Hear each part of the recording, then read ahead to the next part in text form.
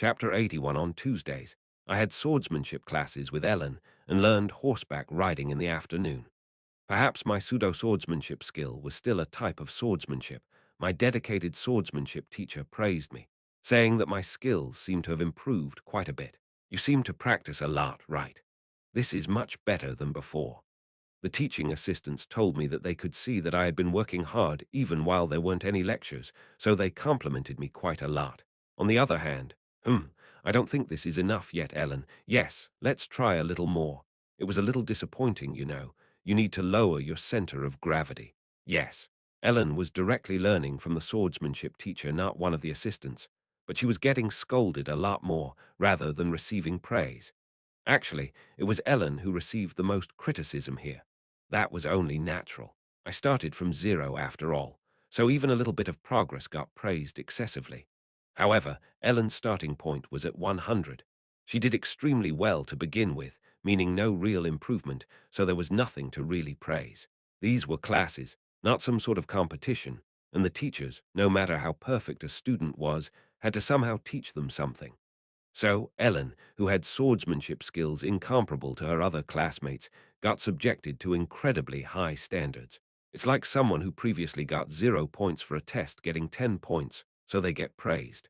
On the other hand, someone who had 90 points on their test and would continue to just get 90 points, they would be questioned why they didn't improve even a bit. That was the advantage of being a trash character.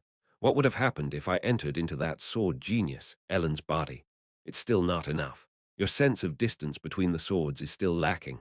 They probably would have questioned why this gifted kid suddenly became so sloppy. Hup!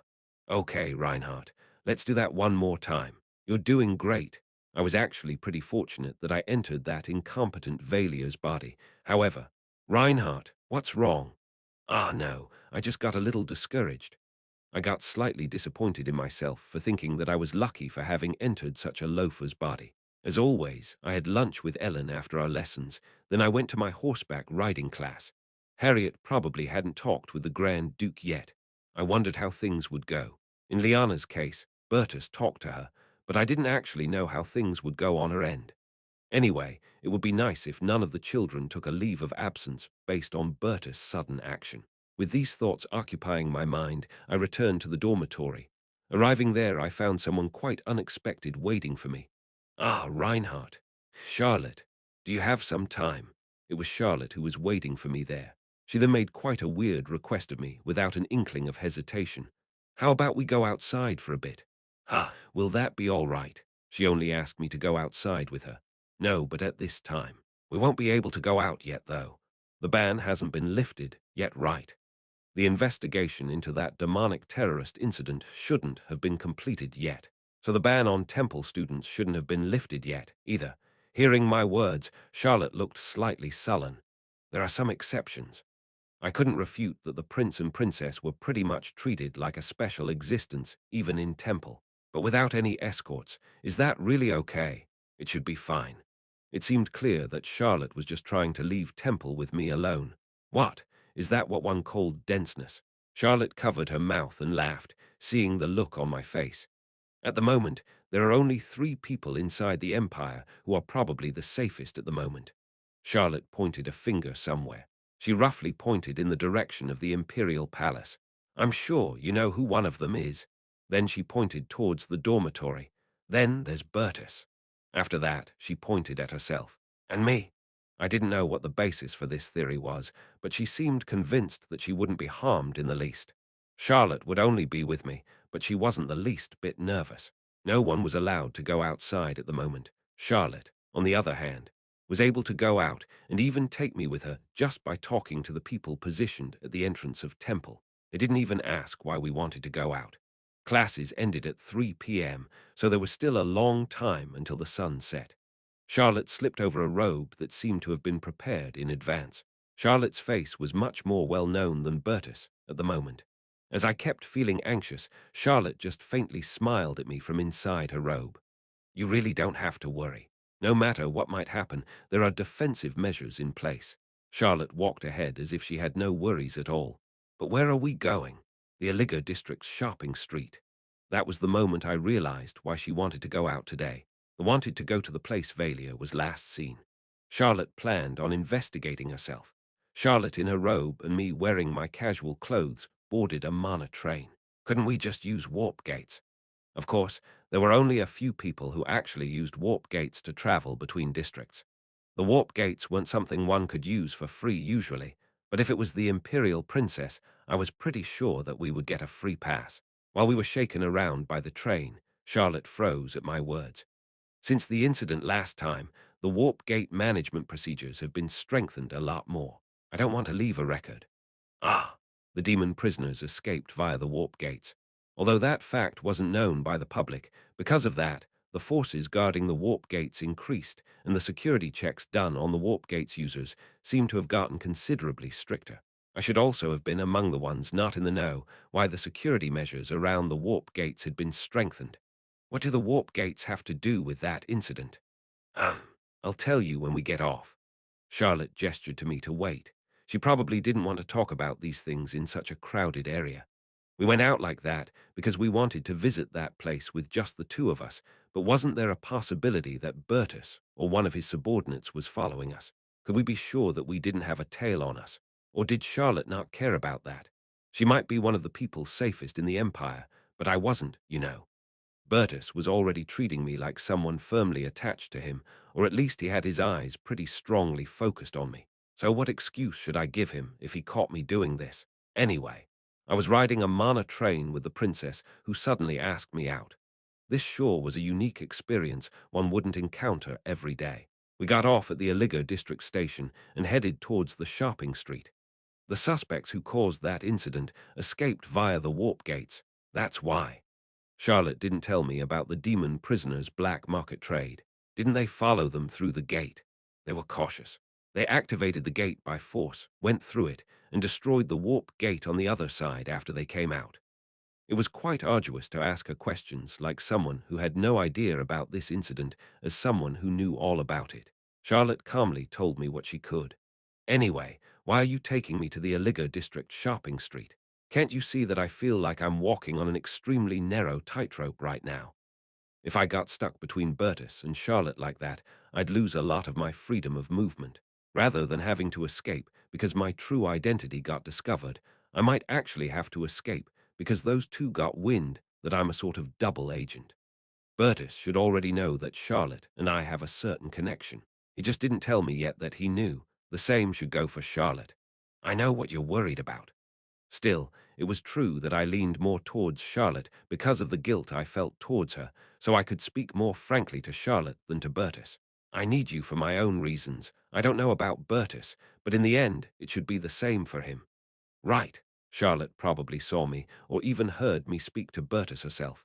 I don't really know what Bertus is thinking, but it's not a bad relationship we're having. As long as you are in Temple's royal class, Bertus won't do anything to you. You can relax. Strictly speaking, the one you should be careful of would be me, but you know I need you. Charlotte was a bit different from Bertus in that she spoke to me directly like that. I'll be fine as long as I'm in the royal class. Why? Just because we were classmates. As you know, Temple gives us exams and corresponding grades, right? Yeah, and you also know that there are not only individual exams, but also group exams. There are also classes and activities that require teamwork, which also count in one's evaluation, right? I know. Of course I knew. Class A and Class B would compete against each other, and that was pretty much reflected in these grades. Of course, there had to be fields in which the classes could compete directly with each other. That way the main character's class, the inferior one, would later on have the pleasure of winning over the superior class, although the rationality behind grading everyone as a group was pretty much non-existent. It was a setting I deliberately put in so that there could be a direct competition between the two classes. With that in mind, wouldn't it be disadvantageous for him to harm his classmates, badger them, or treat some more preferentially when there are such group activities, right? I guess so. This wasn't on the same level as someone missing from a sports team, but just by having too few people on one side would certainly carry a lot of disadvantages. I made a lot of weird group activities for Class A and BS competition, after all. In other words, if one were to lose, all our grades would drop. So, Bertus won't do anything to me because he doesn't want his grades to drop. Yes. So unless you go too far over the line, he will most likely leave you alone. Bertus was smart, but was he really the type to obsess over grades to such a degree? This sounds a bit unconvincing. A grade so important to him. I don't know if they were in the past, but now they are very important to him. Saying that, Charlotte turned her eyes to me. Their performance at Temple might not have been that important in the past, but right now it was something incredibly important to both of them. That was why Bertus wouldn't try to kick me down if I didn't do anything beyond reason. Do you remember? The Emperor's message that we would be deprived of our right to the throne if something were to happen to either of us. I remember. On our first day after entering Temple, the Emperor sent a decree to Temple's royal class.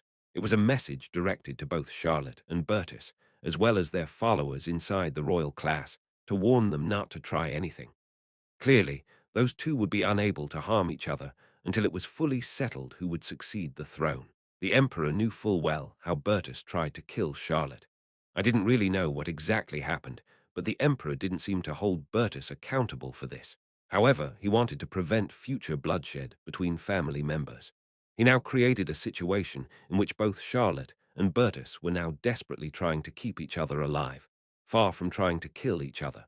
The current emperor held so much power that, even if they got harmed unintentionally, he could make some completely unrelated person the emperor. That was the situation they were in. Then, taking this situation into consideration, do you think our evaluation at Temple would matter now, or not? Even if Temple was the best educational institution on the continent, it was completely absurd to assume that the one who graduated with better grades would become the emperor. This wasn't a matter one could decide using their grades. However, even if it wouldn't be the only factor leading to a decision, it would most certainly still play a big part. Bertus and Charlotte were even in the same grade, so this would be a type of indicator who between those two would be superior. And Temple didn't only give grades for individual strength as well. In many cases, one had to achieve certain feats through teamwork, whether it was group tasks or group activities. The grades in Temple were bound to have some impact on the throne succession. There was no doubt that they had a significant, if not absolute, effect on that decision, meaning if even one person was missing, it would be a huge loss. I see. If they were even one person short in a group activity, it would be a great disadvantage. Therefore, Bertus wouldn't do any direct harm to me. That was what Charlotte was getting at. Only then did I understand why Bertus took the initiative in discouraging the others from taking leaves of absence. If 2 kids decided to leave, we would be down to only 9, 2 less than Class B. Appealing that evaluating the group activities like this was unfair would be useless as well. Bertus had to somehow outperform Class B in usual times. His performance at Temple wouldn't be so important to him, but now it was very important. That being said, it was, of course, just as important to Charlotte. Was it intentional, then, that the two of you got put into Class A and B respectively? Well, I can't say that it wasn't now, can I? I still didn't know what kind of supernatural power Charlotte held, but it was pretty clear that the two of them got put into different classes and placed as number 1. Both were in the class leader position. They were ultimately put into such a position to test their leadership skills on their classmates. In the end, what Charlotte wanted to convey was that I didn't have to fear Bertus too much, and it also made sense that I didn't have to be afraid of Charlotte as well, because she needed me for her own reasons. Then there was a different matter that bothered me. By the way, wasn't it a bit harsh? Putting you in Class B, the classes were divided by talent. Class B corresponded to the inferior class. Wasn't Charlotte dissatisfied with that treatment? Charlotte shrugged her shoulders. I think this was better for me, though. Ah, I know what you mean. The honor student's dilemma also applied here. It went without saying that Class A far outperformed Class B, however. If Class B were to surpass Class A even once, then it would seem like Class B created a miracle. Charlotte seemed to think that Class B was currently in a pretty low position, but could rise higher.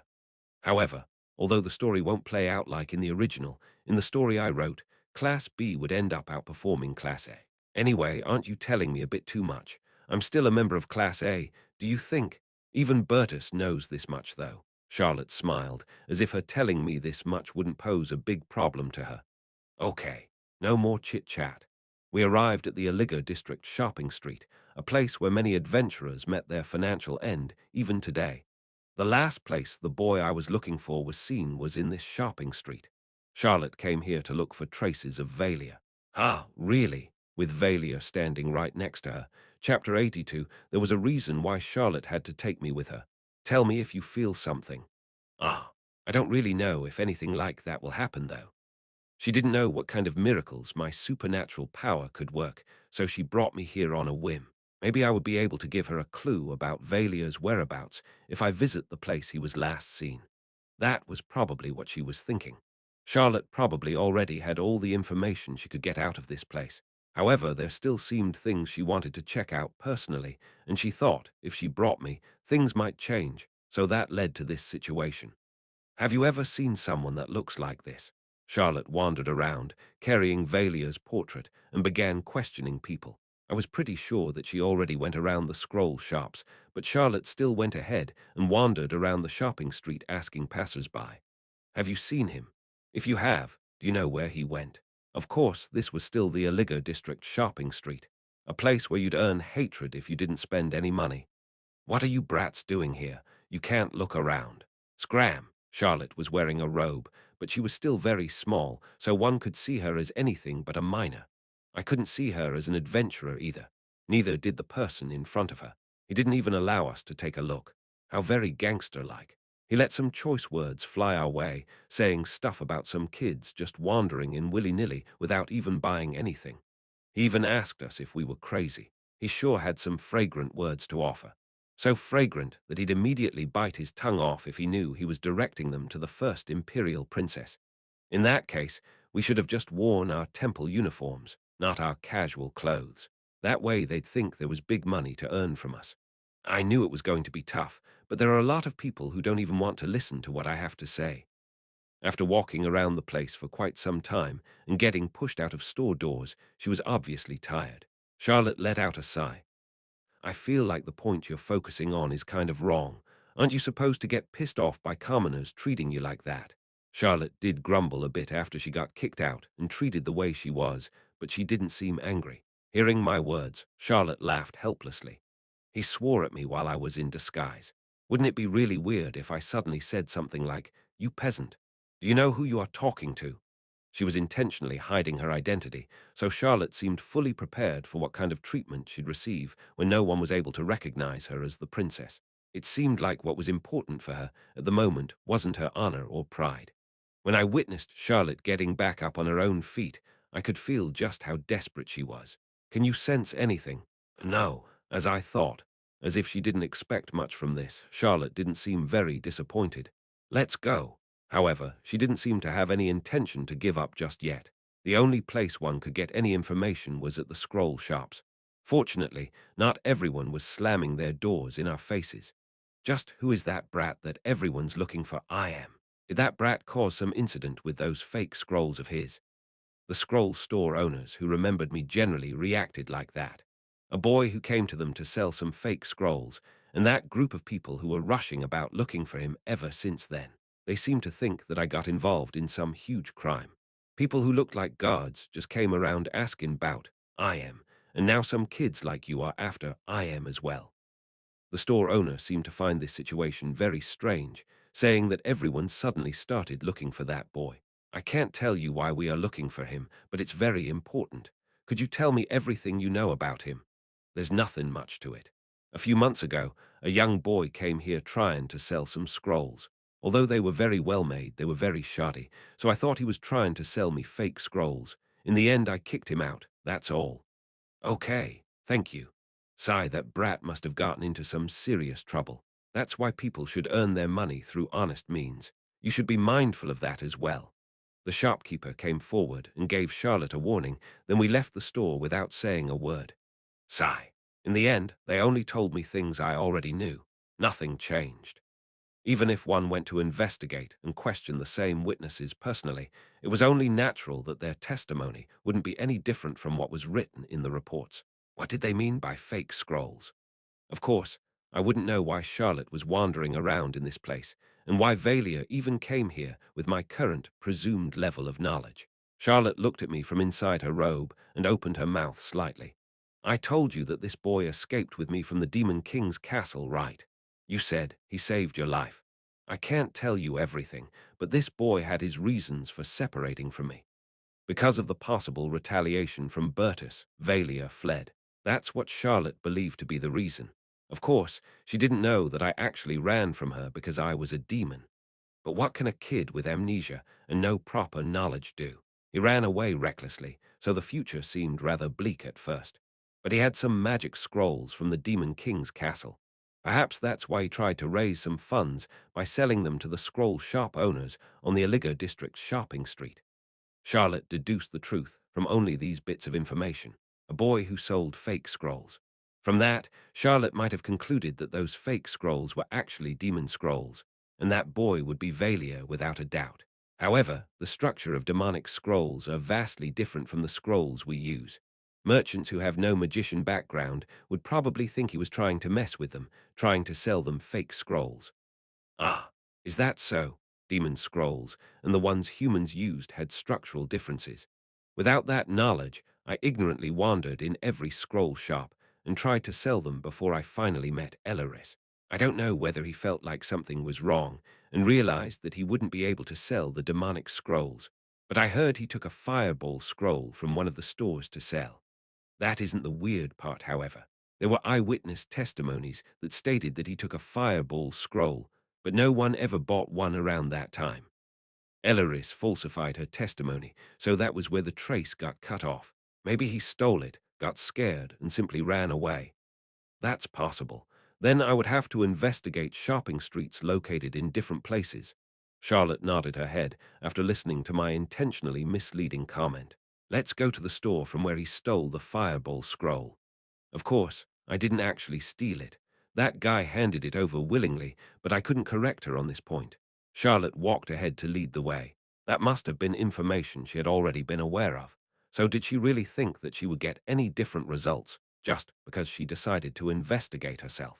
Like that we arrived at the shop of this guy who gave me that fireball scroll, blinded by greed. Squeak, I never thought I'd ever return to this place. What? What do you kids want? Elleris told me this shop owner's name, but I couldn't remember it. He still looked as grumpy and greedy as before, though. Charlotte took the lead and walked towards the counter. Are you Mr. Borton? Yeah, so what? When she called out the guy's name, he seemed slightly surprised. Charlotte seemed to have compiled almost every piece of information about him prior to this. You reported that someone stole a fireball scroll from you the other day. Is that correct? What? You're asking about this again? I told those guards everything I had to say. Are they even having kids look into this now? It seemed like he was sick and tired of talking about this incident, as if he constantly had to repeat the story. I'm sorry to ask about this again. Still, this is very important to us, so we're still looking into it. Could you tell me what happened back then one more time? Rather than pushing her point in an authoritarian way, Charlotte asked him politely. If I were to catch the guy, I was told that I would get lots of money in addition to my fireball scroll. But I haven't even found a single hair of him, so what does it matter? Just what kind of incident did that brat cause? That scammy merchant seemed almost convinced that the reason for so many people digging up information on me was that I got involved in some big incident. I can't divulge such information. It's classified. You want me to tell you everything while not giving me even a bit of information? Borton smiled as if what we asked for was absurd. Fine. I won't get any rest anyway before I get that brat in my fingers. He was talking as if he held a deep grudge against the one who stole his precious fireball scroll. Watching that greedy bastard getting angry in front of me made my blood pressure rise through the roof. Normally, I would have flipped the table right that moment, but I would get into some pretty serious trouble if I were to step up now, so I just clenched my fists and tried to endure it. He explained the situation, his face contorted by anger as he thought back to that time. So a couple of months ago or so, some well-young brat came to me with a scroll book and tried to sell it to me. However, they were all just really well-drawn fake scrolls. So I asked him, "Why are you trying to sell that shit? Get out of here." But when I kicked him out, he swiped a fireball scroll. I was so angry when I found out later on. I tried to sniff him out, but it was useless. That's it. Then there were a ton of people rushing around to catch that bastard. Who knows what kind of accident he caused. It was quite an arbitrary explanation. And the part where he handed me the scroll himself was drastically changed to me having swindled him. But what leads would you even gain from this? That guy might as well have disappeared into thin air or burrowed deep into the ground. I don't even know his name. Borton sighed, thinking that no one would be able to find someone just based on such an eyewitness account. It seemed like he still spent restless nights thinking about the money he lost. Charlotte looked at Borton and smiled from within her robe. We definitely gained some leads from this. From this? Of course. Charlotte looked around the store, not at Borton himself. I've already found one, you know. Charlotte already noticed something that wasn't in the report. What? What do you mean? Borton's expression turned sickly pale when Charlotte suddenly said that she already found a lead.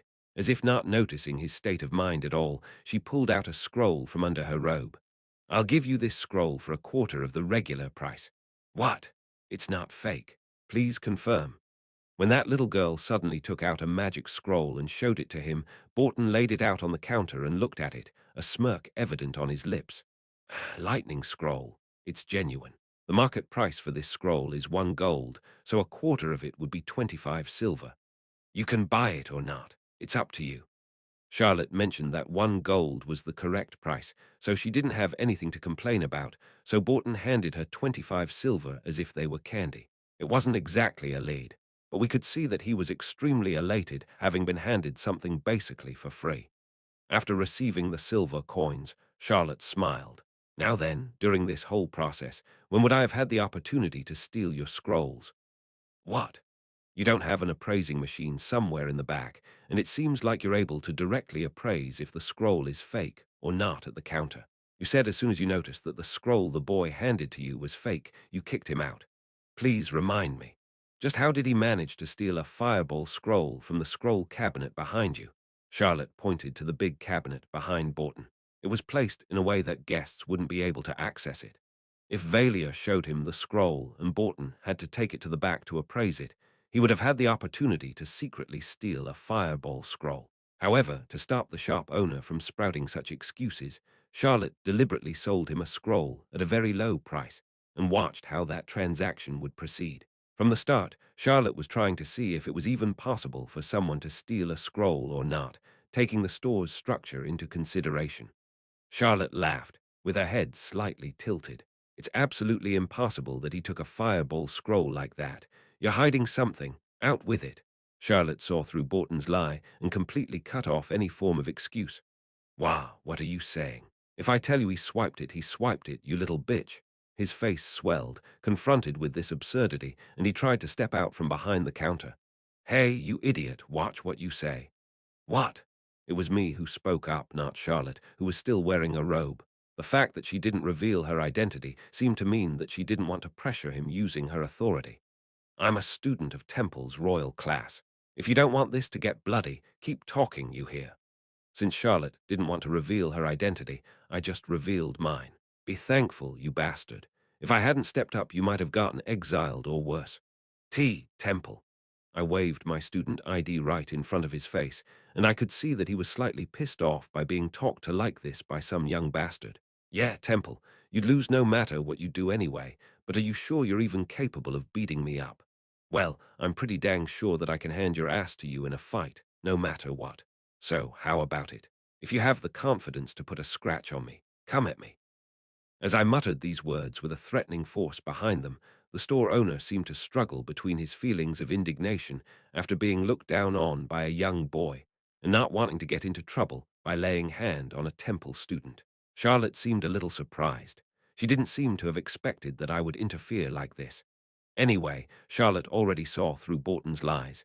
She would have found out the truth sooner or later. Assuming that to be the case, I'd rather get myself involved and show Charlotte my good side. If he stole it, you'd surely know how he did it, right? If you can't even do that, just spit out what you're hiding.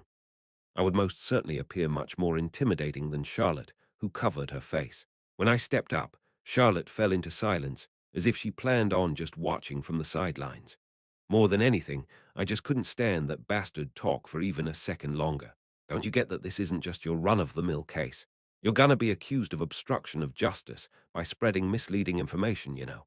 Are you gonna tell the truth now, or would you rather have someone you don't know drag you to some dank basement and beat the shit out of you? I had no idea what kind of expression Charlotte made. Hearing these ridiculous, threatening statements I made, it wasn't like I could control Charlotte's and Berta's forces. These were just a list of scary words meant to get a reaction out of someone. Misleading information, obstruction of justice, getting kidnapped. If people hear these types of words lined up in a sentence, they'd rather swallow swords than gambling on the option that these were just empty threats. I mean, it's just simple blackmail backed by empty threats. I didn't have a shred of authority to do anything like that after all. That is. However, it was difficult to think of this as just simple blackmail from Borton's standpoint. I had no intention of backing down either. When I saw him like that, I really wanted to see this bastard getting severely punished. Chapter 83. Borton eventually confessed. So you gave it to him? Yes. However, he didn't confess completely, but as defensively as possible. He said that he wasn't robbed, in fact, he just gave it to him. Why would you just give him a fireball scroll? Well, the guy tried to sell fake scrolls like that, so I just gave him a real one out of pity. Why are you telling us such a nonsensical lie? Didn't you call him a thief first? But now you're telling us you gave him the scroll because you felt sorry for him. Why, yes, I just gave it to him. Charlotte had an incredulous look in her eyes, as if questioning that dude's intelligence. Although I had similar thoughts the moment he gave me the fireball scroll, but that guy sure was seriously stupid and shameless. In the end, I got annoyed. It wasn't difficult for someone like Charlotte to completely break this guy's lies, but he just kept on sprouting new lies. Hey, you bastard, do you think we're stupid? You probably just thought the guy was great at drawing fake scrolls, so you planned on making him draw more fake scrolls for you. You probably gave him the scroll and told him to copy that one. However, a few days after you gave it to him, you realized he took off with it. That's what happened, right? In the end, I couldn't bear with it anymore and blurted out the truth I knew. Indeed, that's what I'm thinking as well. She didn't seem too surprised by my reasoning, as if Charlotte already guessed as much. Borton's complexion grew perplexed when he was completely exposed. No, that's not it. Do you have evidence? Are you just making people out to be scammers without proper evidence? What did I even do? I'm the one who lost a fireball scroll here. I lost money. Sigh, Charlotte sighed. Hey, Mr. Borton, the imperial law does not punish those with the intent to commit a crime. You're not scamming anyone because you didn't actually sell fake scrolls yet, even if you were planning on doing that. Although this is quite the moral issue, it's not a legal one. I just want to know the truth. So this kid didn't steal the fireball scroll. That's it, right? After Charlotte spoke to him in a very mature way, Borton started to regain his composure again. That's fine, you're right. He didn't steal it. Well, anyway, I gave it to him myself. That's the truth. In the end, he still refused to admit that he was trying to scam people by selling mass-produced fake scrolls. Although I wasn't able to see Charlotte's expression, it was quite obvious that she disliked the person in front of her to a great extent. Then, as if her business with this place was over, Charlotte turned on her heels and left the store. I am telling the truth. I just gave it to him. He pleaded his innocence until the very end, but Charlotte didn't respond to him anymore. The two of us went back out, standing on the Aliga shopping street, illuminated by the setting sun.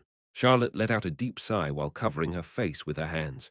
Sieg, are you angry? Just what was wrong with that person's head? Charlotte was so angry that her face was completely red. Ugh, ugh, Charlotte trembled, seeming like she was trying to contain her anger. She seemed so mad, however, I felt a little apologetic to her, because I thought she looked pretty cute like that. Charlotte got so angry, in fact, that she grabbed me, looked me straight in the eyes, and started to talk. Seriously, how could he tell such a stupid lie without even flinching? Did he think I'm dumb? Did he really think I'd believe that? Just what's with this? It seemed like Charlotte was most angry at that brazenness to just go with such a stupid lie, rather than Borton's lack of morality. How can a person be so stupid? That's why the Empire needs to start a public education system as soon as possible. That way, there won't be any more stupid people like that idiot, right? What? Hey, wasn't she throwing a fit over something pretty weird? The reason idiots like that exist is because there's no public education. Was that it? So in the end, did she feel like it was the responsibility of the Empire to educate people, so she blew her top? Was that why she seemed to feel ashamed and angry every time she saw people like that? Why, you really have a unique point of view in many ways, yeah. She was the imperial princess. Her way of thinking was completely different from that of a criminal's. Even if public education was properly implemented, I couldn't agree with her opinion, because the world I lived in, which had such public education, was filled with similar idiots. By the way, how about trying to calm down? I'm sorry. She was so excited and spoke with such enthusiasm that she didn't notice that she was only inches away from my face. It almost seemed like she was attacking me.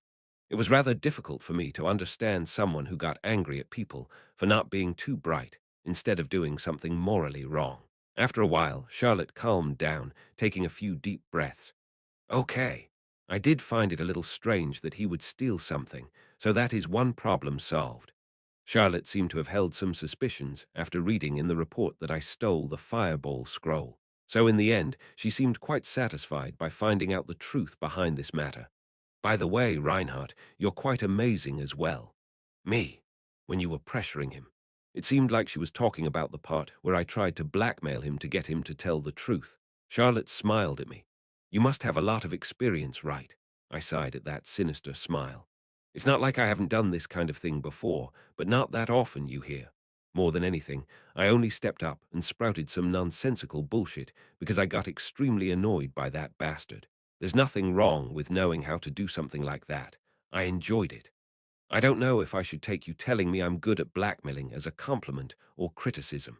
Thanks, I guess. It seemed like Charlotte revised her evaluation of me once again. Then she pointed to one of the stalls lining the streets. Let's eat something to cleanse our minds. She jingled the bag of silver coins she received for that lighting scroll she just sold while saying that. For the day to have come where the imperial princess would actually treat me to street food. I feel so honored. At my expression of gratitude, Charlotte gave me a slight look. Although I was taller than her, I could clearly see Charlotte's face hidden by her robe. I heard that you are quite disrespectful towards Bertus. To be exact, what you should have heard is that I'm extremely rude. It's quite the sight. Charlotte said that I was quite the strange person. On one hand, I was someone very wary of both the prince and princess. On the other hand, however, not in the slightest. If you hadn't come to Temple, wouldn't you have died several times already? Charlotte told me that I would have had quite the early death if I lived as a normal commoner. They did have the principle of treating every student as equals, but no matter how one looked at it, I was going far beyond just being blunt. That's why I think you get into serious trouble the day you graduate from Temple. Have you considered being held back indefinitely? If I want to live even a day longer, I might have to do that. Charlotte burst into laughter, saying that that might be the case. Charlotte and I bought food similar to churros from a stall near the shopping street and ate them. It was a long piece of bread dipped into sugar. It looked like churros, but it tasted like twisted breadsticks. No matter how one thought about it, sugar was quite the rare commodity in medieval times. What the hell? Although I gave up thinking about that when I saw the other vendors selling candy. Right. A medieval fantasy has nothing to do with the medieval times. Anyway, that's just how it is. Yeah. By the way, me saying that might be quite useless, but you're a princess, so why are you eating stuff sold on the street? These types of food had very little nutritional value and were often undercooked. It wasn't like I really wanted to eat this, but I was really surprised at how casually she just bought and ate this. She even asked to eat this herself.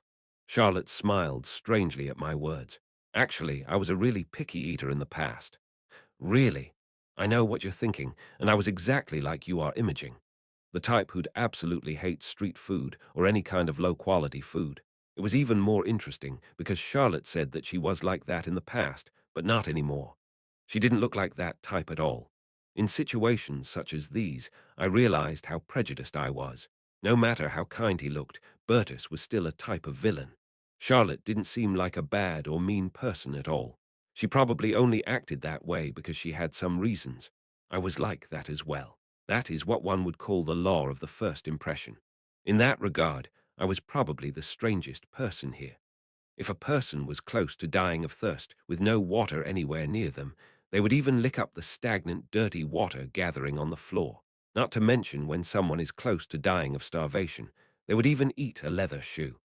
Charlotte looked at me and smiled. It wasn't a happy smile, but a grimace she pulled because she was unable to cry. Ah! I couldn't find the right words to say to Charlotte, whose face was pulled into such a grimace. After humans are about to reach their end, all of us become the same.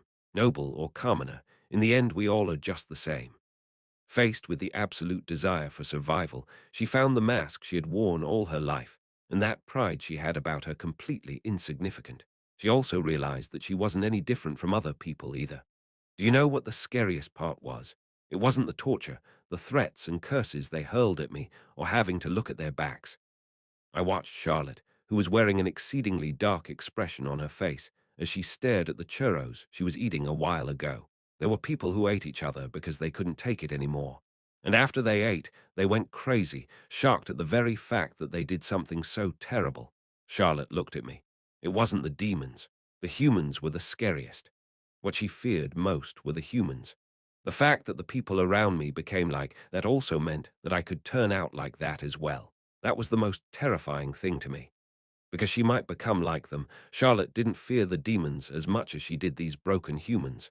She wasn't sure how she'd turn out when she was completely at her wit's end. That was so terrifying and frightening that I thought I was going crazy. No, I probably already went crazy. I could clearly remember it. At the time I found her, Charlotte was crying while holding a certain someone's body. Charlotte didn't go into any more detail. However, since I could remember what Charlotte was like back then, I could tell what Charlotte meant.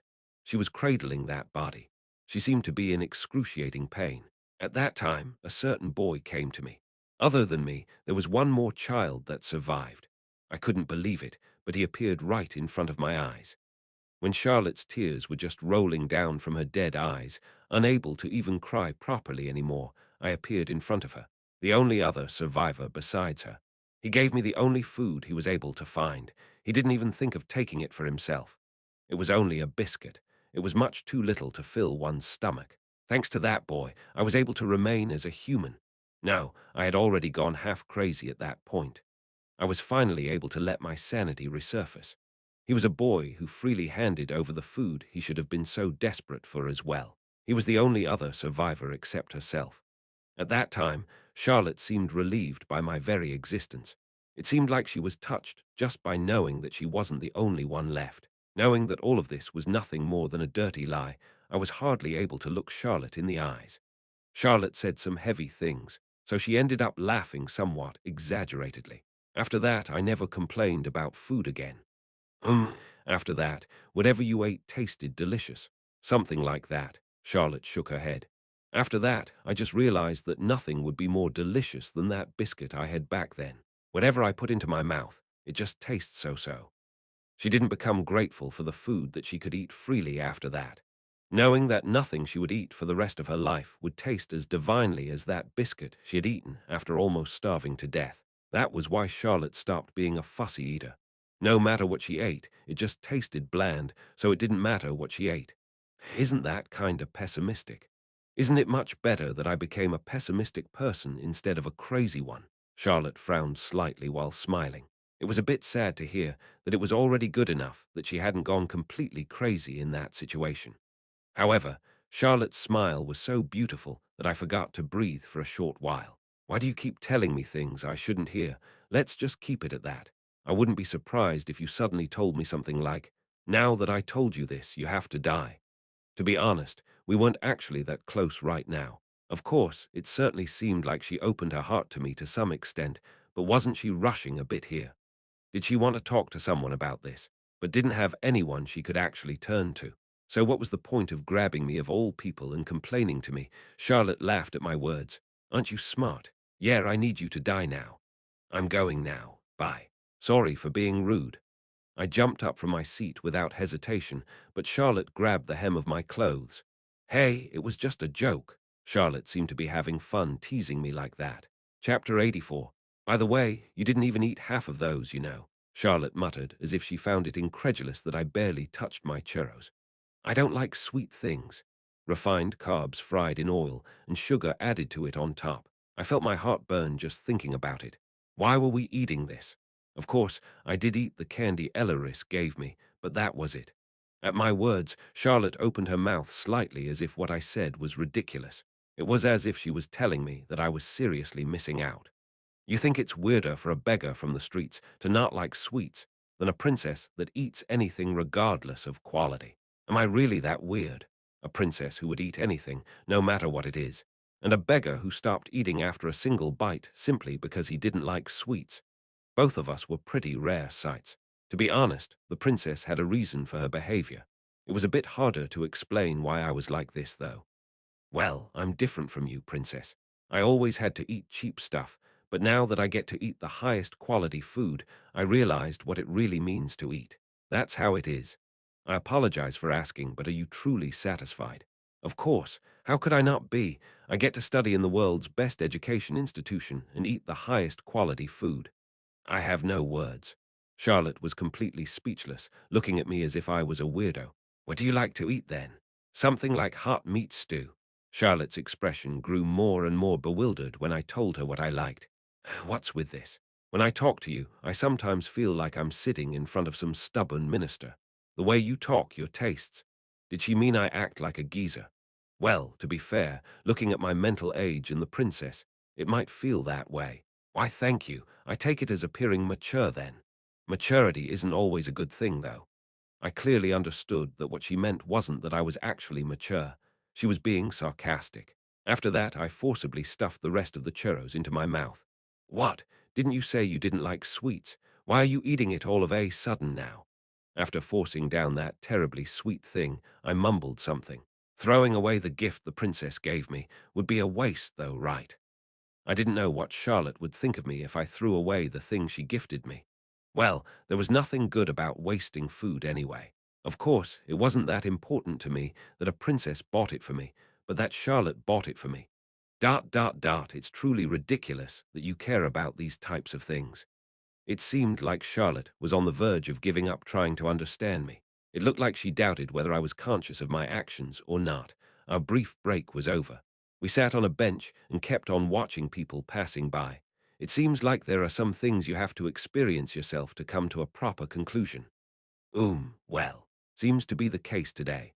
Charlotte sighed heavily. Apparently, Charlotte had someone search through the Iliga district's shopping street. However, he failed to uncover the truth behind the scroll robbery. I knew my people were only capable of doing what I told them to do, so this could be called a harvest in its own way. They only do what they are told to do. I didn't think she meant that in a good way, but in the end, just by getting to know that her people lacked a certain something, Charlotte seemed to judge this as a big harvest. It wasn't anything difficult to find out, but they took that testimony at face value and only reported its contents to Charlotte. They never even questioned the credibility of this information. Of course, we were only able to come to this conclusion because I knew the truth, and Charlotte thought fiercely about this incident because she was just that desperate. If I didn't actually know the truth, I might have dismissed this as well. If I asked someone to dig a well, they should know that my intention was to look for water. Charlotte seemed disappointed by her subordinates, but she remained firm. She asked them to investigate Valia's actions on Aliga district's shopping street. This instruction contained the intention of finding Valia, and here they were just returning with some testimonies. So they even brought information that lacked credibility to her. I was able to find out a lot more just by checking myself. What else is there? Charlotte stared at me. No, her gaze seemed to ask if I didn't even know that much, either. In the report I received, the testimonies of the owners and their store names were written down. All testimonies were arranged in a neat document. Well, yeah, however, by coming here myself, I'm able to see everything. The location of the stores, for example. Like this, it would only be natural for me to find something. Charlotte pointed to the other side of the shopping street. That was where we came from. His path. Those words sent a chill down my spine. He came in from over there and went into every scroll shop he saw at least once. He wouldn't have been able to enter the stores we were kicked out of today, either. Only the ones that gave testimonies. Then Charlotte pointed towards the other end of the shopping street. And after that fireball scroll shop, there were no further eyewitness reports. We don't have to visit these places in person. His movements suddenly ended there. She found out these things right away. I knew Charlotte was smart, a lot smarter than I could ever be. The location of the stores weren't written down in their report. However, if one were to visit this place themselves, one would find out rather quickly. If one were to connect the store's positions, one could read his movements quite clearly. If he stole that fireball scroll, it would make sense that he stopped. He might have run away with it to not get caught after all. Yeah, I guess. But we just found out that this scroll wasn't actually something he stole, so he wouldn't have had any reason to run away like that. If he had stolen it, he would have tried to sell the scroll elsewhere outside the shopping street. Then it would make complete sense that the trace cut off there. However, the truth was that he hadn't stolen the scroll. The shop owner actually gave it to him, so there was no reason for him to run away, making his disappearance not as plausible. If he wasn't able to sell the demonic scrolls, then he would probably have tried to sell that fireball scroll he got from that shop owner. Either way, he was pressed for money. This leaves us two possibilities. The fireball scroll store owner lied again. There's the possibility that he hurt the kid himself and is now pretending not to know anything more than he said, but it's probably not possible for that idiot to come up with something like that, taking his lacking brain into consideration. I felt like my whole body was getting colder and colder. Or he went over there. The next store. Charlotte pointed somewhere. There's a very high possibility that his movement ended at the Fireball store or that place. It was Elleris' scroll shop. Charlotte was able to reach the truth only with her extremely limited amount of information. I couldn't let Charlotte enter Elleris' shop. It might not necessarily be that place, right? That's possible. Maybe they actually kicked him out, but didn't remember it. She didn't seem to be that suspicious of Elleris at the moment. But the fact that we didn't have any eyewitness accounts from this part of the street means that there were some people among the shop owners that lied. It's very likely that one of them did something to the boy. Damn it, I didn't have any good justification. Charlotte was having reasonable doubts, so it was impossible for me to keep her away. Even if it was somehow possible, Charlotte wouldn't want to leave a single stone unturned. Even if there was only a small chance that she might find traces of Valia, she would try to investigate no matter what. He didn't necessarily have to visit another scroll store. Isn't there a possibility that he left because of another reason? You're right. As soon as you walk around openly carrying a scroll book, you're already a prime target for pickpockets or other criminals. Charlotte nodded at my suggestion to not focus too much on the scroll stores. There was still the possibility that he might have gotten pickpocketed or targeted by some criminals after walking around the shopping street with his scroll book for quite a while. It's not too late to consider this possibility after we've secured the testimonies of the next few scroll shops. The more information, the better. So she was willing to keep that possibility in the back of her mind. She planned on checking that option after visiting these scroll shops and finding out if someone among the store owners lied. In the end, there was absolutely no reason for Charlotte to not go into Elleris' store. And more importantly, at the moment, Elleris went to the Edina Islands to take care of Eri and the others. It was obvious that she hadn't come back yet. It was unclear to me whether Elleris' absence was a good or bad thing. However, this situation was just too unpredictable. I'm pretty sure Charlotte wouldn't find out my identity by doing this. But if she were to suspect Elleris in any way, there was a high chance that her identity as a vampire could be brought to light. I couldn't let that happen. So I tried using the revise function. Charlotte thinks it's not worth examining Elleris' shop. 10. 0 achievement points are needed to perform this revision. Damn it. Charlotte's determination to find just a single clue was so strong that it was almost impossible for her to even consider not investigating every nook and cranny of this place. So the probability of her ignoring this place was abysmally low. Rattle, rattle. It's locked. Charlotte tilted her head after she found out that the door to Elleris' store was locked.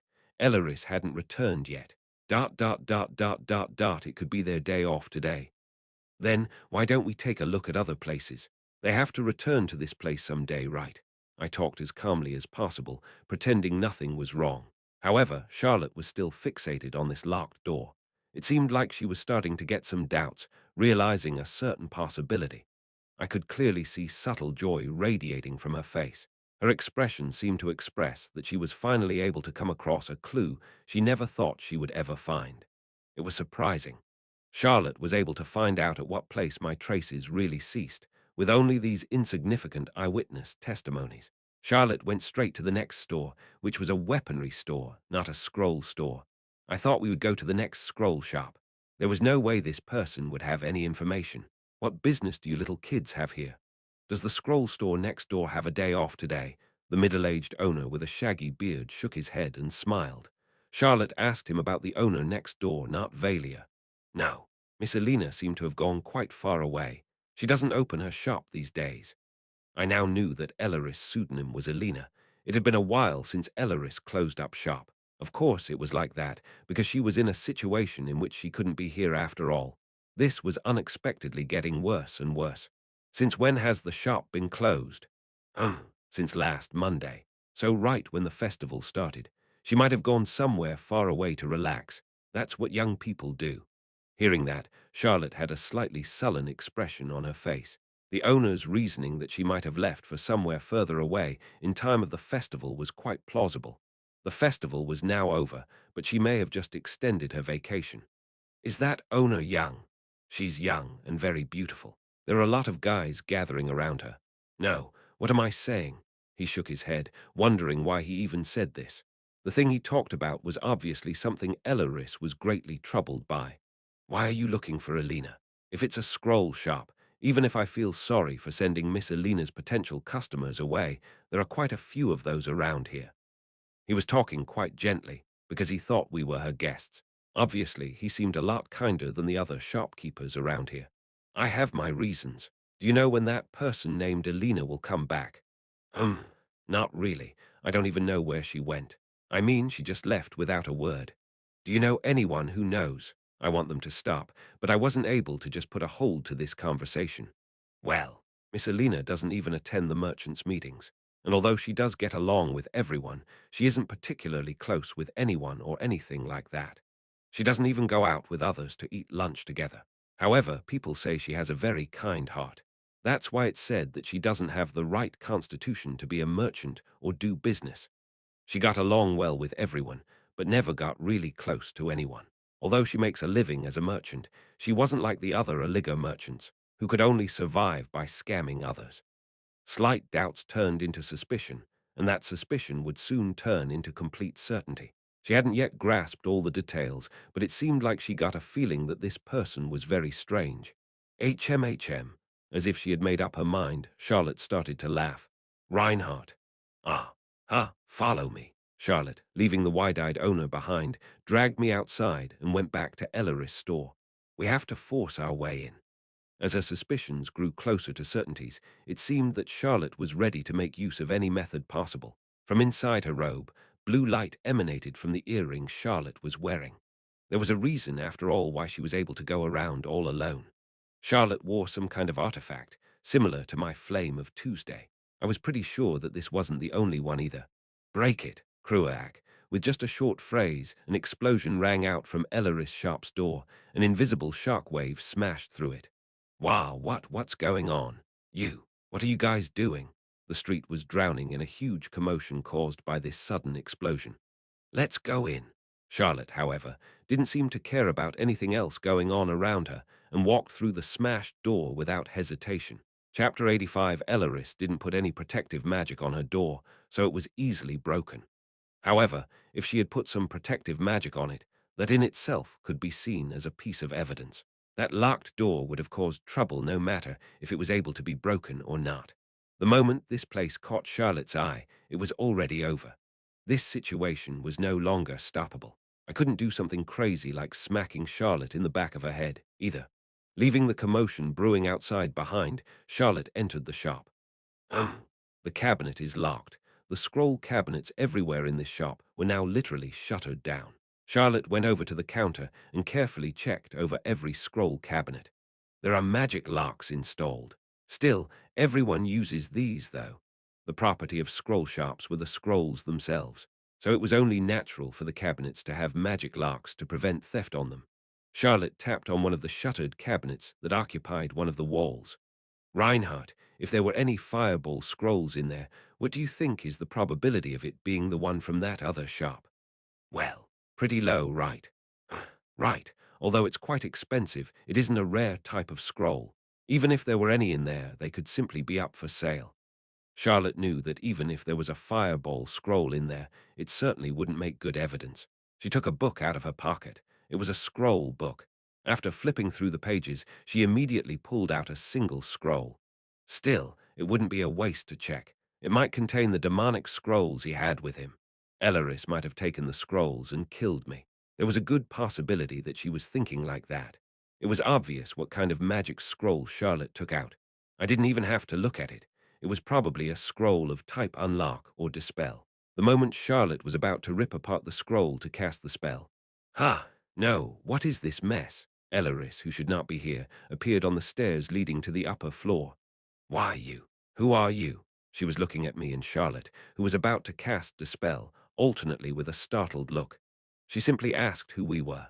Thanks to these words, I realized that she completely knew what was going on here. I didn't exactly know what happened, but Elleris was back in her shop, and she knew what was going on. She was pretending not to know me. That was the proof. Ah, you were there. After some confusion, Charlotte took off her robe. My name is Charlotte de Gardiers. As the Imperial Princess, there are a few questions I would like to ask you. Charlotte judged that now wasn't the time for her to continue to hide her identity. Ignoring the commotion outside, Elleris appeared quite flustered and immediately bowed her head in front of the princess. For Her Highness the Imperial Princess to come to such a shabby place like this. I have no intentions of dragging this out any longer than necessary. I would like you to answer some questions. After revealing her identity, Charlotte began to speak in a coercive and cold manner. Elleris was certainly acting like a normal commoner of the Empire. I had no idea in what direction this would lead, but I prayed that this would resolve all this. I fiercely hoped that Elleris prepared a plausible excuse. There was nothing I could do to help at this point. I didn't even imagine I'd ever enter this place with Charlotte and even meet Elleris, so my mind was in total chaos at the moment. You should know that there are many people looking for a single boy around this area. Yes, I'm aware of that, Your Highness. I heard you said you never saw that child. Are you sure of that? Charlotte, who completely revealed her identity, still remained somewhat respectful. But as a member of the imperial family, she had an attitude that it was only a matter of course that her questions would be answered. Yes, Your Highness, I am sure. I've never seen a child like that anywhere around here before. Look into my eyes. Yes, look into my eyes and tell me.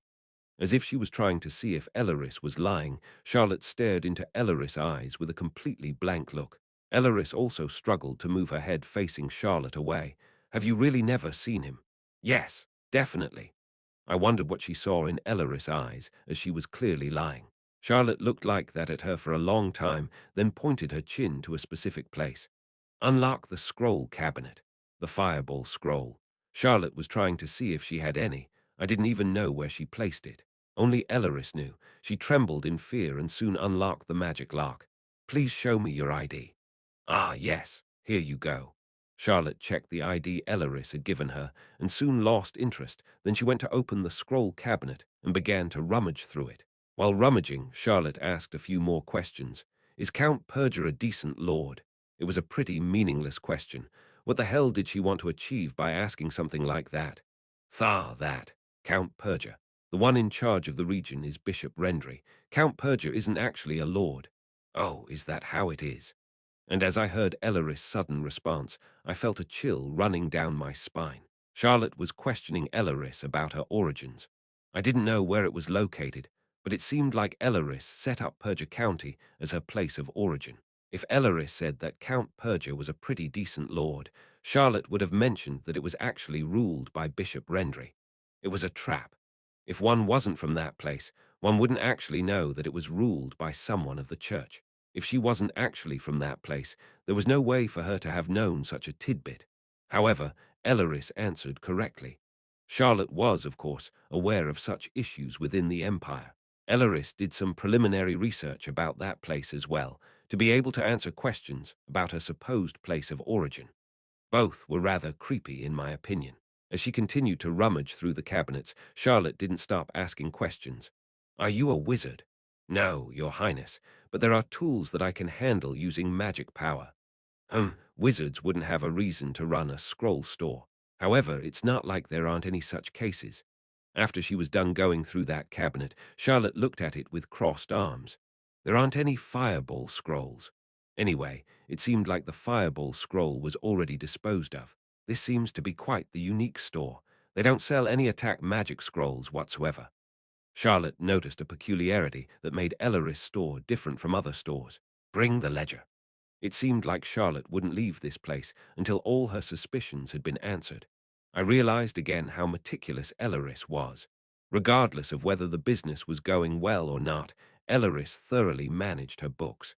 She was placed into the imperial capital as a spy of the demon realm, but one would never know when she might get discovered. So it seemed like everything was meticulously prepared so that she wouldn't leave anything suspicious behind. Why aren't you selling attack magic scrolls?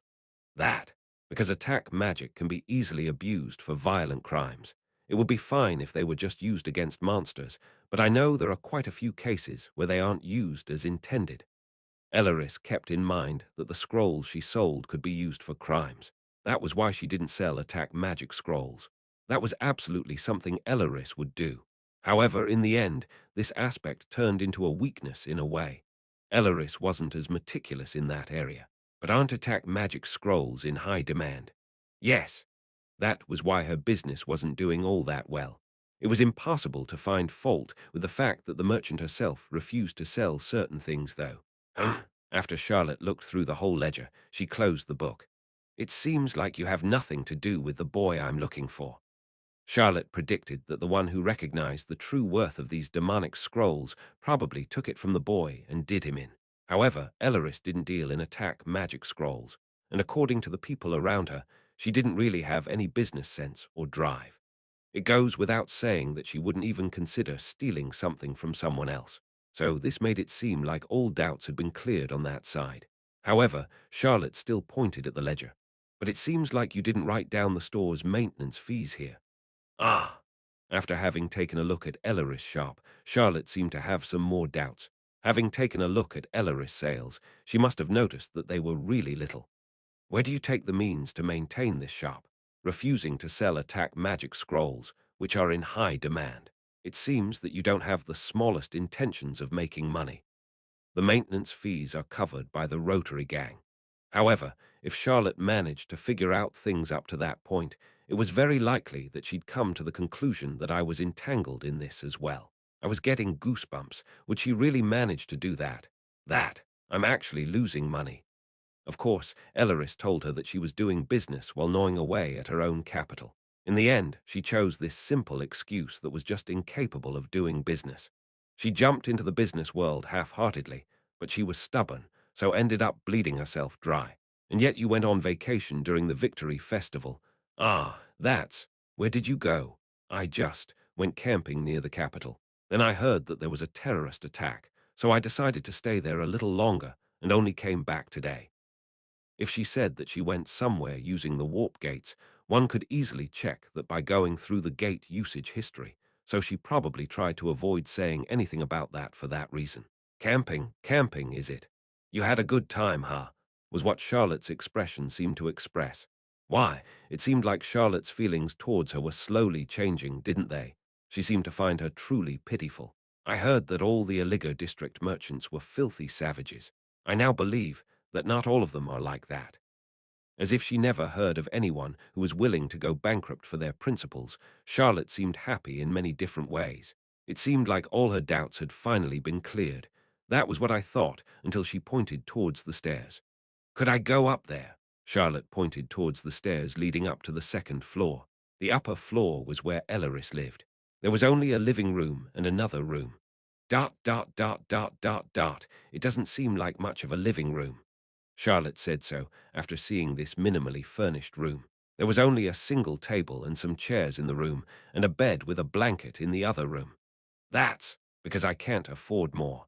It was true that she lived in great poverty. It seemed like Charlotte didn't find anything but the reality of someone living in poverty in this barren room. Elleris squeezed herself in and showed Charlotte around while my heart was about to burst from tension.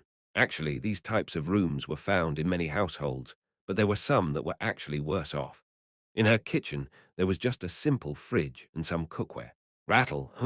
Charlotte was now looking through Elleris' fridge, took account of the frozen snacks she had in there, and nodded slowly. Elleris started preparing some food in case she had to give me some. I wasn't sure if fridges were expensive in this world or not, but having it justified her having bought this food. but not having eaten any of it. At the moment, Charlotte thought Elleris to be the prime suspect of causing Valia's disappearance, so she looked through her place. But she was actually investigating the living space of a vampire who infiltrated the imperial capital. If Charlotte was actually suspecting her to be a demon, then she'd be able to find many suspicious things in this place. But she was only looking for traces that could lead to Valia. Then Charlotte went into the bedroom. All it held was a window near the bed, a blanket draped over the bed, and a wardrobe. Occasionally, Elleris and my eyes met to avoid Charlotte's gaze. "Are you all right?"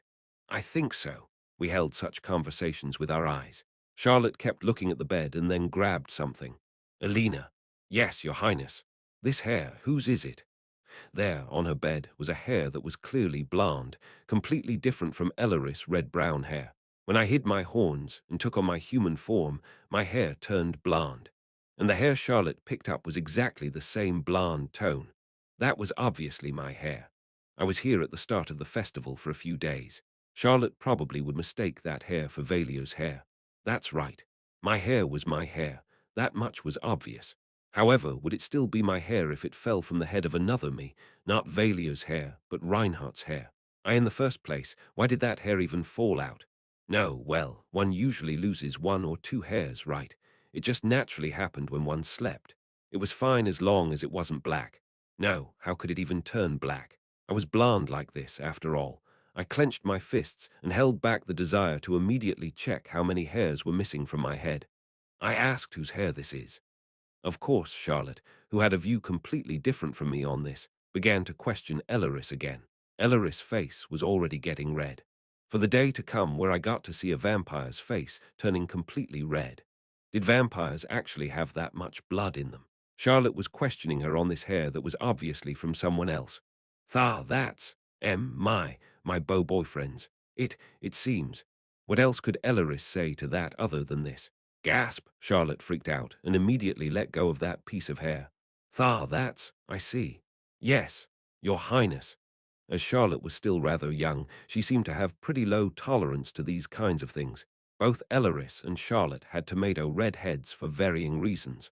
Charlotte couldn't even look at Elleris' bed again, as if she just saw something she shouldn't have. That little kid. What was she imagining, that she couldn't even lift her head because it turned so red? That. Boyfriend. What's his name? Of course, Charlotte still continued her interrogation even though she felt such shame. At that moment, I thought that she was pretty great in many different ways. Chapter 86. Elleris quickly came up with her boyfriend's personal information in detail. She came up with something so fast that I almost thought that fake boyfriend was actually a real person.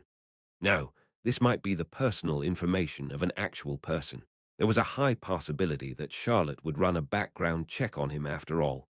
Finally, she was indeed a bit strange, but Elleris seemed to have been cleared of all her charges. That was how Charlotte seemed to judge her, at least. There was no evidence after all. She only had a suspicion, but there was no physical evidence to support said suspicion. What would have happened if Elleris wasn't here? There was no evidence in the scroll cabinets, but there was this blonde hair she could presume to have fallen off Valia's head on her bed. Charlotte would have persistently dug up information on Elleris just by finding some circumstantial evidence alone. For the door repair fee, Charlotte handed 2 gold coins to Elleris. Thank you, Your Highness. It was probably a much larger amount than required to repair the door. Then excuse us, Miss Elena. Charlotte decided to leave the shop, probably because she didn't have anything more to ask Elleris. Before leaving, Elleris and my eyes met. We spoke no words with each other, but it felt like we conveyed a lot of things. After we went back onto the street and walked for some time, she suddenly stopped.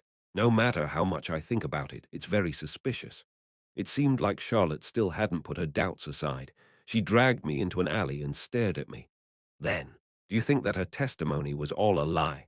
Even if she has nothing to do with his disappearance, she, as a person, is just too suspicious. At these words, I felt like my head completely froze over. I thought Charlotte didn't care about anything else but Valia. I was wrong. Attack magic scrolls are the most sought after among a scroll shop's products. However, she doesn't sell any because there's a possibility that they could be used to commit a crime, meaning that she never had the intention of running a proper business in the first place. Right. More like she has no interest at all. I looked at her ledgers, and she wouldn't be able to even pay the rent with the measly amount she makes. And yet, judging by her records, she's been running this store for about 2 years now. That would mean that she was able to continue her business without making any proper sales for these 2 years. That was suspicious. A scroll store that didn't sell attack magic scrolls. Even though she made nearly no sales at all, she was somehow able to maintain her store. Doing business didn't seem to be her purpose at all. And the rooms upstairs. Putting the thing with the hair aside, there were only a few household items. That's right. Regardless whether she was involved in Valia's disappearance or not, Charlotte had already marked Elleris as a very suspicious person. No matter if the owner is there or not, what did she even do in these rooms? One can't even see that someone actually lived there. Another suspicious point. The rooms seemed rather sterile. One couldn't tell at all what type of life she lived in there.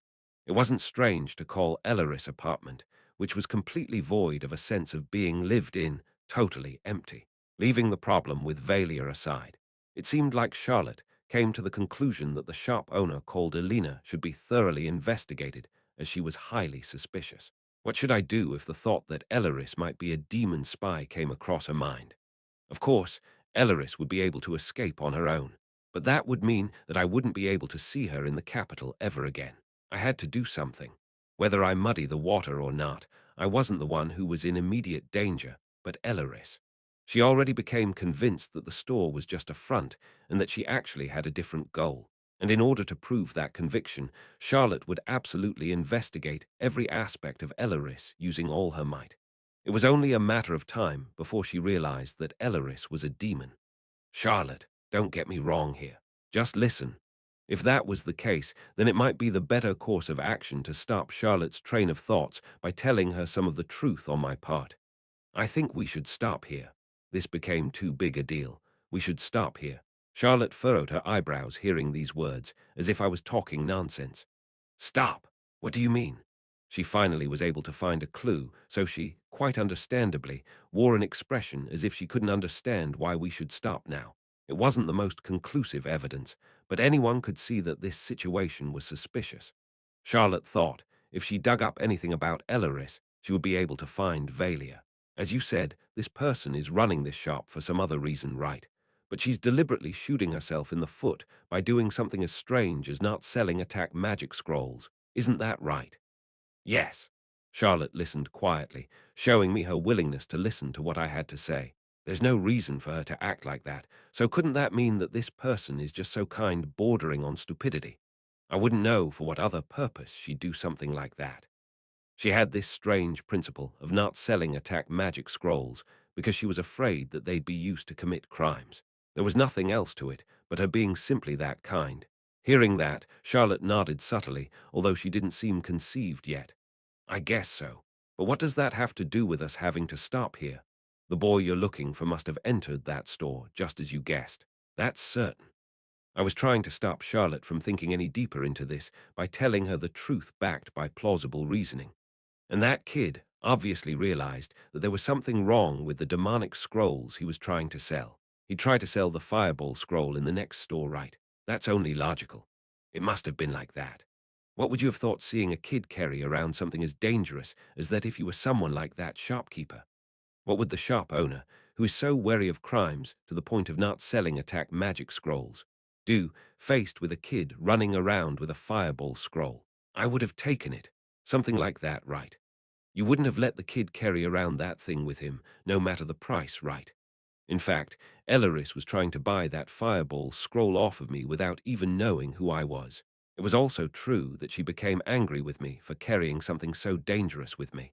Additionally, she must have seen the scroll book he was wearing when he sold the fireball scroll, right?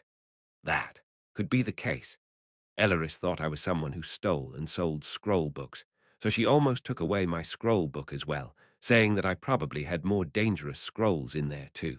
Then she found the demonic scrolls. It seemed like Charlotte wasn't able to understand what I was trying to express with this lengthy explanation. What I'm going to say now is pure speculation. I wasn't actually guessing, these were hard facts, but I had no choice but to sell it to Charlotte like that. That person probably checked the contents of the scroll book, so I'm guessing she was able to recognize them as demon scrolls. Going by that, we could assume that she probably is a wizard. Although she was actually a vampire who happened to be a wizard, I only told her the second half of that truth. If she asked me how I could know that, I would have nothing to say to her. Assuming she recognized that they were demon scrolls, she must have questioned him about where he got them, right? I guess so. What are you trying to say? Charlotte asked me, as if she still didn't get what I was talking about. Charlotte always lost her composure when it involved Valia. Of course, now was the right time to hit her with a sudden revelation. I think she's somehow trying to protect that child in some way. Before landing in a much more dangerous situation, I opted to tell Charlotte some half-truths. If it's true that this person is a wizard, is able to recognize a demonic scroll, and is indeed a good person, she must have tried to help him once she found out that he was in danger, hiding him or sending him far away. I didn't tell her the specific method of how she was protecting him, but she seemed to think of various possibilities already. If we're so sure we can find him through her, we should dig even deeper. And how do you even know that this person is actually protecting him? Your conclusions are only based on guesswork. Yes, your guesses could be true. Then why do we have to stop here? According to what you said, there are no other clues than what that person knows. It might be more dangerous for him if we found out his whereabouts. Charlotte opened her eyes wide at my words. If we find out, so could Bertus. Charlotte thought it would be good if she were able to find the boy, but she didn't think that far ahead, apparently. We've already caused quite the commotion on this street. I don't know how far this news will spread. But if we were to actually find a meaningful clue, Bertus would be able to find out. If you start moving people to dig further into the shopkeeper, of course Bertus would know. Charlotte might be able to find out his whereabouts that way, but there was a chance that this information could reach Bertus' ears. Then he'd also move to find the boy, throwing him into a very dangerous situation. I confirmed that the boy is safe with my supernatural ability.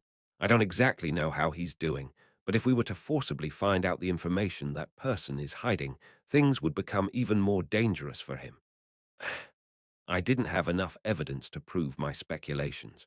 The assumptions of Elaris being a wizard, recognizing the demon scroll, and being a very kind person that would do everything to protect a single child should all be true. However, I told her just now that we shouldn't touch Elaris, especially because she might hold important clues. If she knew nothing, then it wouldn't be right to dig deeper. And even if she did know something, we shouldn't touch her further. That's what I told her, basically. We can't be sure of that. Of course, it's not like I doubt your ability, but we can't know if that person is really protecting him or not. We just can't be sure. In the end, it was all just speculation, right? It was true that Elaris might hold a clue, but she might have nothing to do with this as well. The boy might have disappeared somewhere else, but she seemed unsatisfied to stop like that. Fine, then let's go back. Again. Yeah, if we give her the impression that we aren't going to step down so easily, she might tell us the truth even if it's just a bit, right? Of course, this was all bullshit. All I had to do is give Elaris a sign that it was okay to talk a bit about this. We returned to Elaris' shop. We had no problem seeing into the store as the door was open. Elaris was sitting idle in a place we could clearly see, and when we returned, she jumped up from her seat. Why, you returned, Your Highness. Some time had now passed, and the number of people passing by was getting smaller and smaller. People directed their gaze towards the shop while passing by, but none seemed to have any intention of eavesdropping. Charlotte regarded the open door and pointed towards the stairs. How about we go upstairs? Yes, Your Highness. Elaris hesitated slightly, then led us upstairs again. She wore a very nervous expression. I won't take much of your time. Okay. Charlotte wasn't here to interrogate her. I think you have a clear connection to the disappearance of this boy. When she voiced her convictions, Elaris clearly revealed a look of perplexity. But I also know that he is in a lot of danger. So I have this hypothesis, that you are hiding or protecting him because you think he might get harmed, and that it would be just as dangerous to leak information about his whereabouts to me. So you lied. Charlotte thought this was too much of an exaggeration. Even I wouldn't agree to something like that. Charlotte was only presenting this reasoning because of my conjecture, thinking that she should do everything she could.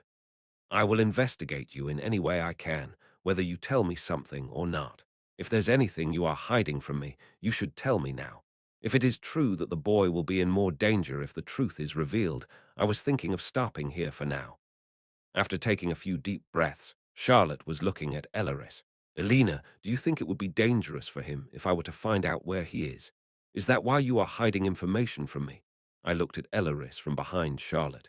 I gave her a sign by slightly nodding my head, and Elleris clearly understood what I meant. Yes, Your Highness. Charlotte was so surprised, she froze up and just blankly stared ahead, on the way back to Temple. Charlotte was walking as if her soul had been drained out of her body. Look where you walk, you might fall down. Yes. Eventually, Charlotte collapsed onto a nearby bench after we left the shopping district, saying that she felt too exhausted to walk any further. Charlotte sobbed quietly, covering her face with her hands. People would do these things, no matter if they were happy or sad. Charlotte was crying out of happiness. Yes, I'm protecting the boy. I already know from what the kid told me that Your Highness does not intend to harm him. But there are just too many people after him. That's why I couldn't tell you the truth. Please forgive me for this. I'm telling you this because Your Highness said that you'd use all powers available to you to find out everything, no matter what. He is doing well. I think it would be better for Your Highness to not know where he is located or what he is doing at the moment. I'm a wizard. Although I'm not the strongest, I'm good enough to protect him. It may be difficult for you to believe in me, but I hope you'll find it in your heart to place some of your trust in me. In the end, Charlotte saw my conjecture become true right in front of her eyes. After being frozen for some time, Charlotte's knees buckled, and she sat down where she was, seeming like she was about to collapse. Then she cried until she was out of breath. In order to protect Elleris, I had her expose this much. Charlotte was protecting me for being her only connection to Valia. Therefore, she would also protect Elleris, who was protecting Valia. He's okay. He's safe, so everything is okay. He's fine. Although she wasn't able to see him directly, she did find someone who said she was taking care and protecting Valia. Charlotte was so moved by her findings. It seems that it's possible to exchange information through a more inconspicuous method, through letters, for example. However, meeting in person is too dangerous for me and the boy, so I think it would be better if you send someone else to send and receive information. Elleris was going far beyond what I signed her to do. For example, this boy who came with you today. Elleris even created an excuse for me to visit her store as Reinhardt. We didn't know what this revelation of some of the truth would lead to in the future. But if we had stayed still, the fact that Elleris was a vampire would have come to light. It might not be ideal, but that was the best I could think of at that moment. Still, Charlotte learned that the boy was safe, and although she wasn't able to meet him, she was able to send him letters as well as receive some from him. After regaining her composure, Charlotte looked at me and took a deep breath. This must never reach Berta's ears. I know. What she meant to tell me was that I had to watch my mouth, as well as that this couldn't reach Bertus any other way either. My absurd speculation was nothing more than just that. The reason Elleris suddenly decided to open her mouth was because I ordered her to. Charlotte might find it strange that Elleris' revelation came so suddenly, even though she was so adamant before. However, she wasn't able to deny that she was able to find the boy because of me, so after some time, Charlotte turned to me. Thanks, Reinhardt. Charlotte carefully grabbed my hand as she thanked me. You're welcome. I couldn't bear to meet Charlotte's gaze. She was smiling. Her smile even reached her eyes. Her hands were a bit cold, though. Let's get going. It's cold. Okay. Of course, this wasn't the end. Charlotte would now do everything to protect Elleris. Chapter 87, we were inside the Mana train to go back to Temple. Since it was night already, there weren't many people on the train. Charlotte seemed to calmly organize her thoughts, trying to calm her beating heart. Anyway, what is that store's true purpose?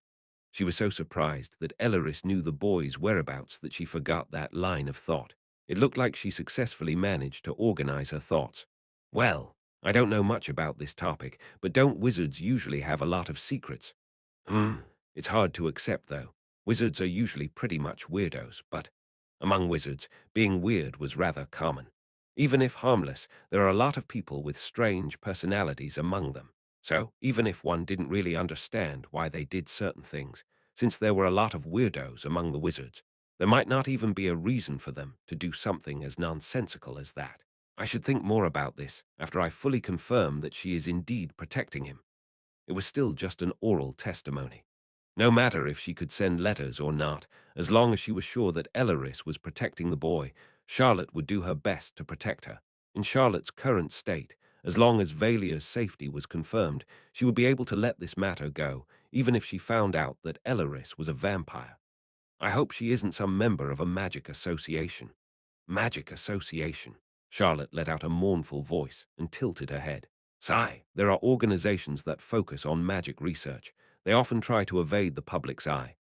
Of course, I knew these things. Secret magic associations. It sounded pretty tuney, and I took a liking to it, so I just shoved it into the novel. Underground magic organizations focusing on magic research and experimentation, or simply advocating the freedom of advancing in the field of magic. There weren't just one or two of these associations, and their tendencies were widely different. Some were conducting experiments going against any moral code in existence, while others were moving to prevent threats caused by magic from the shadows. As for Charlotte, she still seemed to have some doubts about Elaris, wondering if she was actually part of one of these organizations. It was a lot tamer than wondering whether she was a demon spy or not, but looking at how she's running the store, I don't think she'd be part of something like the Black Order. Curiosity is like a disease. That would probably fit Charlotte to a T at this moment. It had been a long day, running around different places and leaving Temple even though it was prohibited. Charlotte found Elaris through simple interrogation. It was truly thrilling to see how she reached the truth by taking such simple actions. Just randomly asking the shop owners about a boy that was trying to sell scrolls led to the creation of a clear movement pattern, and finally setting her sights on Elaris' shop simply because it was slightly suspicious. After walking a few more laps outside, we decided to return to Temple. I didn't actually do any evening training after all. It didn't seem like Bertus had tracked Charlotte and me, so he shouldn't know where we went.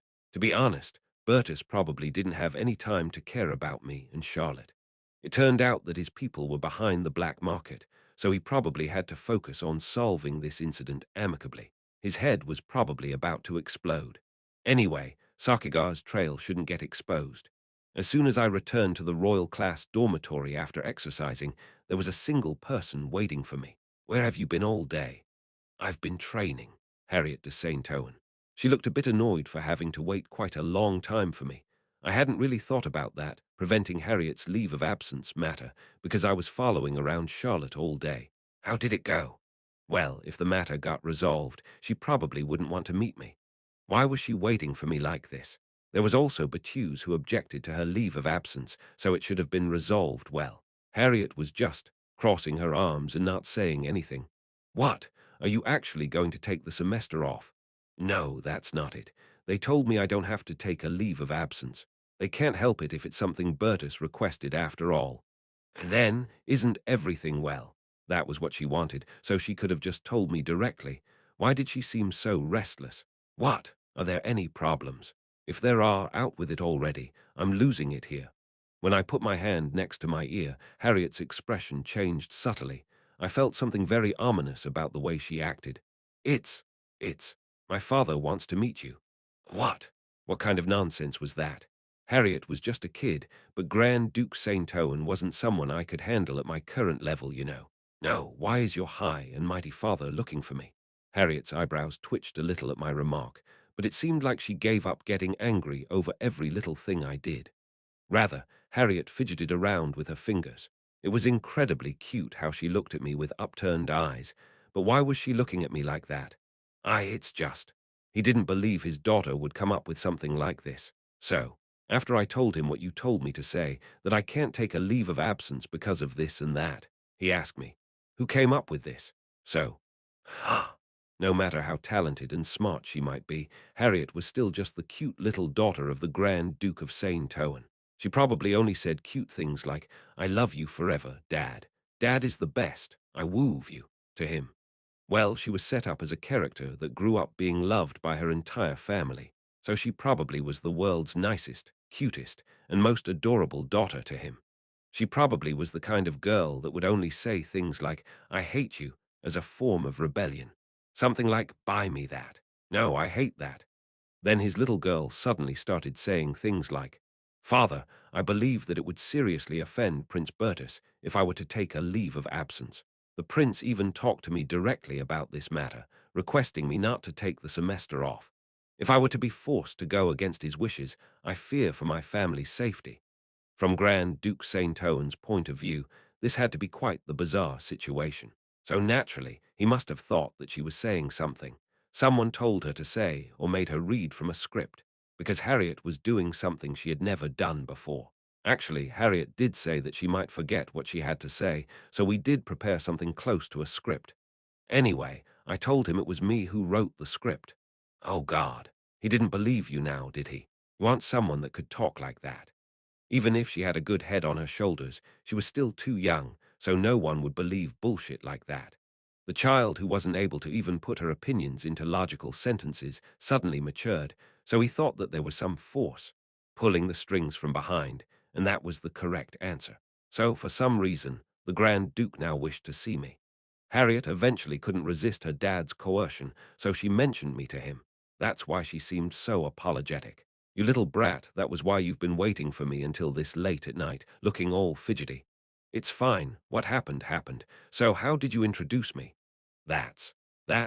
Harriet looked into my eyes again, unable to properly open her mouth. Surely, you didn't say something like I'm a beggar with a very dirty personality that beats up people left and right. Harriet's complexion grew paler. It seemed like that was the correct answer. Come here, you little punk. Seems like you really want to get beaten up. I'm sorry.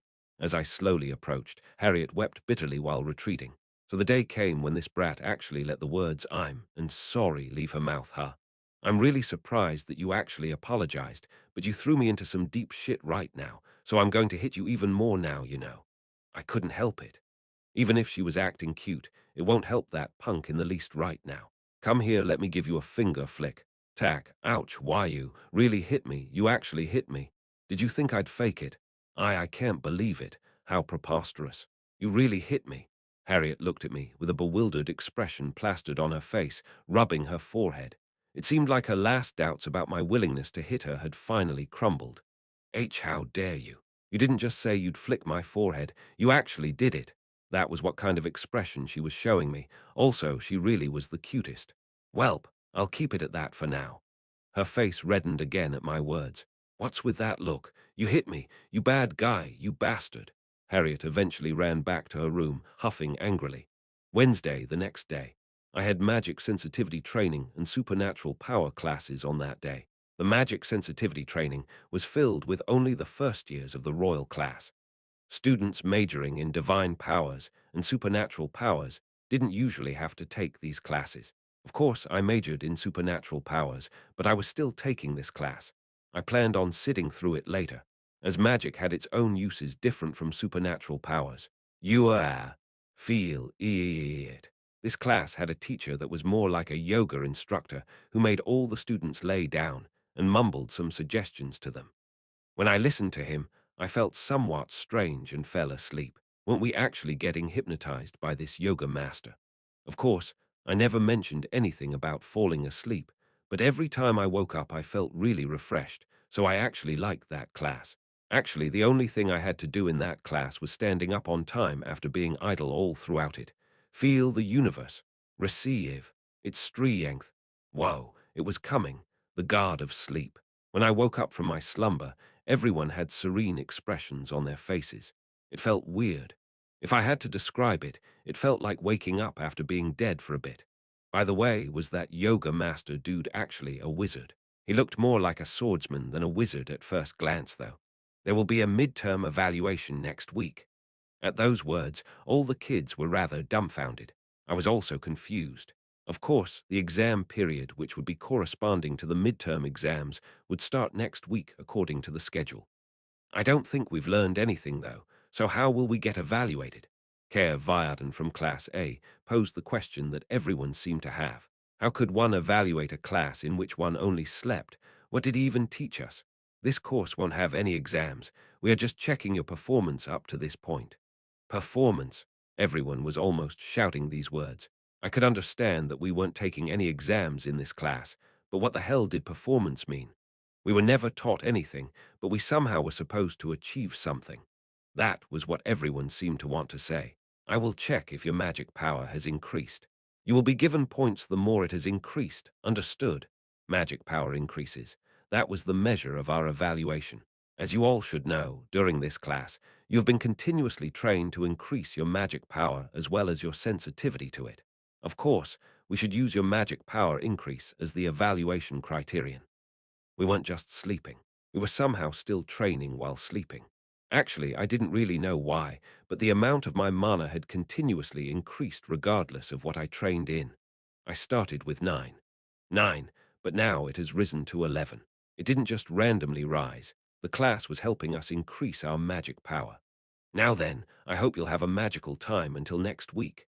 Everyone was just staring blankly at him, as if they just realized how great this yoga master in front of them was. I could now properly participate in the supernatural power control training as well. The power of my supernatural power was more on the lower side, but the speed at which I could activate my supernatural power could not be replicated by almost anyone in the class. Of course, there was just one other person who had an even faster activation speed than me. I still needed time to convince myself, after all. However, that person could use their power as soon as they thought about it. That was Kono Lint's teleportation. Of course, it was still rather useless, because he'd be naked the moment he used it. He really was a poor guy in that regard. Anyway, next in line would be Liana de Grants. As the king of the winning mentality, that was just too much. It's all good, but it's just very subtle, to the point where one can't tell if you became stronger because you are using your supernatural ability or because you've been training hard. I heard you've been working yourself quite hard. During my training, my teacher didn't seem to be able to tell if I was properly using my supernatural power or not. Of course, that didn't really matter much to me, because I could clearly figure out whether my power was activated or not. I could even feel that the power was developing to some extent. But in the end, it was still that kind of supernatural power. This type of ability was like a Chuni's dream, an ability that developed when one was under extreme psychological pressure. Actually, I already knew that it would be like that. The power's development wasn't that apparent. Then in a crisis, it would suddenly evolve and destroy everything around me. Something like that. Anyway, it seemed pretty cool and convenient, so that was why I put in that setting. However, I was now feeling the pain, because I was now in a position where I had to practice such a ridiculous power. In the end, it was more efficient to just get pushed into an extremely dangerous situation to quickly raise it instead of doing this. That said, I didn't really want to do something as stupid as actively seeking out dangerous situations, either. PRRRZT, BRZZZZT. Oh, Grants, your control has definitely improved. Your output has also gotten stronger. Thank you, Liana de Grants. She was a perfect example of a genius supernatural power user. It sure would have been nice if I was someone like that as well, whose ability grows quickly even if I just stand still. Of course, it wasn't like its growth rate was especially slow, I'd say. In the end, it was my fault for setting up the condition of having to be in a crisis to level it up after all. There was someone among the supernatural ability class students whose expression grew worse and worse every time he saw me showing off the use of my supernatural power. Aminus 6, Heinrich von Schwarz. I gave him some true education after he questioned my presence in this class when I didn't even have a supernatural power. Now I could see the guy, who wanted me to get a talent the least, freak out over me actually awakening a supernatural power. Of course, after he found out that I was quite similar to a mad dog, he didn't openly argue with me again. However, every time he saw me, he would turn away his head in disgust. Harriet was cute, but that guy wasn't cute at all. I didn't really intend to play around with him, so I just let him be. On my way back from class, my eyes met with Charlotte's, who came out of her private room. She and I shared a lot of secrets with each other, so it was dangerous if we acted like we knew each other in the open. I didn't really greet her, but Charlotte looked at me and slightly smiled instead. Unlike before, Charlotte seemed to be in a good mood. It looked like she was finally relieved of a heavy burden that weighed her down. The other guys thought Charlotte was smiling at me, so they seemed a little dumbfounded. Come to think of it, I had to go to Ellery's store to pick up some letters. Of course, I'd only pretend that I went there to pick them up. I'd actually had to write them myself. I decided that I'd go pick up the letters after the ban on leaving the campus of Temple had been lifted. It was impossible for me to leave without Charlotte, and it would be highly suspicious for us to go out together again. So I was back training my swordsmanship with Ellen. Ellen didn't really seem to care whether I came by or not. When I was around, she'd look after my sword training, and when I wasn't there, she'd do her own thing. Don't you need to study for the midterm exams? No. Next week, we'd have to take the integrated midterm exams and do our given midterm assignments for each lecture. I didn't pay that much attention to it, but everyone was studying on their own during the midterm exam period. It was more than obvious that Bertus and Charlotte were still studying even while they were busy with many other things. Ellen, on the other hand, was still acting the same as before. Aren't you lucky that you actually still get to be the top student of the whole school while acting like that? I'm 100% sure that I set her up as a character like that. If it was just brains, then B-2 Louis Ankton would be more superior. However, since that guy was a weak-ass, he wasn't able to get any good grades in sports-related subjects. So Louis Ankton would only rank first for the integrated subjects, that is, written exams, while Ellen would always rank first going by total score, including the grades given by the subjects of individual professors. Even though I had no intentions on studying a single bit, I still felt weird talking so casually to the person who would snatch the school's #1 rank like nothing. Didn't I have to study? Why? No, I think it would feel a bit degrading to realize how much worse my brain would be compared to these kids. Ellen looked at me standing still and shook her head slightly. Aren't you studying? Of course, she was simply asking. But what I heard was, you're not as smart as me, so don't you have to study really hard? That was what that sounded like. That made me angry for some reason. Since you don't need to study, I don't either. How does that correlate? I don't know. Anyway, I won't do it.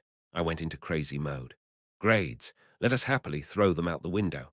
The moment the gates open, temple grades and such would become completely useless after all. I just had to study hard in my own way. Clack then, the gym door opened suddenly and someone came in. Number 11, you have a visitation request. Ah, it was Mr. Eppinhauser. Chapter 88, I already knew who came to see me. Harriet's father, Grand Duke St. Owen. Was that gentleman so impatient as to come to Temple immediately the next day? Mr. Eppinhauser said that I could decide whether I agreed to meet that person or not, as they weren't my parents. But I wasn't someone brave enough to actually refuse to meet someone like the Grand Duke. I'm weak against the strong, after all. I went to the main lobby of Temple's Royal Class dormitory. Mr. Eppinhauser took me to a visitation room and disappeared. He said that this was a visitation room, but it was completely unlike what I knew from my time in the army. It was just a colorful reception room. Are you Reinhardt? Why, yes. He was a middle-aged gentleman wearing a black suit, a black fedora, a grey cane, and a stylish beard. Rather than a wizard, he just looked like an ordinary, neat aristocrat. It is an honor to meet you, Grand Duke. I didn't know the proper etiquette used for greeting nobles, so I just went with that. Sit down. Yes. I sat across from the Grand Duke. He didn't even have to make a single gesture for a teacup to float towards me, and it was slowly filling up with black tea as well. No matter how I looked at it, Magic Shore was convenient. He didn't say anything else to me, so I was just sitting there while he stared at me. Was he thinking that he was gracious enough to even let me sit across from him like that? I heard it was you who instructed Harriet. Is that correct? Yes. He was blunt and came right to the point. It was rather rude, but it was a good thing for me. Because he was such a powerful person, I didn't want to deal with him for an extended amount of time. He was rather dry but not overly aggressive. I thought he'd absolutely hate me, but he didn't show any signs of that. Till now, that is. Why did you do that? She said that she didn't want to take a leave of absence, so I just gave her my opinion on what would be the best course of action to take to achieve just that. Harriet asked you to help her herself. Yes, of course. I did tell Harriet that I didn't want her to take a leave of absence either. But in the end, it was her who asked me how she would be able to avoid taking one, so I didn't lie. I see. This case has been concluded without any further damage as well, so it wouldn't be harmful to keep Harriet in Temple, is what I'm thinking. There was Bertus' request as well, so this couldn't be easily ignored. Grand Duke St. Owen seemed to have given up on forcing Harriet to take a leave of absence. But why did he want to see me?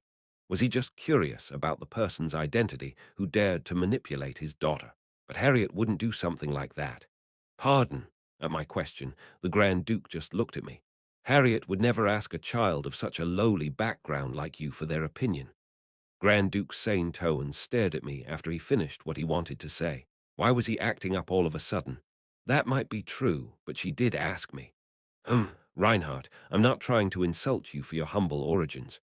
Grand Duke Saint Owen placed his cane on his thighs and clasped both of his hands.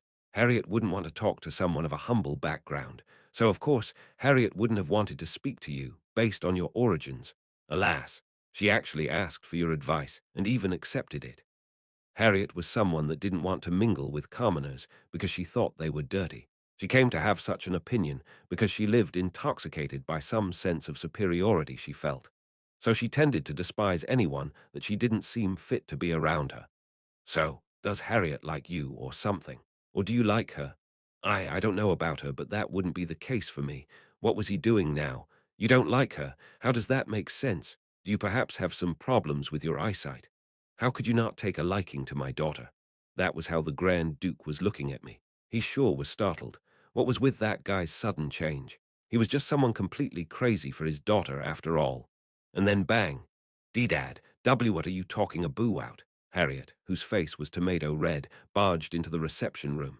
Having obviously eavesdropped from outside, her face was completely shriveled up. She then pointed towards the door.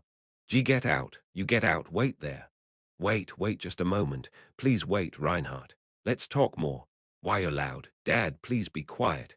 I left the reception room, leaving behind the Grand Duke, the continent's strongest wizard, and his daughter. I'm so embarrassed. Why did you have to come here?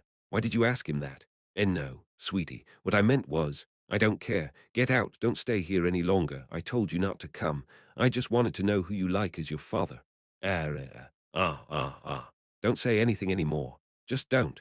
I could hear Harriet screaming from inside the room and Grand Duke Saint Owen just stuttering, not knowing what to do.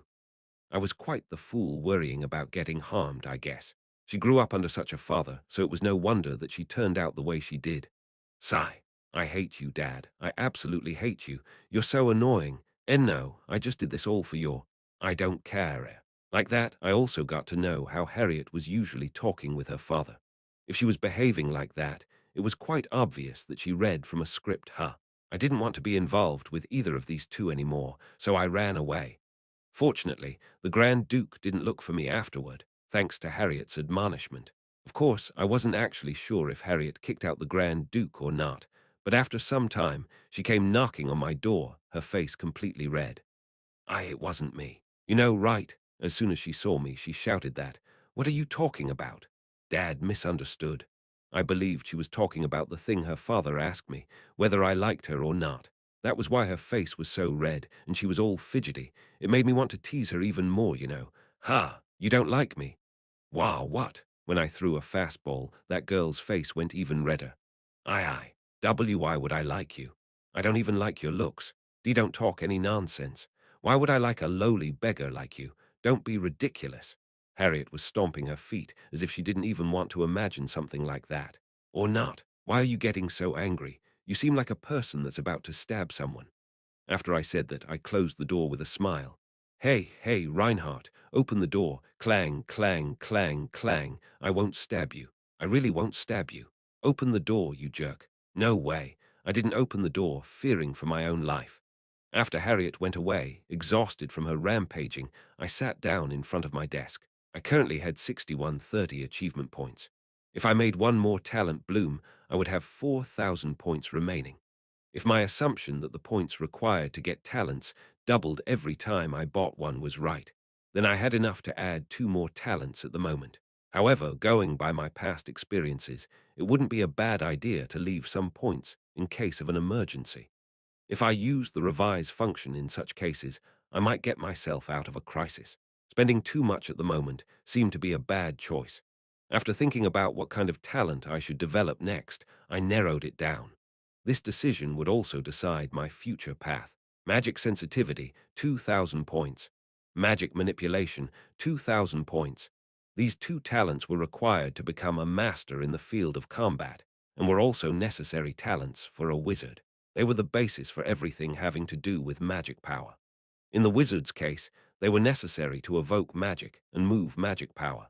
And in the case of combat masters, they were necessary to strengthen their body using magic power. Anyway, both were talents with multiple uses, so it would be far better to have them than not. Since I had Ellen training me in swordsmanship, I didn't think it was necessary for me to buy a talent in that area. Both were necessary talents, but I needed magic sensitivity first.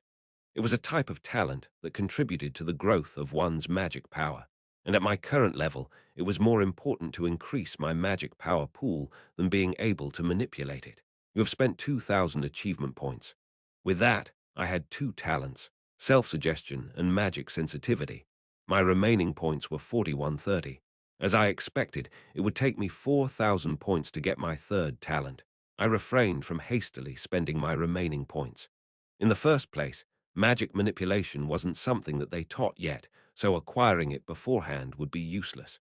I decided to postpone the decision whether I should get a third talent or not until after the midterm exams. Of course, I had no reason at all to do well in the exams. However, there was no reason for me to get bad results in most classes either. If I really were to focus on the midterm exams, I'd only do so for achievement points, not to get good grades. Reach the top 10 in the midterm exams, 3,000 points. The challenge related to the midterm exams that I saw when I last checked was still there. This wasn't talking about just within my class, no. It meant that I had to reach the top 10 of the whole first grade of Temple's high school section, which had about 10 students. Even if I was smarter than most of the kids, this was obviously something very difficult to do. In addition, two more midterm exam-related challenges had been added after the challenges were updated. Cheat during the midterm exams and get caught 500 points. Get the lowest rank in the midterm exam, 1,000 points. If I were to rank last among 10 people, I'd get 1,000 points. I'd automatically get the lowest rank after I got caught cheating, so I'd get 500 points. Both were very easy to do. If I were to purposely try to get 0 points, there was literally nothing that could go wrong. It was overwhelmingly easier than getting into the top 10. That punk was doing this on purpose, wasn't he? I'll show you. I'll get to 10th place that evening, in the dining room. My evening training had ended, but I was still eating some late-night snacks with Ellen as always. Today's menu was fried rice. Ellen made it. Kids like her were supposed to be good at cooking after all, right? She didn't even need my advice anymore, and can pretty much make everything on her own, right? After some time, my cooking won't even be able to compare to hers anymore, right? You said you wouldn't study. There are some things people just ought to do. When I told her that I would study until the midterm exams and would take a break from training, Ellen just nodded while shoving some fried rice into her mouth. My goal was to get into the top 10 of the integrated exams. The individual professor's subjects didn't count to that particular ranking. So the only things I needed to study were what we learned during the common classes. I think you'll do well in your studies. What's with that so suddenly? Did she just give me a compliment without a shred of hesitation? That caught me off guard. Then Ellen told me calmly something pretty surprising. Yes, you are smart.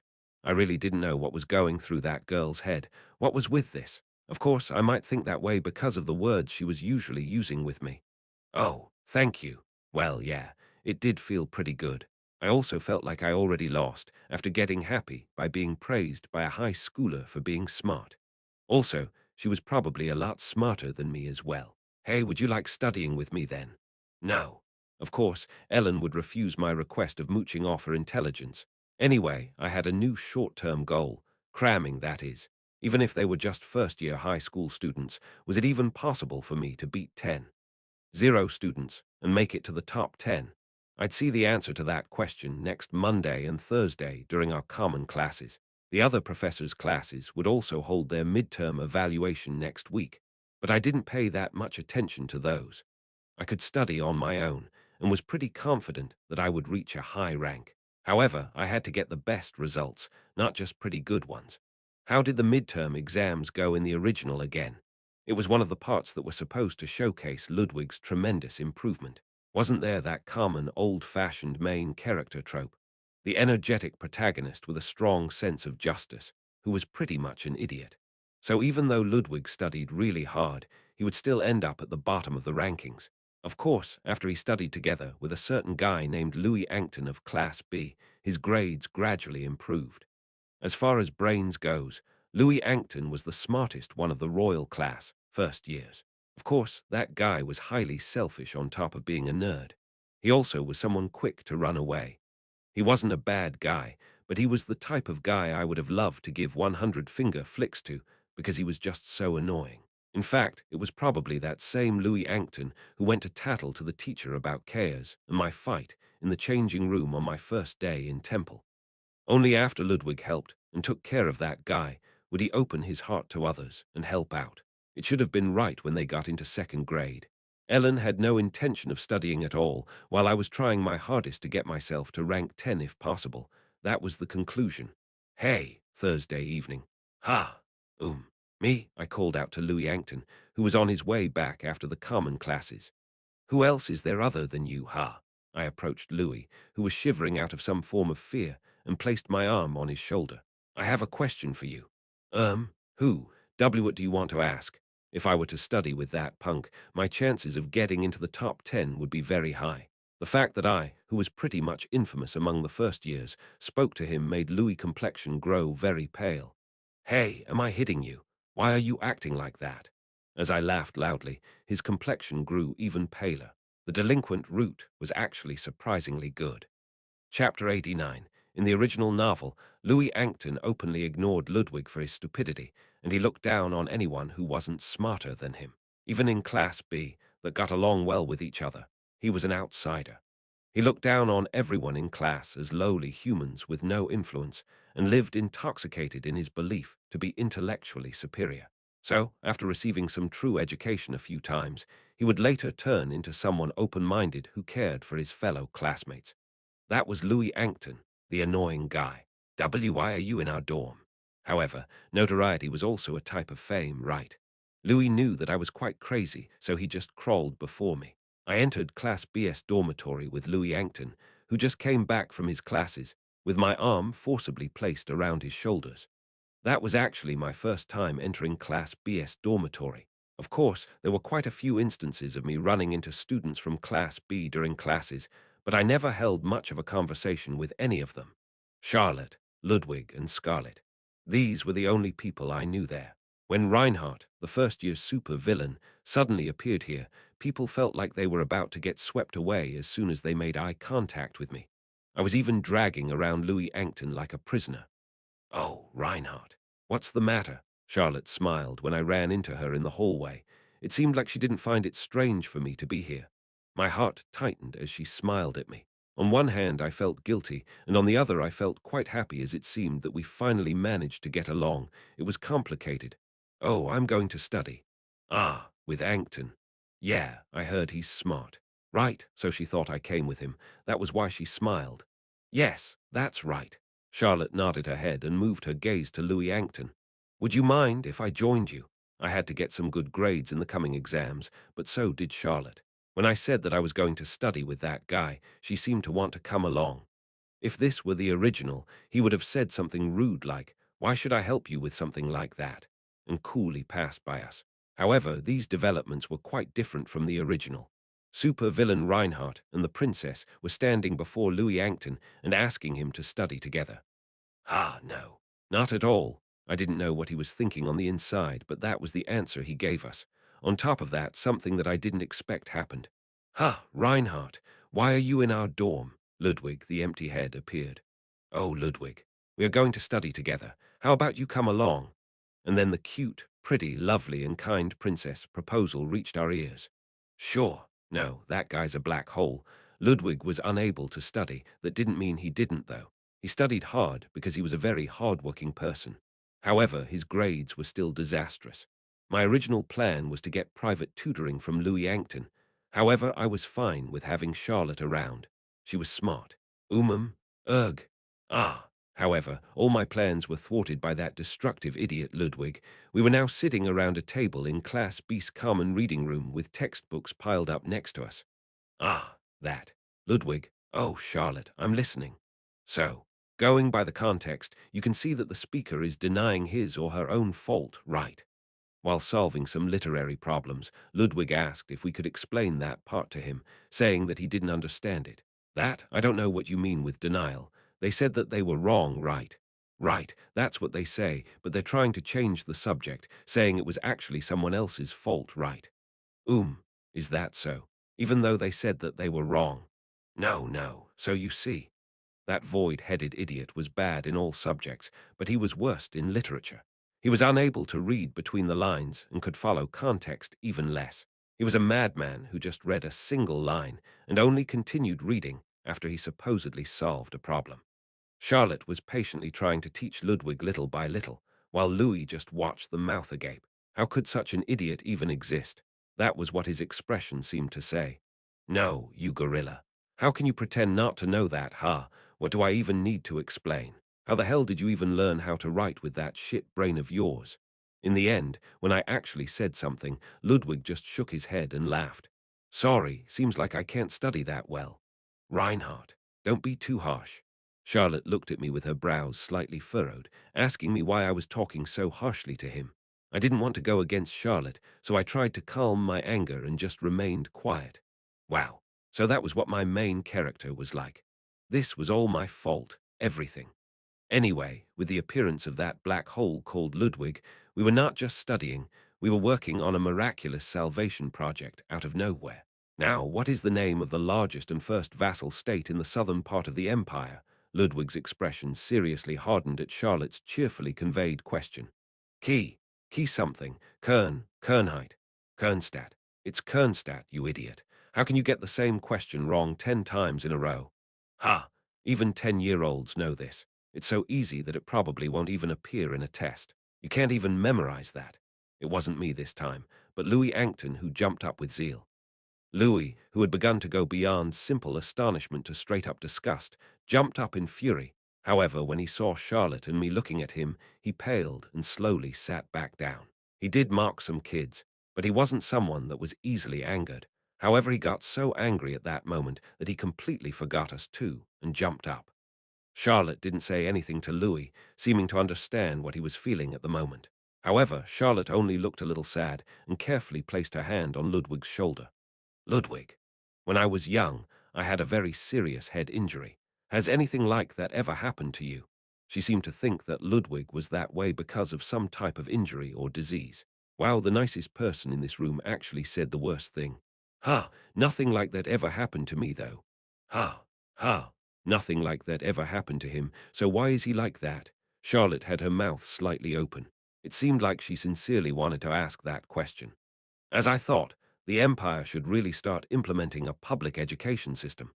Charlotte, who expressed similar sentiments before, seemed to seriously contemplate the implementation of public education while staring blankly. Temple wasn't part of a public education system, but an elite system.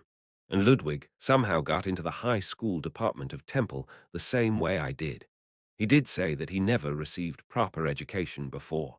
Neither of us were supposed to have any chance to get an education, and yet there were two dramatically different cases sitting at the same table, Ludwig and Reinhardt. It was no wonder that I got some strange looks. Charlotte began to talk to the innocent-looking Ludwig with firm eyes. Ludwig, it's not your fault. It's the Empire's fault for not providing free basic education to its people. Yeah, you're not the problem. Charlotte, did she actually hate Ludwig? Her choice of words was the worst at the moment. Ah, really? That's a relief then. Yes, in the future, the average intellectual level of the common people must absolutely increase. There should never again be a case as sad as this. Thank you, Charlotte. As such chaos unfolded, in which Charlotte was shooting out one venomous remark after the other without actually realizing it, Ludwig actually thanked her for that. That moment was enough to showcase Ludwig's level of intelligence. I shouldn't get distracted by this. Hey, what do you think would be good to study for this exam? Ha, ha, quickly, tell me. In that chaos, I somehow had to fulfill my original goal. It was impossible to study quietly as I wanted because of that void-headed idiot Ludwig, but I at least succeeded in getting some exam question predictions from Louis Ankton. Evening, I casually ate in Class B's dining room. Why you? Aren't you supposed to eat with Class A? Louis Ankton asked me, while his eyes were questioning why I would even eat here. There isn't any rule stating that, though. Oh, it wasn't like we weren't allowed to go in and out of each other's dorm, we just didn't. Everyone else was staring at me with strange expressions on their faces as I entered Class B's dining room and casually ate there. I really wanted to say something like, "What do you want?" But I just decided to eat quietly because I was afraid that I'd hear something unpleasant from Charlotte. Charlotte was my suppressor. Phew, Thank you, everyone. This made me realize just how bad my brain actually was. Ludwig smiled as he said so, while Louis and Charlotte's expressions became a sight to behold. The fact that you realized how stupid you are is actually quite something already. Really? Ludwig only laughed after hearing my words, as if I praised him. The guy wouldn't get angry no matter what one said to him, after all. Was it because he was dumb that he didn't understand when someone was criticizing him? Still, I'm pretty sure he was just a good-natured guy. There was this awkward atmosphere floating in the room because of my presence. As soon as I started to talk casually with Ludwig, everyone started to eat and talk loudly. Obviously, Class B had a completely different atmosphere than Class A. Everyone seemed to be friendly. Someone even suddenly began to play an instrument. It seemed to be an instrument similar to an ukulele. As if it was a common thing, everyone was just listening to the exciting and fast melody getting played while they were eating. The performance is good, right? Ludwig asked, as if asking for my approval. Yeah, it's good. Although it made the dormitory suddenly seem like a medieval tavern. The one playing the ukulele or something similar was B-10 Lanyon Sesser. His talent was music. He, along with Delphine Isedra, was one of Ludwig's best friends. The guy was the mood maker of Class B. He was someone who'd play some kind of instrument at any time while he was at the dormitory. And if someone requested a song from him, he'd practice it and tried his best to make his listeners happy. He seemed oddly useless, but without him, everyone in Class B would quickly get bored. So that guy held a surprisingly important role. How is it? Charlotte asked me again. It's good. I felt like I should hold a beer in my hand instead of this fork, faced with such an exciting performance. It was definitely much more exciting than Class A's dinners, where one could only hear the sounds of cutlery clinking on plates. Charlotte was still smiling at me. Putting everything aside, Charlotte apparently seemed to like the kids from Class B quite a bit. I felt like it was pretty good here as well. While listening to that rhythmical performance going dang dang dang, I honestly craved for a drink. Class B was seen as the inferior class, but everyone was having fun in there. It hit very differently seeing that with my own eyes. It wasn't like I didn't like my life in Class A, but everyone was just focusing on improving themselves and training over and over. To be honest, Ellen did nothing but train, ignoring all the fun things this world had to offer. One more time, Lanyon Sesser, drunk on his own performance, shouted for an encore himself. Watching that scene, I realized that I had long forgotten the concept of enjoying life. It was a night that made me want to go to sleep with no worries and no thoughts. Even after dinner, I continued to study in Class B's reading room. Ludwig excused himself and went off to do strength training. It seemed like he felt really sorry about that. It really wasn't something he had to feel sorry about, though. No, really. There were only 3 people left in the reading room, me, Charlotte, and Louis. Louis Ankton checked over the list of expected exam questions and memorized them. To be honest, I didn't really need any help from these brainy people except for memorization. Reinhardt, just asking, but since when were you the type to care about grades? I was kind of caught off guard by Charlotte's question. There's no reason not to, right? Of course, I didn't want to care about them, but I had to do this for achievement points. Charlotte seemed to think that it was very unexpected for me to even study for exams. I thought you'd have more of a why should I care attitude about it. Charlotte smiled to herself. She was correct. She knew me so well. Charlotte was smart, and my brain wasn't that bad either, so, unlike when Ludwig was still around, we managed to get a lot of work done. I managed to answer almost all the problems I practiced. At this level, literature and mathematics weren't that difficult, and as my job required me to memorize a lot of things, that action almost became an occupational disease. I had no problem in that department either. I couldn't write while checking the story settings every few seconds after all, so I had to memorize huge chunks of the story. So, memorization was actually my forte. Louis Ankton was staring at me strangely. What? You got a problem? Ha! Ah, no. What are you so surprised about? No, well, you actually were smart. He must have thought that I was an idiot comparable to Ludwig due to my role as a bully, but as he continued to watch me, he seemed to realize that I was able to quickly memorize things and replicate them without hardly making any mistakes. That seemed to surprise him. Just what the hell did you think of me before? When I asked him that with a dangerous glint in my eyes, he audibly flinched. Ah, no, that's not what I meant. I knew you were smart, but I also didn't know that you were good at studying as well. Charlotte seemed to smile because she didn't expect me to do so well either. Both Ellen and Charlotte seemed to think that I was smart. Yes, of course, I had to be. That was only natural. If I was dumber than you guys, that would be rather shameful. However, actually, compared to these four people, Charlotte, Bertus, Louis, and Ellen, I really had a much worse brain. How shameful, Ellen in particular. I'd lose against her in both studies and a fight. I was getting so tremendously overwhelmed in every aspect by a single high schooler. Oh well, let's just quickly move on. The exams are just around the corner. Let's just study. Following that, after all our classes were over, I would study with Louis Ankton and Charlotte in the Class B dorms. I was a little worried what Bertus would say if he found out that I was studying in Class B. But I realized that I didn't have to be that careful because of what Charlotte told me before. By the way, although both of these two were smart, they had different approaches on how to study. Charlotte usually took notes on the things she had already grasped and memorized them. Louis Ankton's approach was slightly different. This is going to be a problem. What? This is the only question I could ask about this. This guy studied while thinking about how he'd pose the questions if he were to make the exam. Of course, he memorized the whole thing and studied by checking the parts that were likely to be asked. He was even preparing for the midterm evaluations of the professor's individual subjects, seeing as he was already quite confident in his preparations for the common classes. He was studying magic formulas, something I wasn't really familiar with. Since my goal was to only get high marks in the common subjects, I wasn't really that well prepared for the professor's individual evaluations. Almost all the exams were written, so the only subjects that actually had practical exams were alchemy and divine studies. Anyway, Louis Ankton was trying to figure out what problems he might create for this subject, which was the most necessary for him. Phew, they should really hurry up and lift that ban on leaving, Charlotte muttered in a daze, completely spacing out. Yeah, I was the only one who knew what she meant by saying that. Charlotte had to be more careful from now on, so she wouldn't be able to directly go to Ellery's shop. Only when the ban had been lifted would I be able to go outside and quickly run to Ellery's store. That seemed to be the only thing that occupied her mind at the moment. All weekend, except for my morning training, I didn't do any physical workout and only studied. Even though I was pretty sure I memorized everything, I felt exhausted in a different sense than before because I studied so hard. So in the end, I stopped working on the common subjects and studied for the professor's individual subjects.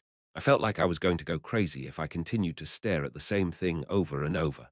It was pretty much certain that I would do pretty well, but considering the outcome, I thought it would be okay to get a single question wrong. However, if there were more than 100 people who got a perfect score in all the subjects, one might not even reach the top 100 if one got even a single question wrong.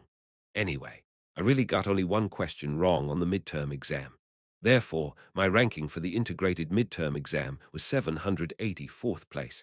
I only got a single one wrong, and that was what happened. Everything went to crap. However, there was something even more troublesome. This is the overall ranking after combining the grades of the professor's individual midterm evaluations and the integrated exam. Mr. Eppenhauser compiled the results of the professor's midterm evaluation and posted the overall ranking of the Royal Class, first years. Everyone was shocked to see the results. First place, Reinhardt.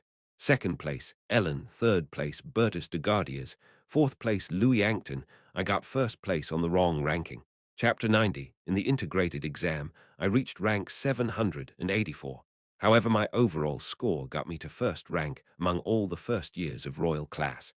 The reason was very simple. Simply put, I got an A+ in all midterm evaluations of the professor's individual subjects. Thanks to my training with Ellen, my knowledge about swordsmanship theory as well as my swordsmanship skills improved. So I won against all my opponents in the midterm students tournament competition until I encountered Ellen.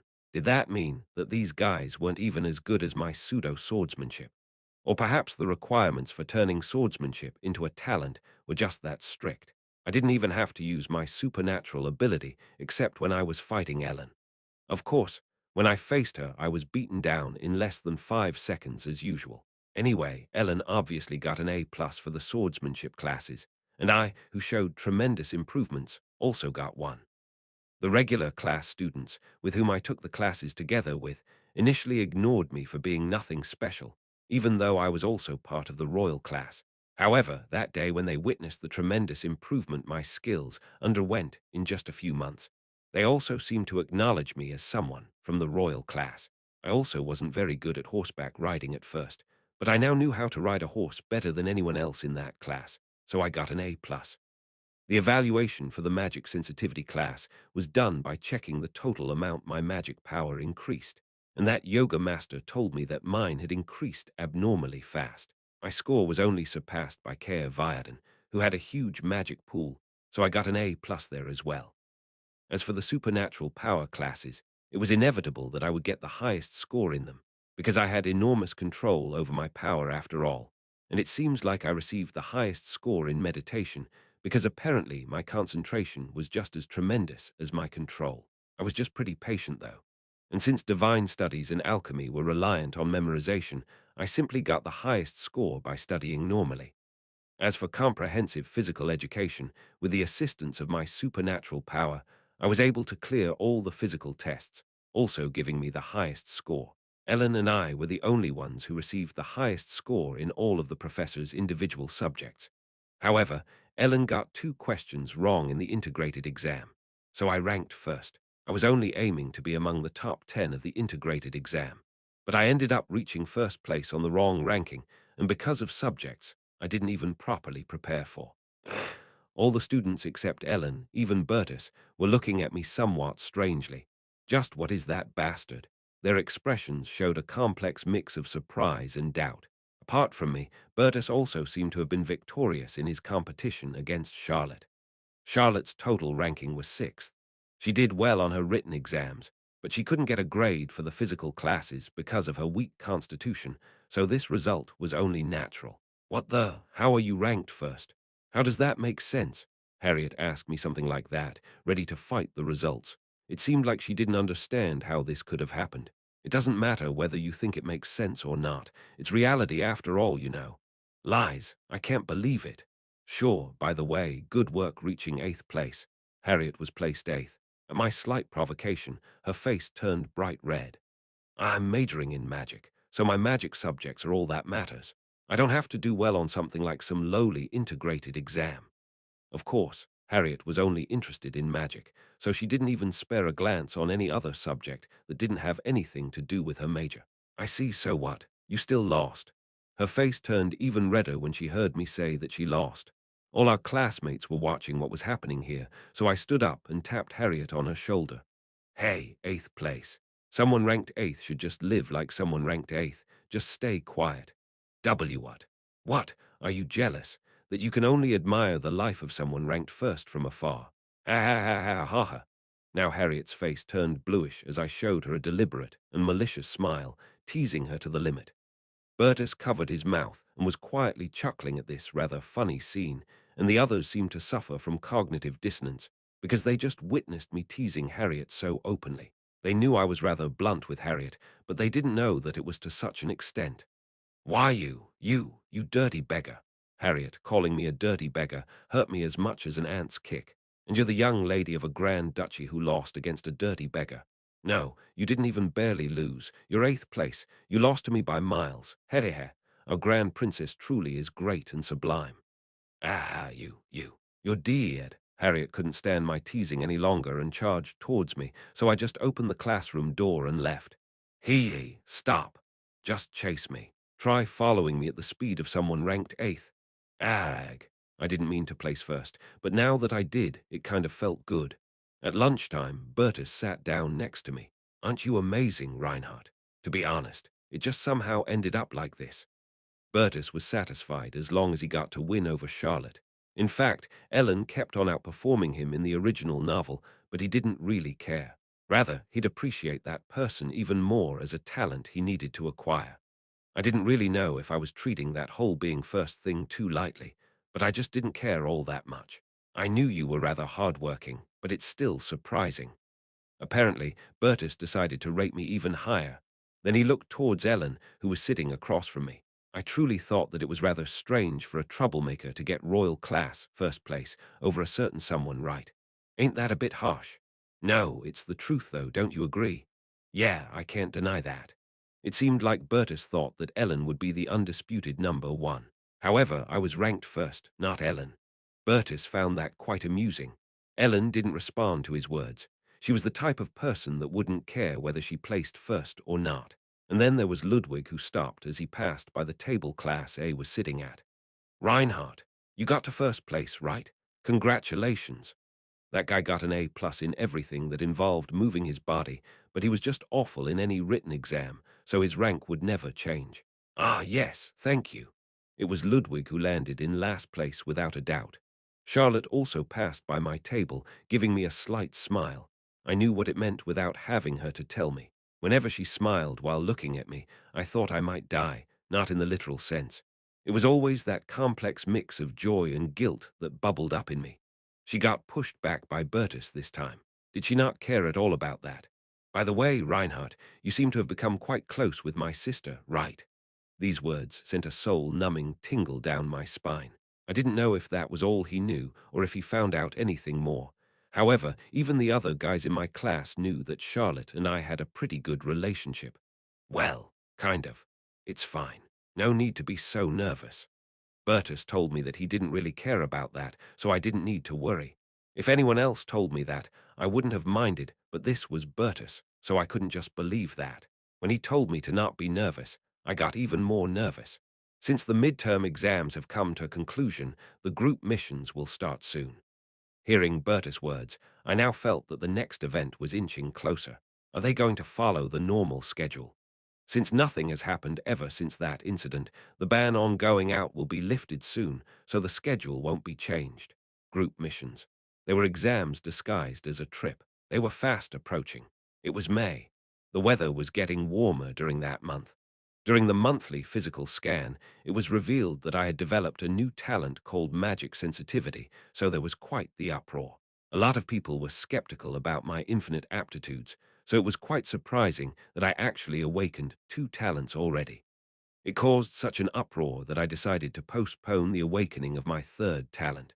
If talents just popped up one after the other, that would be suspicious in itself. Also, there was no further reason to ban us from going out. As Bertus said, after our common classes on Monday, Mr. Eppinhauser announced the start of the group missions. Even if it was called a mission, it was still ultimately an exam. Once per semester, we shall conduct group missions, starting with the first year of Temple's high school department. The group missions are a competition between Class A and B, but it is also a strict exam that tests your cooperative spirit and your unity as a class. Keep in mind that the more one cooperates with the group and contributes, the more points said individual will receive. The grades given for group missions are reflected in your grades for the whole semester. Of course, the winning class will receive better grades. Group missions can take place inside or outside of Temple. This is the royal class, much different from the regular classes. Therefore, the tasks will be more difficult than what is given to the general classes. Be aware that very dangerous situations may arise. In fact, a lot of people might get hurt or incapacitated. Of course, you are allowed to not participate in the group missions on your own judgment. In that case, the group's score will be reduced. This was the biggest reason why Bertus needed competent class members and dissuaded the other kids from taking a leave of absence, because the group missions held every semester were an important factor when calculating one's final grades. If even one person was missing, there was a very high possibility that we would be at a disadvantage. For example, even if Bertus surpassed Charlotte during the midterm exam, if Class B won in the group mission, Bertus might get pushed back by Charlotte in the end. I also put in that setting to cause some real sparks to fly between Class A and B by introducing something similar to a competition. Anyway, the genre was still slice of life, so they mostly just went on a picnic, but things wouldn't be fun like that if all they did was go out to play. Without any action, there would only be occasional small fights and maybe some battle of nerves, but that was it. Of course, as with every event I planned out, not all the missions would go as the teachers planned. There would be unexpected accidents, completely bizarre things happening, and sometimes they would even face real threats or emergencies. Group missions, the best recurring event for convenient plot development. If one thought a bit more about this, making such precious children do such dangerous things in itself was quite daunting. Who'd even do that? Well, it was me who wrote it, so it would just happen like that. If I wanted to shout at someone, then that would be at me from the past. I really had a lot of questions for past me. Anyway, this would be the first group mission. The theme of this group mission is survival. We would go to a deserted island. There was no real reason why I chose an uninhabited island as the mission's venue. I was just watching an episode of Law of the Jungle while I wrote that arc. The theme of the group mission was survival, but Mr. Eppenhauser didn't even tell us that we would be going to a deserted island. That was because they would only tell you the theme of a group mission, but only after arriving at the venue would one realize what it actually meant. Of course, I knew exactly where we were going. I thought it might get cancelled because of the terrorist incident, but that didn't seem to be the case. It was only natural that everyone was somewhat confused by this absurd-sounding theme. There was also one piece of good news. The ban on going out was lifted, and the group mission would run for about 5 days, from next Monday to Friday. The other high schools would also conduct their group missions during that period of time, so all lectures would be stopped around that time. Have you noticed anyone keeping an eye on this place ever since that day? I've been more careful since then, so I don't think so. It seems like Bertus is definitely convinced that I'm absolutely gone, so I guess he didn't even see the need to look for me any further. As the ban had been lifted, I immediately left Temple and headed to Elleris' shop. Now I was able to come to this place even while I took the form of Reinhardt. However, I didn't want to take any unnecessary risks, so I took several detours, then changed my appearance before I dared to enter the store. As always, Elleris and I went upstairs to talk. Are you really fine with this? No matter how much Charlotte has become our ally in some capacity, this situation would put you in quite a lot of danger. You might get exposed. I thought a lot about it as well, but if there were to be an emergency, I would be able to make myself disappear quite effectively. Sakigar and Loya also decided to only watch the situation for now. Elleris had already discussed this matter with the other two. By the way, weren't you somewhere else at the time we entered the store? Elleris had obviously locked the shop door when we arrived here, but when Charlotte came in, she suddenly appeared from upstairs. I haven't cast any protection magic on the door, but I did set up a type of alarm magic on it. I sensed that the door had been destroyed, so I came back as fast as I could. Until that moment, Elleris had been with Eri on the Edina Islands. However, she sensed her alarm magic installed on her door going off, so she returned using teleport. She was improvising at tremendous speed. If she hadn't returned in time, Charlotte might have been unaware of the truth, but she might have lost her whole store as a result, because Charlotte might have found something suspicious. What about Eri? They are located in Rajak, the main port city of Edina. I'm occasionally checking if things are progressing without any major problems, so you don't need to worry about them too much. Elleris could check on Eri and Co at any time using her teleportation spell, so she told me that there was no need to worry and that I could leave everything to her. For now, we had decided to keep maintaining the status quo. If there were any problems on Elleris' side, she'd be able to manage on her own. Until then, maintaining this relationship with Charlotte would be of help to us. Anyway, yes, Your Highness. I still had a small thing to brag about, albeit a little childish. I got ranked first.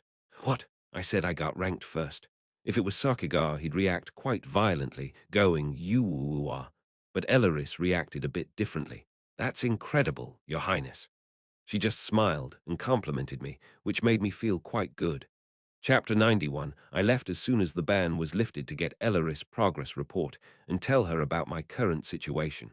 However, there were even more important things I had to take care of. This.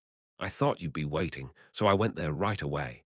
Since I frequented Class B occasionally, the others didn't really care whether I came in or didn't. So, as soon as I returned to Temple, I dropped by Class B's dorm and gave Charlotte a letter when no one was watching. Knowing what kind of letter this was, Charlotte quickly embraced it. Charlotte's pupils were shaking violently. Thank you, Reinhardt. Thank you. I knew she was waiting for this letter ever since the ban had been lifted, so she was deeply impressed that I would run out right away to get the letter. She continued to express her gratitude to me. Whenever the words "thank you" left her mouth, I felt like my heart was getting stabbed with needles. In the end, all of this was just a lie, so I had to keep lying. The contents of the letter were basically as follows.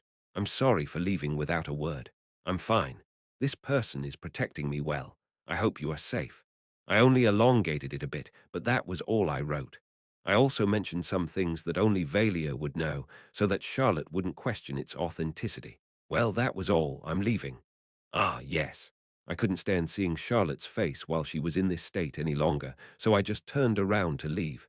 Congratulations on reaching first rank, Reinhardt. Ha, thanks. Leaving behind Charlotte, who congratulated me, I exited their dormitory. It would be best if my lies weren't exposed. I was getting more and more scared of how Charlotte would look at me if my lies were to be revealed. The midterm exams were over. In the end, I wasn't able to accomplish that challenge. Well, people would just fail sometimes. However, it sure was funny how I aimed to reach 10th place, but ended up being ranked first somewhere else. Although it didn't really give me any benefits. Anyway, everything went back to normal. Kang, sigh, really now. I picked up the sword that got hit out of my hand again. Ellen, as always, was just standing there looking at me. We did this almost every day. She'd always work me to the bone until I started losing grip of my sword like this. Unless she served as a demonstration target, I was never able to land a single attack on her. I think I got a bit rusty after taking a break from training. It was only about a week, but it seems like I got rusty over that period of time because I was doing even worse than before I took that break. No, I'm not. What did she mean by no? I felt like I was more sloppy than before. I raised the difficulty a bit. Ah, really? I didn't get rusty. Ellen, who had only been using 1% of her actual skill and power, was now using 5% of her strength. That would probably mean that I had become that much stronger. I feel a bit happy about that, but I'm a little curious. Just how easy are you going on me? Ellen looked a little troubled at first, but then she pointed her training sword towards the ceiling. Me? Then Ellen looked at the floor. You? Are you pointing at the ceiling? You didn't mean the sky, right? I'd even believe it if she meant the difference between us is like heaven and earth, not just the ceiling and the floor. Ellen shook her head, saying that she wasn't that good. If you use your supernatural power, it's around this much. Ellen was now pointing at a place located at approximately the height of her knees. Without using my supernatural powers, the difference between us was as wide as the distance between the floor and the ceiling, so about 5 meters. And when I used my powers, I would reach the height of her knees. That was a huge difference. If the gap in skill between me and Ellen had already closed to such an extent, I should have gotten quite a lot stronger. You've practiced so much with me, to the point that you couldn't tell how much you have improved. I know that you're not actually that conceited, and that you're only pretending to be, but don't you think that's a bit too much? But it's true. She naturally was just that much stronger than me, so I had nothing left to respond to her. In fact, Ellen was constantly improving, at a much faster rate than me. Ellen was a wall that I would never be able to overcome. Well, I did feel it during the last swordsmanship evaluation. I meant the swordsmanship tournament held between students. Everyone else was moving so slow. I could see their every move. If I strengthened my body using the swordsmanship-focused preset through self-suggestion, I felt like my physical abilities underwent a correction of about 2-3 points. My current stats were as follows: Strength 5, 9D, Agility 6, 5D, Dexterity 7, 4D plus, Magic 11, 1C, Stamina 10, C. If the correction values were applied, the rank of my physical abilities would be slightly different. Compared to when I first came here, my stats had almost doubled except for my magical power. Now I would slowly enter a period where my growth would slow down. But anyway, the fruits of my efforts were clearly visible. If the correction offered by my supernatural powers were added to that, I already had quite the considerable level of physical strength, surpassing some of my classmates. Therefore, even though I didn't have the proper swordsmanship talent yet, I was able to defeat all of my classmates majoring in combat using just my reflexes and physical abilities. Even if they weren't actually part of the royal class, they were still first-year high school students who majored in combat. As I was only ever training with Ellen, I felt a bit disheartened, but when I tried fighting my other classmates, it just felt too bland. In fact, I didn't even use my supernatural power until I had to face Ellen. I didn't really try that much. I won nearly every duel anyway. Did they ever realize that my swordsmanship was only on the level of pseudo-swordsmanship? It didn't seem to be the case. The displayed information wasn't everything after all. I've faced a certain high-level opponent so many times that I knew how to deal with those guys who have only learned some swordsmanship. This wasn't even considering my swordsmanship level. As I continued to train together with this overwhelming training partner of mine, my level increased tremendously without me realizing. This was a value that wouldn't show up on any measurement. Of course, it seemed like some of the more skillful students actually didn't join the class, so the results might look very different the next time I took another lecture on swordsmanship. Come, here I come. After I fixed my stance, I stabbed my training sword towards Ellen. Cackling, Ellen tried to hit her own sword against my sword that was approaching her. She hit it from up top, pressing it down. As she pushed down my sword, she grabbed me by the collar with her left hand and threw me down, then dug into my solar plexus with her right elbow, making me drop my sword. And then with a flowing motion, she hit me with the hilt of her sword. She then placed her sword against my neck. She had subdued me so overwhelmingly with dozens of derivative movements linked into a single flowing move. I then copied her moves. I guided Ellen's sword, which stabbed forward with my own, and proceeded to push my elbow into her solar plexus. I tried to make the methods she showed me my own bit by bit. Then, as soon as she caught me trying to hit her solar plexus, she leaned to my left, turned sideways, making me fall forward slightly. Damn it! I shifted my center of gravity so far forward that she was able to take my back. For that brief moment, while I wasn't able to react, Ellen had already pointed her training sword towards the back of my head. You're dead.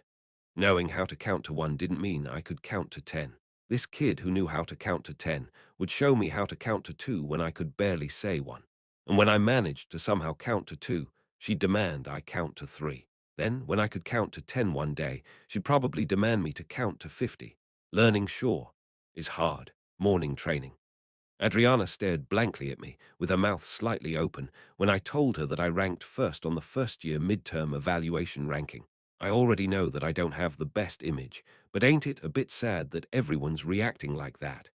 When I said that I felt a little sad about this, Adriana's expression immediately turned into a frown. Ah, I am sorry, Junior. I knew you were pretty hard-working. Adriana patted her cheeks a little. But you really don't have a smart image, right? Can't deny that. Smart troublemakers were quite the rare breed.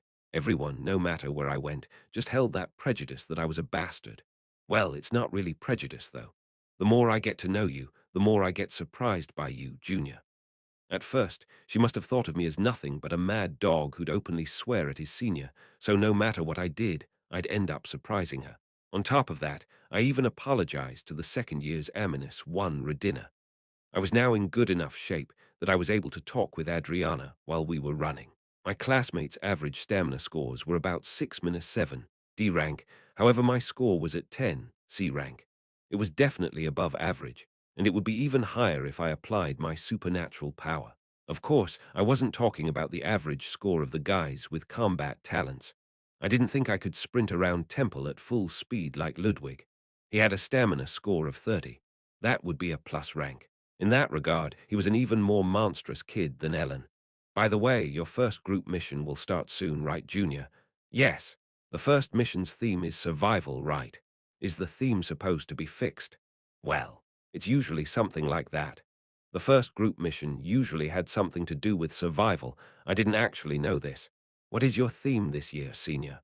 Scramble, scramble. In some cases, it was a capture the flag kind of battle. In other cases, it had to do with a team acquiring an object at a specific location, and who got it first one. Of course, since it was quite a large-scale mission, it wasn't only a battle that lasted for a long time, but it was also something close to an actual battle between classes. We wouldn't be allowed to do something like that right now, because we weren't able to control our powers properly yet. However, the survival mission also came with many risks. If it's survival, I think you'll do well, Junior. You think I'll do well because I'm from the streets, don't you? I won't deny that.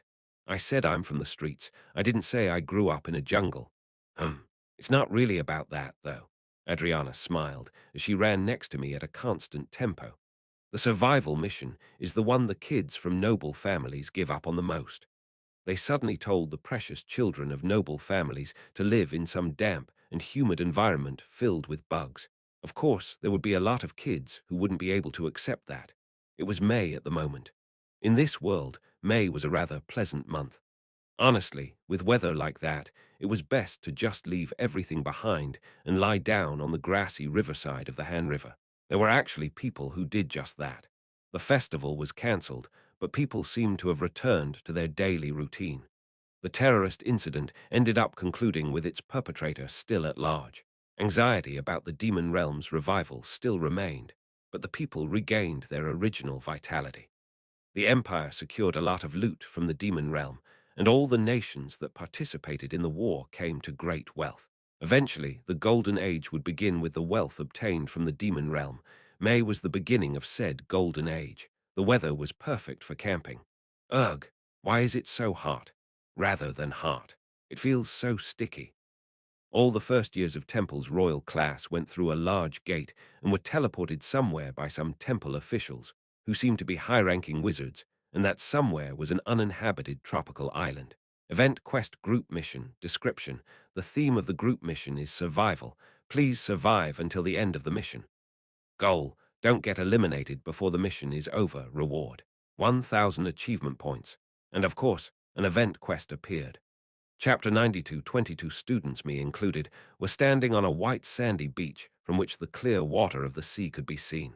Everyone was instructed to wear comfortable clothes, not the school uniforms. We were also told to wear long-sleeved shirts and long pants if possible, so we were all dressed in similar things. Of course, Class A and B were located far apart from each other. Mr. Eppenhauser stood before Class A. The students seemed confused by their sudden arrival at a place like this. The only one who wasn't flustered was Ellen, who was ready to do anything no matter what happened. Even Bertus seemed a little puzzled. Mr. Eppenhauser started briefing us. We are currently on an uninhabited island located within the Empire's Kamsencha archipelago. The island is about 3 times the size of Temple. Although it was an uninhabited island, it was rather big. The island was covered in a rainforest, and the beach was filled with white sand. You have to survive on this island for about 5 days starting today, meaning from Monday to Friday evening. We will provide you with a box with supplies. Whether you hunt or gather common supplies found in this place, no matter what, you will have to survive until Friday. We have to survive here for 5 days. That might seem like a daunting task, but it wasn't impossible. As they heard these words, everyone just stared blankly with their mouths open. The nobles in particular were astonished, as if it didn't make sense to them why they had to survive in such a harsh environment. Isn't this dangerous? We don't know what might happen. If we get hurt or something, what should we do? Yes. Isn't this too irresponsible to just throw us here, leaving us to fend for ourselves? As Harriet was mumbling about how unreasonable this situation was, Heinrich von Schwarz started to complain as well. It's not compulsory. If you want to give up, you can at any point. You would just fail. Of course, it was crazy to ask children to just survive on their own on some deserted island for 5 days, whether they were from noble families or not. However, the people gathered here were the best talents the Empire had to offer, only in terms of talent though, not in skills. That was why they received special treatment. And those who received special treatment would also be given special trials. Going by such logic, they'd give us more difficult tasks like this. You will be given a button-shaped artifact. Mr. Eppenhauser pulled out something that looked like a button. Use this if an emergency has occurred or if you want to give up. After activating it, you will be sent to a safe place immediately. However, keep in mind that if you use it, you'll be eliminated. We could give up whenever we wanted, and in the event of an accident, actions could be taken immediately. I could already see some people ready to press the button as soon as we were to get them. However, if one were to continue to fail in group missions, there was a possibility that one had to repeat a year if their results were especially bad. Of course, there was no one who had to repeat a year in the original novel. However, the development had changed, so I didn't know what might happen. Mr. Eppenhauser only explained the facts in an indifferent and cool manner, as always. Don't overdo it, guys. Good grades are one thing, but your safety comes first. This place is safer than you guys think, but if you really can't take it anymore, you have to use this artifact. Understood. And I could hear Mr. Mustang, the opposite of Mr. Eppenhauser, briefing his class. However, wasn't it even more unsettling putting it like that? Let me know if you have any questions. At Mr. Eppinhauser's words, Bertus raised his hand. Are there any dangerous monsters on this island? Bertus' question was to see if they sent us here without even checking that. It is one of the rules to not provide you with any information about the island. However, I can tell you one thing. Mr. Eppinhauser was speaking calmly. This mission is designed to test your crisis management skills and how you'd act in real emergencies. Nothing could be guaranteed. They already determined that we had abilities. Now they were trying to see how we would make use of these abilities. Would we act selfish, hateful, cold-hearted, or irrational? You guys are part of the royal class. Even within Temple, you are a privileged class, so you have to prove that you are better than the general class. There are people who possessed great power but flatter and become dispirited, faced with hurdles. And then there are those who'd struggle with all their might to overcome all difficulties on their way, even though their power wasn't all that strong. The group mission was to confirm exactly that. Being a student of the royal class brought a lot of privileges with it. Therefore, it was only natural that we had to overcome even harder trials. The teacher wasn't even allowed to tell us if it was dangerous or not. I won't give you a lengthy explanation. If you want to give up, press the button. If you don't think that you are able to survive until Friday, giving up in advance is also fine. However, if we did that, we would lose. Everyone could fully guess what Mr. Eppinhauser was trying to say. And one more thing. It was now time for Mr. Eppinhauser to tell us the most important thing. If you're able to meet certain conditions, you might be able to complete the mission sooner than the expected time. Additionally, the class that satisfied said conditions would receive additional points. Special missions. If certain conditions were fulfilled, the mission could end earlier, and the class that managed to do that would receive more points. Of course, this is only an optional mission. It won't cause any problems if you aren't able to fulfill it. With this, I have conveyed all the information I can give. Mr. Eppinhauser took out one more button-shaped artifact, similar to ours, from his bosom pocket and disappeared. He probably was still watching us from somewhere, but he really wasn't anywhere close to us. Did he really leave? I can't believe it. How? What should we do? The kids were really shocked that their teacher had left. Actually, strictly speaking, wasn't this abuse? It was at that moment that I realized what kind of thing I actually made them do by writing up this development. Shah. Clear water was constantly crashing against the shore from afar. We were literally children who had been abandoned by the sea. The far-off Class B was also soon left behind by Mr. Mustang. It seemed like both Class A and B had lost their spirits. Bertus was deep in thoughts with his arms folded. He probably knew beforehand, but only after seeing this with his own eyes did he realize just how ridiculous this situation was. It was rather useless to count on those who were at the time out of their minds. Except for me, Ellen, and Bertus, who were seriously thinking about what to do, everyone else seemed to be out of their minds or speechless. What's with this? Why do we have to do something like this? How would that help us? Kono Lint was complaining. So, what now? What do they want us to do after leaving us here so suddenly? That was Keir Viarden speaking. Just because they were commoners didn't mean that they were happy with this situation. It was humid and hot.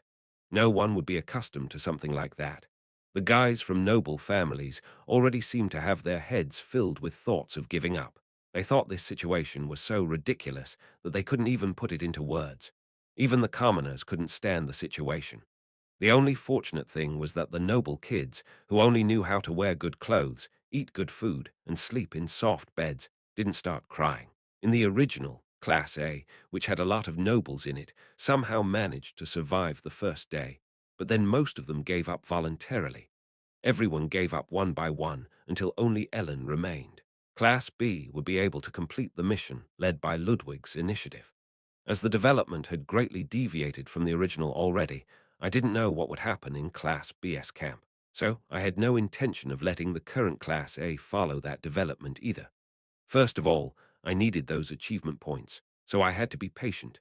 Furthermore, it would be impossible for me to survive alone, so I had to drag these guys along no matter what.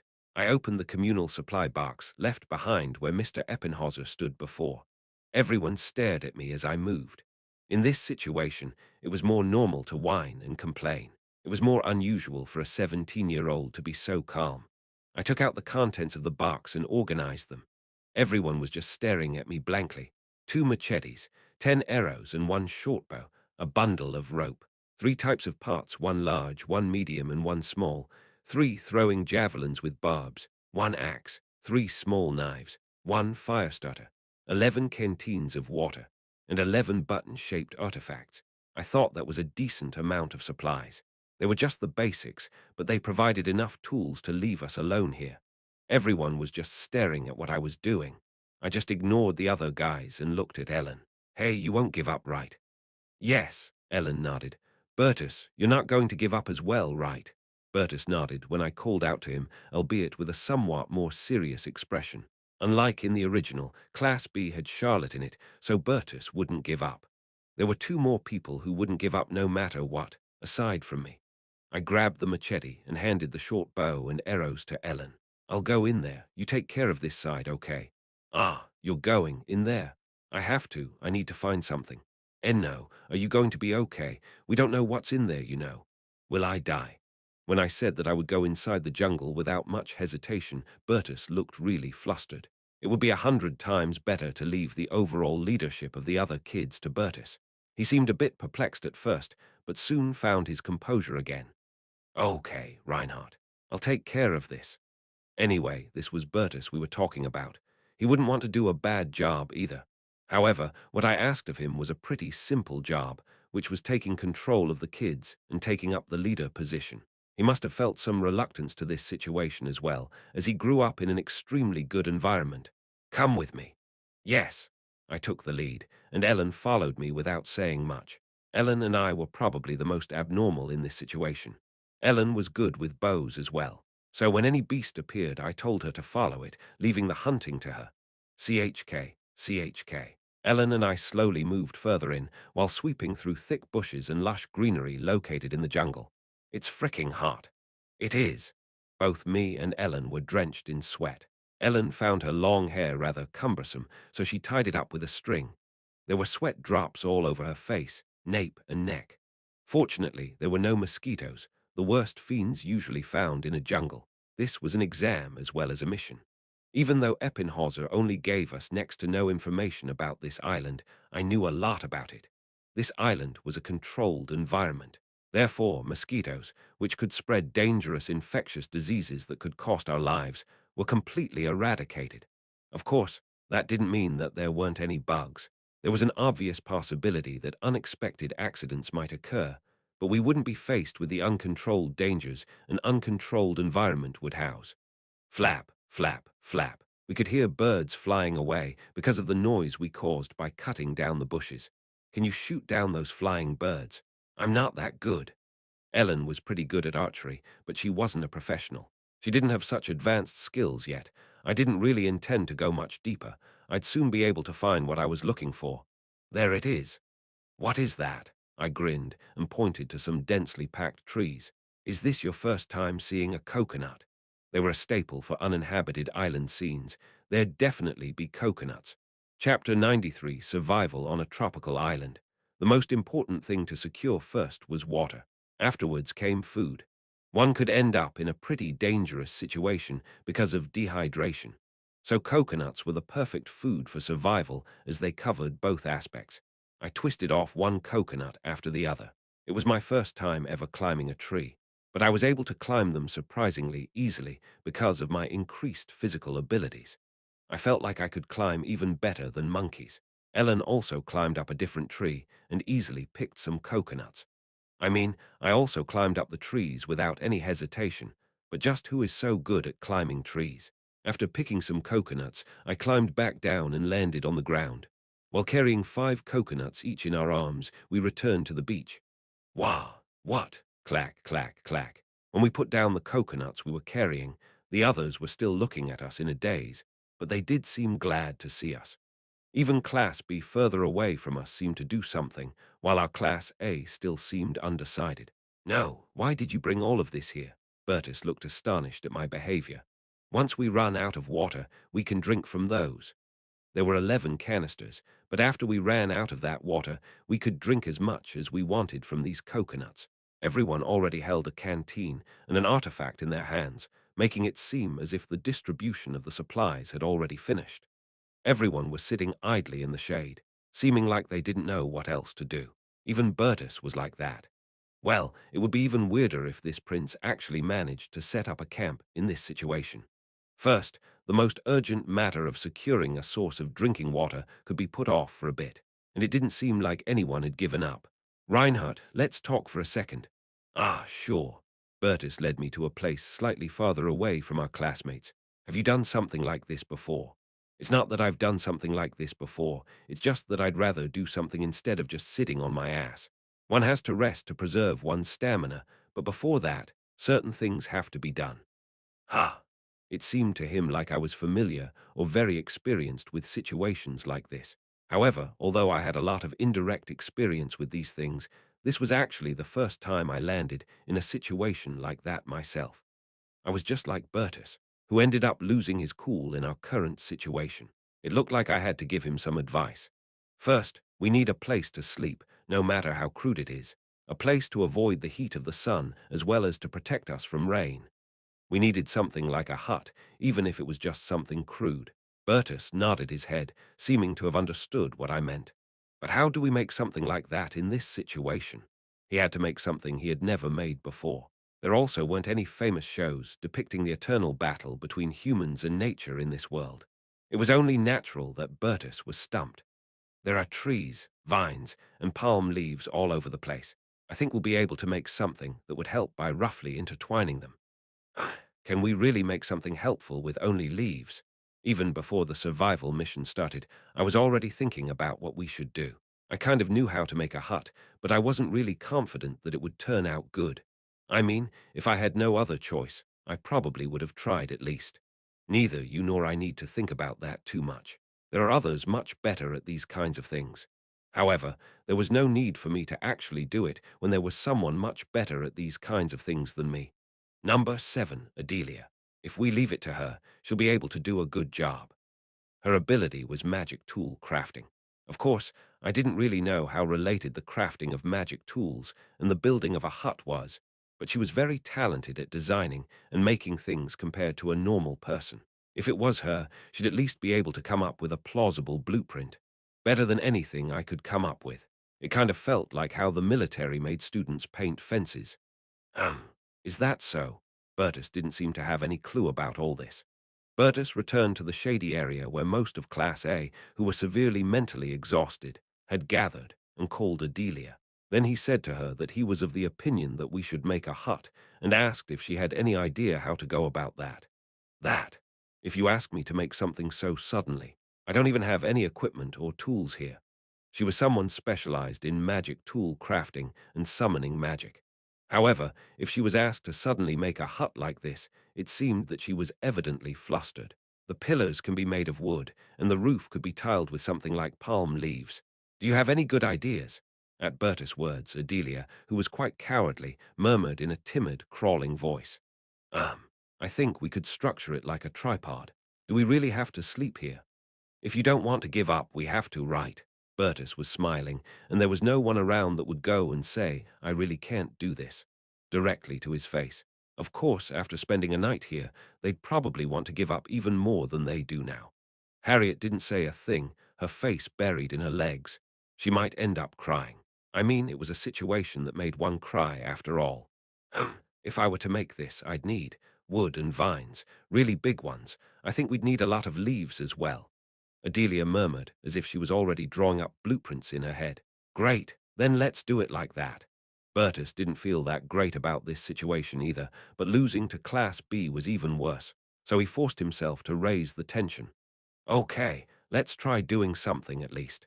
If we really can't go on, we can always give up, but don't you think we should try at least? It's kind of weird just giving up before we even did anything, right? Bertus pointed at Kea, Erich, and Kono Lint, who were silent.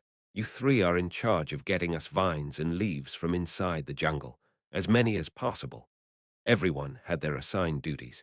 All of them looked a little reluctant, but they didn't have the guts to refuse Bertus' instructions. After Bertus decided on actually giving this a try, his thoughts seemed to flow smoothly. Sane Toan, can you use magic right now? At Bertus' call, Harriet raised her head with her eyes wide open. Her expression showed bewilderment. Well, I can't do anything of a high level yet. That's fine. It just has to be something of a level that can cut some trees about that size. How is it? What Bertus pointed to was a regular-sized tree. I think I can do that. Harriet nodded, a little depressed, but it didn't seem like something she was completely adverse to. Great. Cut down as many trees as possible, but it's pretty dangerous, so be careful not to get hurt. Yes. Harriet got up from where she sat. It seemed like she would do what was asked of her, even while she felt rather depressed. Ellen and Cliffman, could you help set up the camp as Adelia requested? Yes. Okay. Ellen and Cliffman were the strongest in this class in terms of physical strength, so it was only right for those two to be in charge of the physical labor. There seemed to be a bigger picture gradually coming together in Bertus' mind. Was he the type that, if told one thing, would realize two? Or maybe it was just his mentality slowly recovering, leading to his sudden motivation. He was someone that would become active as soon as he got someone to order around. Villain or not, he was a born leader. The only ones that were not given a role for now were me, Liana de Grants, and Heinrich von Schwarz. Bertus, could you leave me in charge of those two? At my words, Bertus tilted his head. Additionally, when they heard me ask if I could be in charge of them, both of them had some sullen expressions on their faces. Heinrich hated me, and I haven't even spoken to Liana yet, so they obviously didn't have any good reactions to my words. Do you have any plans? Well, I think the two of them are actually the most important out of all of us. Really? Their expressions became quite strange after they were subjected to my sudden, uncharacteristic compliment. Heinrich von Schwarz, pyrokinesis. Liana de Grants, electrokinesis. These two supernatural powers were key to survival in this jungle, in my opinion. What?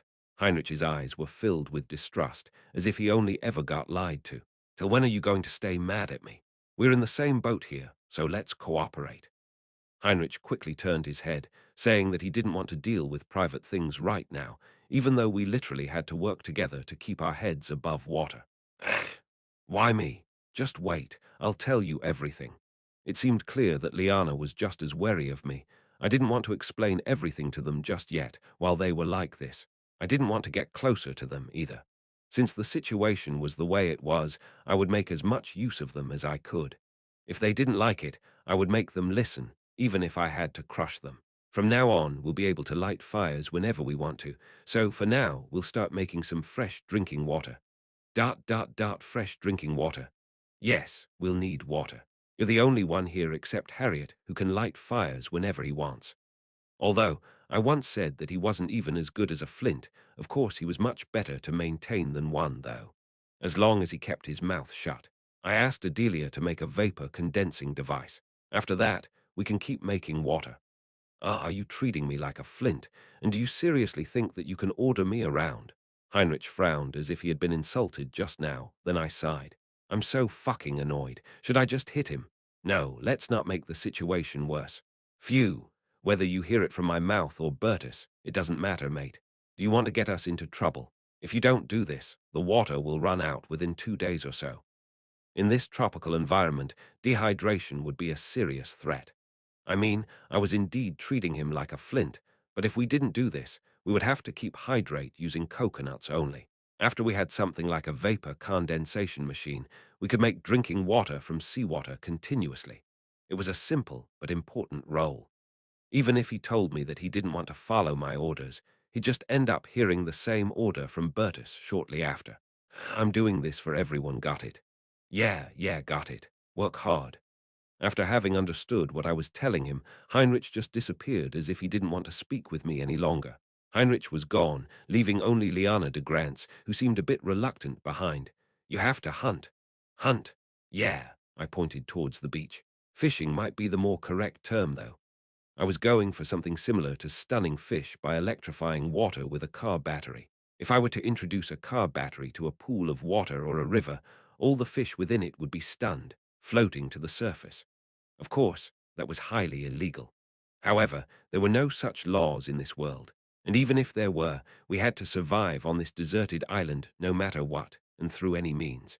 I took Liana to the beach. Where you won't get electrocuted or something, right? That's right. Liana, who was full of surprises, was basically immune to electricity. Liana still seemed quite reluctant. Try using your supernatural power on the water. I doubt it'll work. She hesitated for a bit, but then began to concentrate. I then backed away, fearing that I might get electrocuted. BRZZZT, BRRRRZZZT. Blue electric currents flew from Liana's hands and were soon raging among the waves. This girl certainly had excellent control over her supernatural power. SHWAR. And nothing really happened. Liana clicked her tongue slightly. I don't want to get wet. Saying so, she slowly walked down to the water, immersing her arms into it this time. Well, she seemed rather picky, but she did what I asked of her. This time, she activated her ability after her hands were fully submerged in the water, although I couldn't really see it. Of course, there was nothing different from before. The sea was quiet, and there were no stunned fish floating up. Liana looked back at me. I told you, it won't work. Right. I've only ever heard of car battery fishing, but I never actually tried it myself. I didn't know if it was because Liana's abilities were still lacking or if there was some other problem. Liana came out of the water and frowned, seeing her wet shoes. It seemed that she was royally pissed that the only thing my request did was get her shoes wet. I know what you're trying to do, but for that to happen, I would have to get close to the fish, whether by diving or swimming. My range isn't that wide, and I can't swim. She seemed feisty, but she still seemed to properly explain things to me. How very strange. Anyway, I thought with electricity alone, I would be able to cover a fairly wide area, even if it wouldn't affect the whole ocean. That wasn't the case. The Korean Department of Education should make a public apology because of this. You can't swim. So what if I were to carry you on my back while we go in there and you electrocute? Oh, right, I'd get electrocuted as well. Weren't you first ranked in the exams? Liana looked at me with a rather strange look. It seemed like she was doubting how someone like me could take first place. It sure was a waste, but if I couldn't use her, I wouldn't be able to catch any fish. What's the range of your ability? 5 meters. Her output wasn't that strong at the moment. Looks like I had to struggle some more. Liana just sighed and started to tie her hair up. It's fine.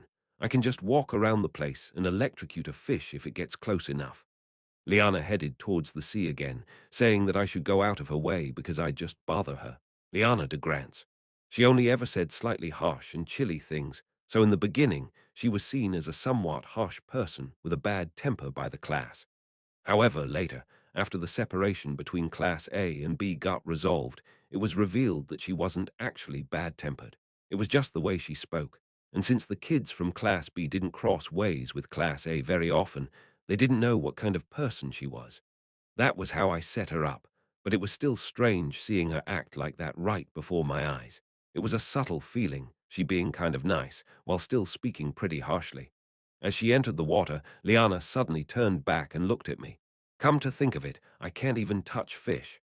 Another absurd characteristic I gave her was that she was clumsy. Chapter 94. Although Liana said that she wasn't able to even touch fish, she decided that this wasn't a situation in which she could make such excuses, so she eventually walked back towards the ocean again.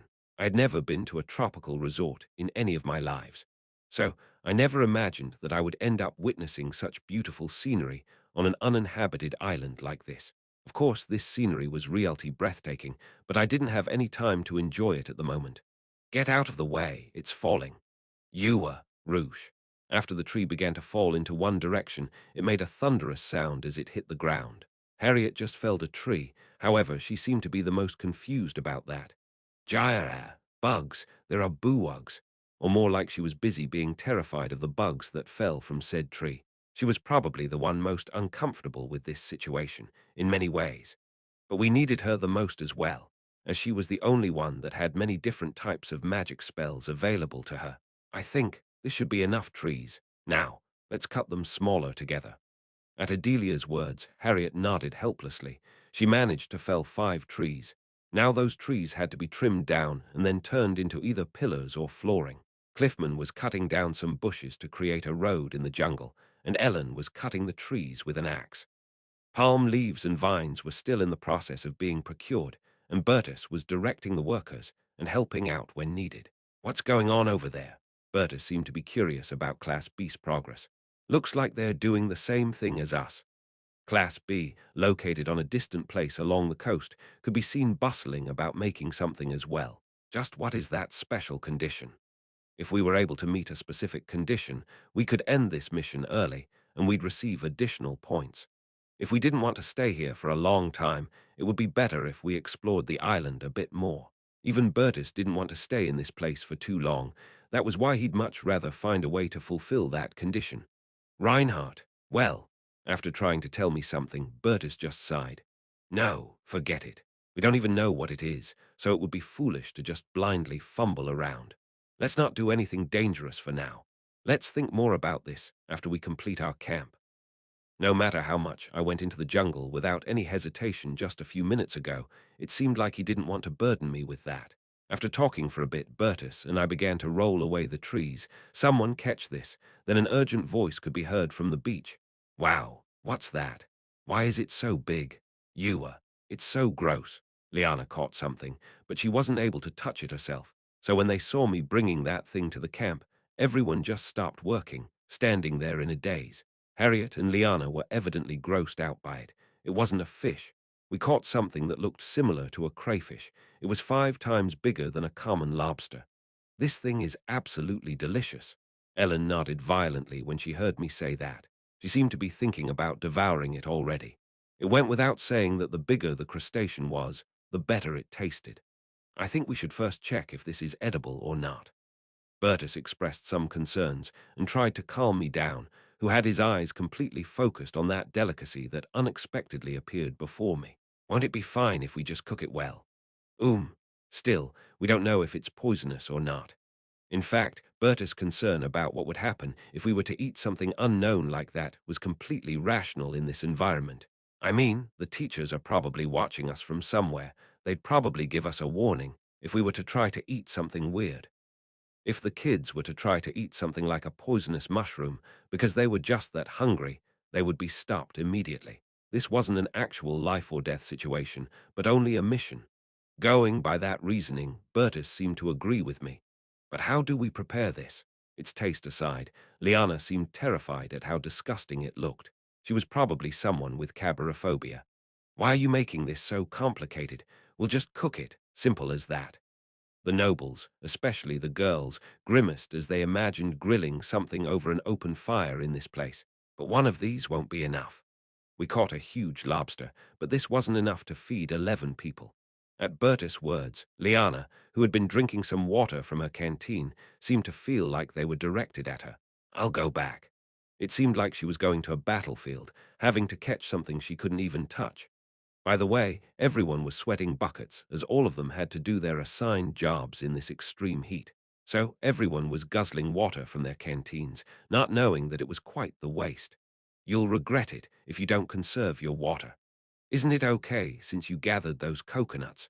Kono Lint's nonchalant remarks earned a glare from me. Hey, do ya think it's easy climbing trees? You wanna do it? And no, that's not. He said it so easily because it wasn't him who picked those coconuts. No, wait a sec. Number 8, Kono Lint. His ability was teleportation. Come to think of it, you really should be the one to pick them. If he used his ability, he'd get naked as a side effect. So if no one was watching, there wouldn't be a problem with him using it right. From now on, you'll be in charge of gathering coconuts. Hua. As everyone in class knew the side effects of Kono Lint's ability, everyone started laughing. After making Kono Lint the designated coconut shuttle, I entered the jungle alone. I didn't know how it would go, but honestly, I wasn't that interested whether we won or lost in this group mission. The condition of completing my quest was to survive. It didn't mention anything about winning. As long as we could hold out until Friday, I would receive my achievement points, so Class A didn't have to win for that. Also, I kind of wanted Charlotte to win, so I didn't really assert any conditions myself. I didn't even think this would be possible to begin with. I wasn't confident in my archery skills, so I was currently carrying around a machete and 3 javelins. Although I wasn't sure I'd actually be able to do some hunting, I still took them with me. However, my current goal wasn't to hunt for food, but to secure a new freshwater source. The island was quite large and also had some mountains. Therefore, if I were to search carefully, I'd be able to find a water flow. Then, instead of having to bother constantly picking coconuts, we could just fetch water from there. I was trying to find it because I actually knew that it existed somewhere around here. Of course, I didn't exactly know where it was. Phew! I had to somehow get through this thick forest, so my stamina consumption was extremely high. In fact, it was highly difficult to even make 10 consecutive steps. Of course, my path wasn't completely covered in vines, so I could navigate myself quite well. After walking for some time, I finally came to a halt. I might end up exhausted and unable to move, so I decided to go back first, after I cleared a significant portion of the path. Queeg! And then the cry of some animal rang out from somewhere. Seeing that it was screaming, it didn't seem like this was normal.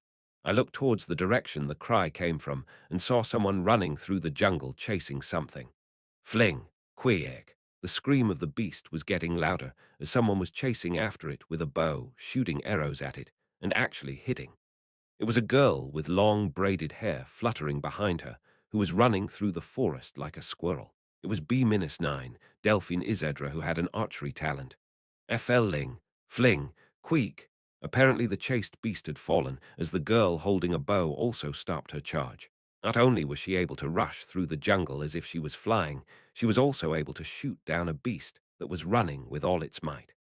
She was Ludwig's best friend, as well as one of the main heroines of this novel. How can I take this back? She caught something, but it seemed like she didn't know how she'd take it back. Hey, should I help you? Ah, ha, who's there?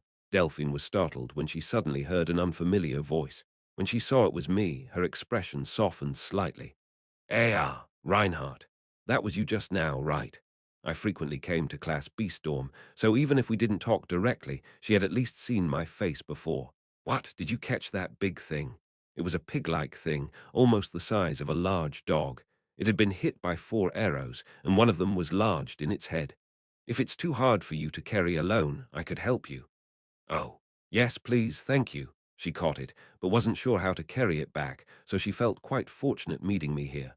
She and I took a short break while dragging the dead pig behind us. Ah, it's quite heavy. Yeah, how could it be so difficult to move a dead beast?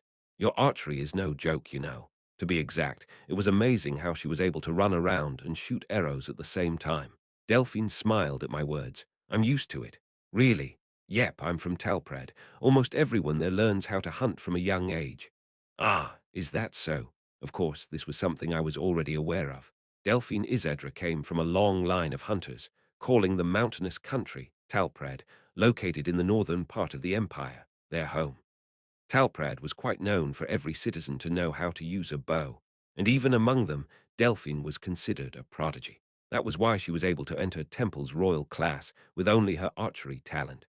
She had been out hunting ever since she was a child, moving through rough terrain, so she took to this situation like a fish to water.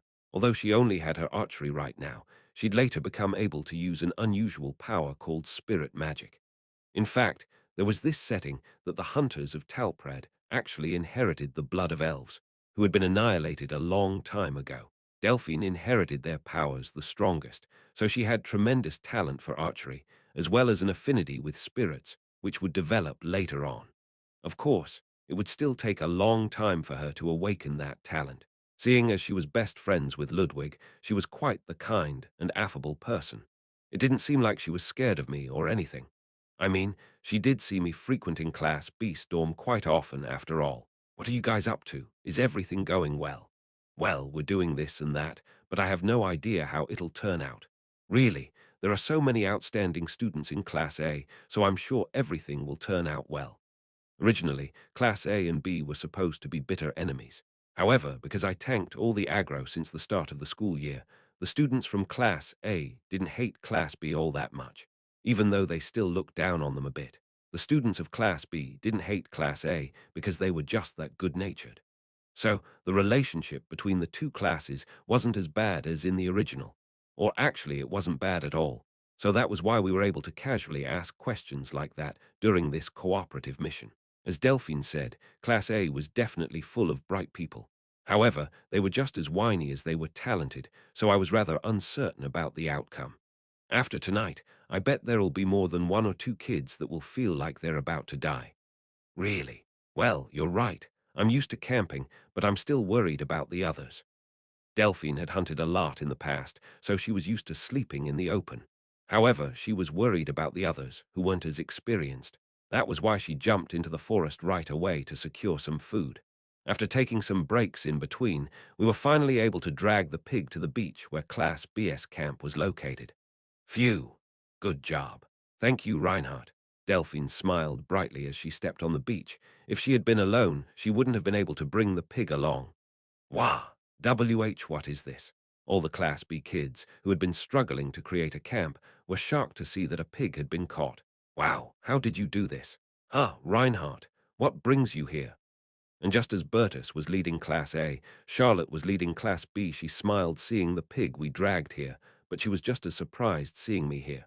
With her wavy, pretty, blonde hair tied up in a ponytail, she walked around with the sleeves of her shirt and the legs of her pants rolled up. Seeing that her palms were also quite dirty, it seemed like she was also actively participating. We met inside the jungle, and he helped me move that thing. If I had been alone, I wouldn't have been able to drag it all the way here. At Delphine's words, the expressions on the Class B students' faces, Charlotte's included, became strange. He did what now? That was what everyone's expression was saying. Charlotte just sighed heavily and smiled. Reinhardt, although this is a cooperative mission, it's still a competition. How could you just go and help the other team? She rebuked her opponent for helping her. I laughed at Charlotte's words. No way. How could I work without receiving anything in return?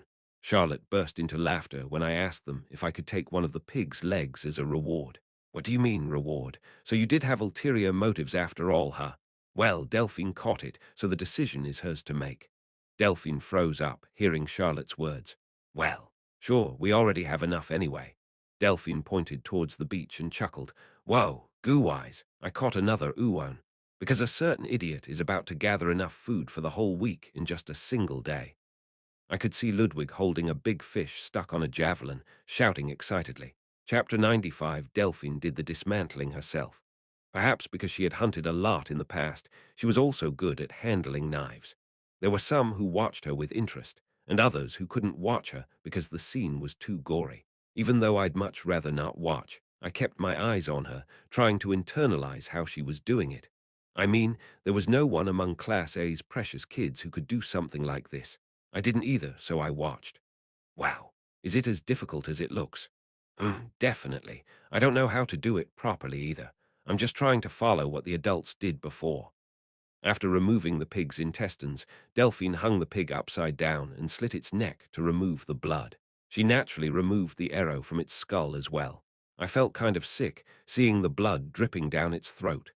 Delphine, who did this by herself, had her hands completely stained in blood. But this was. I knew it would be fine. However, there were no parasites in there, right? Although I set it up as there being no such problems, was it really fine? We could just eat it if we cooked it well, right? It takes some time to remove the blood and skin. If you come by later, I'll give you your share. Oh, is that so? Okay then. As I was about to go back, Ludwig came over with his shirt off and a javelin with a fish stuck on it in his hand, his eyes wide open in surprise. Whoa, Delphine, what's going on here? Ugh, there's so much blood. Reinhardt. He seemed to be a little surprised to find me here. Welcome. Do you want some fish? To be honest, I think we got a bit too much. Of course, our kind-hearted Ludwig just gave me the fish he caught not too long ago. No one even seemed to care that he wanted to give that fish to me. When I looked over to their bonfire, I could see fish stuck on skewers getting grilled. B-2 Louis Ankton was watching over them, with an expression on his face that seemed to say, why do I have to do this? It definitely looked like they had a lot. This survival mission was originally intended to show that Class B was stronger in praxis.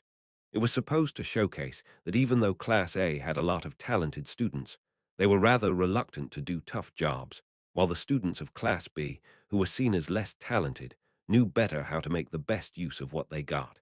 That's right. There were many practically inclined kids in Class B. There wasn't anyone among them that would go. Oh my, why should my noble self have to do something like this? Hence, it was pretty much inevitable that they would perform better than Class A, thanks. I'll eat it well. Ludwig smiled at my words, saying that I should tell him if we didn't have enough. Geez, looks like everyone has forgotten that this is a competition. Seeing this, Charlotte only shook her head, but I could see that her eyes contained some joy. Come get the meat later, Delphine shouted as I was on my way back. It seemed that her preconceived notions about me had been completely erased after I merely helped her move that pig. How did you get that? Bertus had a rather sickly expression when I told him that I was given that fish. Ah, they just said that they had too many. How did you get to their camp? Ah, Delphine caught a pig in the jungle, and I helped her carry it back because it was too heavy for her. So we decided that I would get part of its meat later on. There are normal pet pigs in there. Bertus seemed shocked that there were pigs in the jungle before he could even process that I helped Class B. It was the same for the others. Doesn't that mean that there are dangerous animals in there? What if we get attacked late at night? It was Kea whining around. Hey, buddy, pigs aren't exactly dangerous animals, however. Wild boars could be pretty dangerous. It seems like we have to keep watch at night then. Ever since he heard that there were pigs inside the jungle, Bertus seemed to have become very vigilant already. Okay, Reinhardt, well, securing that raw meat itself is indeed beneficial. Deciding not to think about it any further, Bertus seemed to have chosen to think that it was a good thing that I helped Class B secure more food for our class. By the way, is it ready? I think it's pretty much complete. It didn't entirely look like home yet. It's quite surprising that making something like that was much more realistic than I initially thought. Harriet was sweating profusely, but she still continued to cut logs with her magic. They constructed it by putting the wooden logs they had cut against each other, like a camera tripod. The main pillar was reinforced by tying vines around it to prevent everything from collapsing, and the sides were bound together by vines as well. Then palm leaves were inserted to create walls. I think about 2 people can sleep in there at the same time. I nodded at Adelia's words. It was cramped, but it was enough for 2 people to sleep in there. Since we were 11 people, we had to make either 6 more or 5 more, leaving 3 people to share a single hut. If we tried to construct larger huts, there was a bigger risk of them collapsing, so it seemed like the right choice to make smaller ones. Adelia seemed to have a lot of things to worry about. Rain will probably leak through the roof. We'll just have to bear with that. Making a completely waterproof cabin in this situation was pretty much impossible. Just knowing that we now had a place to lie down in and rest was good enough. Adelia seemed to be struggling with how to make this place a more bearable environment for us. Still, if we were able to cut the logs into planks, we might be able to make something similar to flooring. Of course, the only problem was that Harriet had to do that all alone. I passed the construction site and headed to the beach. There was our person responsible for the fire, Heinrich von Schwarz, keeping the simple distillation device running. In this sweltering heat, he continuously picked up firewood to keep the bonfire running and lit the fire again if it ever went out. Perhaps it was because of the heat, but his face, that usually had a vain look to it, seemed rather ripe. He just continued to stare on with dissatisfaction, too tired to even argue. The small pot was hanging in the bigger pot and had quite a bit of water in it. It wasn't enough to drink, but he had to keep it running so that everyone wouldn't run out of water. He just had to hold on until I found the water source in the jungle. What's with the fish? I got it. You got it? Yeah. I put the fish on a large palm leaf as a substitute for a chopping board and started to fillet it. I didn't know how to do it exactly, but I had a rough idea. Chop. Ugh. When I chopped off the fish's head, Heinrich freaked out. Ignoring the last struggles of the flopping fish, I gutted it. I removed the bladder and intestines, then descaled it. I wasn't sure what kind of fish this was, but it should be edible. It kind of looked like a sea bream. Heinrich looked at me, terrified, as I calmly cut up the fish next to him. I put the fish on a skewer I prepared beforehand and stuck it into the ground next to the bonfire on which the pot was steaming. Tell me when it's done. It's going to take some time. Oh, and if there's any salt in that pot, collect it. We don't have any condiments, so we should at least put some salt on it. H-ha, okay. The one with the knife in his hand was indeed the boss, so Heinrich replied straight away. Everyone worked as if they were possessed, even if they didn't have much motivation, so time went by quickly. The water canteens, which everyone received one of, were immediately emptied. However, we still had the distilled water, and since Kono Lint had continued to harvest some coconuts, we had sufficient ways to keep us hydrated. It doesn't taste as delicious as it looks. I think it's delicious, though. It's only because of the heat, that's all. Kono Lint and Erich expressed their opinions about the taste of the coconuts. Whether they liked it or not, they had to keep drinking from them until we found a new water source. Fortunately, Liana de Grants was able to stun a few more fish by electrocuting them, although she still couldn't touch them. Nevertheless, we were able to get a total of 5 fish that day. So, on the first day at sunset, after we finished constructing the camp, we made a big bonfire in the middle of it and started grilling the fish and lobster. I also started grilling the pig legs I obtained from Class B. I sprinkled everything with salt before grilling them. There are no forks and knives. Harriet muttered softly with a sullen expression on her face. What do you expect in a place where we have to use leaves as plates? Even though I criticized her like that, Harriet didn't even answer. That was how depressed she was. Even though she was in that much of a daze, she actually worked the hardest today. Without her magic, it might not have been possible to construct this camp. Harriet just looked towards the distant shore and pouted. What are those guys even doing? What is so fun about this? At Class BS camp, after their food was ready, most of them jumped right into the sea and played around. No matter what the future might hold for them, they do their best to enjoy it. We, on the other hand, were just sitting around the bonfire somberly. Even though everyone was hungry and we actually had some food, they didn't really look like they looked forward to eating it. Everyone, I understand that you are having a hard time. I know you find it unpleasant sleeping here and eating things like this. In the end, Bertus had to step forward. However, this is our first group mission. We don't know what other missions we have to face in the future, but we still shouldn't fail our very first mission, right? He was smiling, but everyone knew that Bertus was one of the people who suffered the most under these conditions, so there was no one who dared to make a fuss in front of him. Bertus picked up a skewered fish, ate a little of it to make sure it wasn't too hot, and began to properly bite into it. Everyone stared blankly at the imperial prince, eating a fish like a beggar on a deserted island. It's good to eat. Bertus smiled with fish all around his mouth. So, let's eat. Bertus chose to take the first step to stop the high and mighty nobles of Class A from being fussy. Maybe it was fine, even if he was someone who wore a perfect mask on his face as well as on his heart. Charlotte was someone like that as well, after all. I really didn't know anymore. Bertus distributed the cooked food to all the class members. He knew, after all, that they'd have to eat it if it was something he gave to them.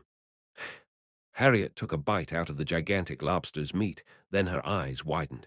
She then looked at Adelia, who was seated next to her, and ate the same thing. Both of them looked surprised. They probably felt the same way. I was pretty sure that both of them had eaten lobster before, but they probably had never eaten one of such a monstrous size before. I feel kind of bad because he was right, Harriet murmured in a rather desperate tone, feeling a sense of defeat, probably because she found the lobster delicious. Although it was huge, if divided in 11 pieces, it was just a small amount of food. While she ate only half of the fish Bertus gave her, it seemed like she liked the lobster a lot. It looked like she was slowly regaining her appetite. Hey, what? Eat it. I gave Harriet a wooden skewer with bundled lobster meat on it. Her eyes widened. Why are you giving this to me? Ah, don't ask me stupid questions, just eat it. I have no energy to argue with you. When I forcibly shoved it towards her, she accepted it silently. She suffered the most today. She was also the one least used to this kind of environment. She would continue to have a hard time during this mission, so I decided to take care of her a bit. Even if one felt sad and depressed, you should still eat well if one had food sitting before yourself. Harriet seemed thoroughly exhausted. She simply began to nibble on the lobster meat I gave her. And then, Ellen, where are you going so suddenly? Ellen Artorius suddenly jumped up from where she sat and walked off somewhere. Bertus, seemingly surprised, called Ellen, but she didn't answer him. She just picked up a javelin and eventually ran off. Wah, what is she doing? Harriet looked towards Ellen, who suddenly jumped into the sea, colored red by the sunset. Something great. I kind of knew what she was doing. About 30 minutes later, Ellen Artorius came back with 3 similar lobsters as the one we just ate on her javelin. Wow, what is she? Everyone started to reevaluate the pretty Ellen, looking at her with shocked eyes.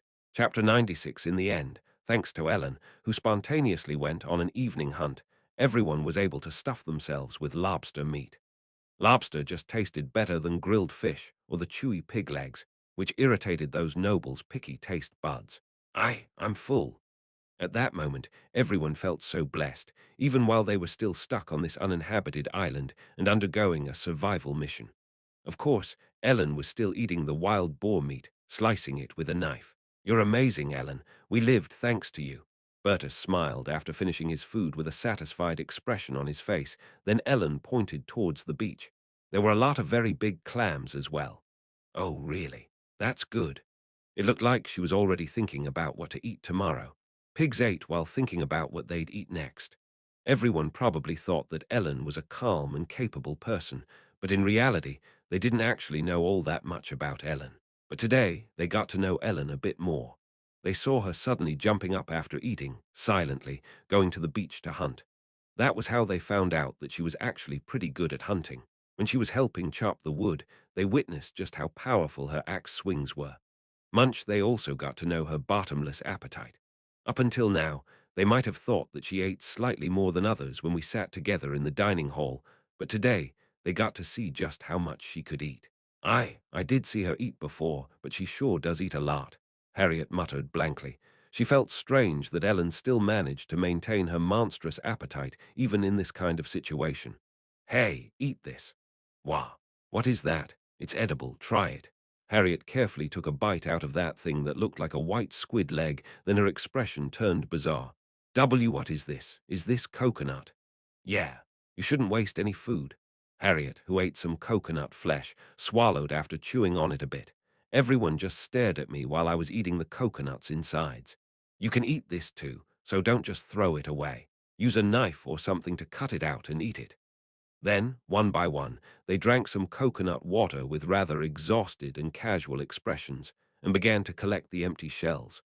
The sun set completely, transitioning to night. Everyone worked hard today. Don't go out into the forest at night. It's dangerous. Let's just stay around the beach. Those who want to sleep early should go sleep first. As soon as we finished eating, Bertus naturally started to take control of his classmates, and we will set up a night patrol. We don't know what might happen. I think it would be best if we take turns standing guard. We'll switch after 1 hour has passed, although I'm not sure how to measure time in this place. I heard that one can tell the time by watching the night sky, but do we have anyone here who can do that? I think ... it's about 8 p.m. right now. Adelia, who had been blankly staring at the sky, piped up. Oh, you're able to tell the time. That's a relief. Then let's make 10 p.m. our official bedtime. From that time on, every hour, one of us will stand guard in order of our class number. Adelia can't keep checking the time, so I shall leave the measuring of the time to each of you. In other words, end your shift when you think it has been an hour. That might seem rather vague, but there was no other way.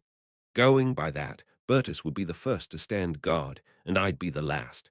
I mean, being last didn't feel like I'd be standing guard at all. Now, everyone, just keep in mind that you shouldn't go into the forest. Those who don't have to stand guard should try to sleep well, and those that are to stand guard, try to rest. In this extreme situation, he had to spend the first night struggling to control and soothe these mentally exhausted children. The most weary one out of all of us would probably be no one else, but Bertus, though. Most of my classmates must have been extremely exhausted, both mentally and physically. Therefore, even the kids who asked how they would be able to even sleep in something like this, or what they'd do if insects got in there, went into that cramped tripod hut, but didn't come out again. They probably fell asleep as soon as they lay down on the floor. Fatigue could beat anything.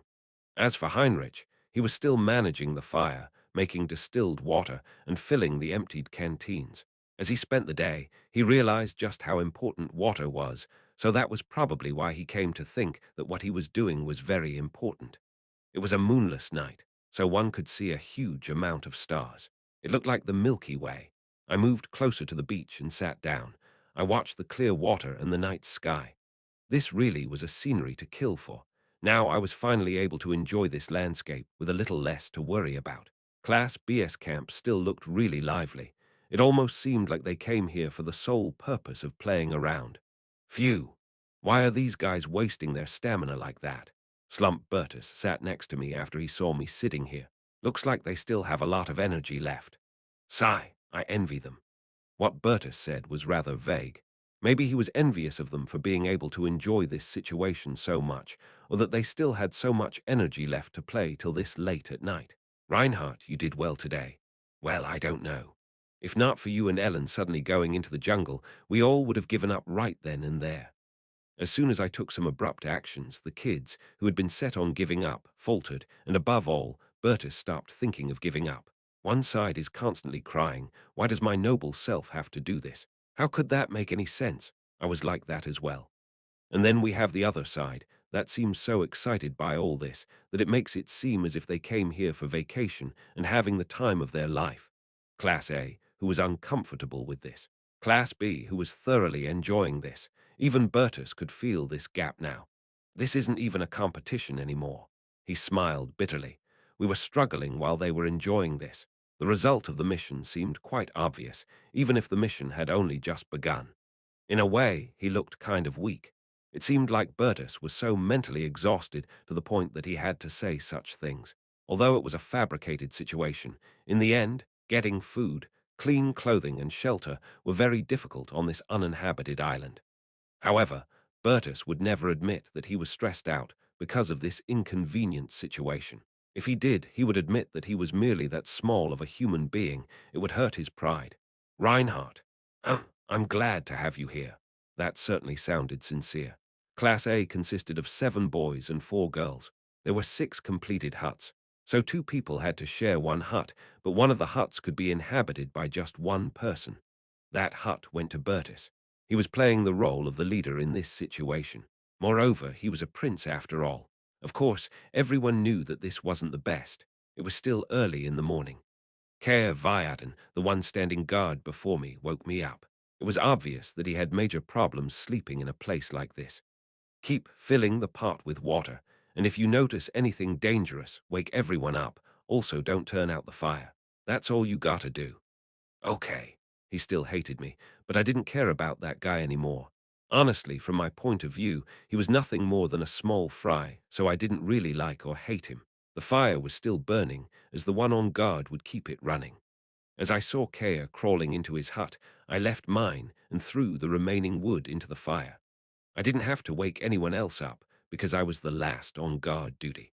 Well, there wasn't any set wake-up time, so there was no need for me to wake anyone up just because it was bright outside. They'd just have to wake up on their own. The huts were built circularly around the bonfire. The 6 bell-shaped huts had their entrances slightly obscured by palm leaves, but one could still look into them a little. Everyone was sleeping in them as if dead. After pouring some seawater into the pot and replenishing the firewood, I had nothing more to do. How long has it been? Rustle. I could hear a rustling sound coming from one of the huts, then I saw someone poking their head out of the entrance. Did you see anything? No. A disheveled Liana de Grants appeared from her hut. She crawled out of it and staggered to her feet. Her whole body seemed to creak. Why did she come out when she evidently hadn't slept enough? Then she suddenly started walking towards the forest. Hey, where are you going? She ignored my words and just walked in silence. Don't go into the jungle, it's still dark outside. What is it? Why are you talking? Clasp, I grabbed her arm. Then she violently shook me off and looked at me. Her eyes seemed so cold, as if she could freeze me by just looking at me. What's going on? Did I do something wrong? I'm going to go shit. Are we done? With that, she disappeared into the jungle, seeming like she would kill me if I were to speak to her any longer. It was probably very urgent, seeing as she blurted it out like that. The girl that went on her merry way to shit didn't come back. What's going on? I quietly mumbled to myself in front of the campfire. Did something happen to her, or was she just constipated? If something happened to her, I would have to go to help her. But what if I just ended up embarrassing her? Wouldn't that leave a permanent scar on the young lady's psyche? No, but wasn't it really strange for her to not come back after more than 20 minutes had passed? I didn't hear her scream, though. Or was she just too tired and fell asleep right when she did her business? No, that can't be. Or maybe, was there really a problem? I got up from where I sat and walked towards the jungle. Maybe she was just too embarrassed to say that she had a problem. If you're all right, spark once. If there's a problem, spark twice. If you don't do anything, I'll just go in. It was quiet for a while. And then, BRZZT. BRZZT. I could see electric sparks flickering in the forest. Did she go in that deep? She was still conscious, but something was wrong. I had a feeling what it was. Oh, do you need something to clean your BRZZT? As soon as I got there, sparks flashed before me. That idiot just went in without thinking about that matter because she had to go urgently, but now she realized that there was nothing to clean herself with. Hey, just wipe it off with a nearby leaf. There isn't much else here. BRZZT, BRZZT, BRZZT, BRZZT. BRZZT. I didn't really know what she meant with that, but what I could read out of it was that I shouldn't talk nonsense. There wasn't any toilet paper here, you know. She should ask for something more reasonable. Or do you want me to get you some seawater? After some silence, BRZZT, she sparked once. I put some seawater in the medium-sized pot, went close to the spot where I believed her to be, and carefully placed it down. You can use it, but be careful. We still need it to cook and stuff. Okay. There was no reply, but we just tacitly agreed. After some time, Liana emerged with an empty pot. She looked like someone who had their base dignity as a human being severely trampled on. This must have been an unbearable experience for the young lady, someone who grew up protected and held dear by her family. What the hell did these guys even think, giving them that kind of mission? It should have been her who felt most embarrassed about this, but here I felt even more ashamed on her behalf. As if she walked forward like a marionette controlled by somebody else, she began to sob and went towards the beach, not even looking at me. Then she just silently washed the pot in the sea. Her butt was slightly wet. I want to give up. That was what she told me as she put the pot back in its original place. The pot was definitely well cleaned, but I decided I won't eat from it anyway. Never. That was the resolution I made. Anyway, after she did something like that, it seemed like she fully realized our current reality. A 17-year-old girl who came from a noble family, never worrying about money, had to go through something like this. I couldn't even ask her to not give up. I mean, even Bertus would feel the same way. Well, wouldn't it be a waste to give up after you've done something like this? If you didn't want to do something like that, you should have just given up sooner. At my words, Liana looked at me with a clear expression. Is that so? Why, yeah. I mean, wouldn't it be rather unfair if you gave up after suffering like that, making your suffering invalid? Looking at Liana, I realized that if she felt so ashamed it went even beyond shame, her face wouldn't blush. She'd just get very quiet. Yeah, I've already defiled my body. Huh, she suddenly made such a self-deprecating comment and then crept back into her hut. Resignation, conviction, and self-suggestion. I was looking at an unprecedented phenomenon in which someone found conviction out of desperation. I already rolled in shit. I'm already dirty. So what does it matter anymore? What level of self-suggestion even was this? Sniffle after a while, I could hear something that sounded like snoring from Liana's hut, but I couldn't tell if it was actually snoring or crying. Just what is shit? I was contemplating such things under the beautiful night sky dotted with brilliant stars. It was a rather thought-provoking night. Then, after a long time passed, I heard rustling from another hut. From it, someone appeared. Our Reinhardt. It was none other than Harriet, who suddenly called out to me. She was staring at me with a look on her face, as if she was about to cry. What should I do?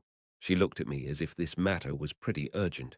Even so, it seemed like she thought that I would absolutely help her out after I took care of her for a bit. I didn't know if it was because of her useless pride, but looking at her face, it seemed like she wanted to ask me to do something. She didn't say anything at first, however.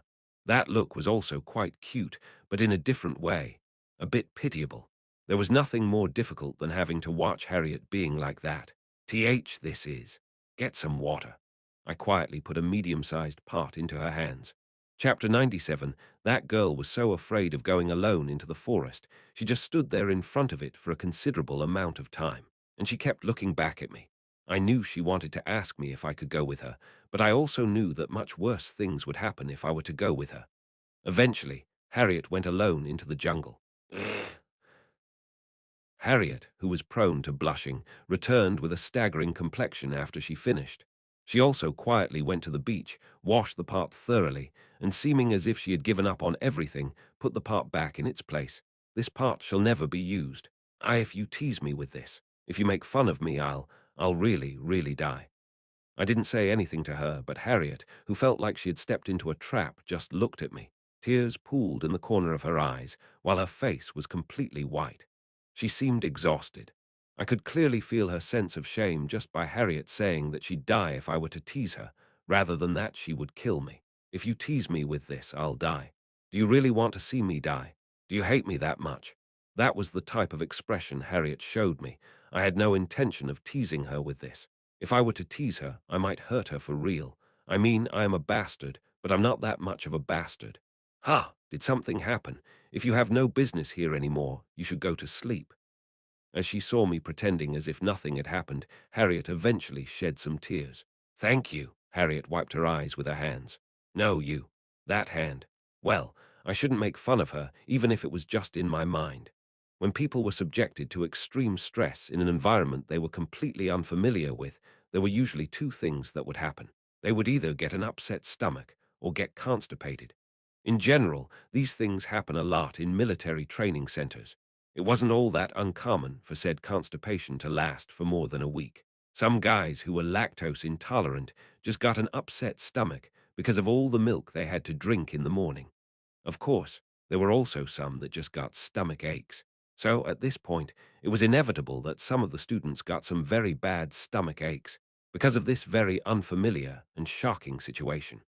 Their stomachs would hurt even more after they ate things they weren't used to as well. I'm grateful that I only ended up with constipation. I was prone to it after all. Strangely enough, that fact hadn't changed, even after my body changed so much.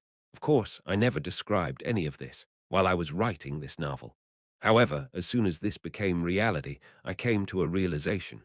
The hardest thing in this group mission wasn't actually survival, but pooping. How gracious it was to have toilet paper. What a blessing it was to have fresh underwear to change into. That morning, those who had been shamed by having to do their business like that seemed to be mentally exhausted in a different way from yesterday. Their expressions were ash white, as if they were completely burned out. The female students seemed to feel particularly embarrassed. Of course, there was also the desperate wish to wash up etched into their faces. It was the same for me. What? Did something happen last night? Bertus looked at Liana and Harriet, whose expressions were the worst, and asked if they were sick. Ha! Ah, no. Sleeping was just uncomfortable. That's all. Nothing happened. As they turned around, they didn't look at Bertus, but at me. Harriet looked at me as if she was pleading, please, please don't tell anyone. Liana wore a determined expression, as if she was trying to tell me that if rumors about this would start to float around, either me or her would have to give up their lives. It was true that I was a bad guy, but I wasn't that bad. I think by the time I acknowledged that I was a bad guy, I had already screwed up. Should we eat the leftover meat from yesterday for breakfast today? Although I don't think we can just eat it. It's probably too hard, Kono Lint said as such, while holding the medium-sized pot. No, no, no, me, Liana, and Harriet. The three of us shouted towards him at the same time. Ellen, who swam out into the sea last night and caught 3 lobsters, and I, who was able to swim, were in charge of catching fish. Liana's style of catching fish, by waiting for them to come by and electrocuting them, took much too long. Are you going out into the sea? Harriet called out to me and Ellen when we were about to go into the sea. Yeah, we need to get some food for breakfast. Are you good at swimming? I don't know if I'm particularly good at it, but I know how to do it. Harriet had a slightly reddened face. Apparently, during this group mission, her perception of me was changing rapidly. Do you maybe need something like, Harriet looked at me and Ellen alternately as she spoke, like underwater breathing magic. Oh, you should have told me sooner that you could do that. Harriet put an underwater breathing spell on me and Ellen. She said it would last about 30 to 40 minutes. It felt strange, being able to breathe underwater. It didn't feel like water was flowing into my lungs. It was hard to describe the feeling. However, if the magic were to suddenly wear off at an inconvenient moment, wouldn't I swallow all the water and drown? Let's plan in some time to resurface.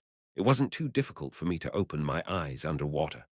Both me and Ellen knew how to swim, and we had the underwater breathing magic cast on us, so we could dive in a little deeper. Then this spectacular underwater scenery, filled with coral reefs, unfolded before us. For a moment, I felt like I wanted to stop to take in this scene. Ellen gently swam under the sea, letting her limbs and waist run idle, and began to pick up the abalones attached to the rocks. Ellen looked like a mermaid as she moved through the water. It was pretty, but she was also able to move through the water just as freely as one. She really was good at everything, no matter what she did. Her swimming prowess went beyond only good, it even felt elegant. Ellen looked at me with her head tilted when she noticed that I wasn't picking up any clams. I shook my head, trying to tell her that it was nothing. I mean, I would just stand around, staring blankly sometimes. I picked up some abalone and clams, and then put them into a net Adelia had woven out of vines yesterday. I didn't bother picking up the ones that were too small because they obviously would slip out. I hoped we would catch some lobsters, as the other kids ate them without complaining, but we didn't see any at all. Wandering through the jungle required a lot of stamina, but moving underwater wasn't easy either. If it weren't for the underwater breathing magic, it would have taken me twice as much stamina. I could feel again that Harriet's talent, which enabled her to use any type of magic skillfully, no matter from which field, was truly amazing. I continued to collect abalone and clams. If I came across a big fish, I'd try to stab it, but there didn't seem to be any in this area. And I saw Ellen fumbling around a ledge when suddenly a camouflaged octopus appeared. It tried to get away by shooting out jets of water, but Ellen reflexively stabbed it with her javelin. Ellen tilted her head as she looked at the octopus she had unwittingly hunted. She showed me the end of her javelin, from which it was hanging. Caught a monster, she mouthed to me underwater. Apparently, that was the first time in her life seeing an octopus. It was only natural that everyone else was shocked by the giant octopus appearance. Hi hee. I feel like throwing up. Harriet, her expression completely pale, couldn't even look at it, and Liana just staggered into the jungle feeling nauseous after seeing it. I know it's edible, but seeing it now, I don't feel like I can eat that. Bertus had eaten octopus before, but seeing a live one made him a bit reluctant to eat it. If you don't want to eat it, suit yourself. I'll just eat it on my own. Additionally, we caught a lot of clams, including abalone, so they could just grill those to eat. I picked up the octopus by the head, removed its intestines, and rubbed salt on it. Since we had quite a bit of salt, there was no problem with me using it for something like this. Ellen was watching me wash the octopus with seawater. Is that delicious? Well, I think it is. It seemed like Ellen didn't really care about its appearance. All she needed to know was whether it was tasty or not. After cleaning the octopus, I returned to the camp. At my request, Adelia and Harriet cut a large stone into a plate shape using their processing magic. It was a stone grill. After fixing it in a suitable position, Heinrich collected some firewood and set fire under the rock. When the clean stone grill gradually dried up due to the heat, I placed the clams, abalone, and octopus on top of it. Sizzle. Ugh, it's gross.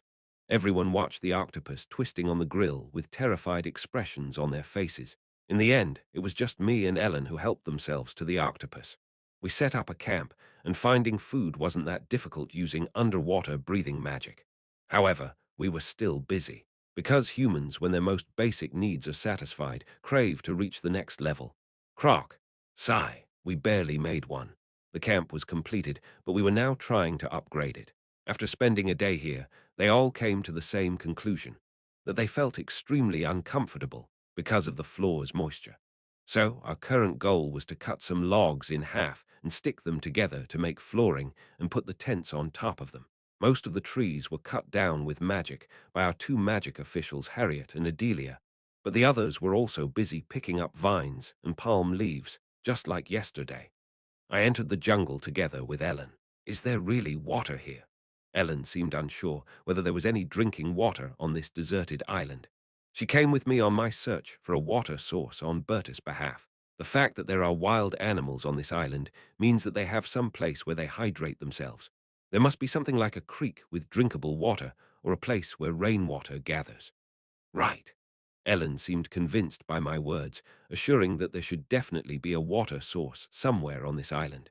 Ellen and I slowly made our way through the jungle, although not as slow as with Delphine Isadra yesterday, cutting down bushes in our way.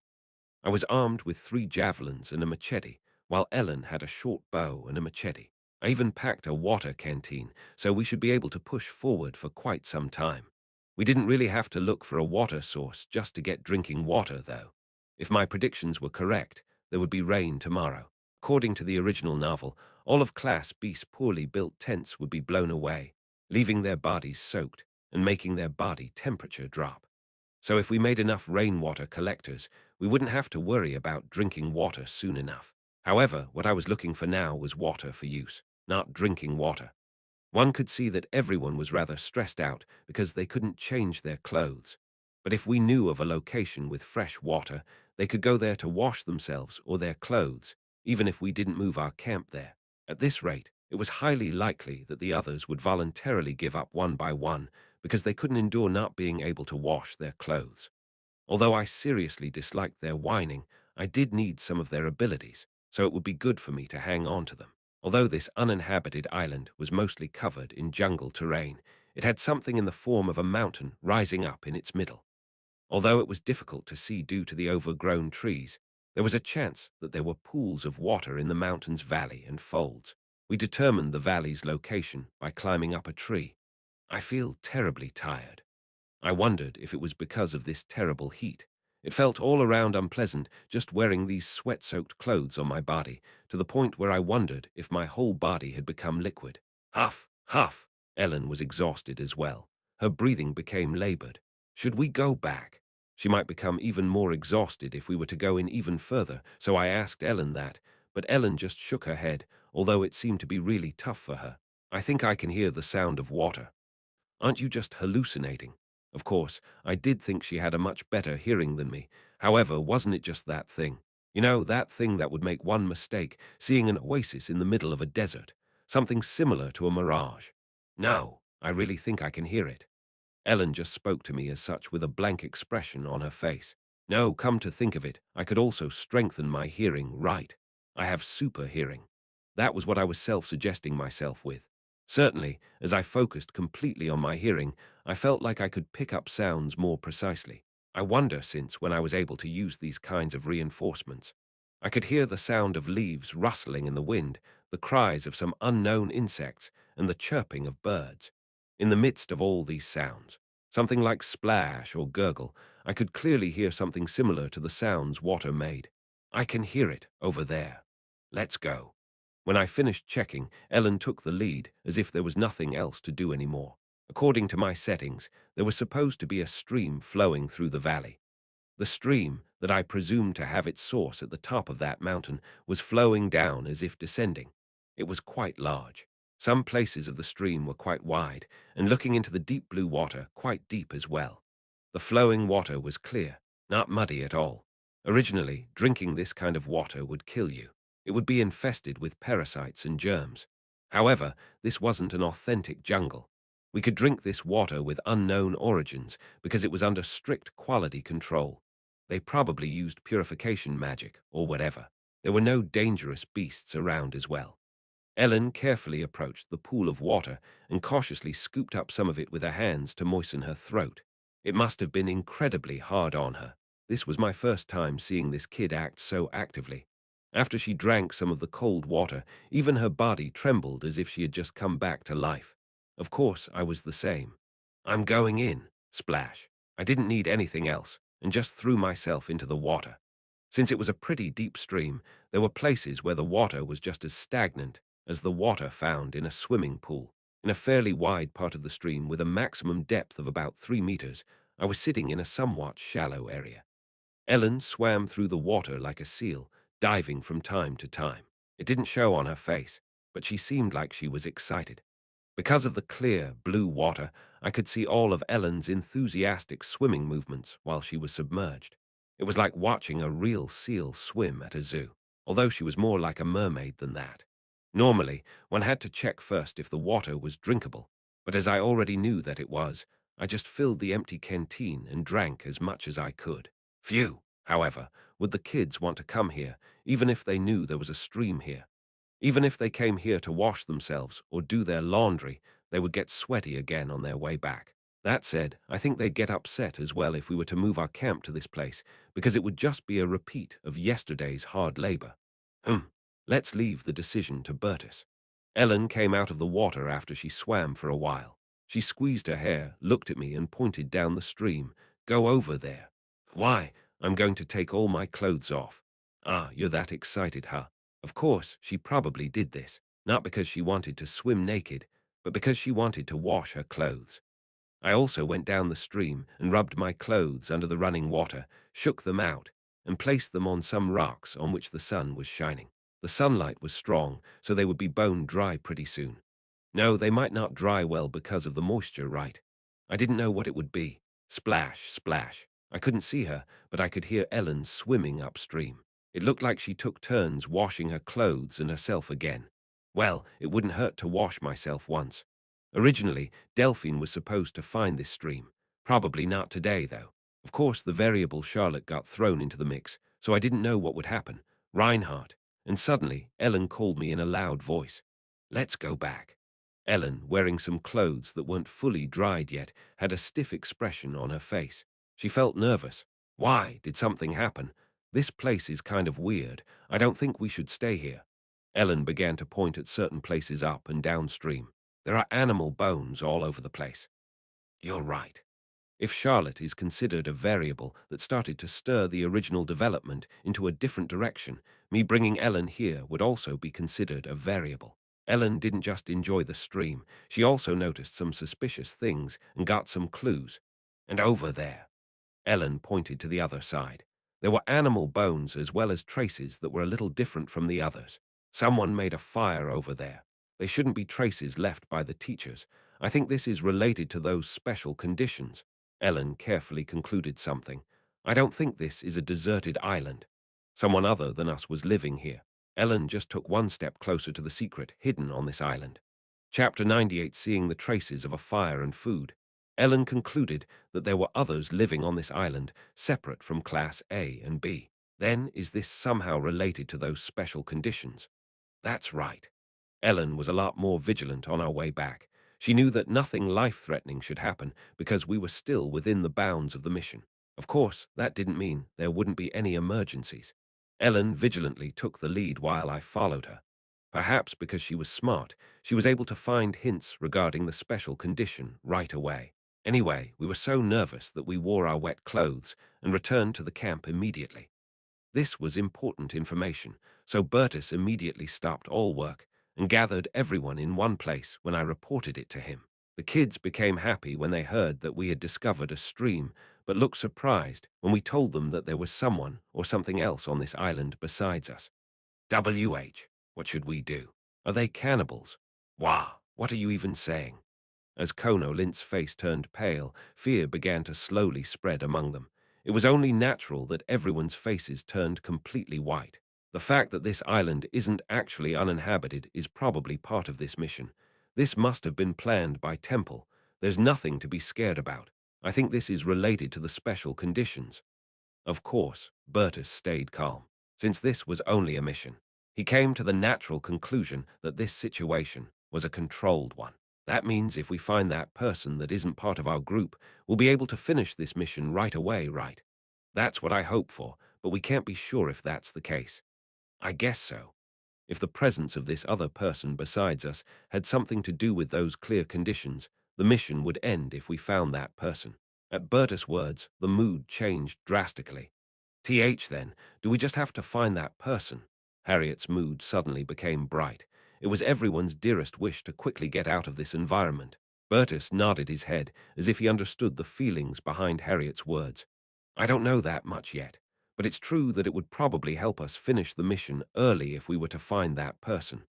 Then let's search the island. If we find that person first, we can go back, Kerr shouted, and everyone seemed to agree with him. It was only right to quickly find that mysterious person and put an end to this mission. That seems to be the right choice, but Bertus pondered while looking at me. Reinhardt, what do you think? At those words, everyone's eyes focused on me.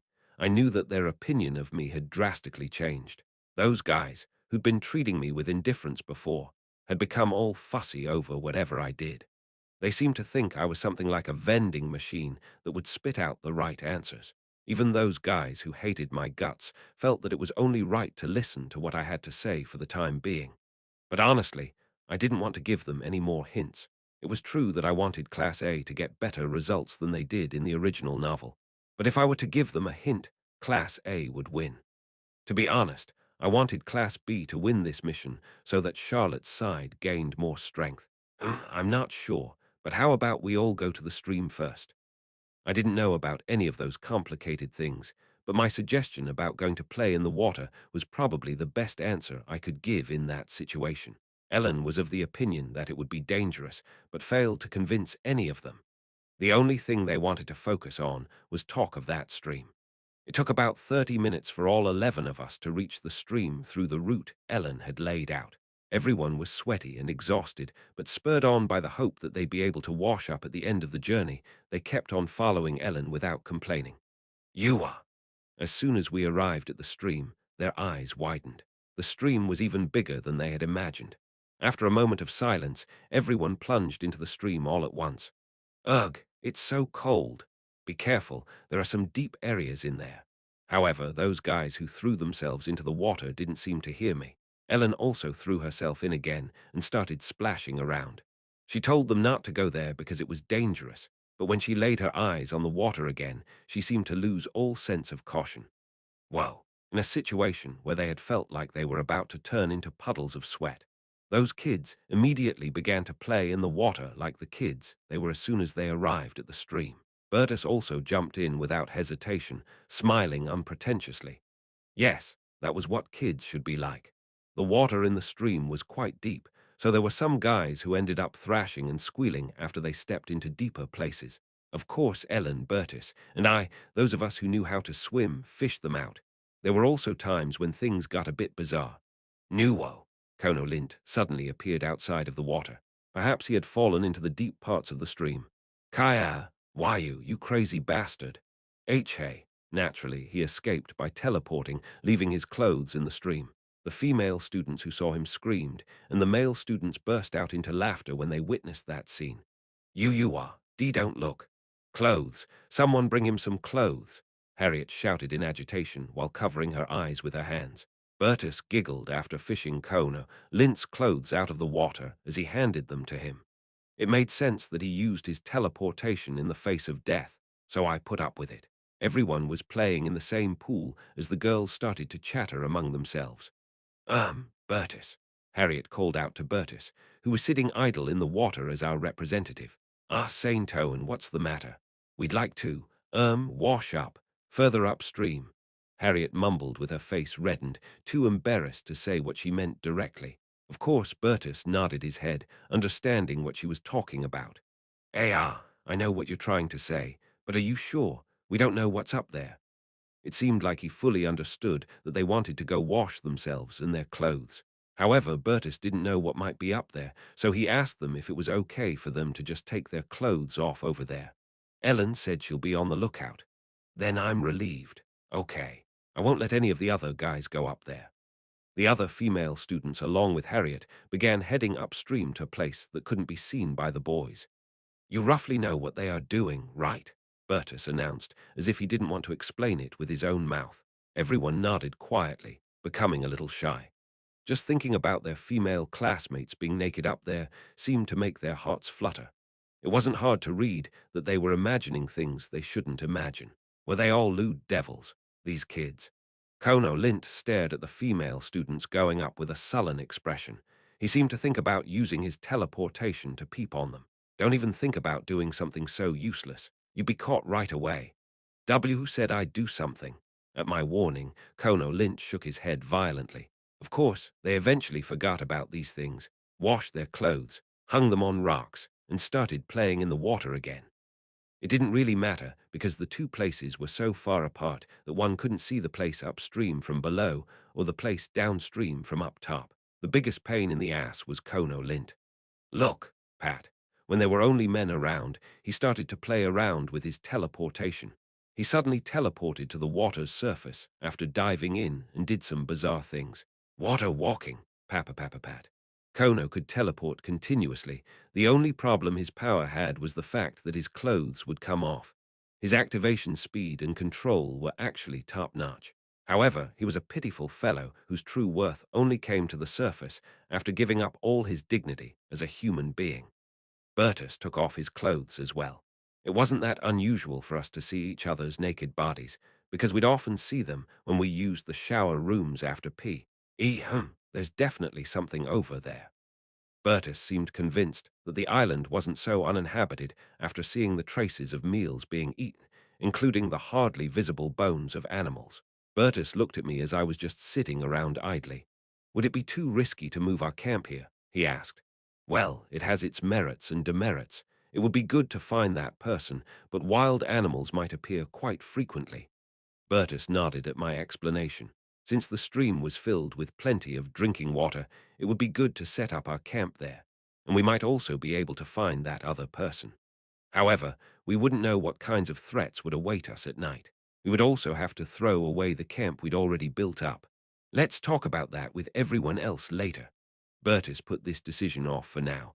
After some time, after we finished washing up and drying our clothes, we regrouped again. The female students, obviously, had a much more cheerful expression adorning their faces.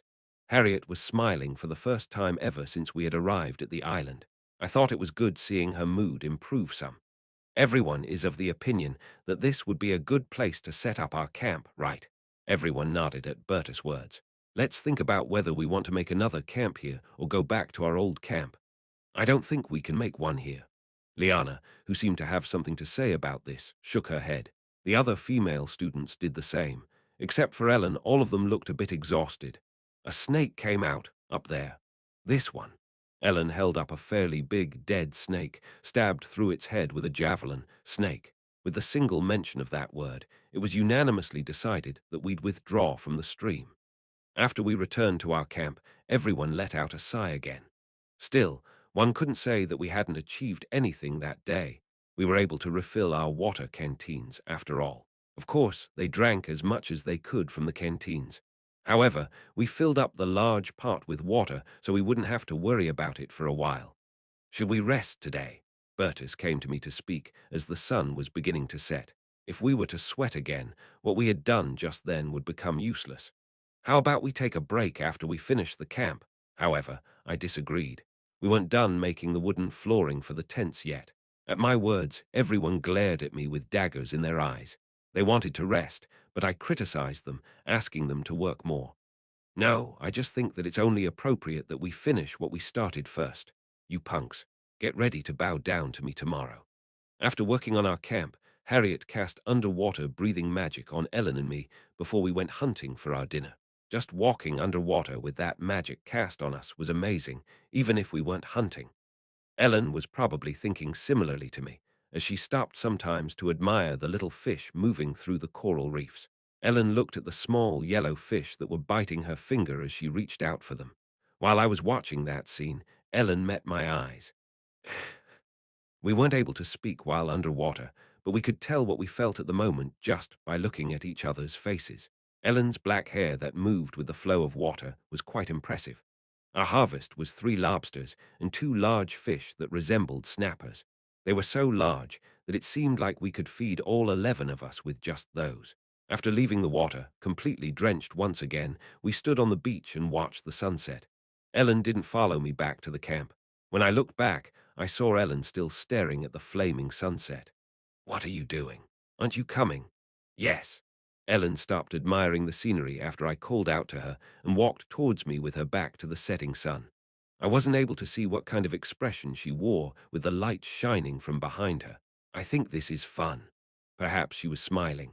Chapter 99, we cut the logs in half and stuck them together to form rectangular floorings. Next, we put the prepared huts on top of the flooring. We finished another hut that day, so we had as many huts as there were people. The children acquiesced to securing every hut by using vines to tie them to logs in order to prevent them from getting blown away by the wind, as I requested. If we'd left them as is, they'd be carried away and smashed by the rain the next day. Like we had done the previous day, we kept watch at night. Thanks to the wooden flooring, everyone seemed to feel a little better than the day before. Of course, most of them kind of felt ashamed of themselves for feeling good about having a better place to sleep in this situation. All of us were thoroughly exhausted, so no matter what kind of accommodation they had, everyone just fell asleep right away, as did I. A dark night, shara, the sound of rain, rumble, rumble, lightning, whoosh, wind. Because of the heavy rainfall and the wind blowing through the hut, I couldn't help but wake up. It was impossible to build a completely water and wind-proofed hut in the situation we had found ourselves in. What? Rain? One or two people began shouting like that inside their huts. It was impossible for anyone to sleep comfortably in that chaos. Dark clouds covered the sky, the bonfire got extinguished, and our view was completely dyed in darkness. The flashes of lightning that flickered across the sky from time to time was the only thing that allowed us to see our surroundings.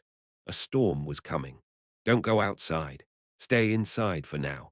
It was Bertus who shouted that. It was raining, so it was only natural that one would get wet as soon as they left their hut. It was best to just stay inside, where one was slightly more protected from the rain and wind. We probably couldn't go back to sleep, so our only option was to hold on until the sun rose and the rain let up. If we were to go out now, the only thing that would happen was that our body temperature would drop rapidly due to the cold rain and wind. It's about to be blown away. However, it seemed like some huts were still about to break, even after we firmly fixed all of them to the ground. If it gets smashed, go to another one immediately. Even in that situation, Bertus calmly gave instructions to the confused and scared children. If we hadn't reinforced the floor with the wooden flooring, we'd have been laying in wet sand by then. Crack. In the end, the hut couldn't win against the strong wind. I could hear the sound of someone's hut breaking. Kaya, that was Harriet's scream. I can't see anything. What do I do? In that deep darkness, Harriet seemed to panic. It would be good if she could use something like light magic, but there was no way that she was able to calmly use her magic in her situation. I can't see anything. What do I do? I feel like I'm about to be blown away. Saint Toan, go into another hut. I can't. I can't see anything. Flash. There was a single flash of lightning. At that moment, I left my hut after I located Harriet through the flashing lightning. I found her lying on the floor, fumbling around. Who? She seemed to feel some relief as well as fear when she felt someone grabbing her in the dark. I traced my steps back through the darkness and returned to my hut, all while dragging Harriet with me. Calm down, idiot. Reinhardt. It was kind of funny and sad that she was able to tell that it was me in the chaos just because I called her an idiot. After I called her idiot, she immediately felt relieved. Bertus. I have her, all right, Reinhardt. Good job. Calm down, it's just raining. I slowly patted Harriet's back. She was drenched in rainwater, trembling in fear. The rain will stop. You know that much already, right? Aside from simply feeling scared, she was also trembling because of the cold. Use heat magic or whatever to maintain your body temperature. If you do that, this'll be nothing. Okay. It seemed like she was trying to calm herself by taking deep breaths as I talked to her. Ruumble. Hiek. However, it didn't seem to be easy for her to calm down with strong wind and thunder constantly echoing through the area. Before she could even adapt to the unfamiliar environment, she was faced with the worst possible situation that could occur in that place. She couldn't calm down easily. The huts creaked, and it seemed like a few more got smashed. Children were screaming, and I could see some trying to fix the huts. I'm scared. Because it was too dark, I couldn't see what kind of expression Harriet was making, but I could definitely feel that she was shaking. I wondered if my patting on her back had helped, because she was soon calm enough to cast magic. Perhaps she cast something like thermal magic, as a shining yellow sphere appeared in the hut that spread warmth around it. Okay, well done. Yes, the brightness of the sphere's light was rather weak, but it was enough to barely discern our surroundings. Although there was strong, cold wind blowing outside, the sphere had a similar effect to a small bonfire placed inside the hut. Harriet gradually calmed her heart and began to summon more spheres of light, this time placing them into the other huts. You. What? I didn't know she'd do something like that, so let's say I was slightly surprised. Harriet looked at me as if she was doing something wrong. Nothing. Continue. In times of crisis, we had to help each other. It was a simple concept, but it made me feel quite strange seeing Harriet act on it. Did she think that it was only natural to help out the others, as she also received help? She wasn't supposed to be that kind of character. Fortunately, the spheres of light Harriet summoned seemed to successfully quell everyone's anxiety. Ruyumble, good job. Yes, a storm was raging outside.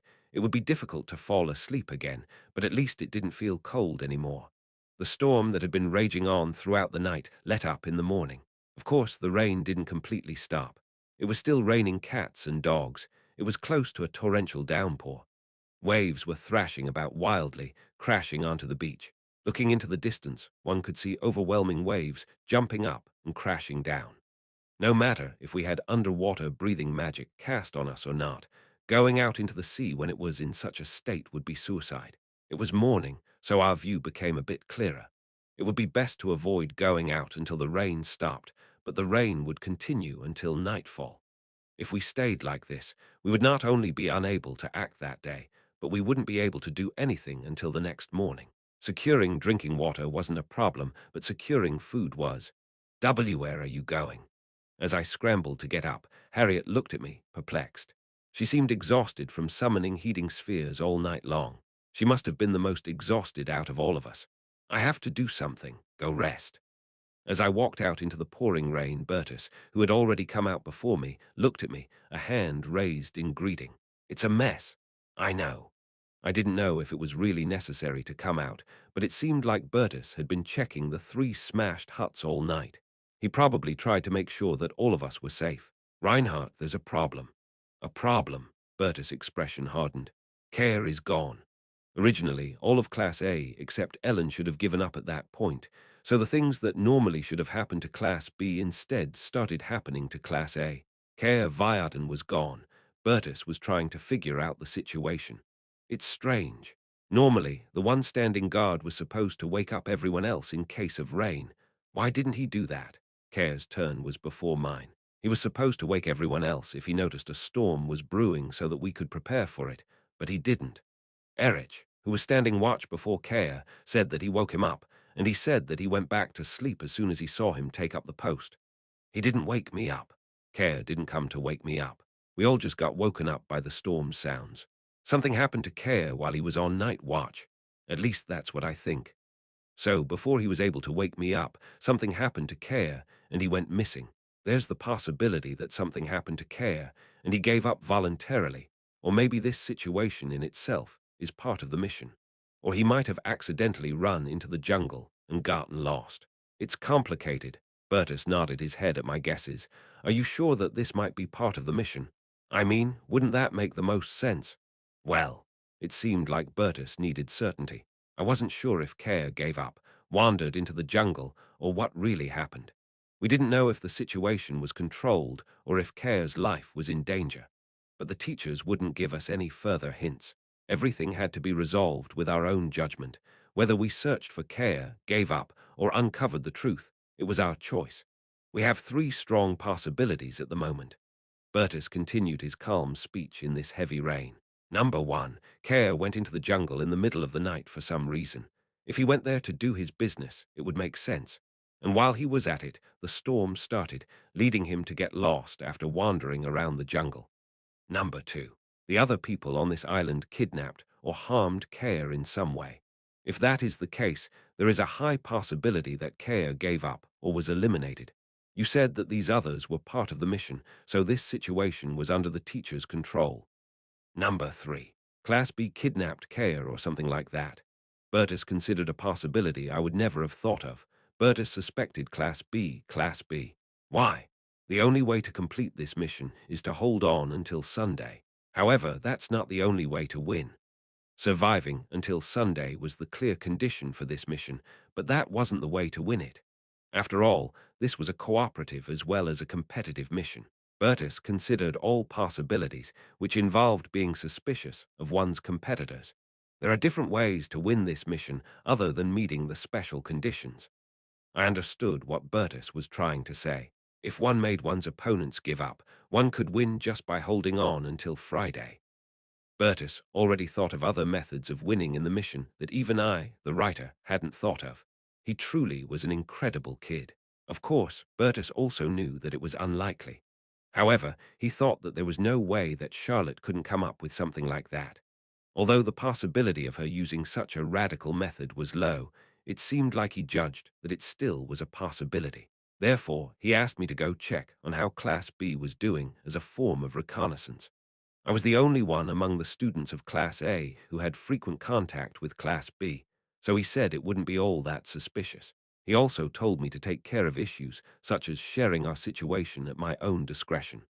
After the heavy rain let up a bit more, I went to Class B's camp. It was a mess. All their huts were destroyed to the point where they couldn't be salvaged anymore, and everyone had left the camp. If I hadn't known that there would be a storm of that level and gotten Class A to reinforce their huts, we would have been in a similar state. Class B decided to check the situation as soon as the rain let up and abandoned the camp for the moment. It would have been impossible for them to salvage the situation at the moment, as everything had happened in the middle of the night. They probably gathered under a big tree somewhere in the jungle. Charlotte, Ludwig, Delphine. I went into the jungle and randomly called for Charlotte and Ludwig. After walking for a short amount of time, Ludwig appeared from behind a large tree. Reinhardt, oh, are you okay? As I approached, Ludwig came over to me through the rain with a welcome expression on his face. Phew, this sure is one hell of a mess. Are you all gathered over there? Oh, that's right, but everyone's condition isn't all that good. As I followed behind Ludwig, I could see Class BS students all huddled under a large tree, trying to take shelter from the rain. Fortunately, there was a single light sphere floating amongst them. Although it was a bit different from the ones Harriet summoned, it still emitted warmth, so they were only barely able to hold on. At that moment, I understood that the guy named Ashir, who had divine powers, had used his divine power to summon that sphere, which could give a minimal amount of warmth. Reinhardt, Charlotte, who had been sitting completely still, got up, pulled at me, and sat me down near the sphere of light. What? Did you come here to spy on us? As if doubtful of my intentions, Charlotte continued to smile helplessly even in this dire situation. I can't say that it's not like that. The situation sure doesn't look very good. It certainly doesn't. That storm was like a bolt out of the blue last night. I could see that everyone in Class B was trembling. Ashir looked overwhelmed just by having to maintain his divine magic. How's the situation over there? Some of our camp got destroyed as well, but not as much as yours. Still, things are very bad. Charlotte just said, "Is that so?" to my words and nodded her head. I counted their members and finished assessing the situation. Doesn't it seem like someone is missing? Everyone's expressions slightly hardened at my words. There weren't as many people in Class B I really knew, so it was pretty obvious. Louis Ankton, did he go missing as well? Hearing what I said, Charlotte's expression changed. What? Is it the same for your side? What happened? Yeah, we lost Kea. Those disappearances weren't restricted to just one side. It happened to both classes. In the original, it was Lannian Cessor who was supposed to disappear. Only that part changed slightly. And that was how the possibility Berta suggested, that Class B had something to do with it, disappeared. Class B would go out to search for Louis Ankton as soon as the rain stopped. I can't tell you a lot of things in my position, I said while looking at Charlotte. One student from both Class A and B went missing. With these clues alone, Charlotte should have been able to deduce many things. But there's a stream running from the mountain. You'll find it if you go in that direction. The water's drinkable. I found it yesterday. Drinkable water. Yeah. Everyone's expressions changed at those words. It was true water was literally dropping from the sky. But the location of a water source was still very important information. Charlotte's expression turned a bit complicated when she saw me give out that information for free. Be careful, Charlotte. Yes, thank you, Reinhardt. Be careful as well. Charlotte watched me for some distance as I returned to Class A's camp. Chapter 100, Class B also has someone missing. Hearing my report, Bertus nodded slowly. It would be a bit unreasonable to say that one person from each class suddenly wandered into the jungle and got lost at the same time. In the end, Bertus decided that it was only right to look for those other people on the island. Our side is also a mess, but I didn't think that we'd actually had it better. Bertus couldn't hide his laughter when I told him that Class BS camp was completely ruined. Although we had suffered, we had it a lot better. Okay, so someone attacked us, and we have to catch that person whether we like it or not. Maybe that's the specific condition the teachers mentioned. That being what it is, we still have to gather food to keep going. The first objective was searching for the culprits, and the second was to find food.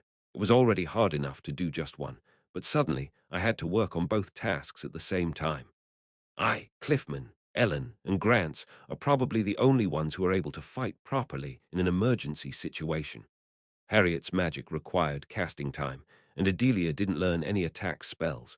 In Heinrich's case, he wasn't ready yet to attack with his ability. In Kono, Lintz, and Erich's cases, they weren't on a level where they could fight properly either. So there were actually only 5 people who had actual combat abilities. We also had no way of reliably knowing what kind of opponent we'd be facing. Among us, Ellen is the only one that can act alone, right? Probably.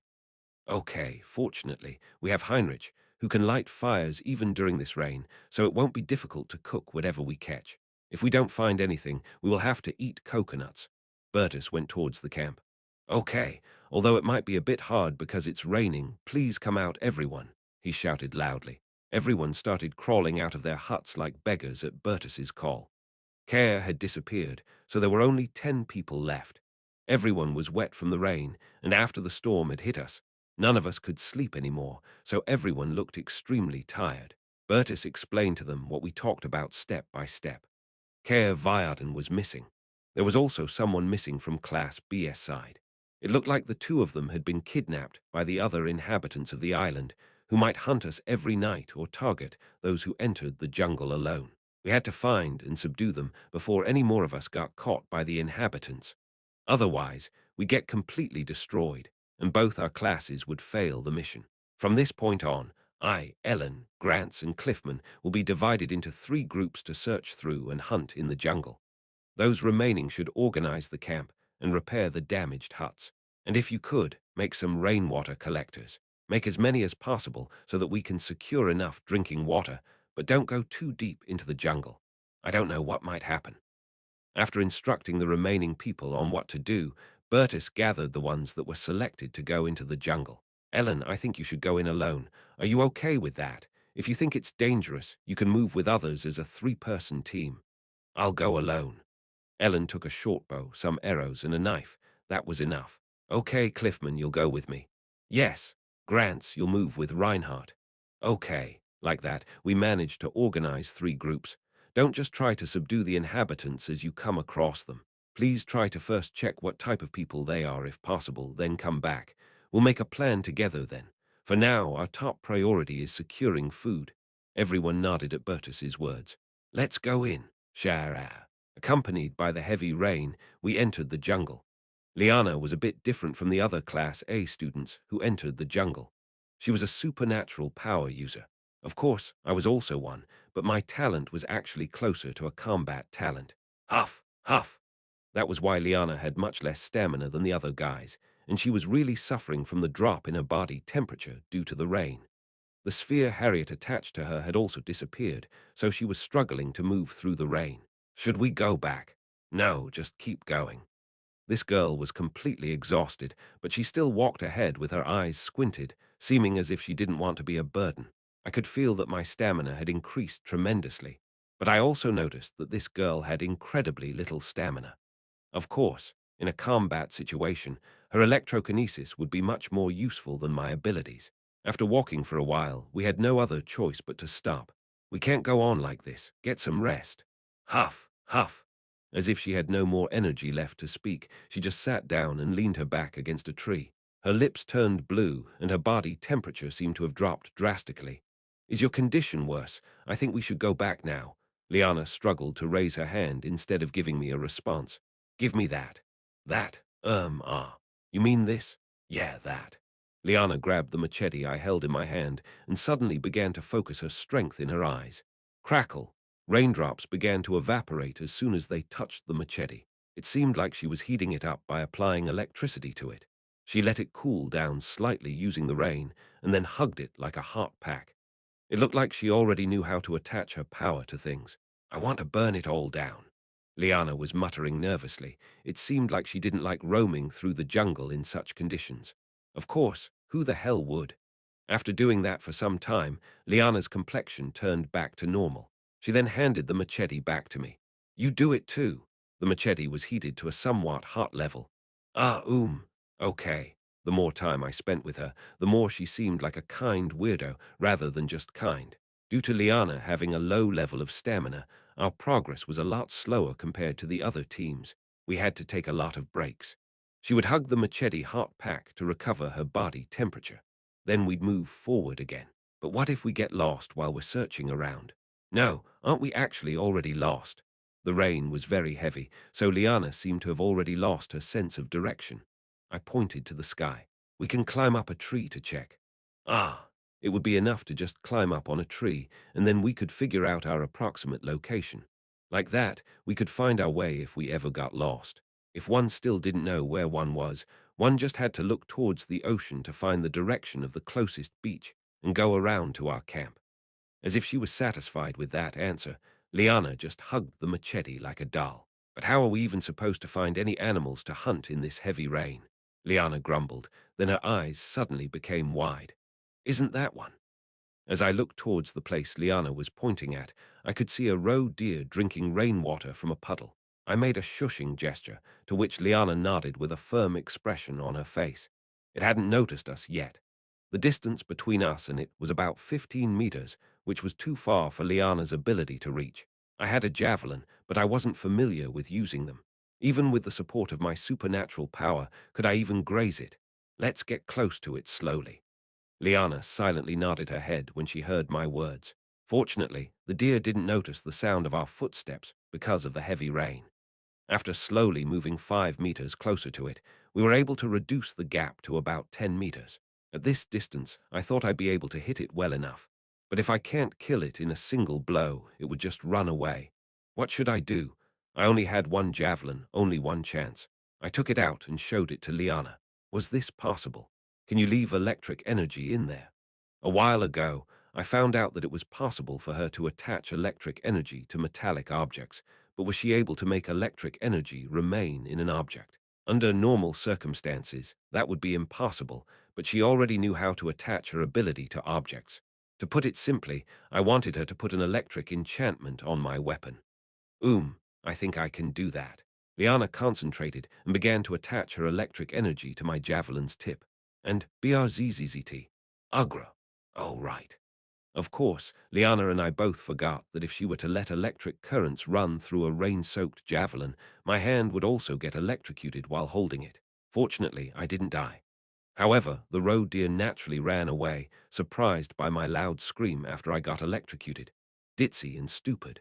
Both of us just stood there in the rain, staring blankly into the distance, ashamed at how we stupidly lost that deer. Hey, even if I asked you to do that, you're electrokinetic. Shouldn't you have known what would happen? Liana glared at me with her eyes wide open. And you won first place with such an empty head. Did you just call my head empty? Be glad that I didn't call you stone-headed. Oh, but it would have been better if your head was made of stone, then you wouldn't have gotten electrocuted. You're an electricity conducting empty head.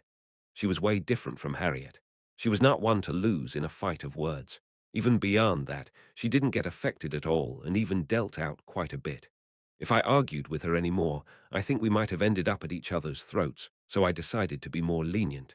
Fine, I lost. Let's stop this. Okay. Hunting using electrokinesis.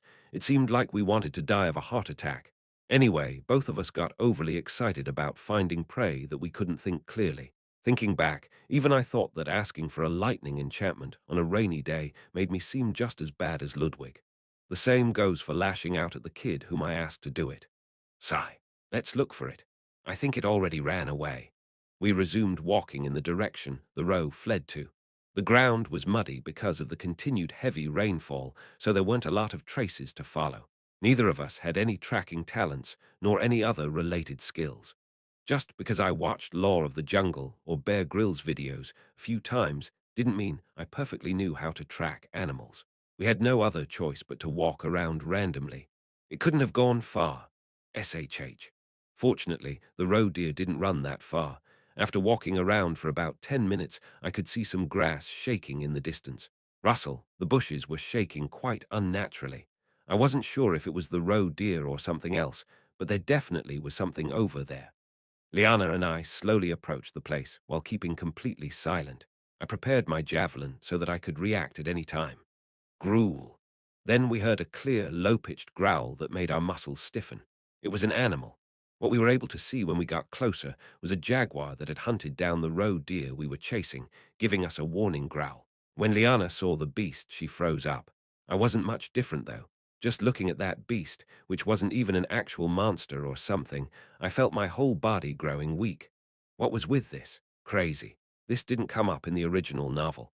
I mean, they did exist in the original, but they shouldn't be found here. I grabbed the stiffened Liana's arm and slowly backed away from it. The jaguar that spotted us would run after us at full speed if we were to get even a little closer. I didn't know if I was able to react to the speed and agility of a wild, cat-like predator. Liana looked at me and tried to call out to me by only moving her mouth without letting out a sound. Why is something like this here? Because it is. Questioning how there could be a mission like this out there, Liana seemed to be on the verge of delirium while I was trying to calmly lead her to back up. It caught its prey, so it probably wouldn't try to chase after us. We had two options. Let's choose whether we drive it away, kill it to take away its prey, or retreat as is. Is that even something we had to consider? It seemed like Liana was swearing me out just with her eyes. Her eyes seemed to ask me if I had gone mad. It's possible to chase it away with the javelin like before, using electricity. Is your head really made out of stone? Did you forget that you got electrocuted last time? It seemed like Liana was now actually worried if my brain had some serious defects or not. I'm not throwing it, but you are. Of course, I didn't forget that I got shocked before when trying to throw an electricity-enchanted javelin.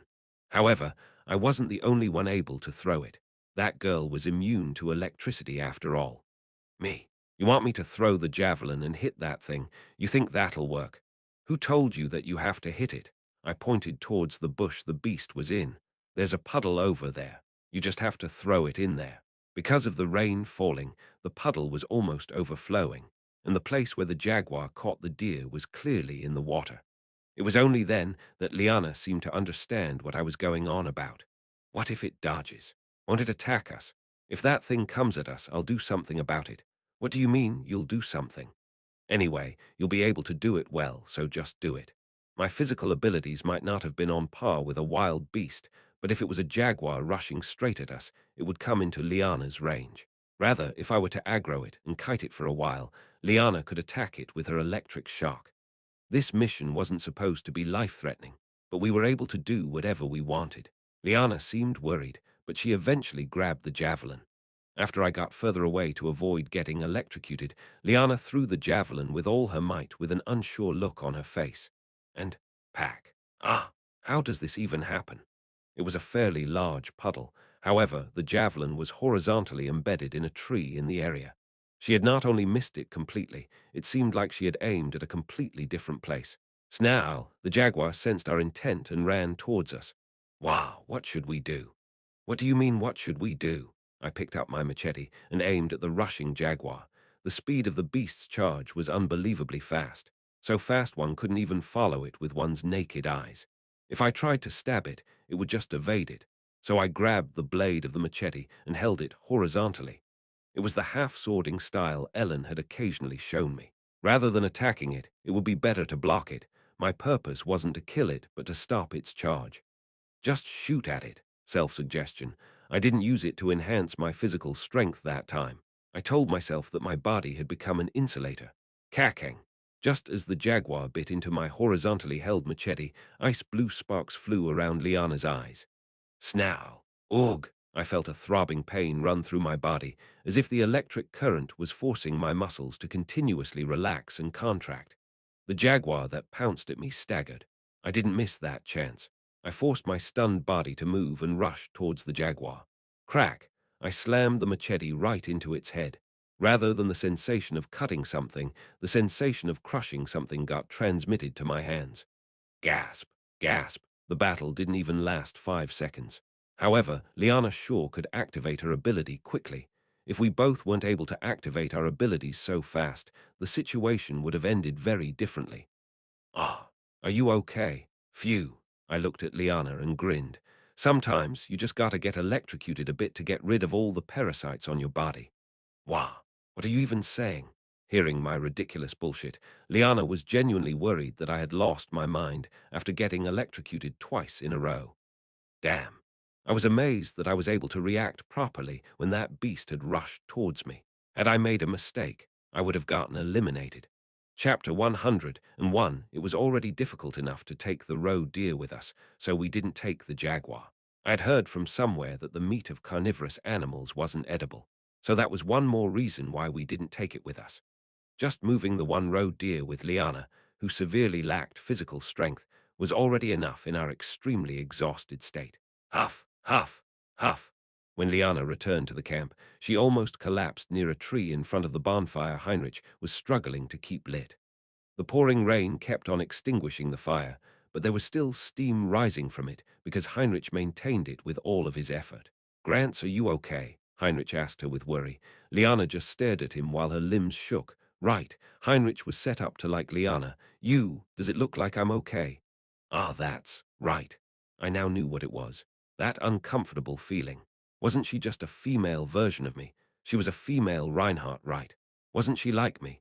Rude and ready to do whatever it took. Aren't jaguars like tigers?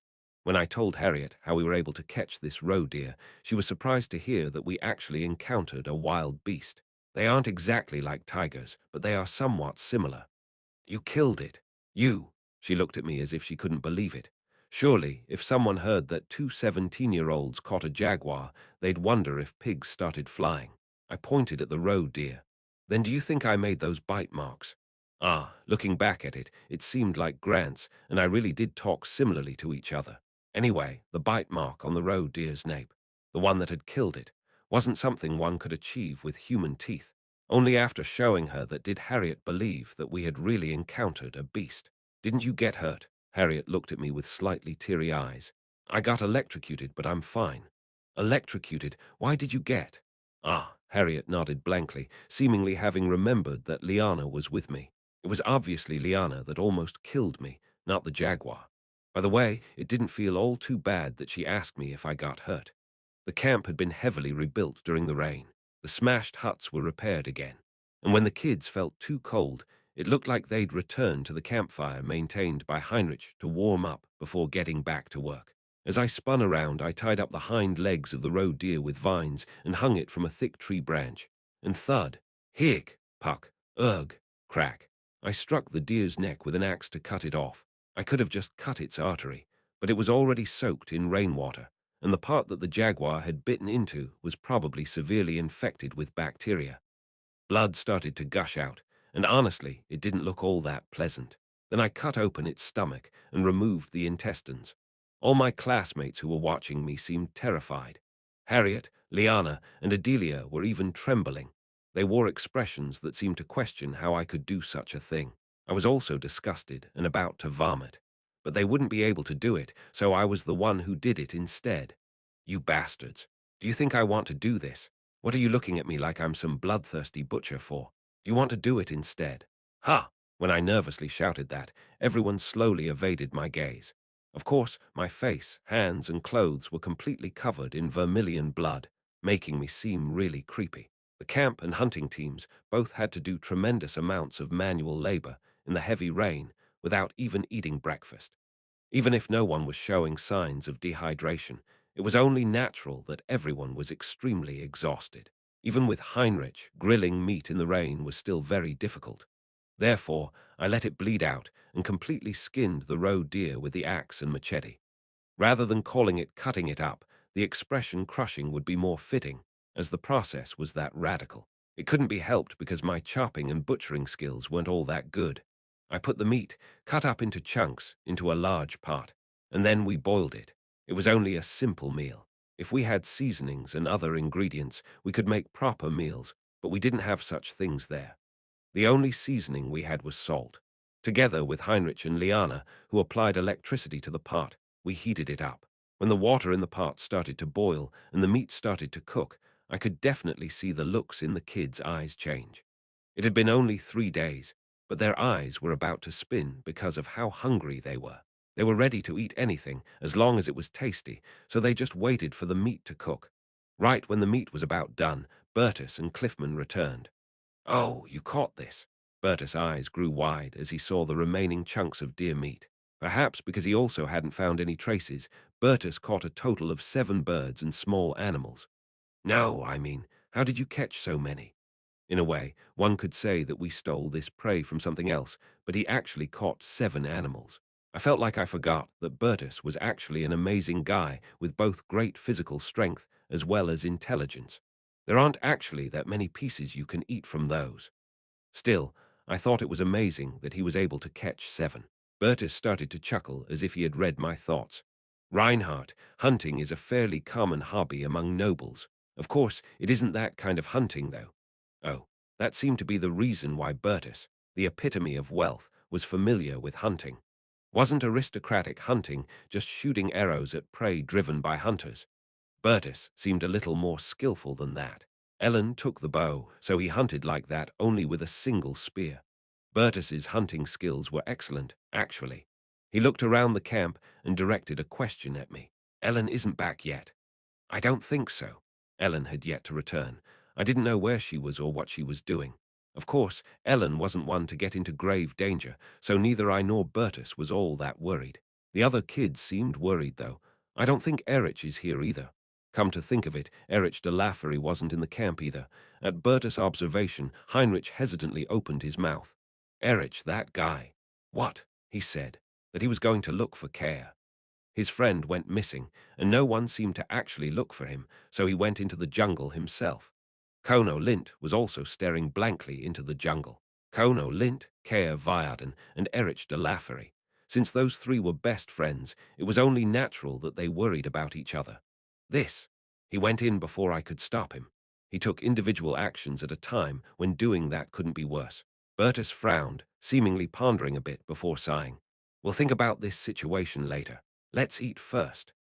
The deer meat was enough for now, so everyone stopped working and gathered together to eat the meat on wooden skewers. It was chewy, but not to the level that we couldn't eat it as it was salted. A jaguar. While answering Bertus's question about how we caught the deer, we talked about the jaguar. After hearing the report that Liana and I teamed up to take down a jaguar, Bertus seemed slightly stunned for a second. It's surprising to hear that this island has things like these, and even more surprising that you were able to kill one. To be honest, I simply hit what Liana stunned, but in a way, it was also because of my ability that I could block its rush. After eating for some time, Harriet suddenly burst into laughter. Ha ha ha, ha, idiot. What's wrong with you all of a sudden? Seeing the kid, who seemed depressed and annoyed all the time, suddenly laugh blankly like that, as if she were mesmerized by something, everyone felt shocked. Harriet smiled blankly while munching on the tough deer meat soaked in rainwater. Sane tone. What's the matter? Seeing Harriet's complexion, Bertus seemed worried as well. Did she eat some weird mushrooms while I wasn't looking? No. It's only been a few days, but I've already started eating like this as if it's a given. I just suddenly thought it was funny. Everyone was eating this deer meat, boiled in salt water in the middle of heavy rain. It was only a few days, but everyone, regardless of status, was sitting on the bare ground totally engrossed in wolfing down the meat. Actually, everyone was happy enough just to be able to eat. No one was complaining. Everything just tasted a lot better because they were hungry. They were deluding themselves. Harriet didn't even get mad anymore. She just found it ridiculous and funny. Yeah, that indeed is pretty funny. Bertus continued to eat the meat while chuckling as if he had nothing more to say about the absurdity. It was especially weird that the nobles were just laughing, not looking like they were in a bad mood. Everyone looked like they had just realized that new fact. Even after we finished our protein-filled meal, Ellen and Erich had yet to return.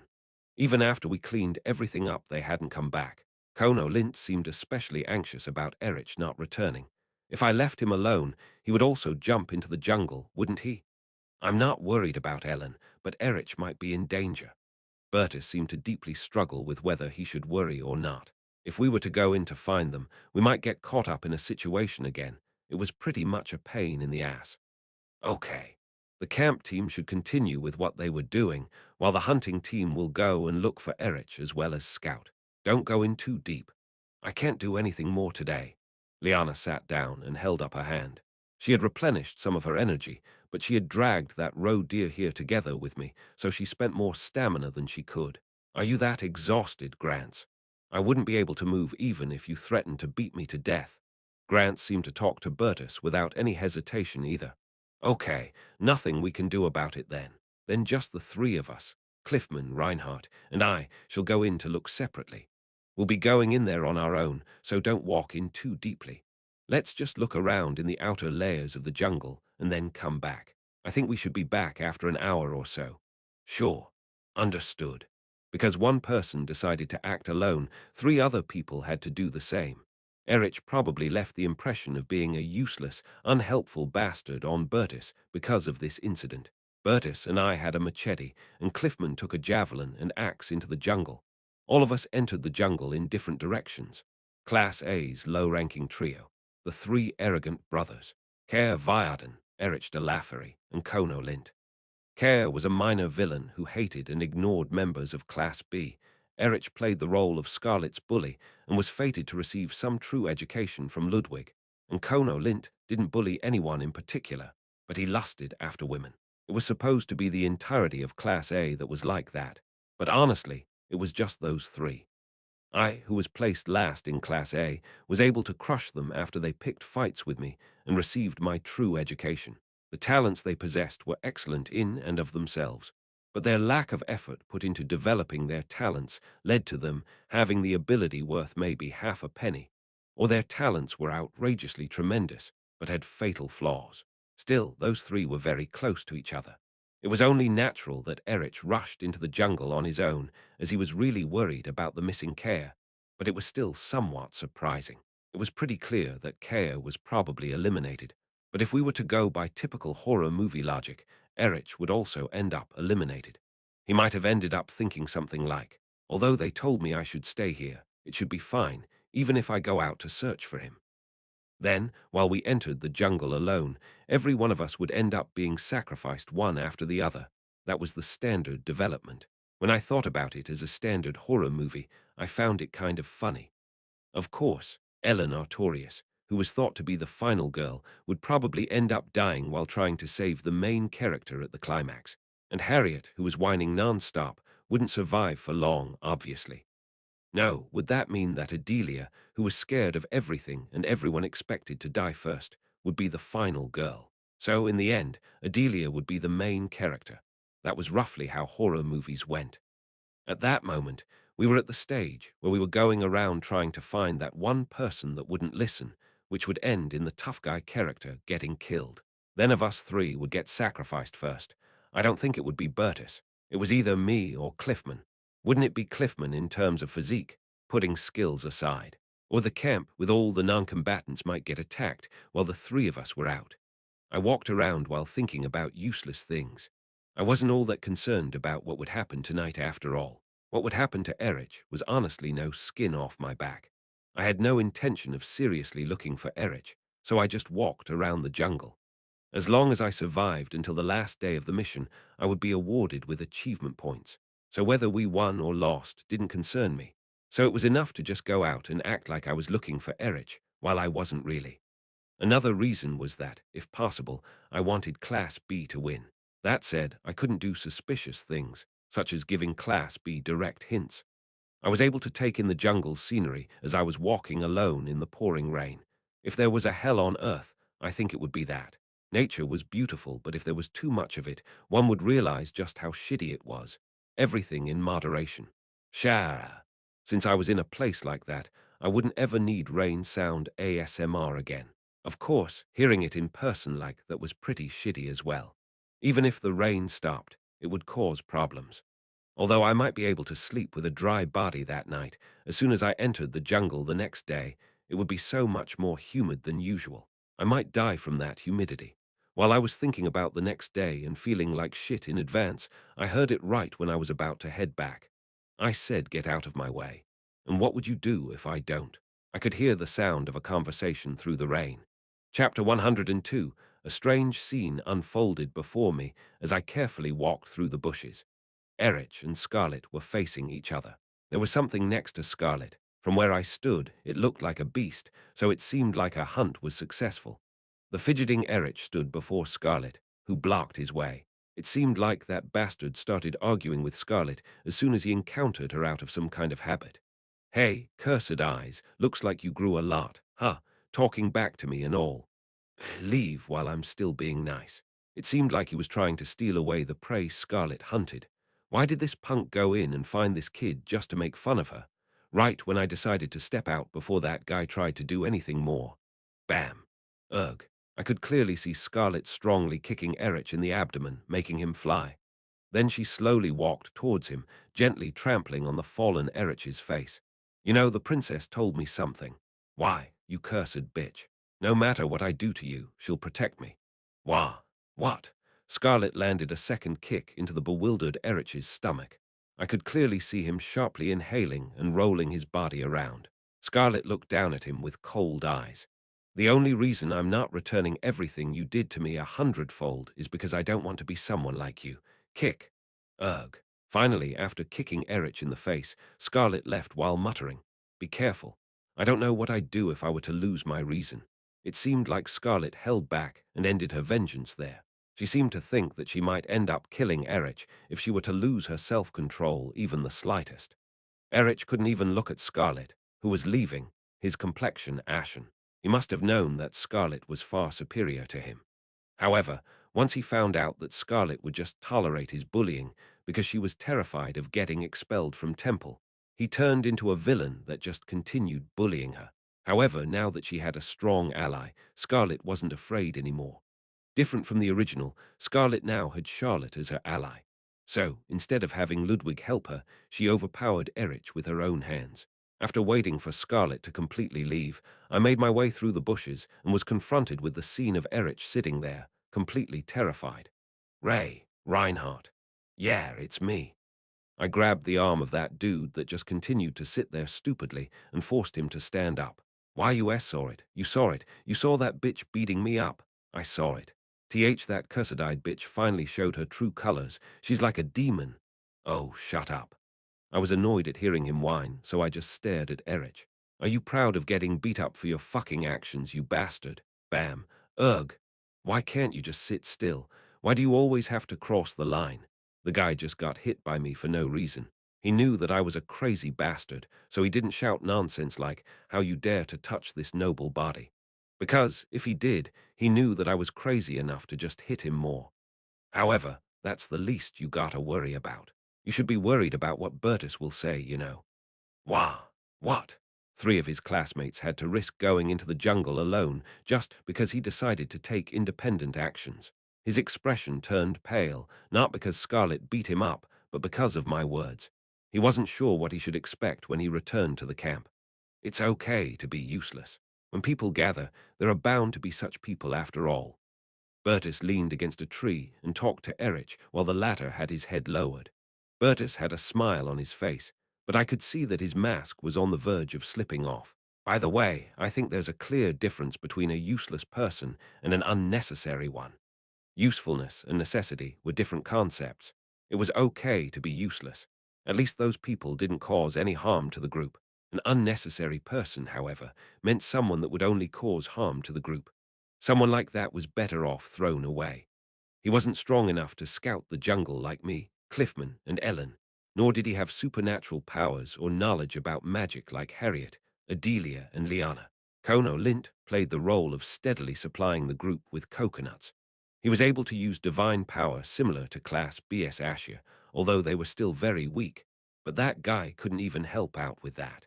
He got put into Class A because his talents included swordsmanship, divine power, and close-quarter combat. But he was incredibly lazy and liked to show off, so he didn't put much effort into the development of his talent at all. Erich was the perfect example of talent and skill not being actually proportional.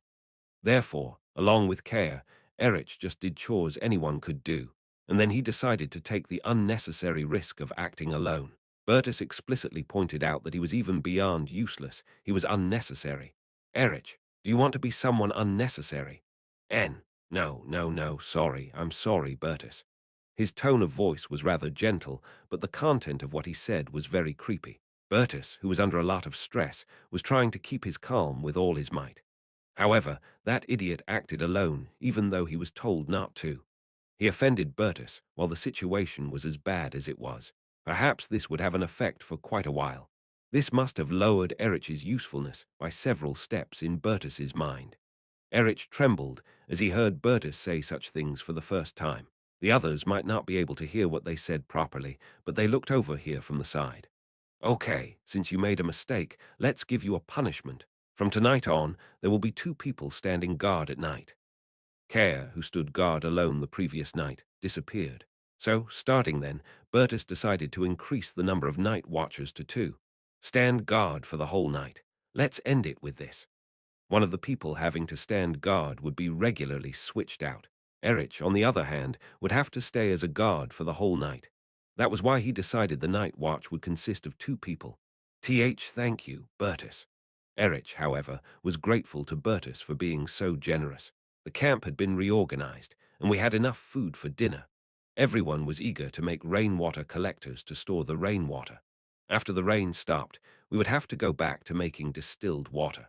By evening, the rain gradually stopped, and Ellen returned. Wow, what is that? Adelia widened and murmured. Everyone was more surprised by what Ellen was carrying on her back than her return. Flop Ellen laid it on the floor and spoke calmly. I picked it up on my way here. It was the jaguar we killed and couldn't bring back. It sure was amazing that she was able to bring it back all on her own. It must have been wet from the rain and unwieldy. Everyone looked curiously at the dead jaguar with the cracked skull. Ellen tilted her head when she heard that Liana and I were the ones who killed the jaguar. Oh, poor thing. I was almost killed by that thing, you know. How is it a poor thing? Harriet found the jaguar with its broken head somewhat pitiful. Heinrich seemed to have a different opinion. By the way, what should we do with this? Can we eat this? They were of the opinion that it was fine to eat some deer and pig meat, but they felt somewhat averse to eating the meat of this kind of beast. I'll never eat this. Liana seemed to hate the idea of eating it, and everyone seemed to agree with her. Even so, Ellen went through all the trouble to bring it here. It would be kind of a shame to just leave it like this. That was what Bertus said. Honestly, even though she was monstrously strong, it should have been a lot of work to bring it to us all on her own. Well, however, I suddenly remembered the myth that cat meat was good for one's waistline. If that were true, just how good would wild cat meat be for one's nether region? That would be just... Ah, stop. Would it be that formidable? I thought about that for a moment, but I didn't want to actually check. I was still fine down there, so I had no use for it. Well, I don't really know what to do with it, but I think if one were to skin it, one would be able to sell the leather for quite the high price. Bertus gave us an answer after contemplating for a while. He seemed to be thinking about what we could do with it after the mission, not during. Reinhardt and Grants caught it, and Ellen brought it here, so do you want to share the proceeds between the three of you? I'm good. Liana shook her head, as she wasn't that interested in money. Ellen and I made eye contact, but it felt somewhat lukewarm. Even if I wanted to sell the leather, I'm not really confident in my skinning skills. Really? Well, I thought you were good at skinning. Bertus scratched his head as if it couldn't be helped. What a pity these kinds of things could get you about 20 gold coins, though. Even if the condition was slightly bad, I think one could still get about half of that. 10 gold coins. 10 million. I think I can do something about this. Nothing beats money in forcibly unleashing one's creativity. I wasn't confident in my skinning and processing skills. However, if we left it alone, it would just rot away by the end of the mission. Ellen and I dragged the jaguar carcass to Class B's camp. Class B was almost done rebuilding their camp, and it seemed like they were about to sit down to eat something. What's this? When Ellen and I suddenly appeared, dragging a jaguar corpse behind us, it was only natural that they'd start panicking. They stared silently at the large cat as if they were completely amazed. Delphine. Yes, Reinhardt. What is it? Could you remove this thing's leather cleanly? I wasn't good at skinning, but that girl should know how to do it. When I asked her that, she clapped her hands, knowing what I was getting at. Well, I'm not sure if I can do it well. I'm no expert. Are you fine with that? That's fine. After the mission, we'll sell it and share the proceeds with you. If you want to have the meat, you can have it. All I needed was the leather, so I decided to shove the meat onto Class B. Everyone on our side was averse to eating it after all. Me, Ellen, and Delphine. The three of us decided to share the proceeds between us. Of course, we had to take into account, depending on the situation, that the leather might rot away or that it had no commercial value at all. It's just ridiculous that things like these are on this island, and it's surprising that you were able to catch it, but it's even more surprising that you thought of selling its leather. Charlotte shook her head, saying that she was so surprised she didn't know what to say. You don't care about this mission at all, do you, you punk? That's what her eyes seemed to scream. No, strictly speaking, it was Bertus who told me to sell the leather and not waste its meat, you know. Somehow, I became the bridge between Class A and B, so while they still had to compete with each other, they kind of cooperated with each other, but not really. It was cooperation bound by money. When the sun went down, the rain completely stopped. Everyone sighed in relief. Heinrich and Liana began to burn the wet wood, and soon a small bonfire was made. Everyone dried their bodies near the fire. Bertus hung the meat he hunted over the bonfire, going for something similar to smoking. If we left it alone, it would quickly decay in the humid weather. Seeing everyone huddled together basking in the fire's warmth like that, we seemed like a small-sized day labor market at dawn. Sigh, I think it would have been better if it continued to rain until tomorrow. Everyone laughed at Harriet's grumbling. She hated the rain, but when it didn't rain, she got annoyed as well. While eating smoked meat for dinner, we dried our soaking wet bodies. Ellen, you've been in the jungle the longest. Did you find something? Because Ellen suddenly appeared carrying the jaguar on her back, we didn't have the opportunity yet to ask Ellen what she had been doing all day. I found the others' camp. Everyone's eyes grew wide hearing that earth-shaking information. Everyone seemed to want to tell her that she should have said that sooner. I waited for them to come back, but they didn't, so I gave up and returned. They probably set up several camps in different places, living in whichever one they like. She found one of the others' camps. However, she also presumed that they had several, not just one. That wasn't all. And there was something like a bone graveyard. There were also human bones there. Heek! The others were presumed to be cannibals. It felt like everyone was intimidated by these words. What a nasty setting. Bertus seemed to suspect that it wasn't a temple group mission, but an event meant to instill traumas in us. Chapter 103, everyone seemed scared, no matter if it was part of the mission or not. They seemed to question whether it was really part of the mission. At the rate things were going, they were sure to give up. However, more and more clues were gradually gathered about the others. The others would raid our camp at night. They had their own camps all over the island. It seemed like they ate there as well. However, we didn't know in which camp they mainly stayed. They appeared to be cannibals. It wasn't clear whether there was just one of them or more.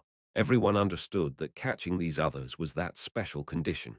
Catching them was a way to finish the mission early, but it included many risks. Eventually, after dinner, everyone prepared to sleep with anxiety in their hearts. I installed the alarm magic. Harriet had installed alarm magic around the camp, and it would sound if anything other than us approached.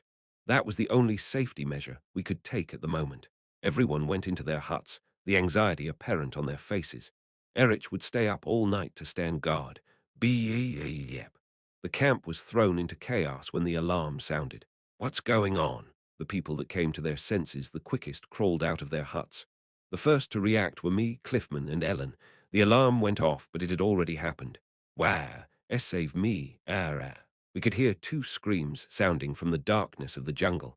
The others also crawled out of their huts at that point. Everyone was terrified as they knew what had just happened. WHWA. What should we do? Harriet's complexion was pale. We increased our night watchers, but both of them were captured. It seems like both Erich and Adelia have been captured. The ones kidnapped were Erich, who was a permanent guard, and Adelia, whose turn it was to be guard number 2. Taking both of them should definitely slow them down significantly. If we go after them now, we might be able to catch up to them. Bertus silently nodded his head to Cliffman's words. We should, but... Everyone gazed towards the jungle drenched in darkness, which made it difficult to enter. Will we be able to dive into that dark void of trees and catch the kidnappers? It was rather clear that we wouldn't be able to see a single thing, and it was highly likely that we'd fall into danger again. I can use light magic. Adelia was abducted right in front of her nose, so Harriet stepped forward, seemingly trying to somehow press down her fears. Bertus looked at her and nodded. Okay, then let's go right away. Ellen and Cliffman, who had had the highest fighting power, took machetes while Bertus, Liana, and I each took a javelin. It might be more dangerous to stay in the camp. Everyone, you should come with us, and take everything you can with you, including the small knives. Everyone nodded at Bertus's words. If we were successful, we could soon be released from that hell mission. We could recover our 2 kidnapped classmates and leave that damn deserted island. It was a rather rare opportunity. The jungle at midnight was terrifyingly dark. Float, float. Harriet, who was at the forefront, summoned a sphere of light to illuminate our way, and Ellen and Cliffman walked beside her as if they were her bodyguards. Bertus and Kono, Lint walked in the center while Liana, Heinrich, and I walked in the rear. Heinrich also lit some wood to use as a torch, maintaining it with his power. Both the vanguard and the rearguard had their own means of illumination. There are some footprints left behind. Where? Let me see. Ellen was able to locate footprints the raiders left behind as the rain had stopped. Bertus wrinkled his eyebrows when he saw them. Is that right? If so, they should be giants. Judging by the size of their footprints, it was clear that the kidnappers were giants of considerable height. Even if they took 2 kids, they were simply able to put them on their shoulders like that. Okay, let's keep following these traces. If we followed those footprints, we'd be able to catch the raiders. Everyone felt extremely nervous because it might lead to a battle. Is it? Is it really going to be okay? Kono Lint expressed his doubts, wondering if this was really part of the test. The rest of us also had similar thoughts. Was this really part of the test? What were the teachers even doing? Actually, wasn't this real? Even these doubts and fears were part of this group mission. I saw these kids right in front of me being tortured like that. That made me wonder if this was really okay for just an exam. However, waiting around would be even worse. Everyone moved forward with heightened vigilance, staying completely quiet. They momentarily forgot their excruciating fatigue because of the eerie tension. After we walked for a while, the vanguard suddenly stopped. "There's something over there." Everyone held their breath at those words. There was the faint glow of light coming from the place Ellen pointed at. "What's going on? Shouldn't we follow them?" During that brief exchange of opinions, the distant light began to approach us. Soon we found out who they were. Someone appeared before us, running through the jungle like the wind. "Are you guys also searching for them?" It was Delphine Izedra. It wasn't only us who searched through the jungle in the middle of the night. Class B was doing the same as well. That was our first proper meetup ever since the group mission started. A few of us were missing, though. Class A and B gathered in one place. So Charlotte and Bertus started to talk to each other as they both wanted to quickly resolve this situation, although this couldn't be called cooperation. Two people were abducted. Yes. Charlotte and Bertus were talking with each other as our representatives, while the rest of us warily watched our surroundings. It was a competitive mission, but both of them were mentally exhausted. Focusing on winning was good and all, but it seemed that both Charlotte and Bertus just wanted to get the mission over with as quickly as possible, so they even shared their information with each other. Lanyon and Christina got kidnapped on our side. Both sides had lost a person on the previous day and had lost two more on that night. Each class had 8 people remaining. Bertus folded his arms and stared into the dark jungle. "This time, I'm pretty sure there isn't just one raider." It was impossible to attack both camps at the same time like they had if there was just one. Bertus seemed to think that there were at least 2 of them. Charlotte agreed to Bertus' guess. "There are actually more than one." "Did you check?" We were a little further ahead. We found traces going in different directions. Because they had Delphine, who was good at hunting and tracking, Class B moved a lot faster than us and was able to gather more information. "Since we're here now, let's follow one trail each." 2 trails. Charlotte suggested that Class A and B should follow one each, and Bertus agreed. One trail led to the middle of the island, and the other trail seemed to lead to the other side of the island. Charlotte gave Bertus the right to choose first. He chose to follow the trail leading to the middle of the island. "By the way, if the condition is catching both of the raiders, what will happen when we catch one each?" Liana said curiously, meaning to say that there was no way for both our classes to be victorious. "Since we'll get additional points, I think they'll probably evaluate the other parts as well. Rather, if we absolutely have to catch both, that would be a headache. If we had to catch both of them to finish the mission, things would be difficult." Bertus seemed troubled by that thought. It was night time, and no matter how bright a light we had with us, our view was still limited. Class B had Delphine. Due to her tracking background, she would be able to move a little faster than us. We were able to hear various howls of beasts in the nighttime jungle. Rustle, WH. What was that? The kids were so anxious that they jumped at every rustle of a bush. I wasn't much different, though. Cold sweat was trickling down everyone's faces and necks. Nocturnal animals might end up attacking us suddenly. Stay vigilant. It had also been confirmed that there were large cats and other wild beasts in the jungle. There was the possibility that we might get attacked by such a wild beast, apart from the raiders. Everyone seemed to have only just realized how crazy it was to enter such a thick jungle at night. Splash! The stream. Soon, we reached the stream we had discovered the other day. I think they crossed over. As Ellen said, the trail cut off at the stream. However, due to the recent heavy rain, the stream was almost overflowing. How can we get over there? With the stream as it wasn't possible to jump over it, so Bertus was posing that question. If it was just us, we'd be swept away the moment we set foot in the stream. But it seemed rather obvious that the raiders somehow crossed the stream. There. Can we use those, maybe? Kono Lint put down the bundle of rope he had slung over his shoulder. "Oh, right, we had that. Okay. Well done for bringing it with you."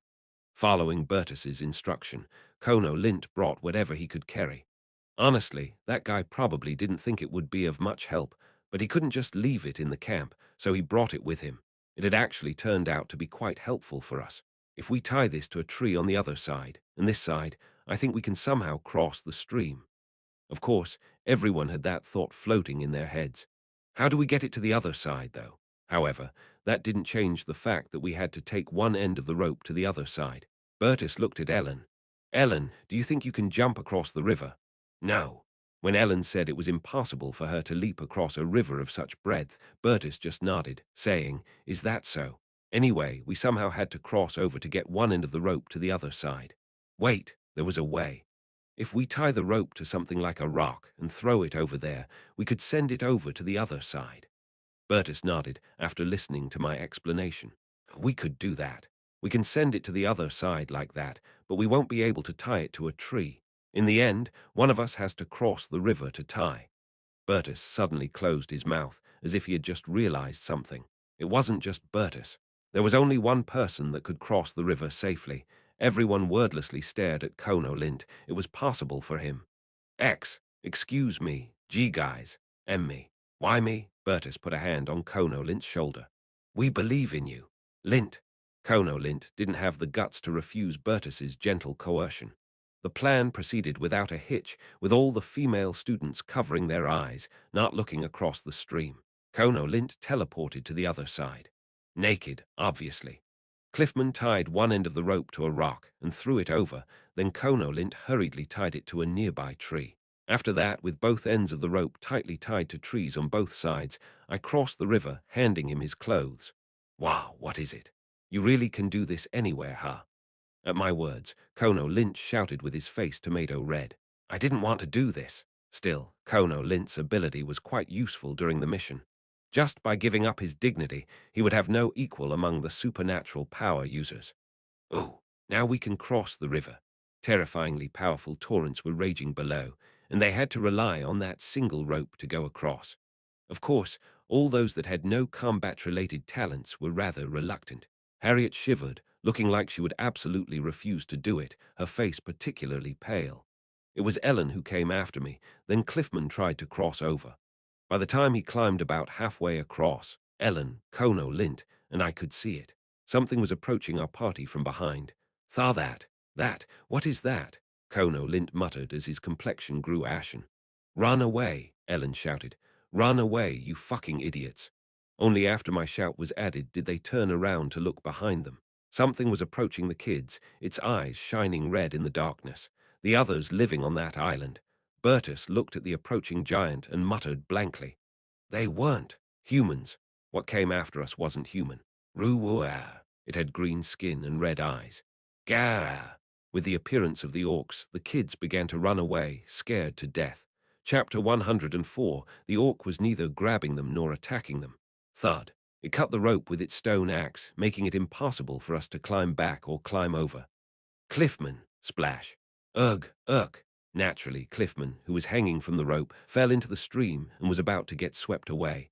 Ellen, Kono Lint, and I were isolated on the other side of the stream, and the orc pursued the kids who began running away. Wow, what is that? What is this? Can they make it? Kono Lint seemed to want to deny reality when he saw Cliffman getting swept away by the stream's rapids and a huge orc appearing, chasing the other kids. The orc. It was a monster that made a regular appearance in medieval fantasies, and I also set it up to appear in my novel, but seeing it in person gave me goosebumps. Orcs weren't just ordinary mobs in this world to begin with. Why was a race boasting overwhelming physical strength incomparable to humans deemed as a regular mob? As I said, I didn't care much about historical accuracy, but because of my strange, youthful stubbornness, an orc attacked. Anyway, wasn't it kind of strange seeing a green-skinned Dwayne Johnson roaring at us with a stone axe in his hand?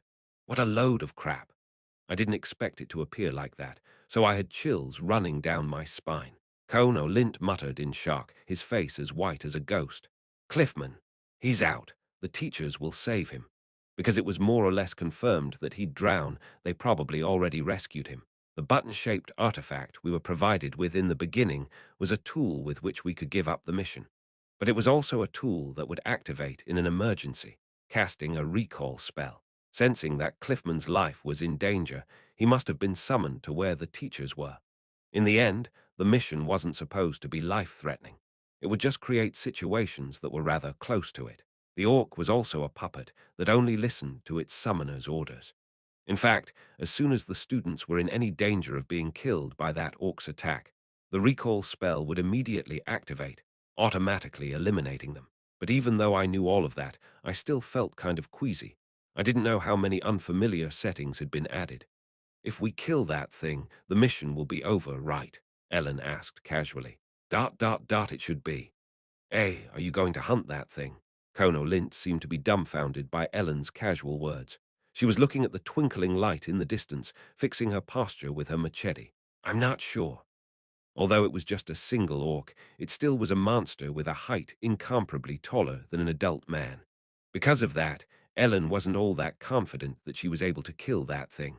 We'll know after we try. The orc was on the other side of the stream, and our weapons were a broken rope, a machete, a javelin, and a knife. However, our biggest problem wasn't our weapons. How are we supposed to see something? Kono Lint was right. We didn't have the most important thing, a light source, anymore. Harriet, Heinrich, and Liana, who could create one, were all on the other side. We had no light, and we had to somehow cross the river to face that orc. If you connect the rope again, we can cross over to the other side. Are you serious? Are you really planning on crossing that river? Kono Lint was startled by my words. The rope was cut, but the part that got cut off on the other side wasn't that long. The rope's slack was enough to just reconnect the two pieces. If you don't want to go over, then stay here. In the end, although he said that he'd never do that again, he still used his teleportation. While Ellen turned away, Kono Lint tied the rope I threw over again. We could hear screams of kids and the orc's roars echoing from the jungle. I delivered Kono Lint's clothes. After he got dressed, Ellen came over. Let's go. We couldn't walk that fast because of the darkness, but we started going in the direction from which we heard the screams. Ellen walked in the front, carefully checking the path ahead. Kono Lint walked in the middle, and I walked in the back. And no matter how I think about it, this isn't possible. Kono Lint trembled, saying that he thought that it wasn't a good idea. No matter how I thought about it, the past me must have been a psycho. How could I make high school students go through something like that? They get mental scars that would last for a lifetime. Ruwa, Jaira. Hearing those roars and screams from afar made me even more convinced that I had been completely crazy. The students of Class A fled, and while fleeing, Heinrich's feet got caught in a vine, and he died. The orc that was chasing after them attacked Heinrich immediately. He then disappeared, covered in the halo of the recall spell. That reassured the kids a bit. It was part of the mission, and it reminded them of the fact that even if they were attacked by that thing, they wouldn't actually die, they would just get eliminated. There were only 3 left: Bertus, Liana, and Harriet. Sane Toan, can you use attack magic? I can, but I don't think I'll be able to cast now. She needed to focus her mind to use magic, but that wasn't possible at the moment. It was difficult enough to focus on running away. Ruoa, bam, bam, bam, bam. The orc no longer tried to move around secretly, chasing the kids while roaring. Bertus ran with his teeth clenched. It was merely a setting for this mission. But there was no way humans could live peacefully in a place filled with beasts. He had been complacent in thinking that the others were just really tall humans after seeing those big footprints. If one were to think about it more deeply, the situation of them getting chased around by an orc happened because they ignored the clues they should have noticed. That guy is intelligent. The orc had been raiding the camps and had aimed for the moment the party split up to cross the river. It even cut the rope while someone was hanging on it, leading to Cliffman crashing into the violent torrent. This monster shouldn't be mistaken for a simple, mindless beast. Grants, can you beat it with a lightning bolt? I don't know. Harriet could use magic, but it was difficult for her to concentrate in that situation, and although Grants could activate her lightning ability quite quickly, it was hard to say if she could actually beat the orc with it. Cliffman got swept away by the river, and his machete had been swept away with him. They only had Bertus and Grants's 2 javelins. Bertus had also been trained in combat, although not to the degree Cliffman and Ellen had been. Since he was the only one with a combat talent at the moment, he knew that it was up to him to face the orc. Ruara. I think it's catching up. Harriet's desperate cry implied that the chase was about to come to an end. Grants. I'm going to face it, so try and see if you can hit it with your lightning while I'm at it. Understood. Sane tone, although it might be difficult for you, try to prepare your attack magic. Try to focus. I'll try. Try to climb up on something like a tree. It might try to attack you. Yes. This was all or nothing. I should have had Ellen with me. Or even Reinhardt. Not knowing what choice the guys who crossed the river made, Bertus could only fight the orc with only 3 of them. If Liana struck the orc with her lightning while Bertus bought time, they might be able to hunt down the orc. If the lightning didn't work, Harriet would attack it with her magic. Defeat didn't mean death. Thud. Thud. However, when faced with a towering orc of more than 2 meters packed with such huge muscles that they seemed to be about to explode, those that gave up running away from it had no other choice but to believe they'd die. This mission probably exists to determine if one would give up when faced with extreme fear, even if it's just an artificial situation. If one succumbed to it in this situation, one would be even more useless in an actual emergency. It should also test one's teamwork and leadership. He somewhat knew what intentions lay behind the mission, but knowing that wouldn't make the use of this giant green monster any more reasonable. Even if that violent strength was just something artificial, sometimes that was the only thing one would perceive. It was a monster they only saw in textbooks, one of the more common demons. It was said that they were all killed after the Demon World War. The humans fought a war with an army consisting of such monsters and won. Even monsters that were several times more dangerous got killed off and beaten. As such, the humans were victorious. And those humans, who rose to the most dignified positions of the Empire, couldn't afford to be beaten by just a single orc, let alone by one that was presumed to only be a summon. The students were allowed to lose, however. They were still young, after all. Gra-ra-ra-ra-ra-ra-ra-ra-ra-ra. Who? Still, they should not be afraid, though. Those who want to inherit the throne should not be afraid of such things. Come at me, monster. Bertus pointed his javelin at the orc. Flash, flash, ruah. I think they're fighting. Boom, boom. Along with the sound of the orc running rampant, we could see some flashes of lightning from time to time in the distance. Ellen and I sped up our steps. What the hell was going on? Heinrich wouldn't be able to use his ability in a real battle as he was, so the ones fighting had to be Bertus and Liana. Harriet probably wouldn't be able to calmly use magic either.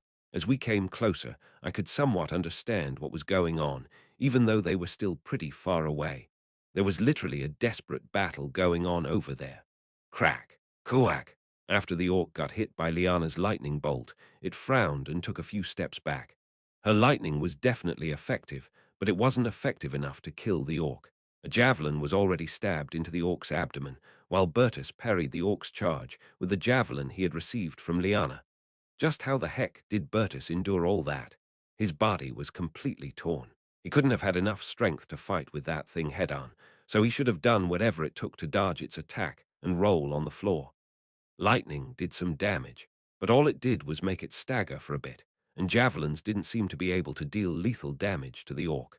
Kiora! The orc ran towards Bertus with its stone axe. Bertus tried to dodge it by turning to his side, not trying to stab out with his javelin. And then, bam!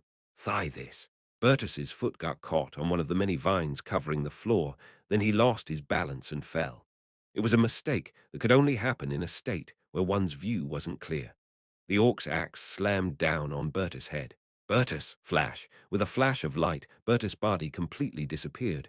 Bertus was eliminated. Ruah! The orc, roaring as if celebrating its victory, rushed towards Liana next. Crack! Quack! However, Liana calmly defended against its rush with a lightning strike, pushing him away with her electricity as soon as the orc came into her range. After learning that Liana would keep attacking it with electricity, the orc didn't try to get closer to her anymore. The orc changed its tactics. It raised its axe and threw it towards Liana with all its might. It was thrown at such a fierce speed that Liana didn't even have time to react to it, so her body was also immediately covered in light and disappeared. 2 of them got eliminated right before my eyes. Harriet, who somehow managed to climb on a tree, was the only one left. The orc retrieved its axe and tried throwing it towards Harriet next. Ah! Harriet's face turned completely white when she saw the axe pointed at her. Then, the moment it threw the axe, Kang! Ellen appeared, accurately knocking the flying axe from the air. In the island's survival arc, I had tried to showcase two things. One, the students of Class A were actually pretty difficult to work with because many of them were just too whiny, while Class BS students, although not as talented, did what they needed to do without complaining and were highly motivated. So Class B was actually better than Class A. And two, roo-wah, hap, swoosh, quack. Ellen Artorius was the only one from Class A that didn't give up. By showing Ellen hunting an orc alone, I had been trying to show that she was incomparably stronger than her classmates. In the island arc, Ellen was shown to be someone important for the first time. In the original, everyone of Class A, except for one, voluntarily gave up, while none of Class B's students chose to give up. Although Class B was the one who won the group mission in the end, only Ellen managed to fulfill the special condition. That special condition was hunting an orc, kagak, swoosh, hup, kang. Of course, she got overwhelmingly pushed back in terms of power. However, Ellen was gradually adding wounds to the creature's flesh as she ran around and dodged its attacks. The machete wasn't suitable for stabbing, and the orc's hard body wasn't easily wounded. Compared to its huge body, the wounds added to it seemed like mere scratches. However, it was apparent that the damage on its body was slowly accumulating while Ellen parried or avoided all of its attacks. It was to the point where one could call it bullying. I could only stare blankly at Ellen, who was fighting to the best of her abilities with such strange movements. However, that wasn't the time to just watch. Of course, it would be difficult to approach it to fight. If I stepped in for no reason, I would only get in Ellen's way. Hup! While strengthening my body, I threw a stone at the back of the orc's head. Park! Roo-ah! The orc looked back at me and roared. Ellen didn't miss that chance and slashed at its back with her machete. Park! Kurak! It got attacked from both the front and the back, so it tried to put both me and Ellen in its field of view. The fact that it was struggling against such small ants was already enough to royally piss it off. The orc, whose body seemed to have become tired, looked as if it thought about whether it should first deal with Ellen or me. Ellen was the more dangerous opponent, but was it really not able to ignore her for a moment to get rid of me? Although I knew I wouldn't die, I couldn't help but feel a chill running through my body. Ruah! The orc rushed at me. I then turned sideways to let it run past me. Bang! It swung its stone axe but only hit a tree. However, it sure was terrifying seeing that large tree getting cut in half by that stone axe. It was like an unstoppable force. Ellen rushed towards the rebounding orc, to which the orc reacted with a vertical slash of its stone axe. Boom! Ellen avoided the axe, letting it smash the ground. Then she grabbed the javelin stuck in the orc's abdomen. It probably was Bertus who had embedded it into it. Pull! Kua! Elle pulled out the javelin from its giant body and then stabbed it towards the orc's eyes without any delay. Squish! Kua! Her movements were intricately connected, making it look as if she was dancing. There were no unnecessary movements. They flowed like water, and the orc had no chance to even react. After having one of its eyes neutralized, the orc staggered and began to step back. Without giving me a chance to step in, Ellen almost defeated the orc on her own. And, it's working. A faint exclamation sounded from somewhere. Rumble, and following that exhausted shout, a more threatening sound could be heard. The jungle was tinged in red in an instant.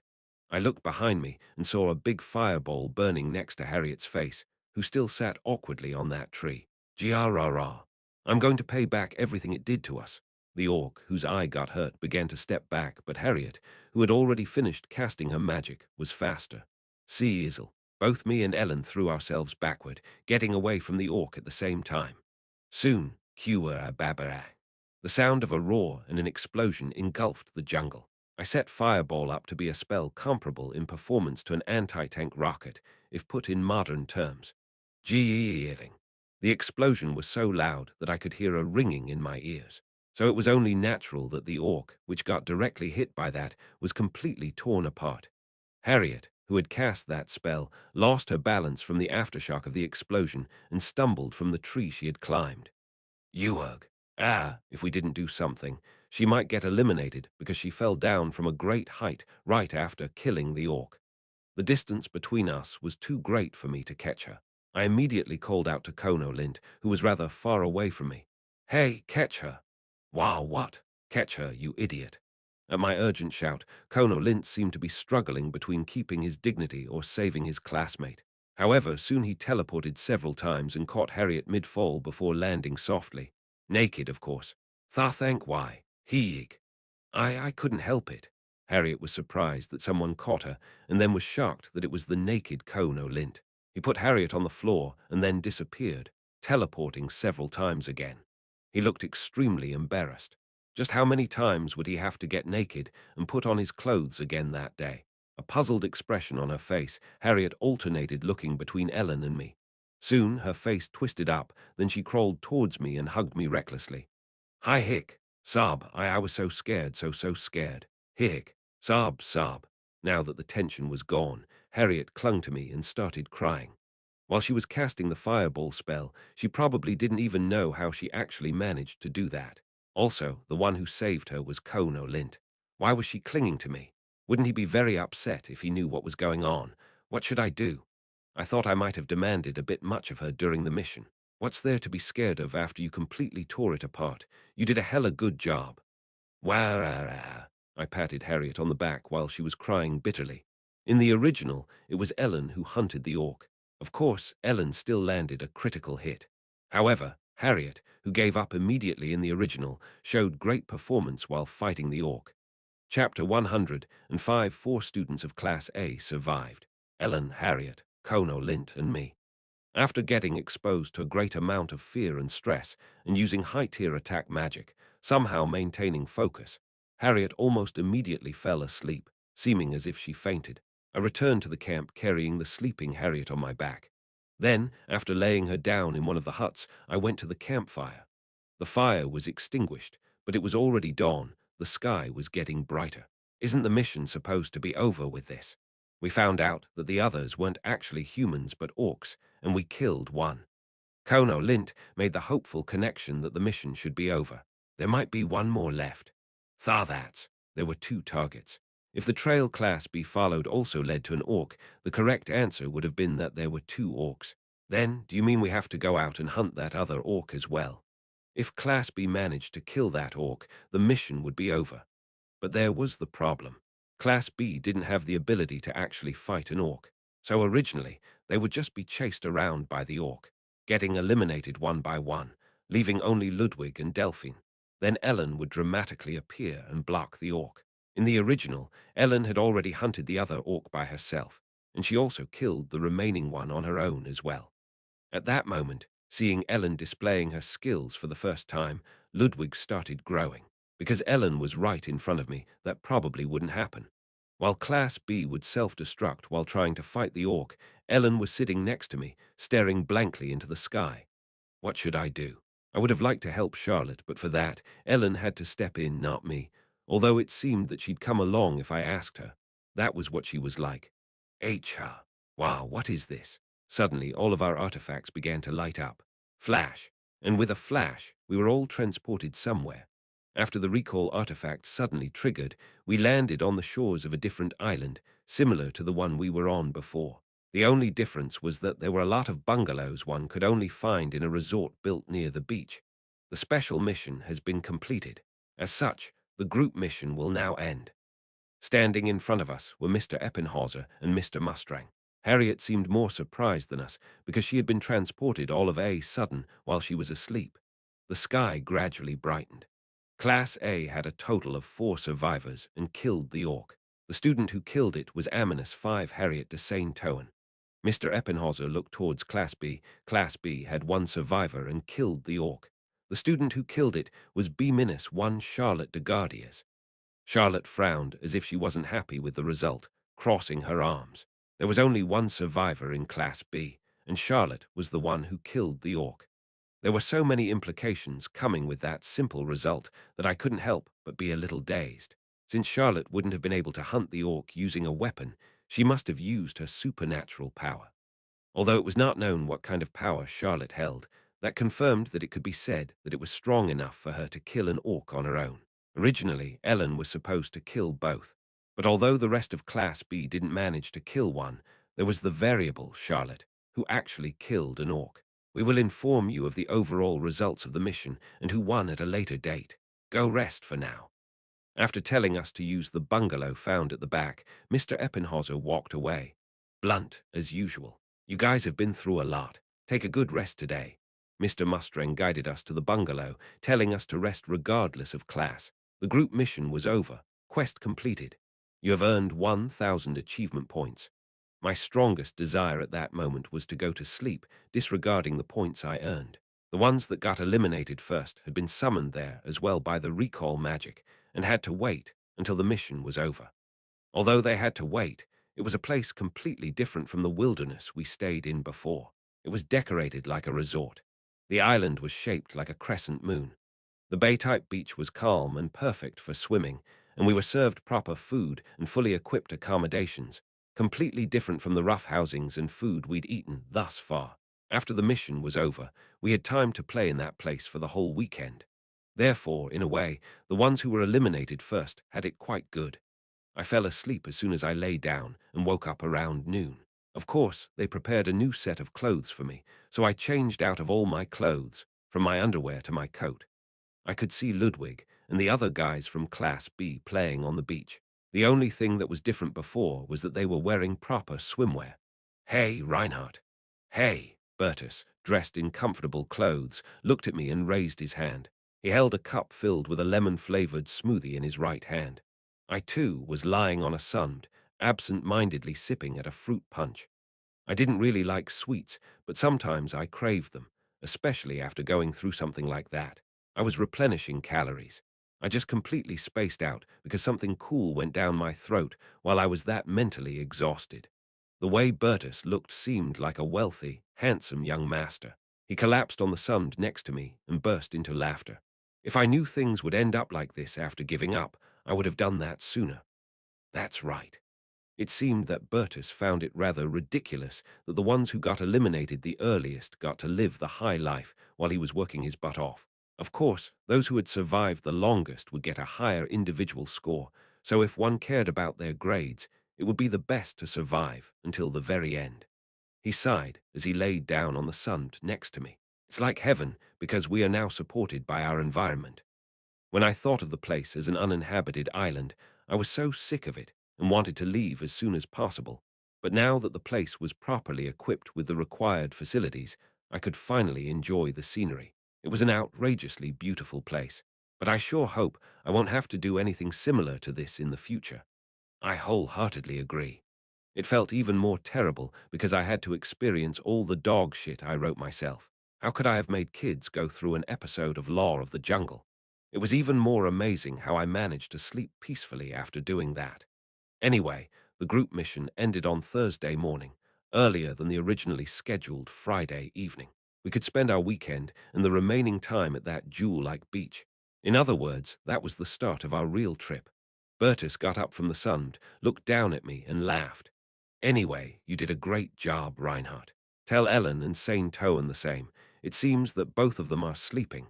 Okay, you suffered a lot as well. Ever since I took the initiative and told him that we had to do something, Bertus led the kids. It was true that he had to suffer through a lot. He even had to face an orc on his own. I made eye contact with Liana, who was lying calmly in the sun to my other side, sipping on her drink. You went through a lot as well. Liana nodded her head to my rough praise while lying. You too. What was that? Was it a stretch to think that the group mission created some form of camaraderie among the Class A students? That reminded me again that if we were to go through school together, there was a possibility that a unique bond might form between us. As the day advanced past noon, the dead asleep people also started to wake up. Ugh, my whole body is aching. I think I'm going to die. Hey, are you okay? No. What about you, Adelia? After I got taken, I just ended up here. I was scared and surprised, but I wasn't hurt. That's a relief. Let's go eat something. Yeah, there's a restaurant over there. I'm finally getting something proper to eat.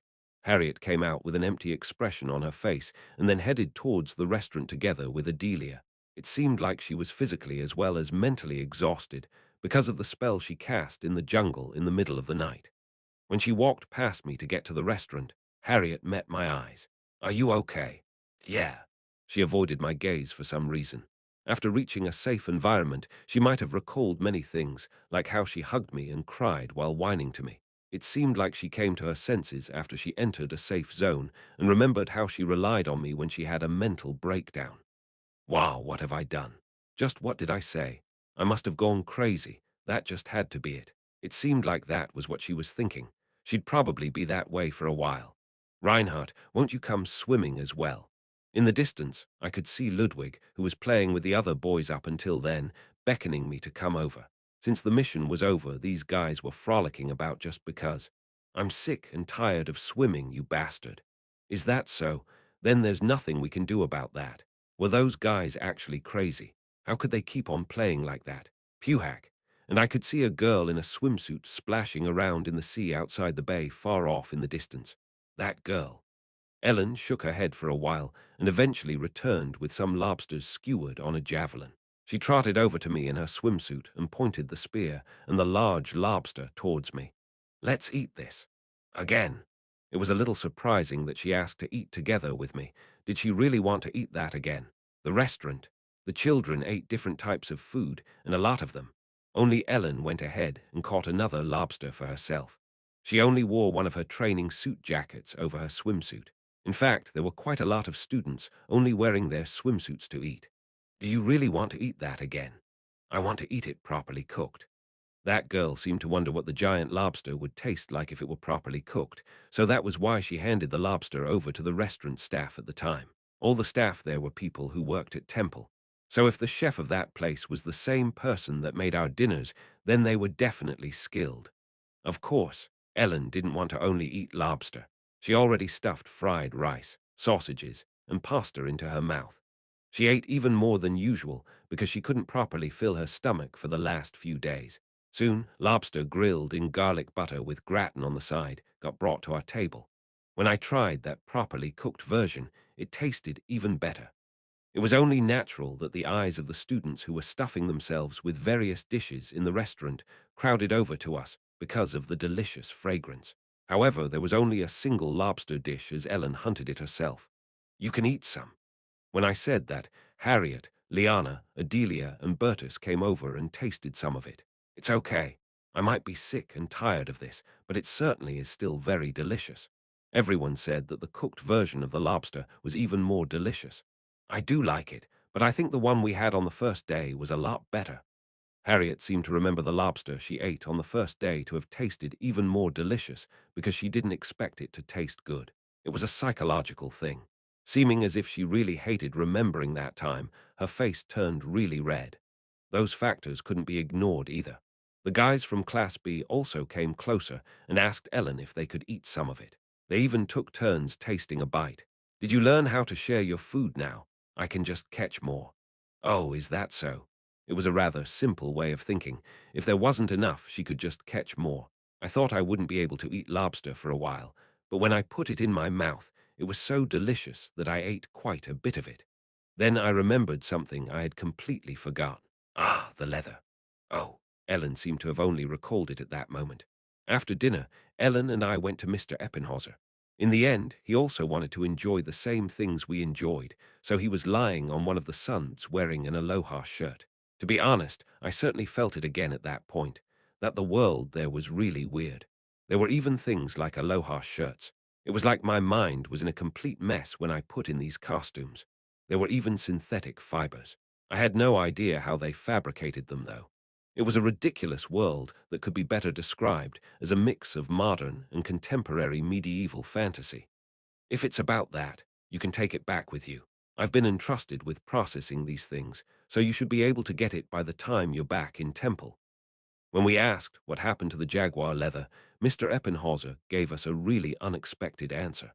The mission was over, so I didn't even know that he had that kind of role. Think of it as your spoils of this mission. Perhaps they left that job to a person who was experienced in handling animals. After selling it, L. Delphin and I would share the money earned between us. After my hunger was sated, I laid back down on a sund, and Ellen laid down on the one next to me. I felt like I could sleep there for 2 days. The pocket money Temple gave us was also quite large, so there was no need to rush to get more money. There was nothing wrong with just relaxing there. What are you going to do with the money? Nothing much. Ellen also didn't think that much about it either. Even if she didn't say anything, she also must have been very tired, so she immediately fell asleep. Only the sound of her steady breathing reached my ears. She had done a brilliant job without uttering a single complaint or whining. In fact, I saw Ellen getting very exhausted a lot while we were roaming through the jungle.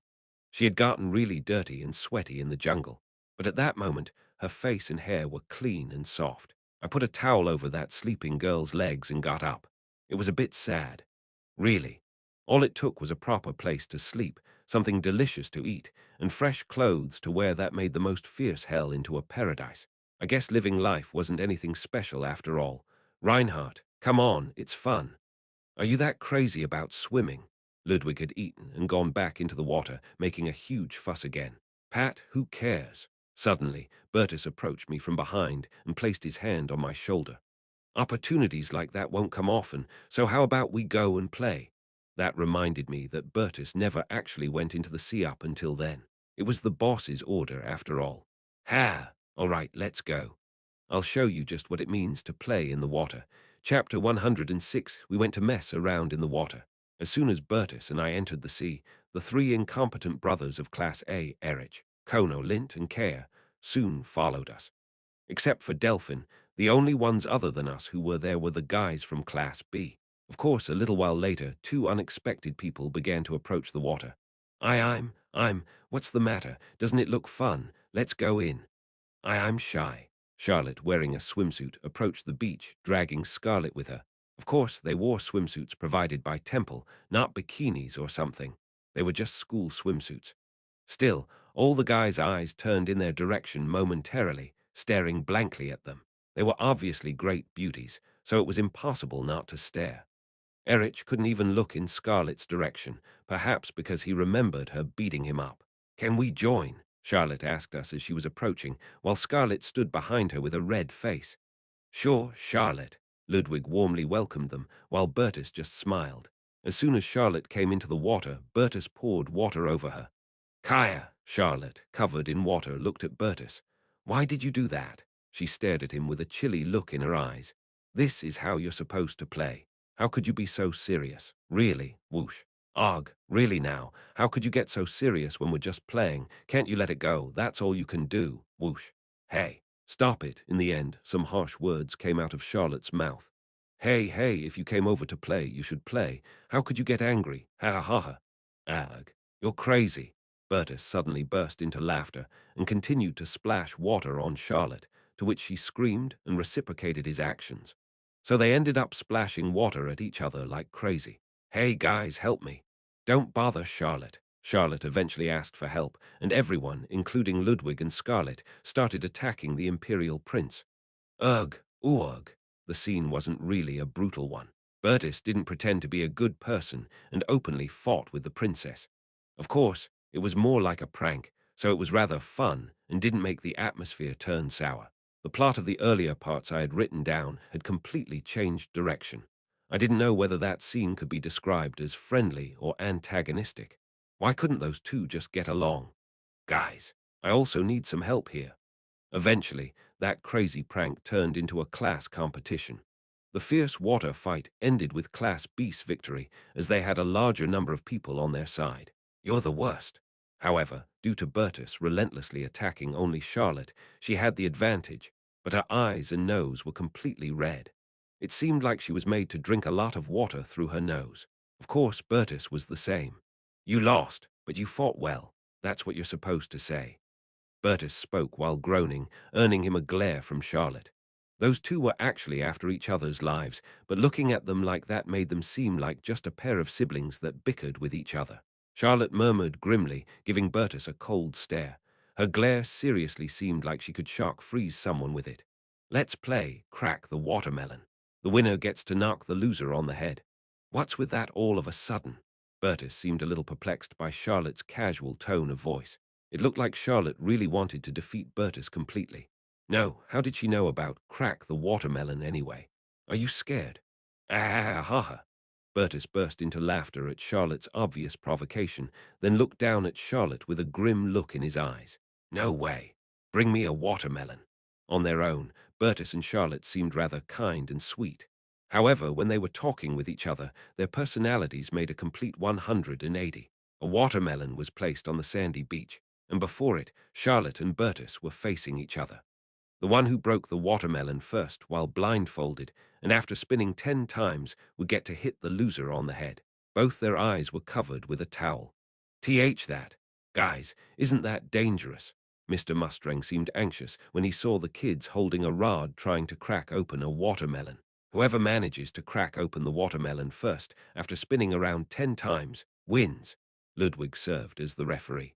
Everyone stood around and watched the sudden watermelon cracking competition, which seemed a little odd but very interesting. Okay, let's start. Bertus and Charlotte began to spin around in place. In fact, the slight hope that they might end up forming a good relationship was nothing but that, a slight hope. Then, after some time, whack. Ugh. I made a mistake. Charlotte hit Bertus' head with her bat and not the watermelon. Everyone knew that that swing was never supposed to hit the watermelon, as she hit from right to left, not from top to bottom. As she wandered about, she kept gravitating towards the direction of Bertus' voice, not towards the watermelon. Hey, how could you do this to me? It was a mistake. Whack. Ugh. Another mistake. Charlotte. She actually wanted to play crack the head, not crack the watermelon. Bertus ripped off the towel and glared at Charlotte with cold eyes. You're dead. It was just a mistake, you know. Are you really going to get mad at me for making a tiny mistake? Wasn't it you who told me to not take things so seriously while playing around? You did that on purpose. In the end, a wild chase ensued between Charlotte and Bertus, who had both taken off the towels. Charlotte, who would obviously fall behind Bertus in physical abilities, got caught with no way of escape. Bertus, who was seriously pissed off, picked up Charlotte and threw her into the sea. Die. Drown and die. You crazy bastard. Splash. The two ended up laughing at each other's actions, so everyone also ended up bursting into laughter seeing the scene. Their fights couldn't get any more intense than that, because if either of them died, the other would be deprived of their right to the throne. So in the end, this just seemed like they were quarreling. In fact, the funniest part was that both of them ended up getting mad at each other. It seemed like the students of Class A and B were able to talk peacefully with each other, although they weren't on friendly terms just yet. It was totally different from the original, where they would be at each other's throats at all times. Evening time. After dinner, the teachers told us to gather together. As a precaution against parasite infections or something similar, there were wizards and priests casting various types of purification spells on us. Of course, I got a bit nervous, but thanks to Sakigar's ring, I wasn't exposed or anything. After the medical checkup, the teachers announced the results of both classes. It seems that both Class A and B have fulfilled the special condition. However, there were 4 final survivors in Class A and only 1 in Class B as a result. Taking various other factors into account, the mission ended in Class A's victory. Additionally, the arc that should have ended in Class B's victory ended up being Class A's, as the plot had gotten completely twisted. Charlotte didn't end up winning. Mr. Eppenhauser put up a piece of paper on the wall on one side of the restaurant. Of course, although the students of the winning class receive extra points, that doesn't mean that everyone else got a bad score. Please check the individual evaluation scores recorded on this paper. Not everyone part of the winning class would get high scores, and not everyone in the losing class would get low scores. Someone who just lazed about wouldn't get a lot of points just because their class won. That wasn't the end of it. In addition, extra merits will be given to individuals who have greatly helped the group or played an important role during this mission. In Class A, that would be number 1, 2, 5, and 11. In Class B, it would be number 1, 9, and 11. The reasons are attached to your personal evaluation record. Merits. Bertus, Ellen, Harriet, and I got some merits as well as Class BS Charlotte, Delphin, and Ludwig. It was probably because Bertus worked hard taking on the role of the leader, and Ellen and Harriet played a decisive role in the orc hunt, so it was only obvious that they would receive merits for that, and I probably got some because I worked hard in various ways as well. The ones from Class B probably received merits for similar reasons. Merits will be included in your evaluation record, and the person who receives the highest amount by the end of the semester will be given a special award. Also, keep in mind that merits and demerits can cancel each other out. If one got demerits for violating the rules or causing accidents, one would be able to get rid of them with one's merits. For example, they could give one temporary immunity. Of course, everything would be reset after the semester ended. Anyway, although Class B lost, Charlotte should have received a pretty high score. I didn't know how, but she ended up completing the orc hunt on her own. While Mr. Eppenhauser was explaining one thing after the other, Mr. Mustang handed out notes to the sitting students one by one. Lastly, write down who you think played the biggest role in this mission from each class. Finally, only the MVP vote remained. I was deliberating whether I should put down Ellen or Harriet, but in the end, I wrote down Harriet. I thought about writing down my name for a second, but after thinking about it, I felt like I really went crazy, so I refrained from that. Class A's voting results were 2 votes for Bertus, 2 for Ellen, 4 for Harriet, and 3 for me. Class B's voting results were 6 votes for Charlotte, 3 for Delphine, and 2 for Ludwig. Like that, Harriet and Charlotte were voted as the MVPs. Me, W.I. Harriet's face turned bright red as she probably hadn't even suspected that she'd get elected. The MVPs would be given 1 credit each, so both Harriet and Charlotte would receive credits from the group mission. At night, the students from Class B suddenly made a campfire for some reason. The guys from Class A didn't seem to understand why they would make merry around a campfire after they had to sit around one every day before. However, Lanyon Sessa played his instrument and sang some songs, so it wasn't all that bad. Most of Class A's students were extremely exhausted and opted to enter their bungalows and sleep early. "Don't those guys ever get tired?" Harriet muttered as she dumbfoundedly watched that scene. When we were on that uninhabited island, their tension was already out of this world, but somehow they got even more excited after they were told to rest. "Ain't it fine?"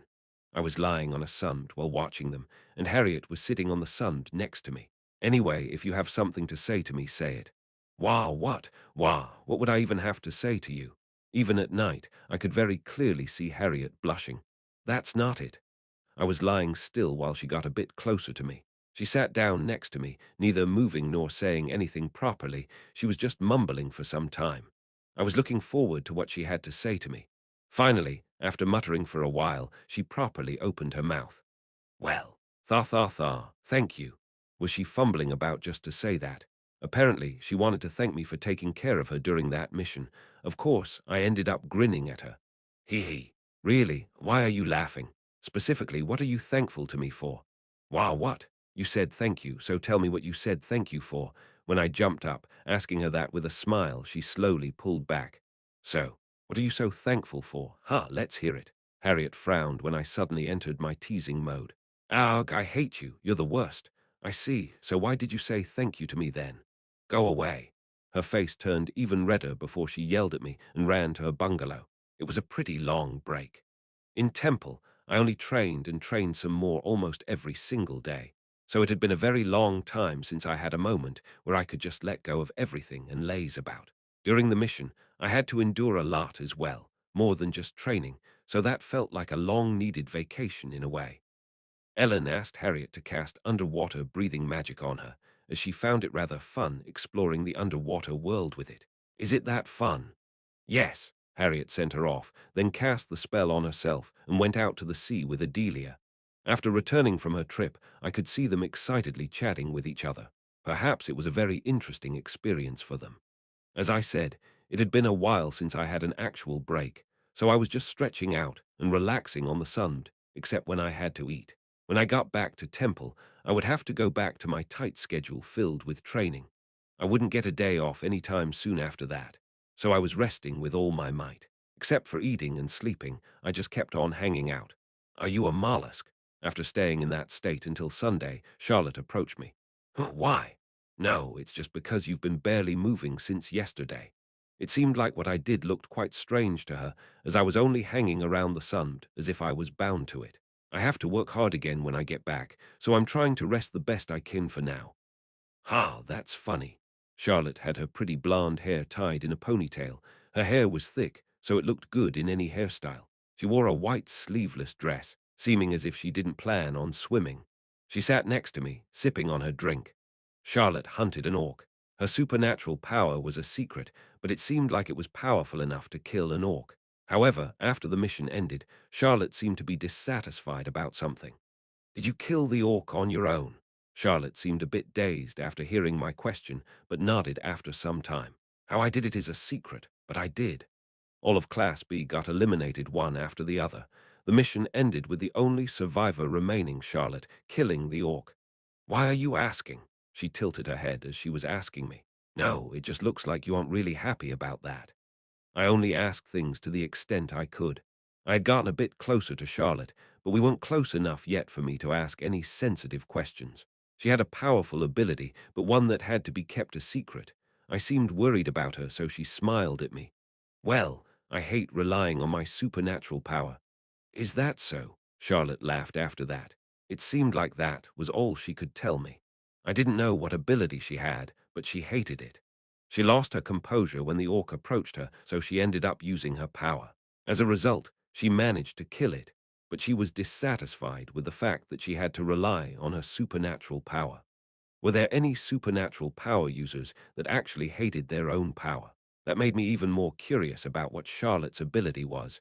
Chapter 107, around Sunday evening, we finally returned to Temple.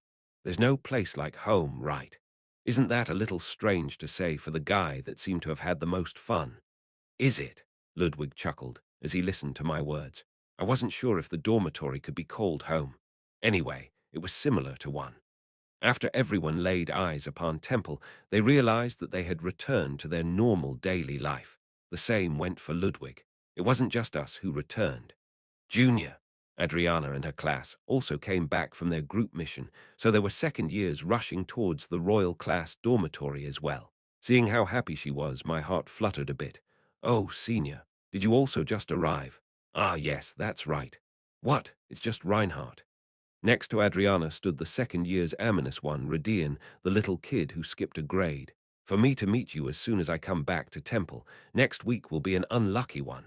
She crossed her arms and shook her head jokingly. Did you only learn how to flap your lips during the group mission? What? Flap my? Are you picking a fight? Stop, stop. When she saw two fires light up in Radina's eyes, Adriana intervened and stopped her. Please understand, Junior. Radina just feels bad after losing in the group mission, okay? What? That's not it, and we won. So you feel bad because you lost. No, that's not it. It seemed that the second years lost to Class B in their mission. I giggled at Radina. So that's the reason. I'm in a good mood after winning, so I'll cut you some slack. As I spoke to her teasingly, Radina's face turned red. Adriana, please scold him. Okay, whack. Ugh, why are you hitting me? You've really gotten better at purposely doing exactly the things I hate, Junior. Adriana took Radina's hand and headed towards the dormitory, seeming so angry that she didn't know what else to do. Anyway, congratulations on winning, Junior. See you tomorrow then, right? Yes. Adriana, scold him more. I'm hungry. Let's go in and have dinner. Okay.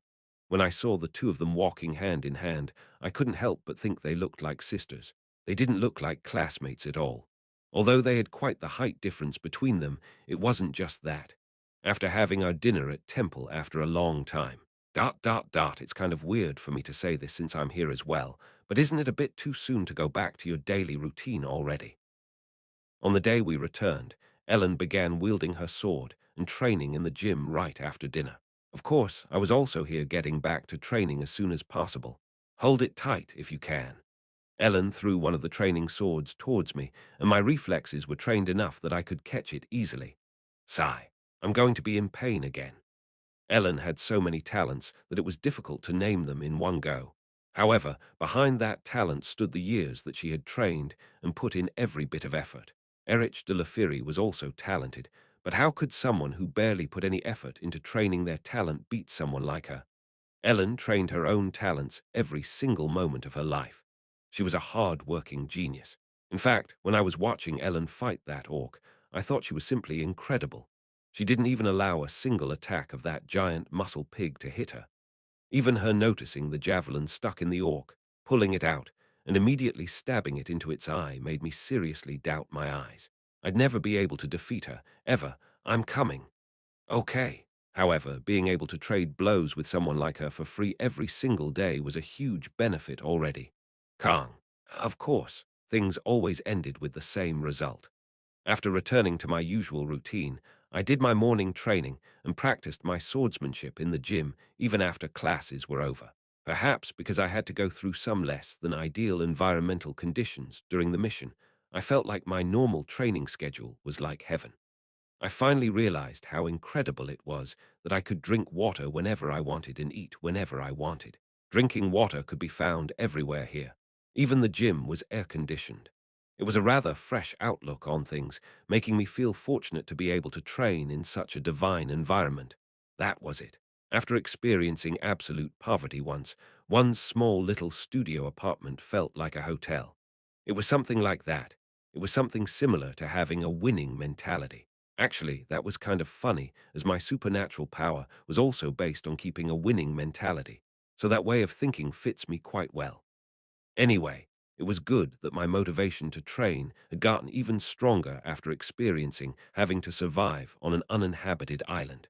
Meanwhile, on Wednesday, Bertus called me and suddenly handed me a big bag. "Ha, what's this? What do you think it is? It's money." It was a red bag that seemed to be made of silk. It was full of shiny gold coins. Oh, right. For the jaguar leather. But it was still in the process of being treated right. Yeah, it's easier for me to find a buyer than you on your own, right? They paid in advance already. I'll tell Mr. Eppinhauser where he's supposed to send it. I already thought that it would be pretty hard for me to find a buyer for such expensive leather, so it seemed like Bertus had already looked for one before I could even start. It also looked like they paid in advance. Anyway, wasn't it quite touching how much he was taking care of me?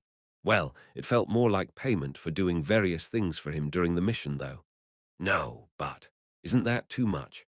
I thought I heard that I would get about 10 gold coins, but judging by the bag's weight, its content far exceeded 10. To tell you the truth, the buyer is my grandfather on my mother's side, so he gave me quite the generous payment. I won the first group mission of the royal class, so it was only natural that he would be quite generous when it came to buying loot that came out of that. The family of Bertus's mother was Duke Salerian, so the person Bertus meant was, of course, Duke Salerian. Having been in the position of being almost killed by Duke Salerian's knights before, Bertus's words were quite eerie. His grandson, who might become the emperor in the future, won his first group mission of the royal class. To Duke Salerian, the jaguar leather signified his victory over Charlotte. Everything depended on the meaning someone gave it, so Bertus just sold it to the person who would offer the most money for it. It felt kind of nasty that it was the head of the group that tried to kill me once. Anyway, thank you. I even got indirectly involved with Duke Salerian, something I would have never dared to imagine while I was trying to escape the Demon King's castle. I received 30 gold coins as payment for the jaguar leather. That would be about 30 million won. What I almost left to rot in the jungle turned into a huge pile of money when I came back, so I was rather startled. If Ellen hadn't brought it back with her, and if Delphine hadn't properly skinned it, I wouldn't have received that much money. Liana was also involved, but she said she wasn't interested in the money, so I didn't bother going to her. After school, I took Ellen to Class B's dormitory and called out Delphine. Then, I held out bundles with 10 gold coins in each of them to the two. Since we got 30 gold coins for it, let's take 1/3 each. That would be 10 gold coins. Okay. Wow, you sold it for so much. I didn't do it directly. Bertus sold it for me. Delphine couldn't believe it when she saw the bundle of 10 gold coins in front of her. She was hesitant to take the money I was giving her. I mean, all I did was skin the jaguar with my poor skills. Can I even accept this? It wasn't that big a deal, but it seemed like she felt a bit guilty accepting such a huge amount of money. If we follow your logic, I got this money by simply hitting a beast's head while it was electrocuted. What's the difference between mine and your contribution? Just take it. If we were talking about who worked the hardest, that would probably be Ellen. Is that so? Well, thank you anyway. I really wanted to go eat something delicious with the others. Delphine seemed to have planned to buy the others something with the huge amount of money. With the exception of Charlotte, all of Class B were commoners. Ellen put her 10 gold coins in the pocket of her school uniform and looked at me. Let's go eat something delicious. Don't you want to go eat something expensive, not just something delicious? Like something that you usually wouldn't be able to eat because it's too expensive. Yes. She was only thinking about eating the same food prepared differently. In the end, Ellen and I went to eat a full course at one of Temple's most luxurious restaurants, where only the kids of noble families went. It was delicious. It was delicious, but how could they ask for 1 gold coin for a dish? How does that make sense? It was a bit more expensive than we thought it would be. You're right. I mean, it was tasty, but I'm not paying that money just to eat that. Is that so? It was delicious, so Ellen seemed to be all right with it. The amount was just too little. Seriously, there just has to be a dimensional crack in your stomach. I was completely convinced that the gates already opened disguised as Ellen's stomach. Anyway, Ellen said that she was still hungry, so she bought 3 hot dogs from the street. After I returned to my daily schedule of studying and training, nothing really happened. If there was one thing that changed, it was that my physical abilities gradually rose. And strength 6, 2D, agility 6, 7D, dexterity 7, 7D plus, magic 11, 3B, stamina 10, 8C plus, demon domination D, cannot be used in current state. Self-suggestion D. Swordsmanship F. Comprehensive ability assessment. Lowest level demon battle level evaluation. D+, as one could see. My pseudo-swordsmanship had finally evolved into swordsmanship. I did it. I've got it. Self-suggestion also rose to D rank, so my combat level rose to D+ rank. It jumped right up from F+. Q-Hawk. It might feel like insignificant growth to some, but to me, it showed the results of my hard work. Ellen tilted her head, as if she didn't know why I suddenly sat down on the gym floor and looked thrilled. That girl was 90% responsible for the evolution of my swordsmanship. Thank you. It's all thanks to you. Are you sick? When I teared up and expressed my extreme gratitude to her, Ellen put a hand on my forehead and said, "You don't have a fever, so what's wrong with you?" Q-Hawk. I could actually do it. I always believed I could do it. It was such an emotional thing for me to have finally escaped pseudo-swordsmanship. Every time I checked my status and saw that I felt dirty. Of course, it was a bit disappointing that my evaluation only rose to D+ after all the shit I did, but it couldn't be helped. Life was long. In other words, there was still a lot of time left for me to work hard. Only 1 semester had passed, but when I remembered the simple fact that I still had several years of that shit left to live through, I suddenly felt like my body had lost all its strength. Sigh, I want to quit.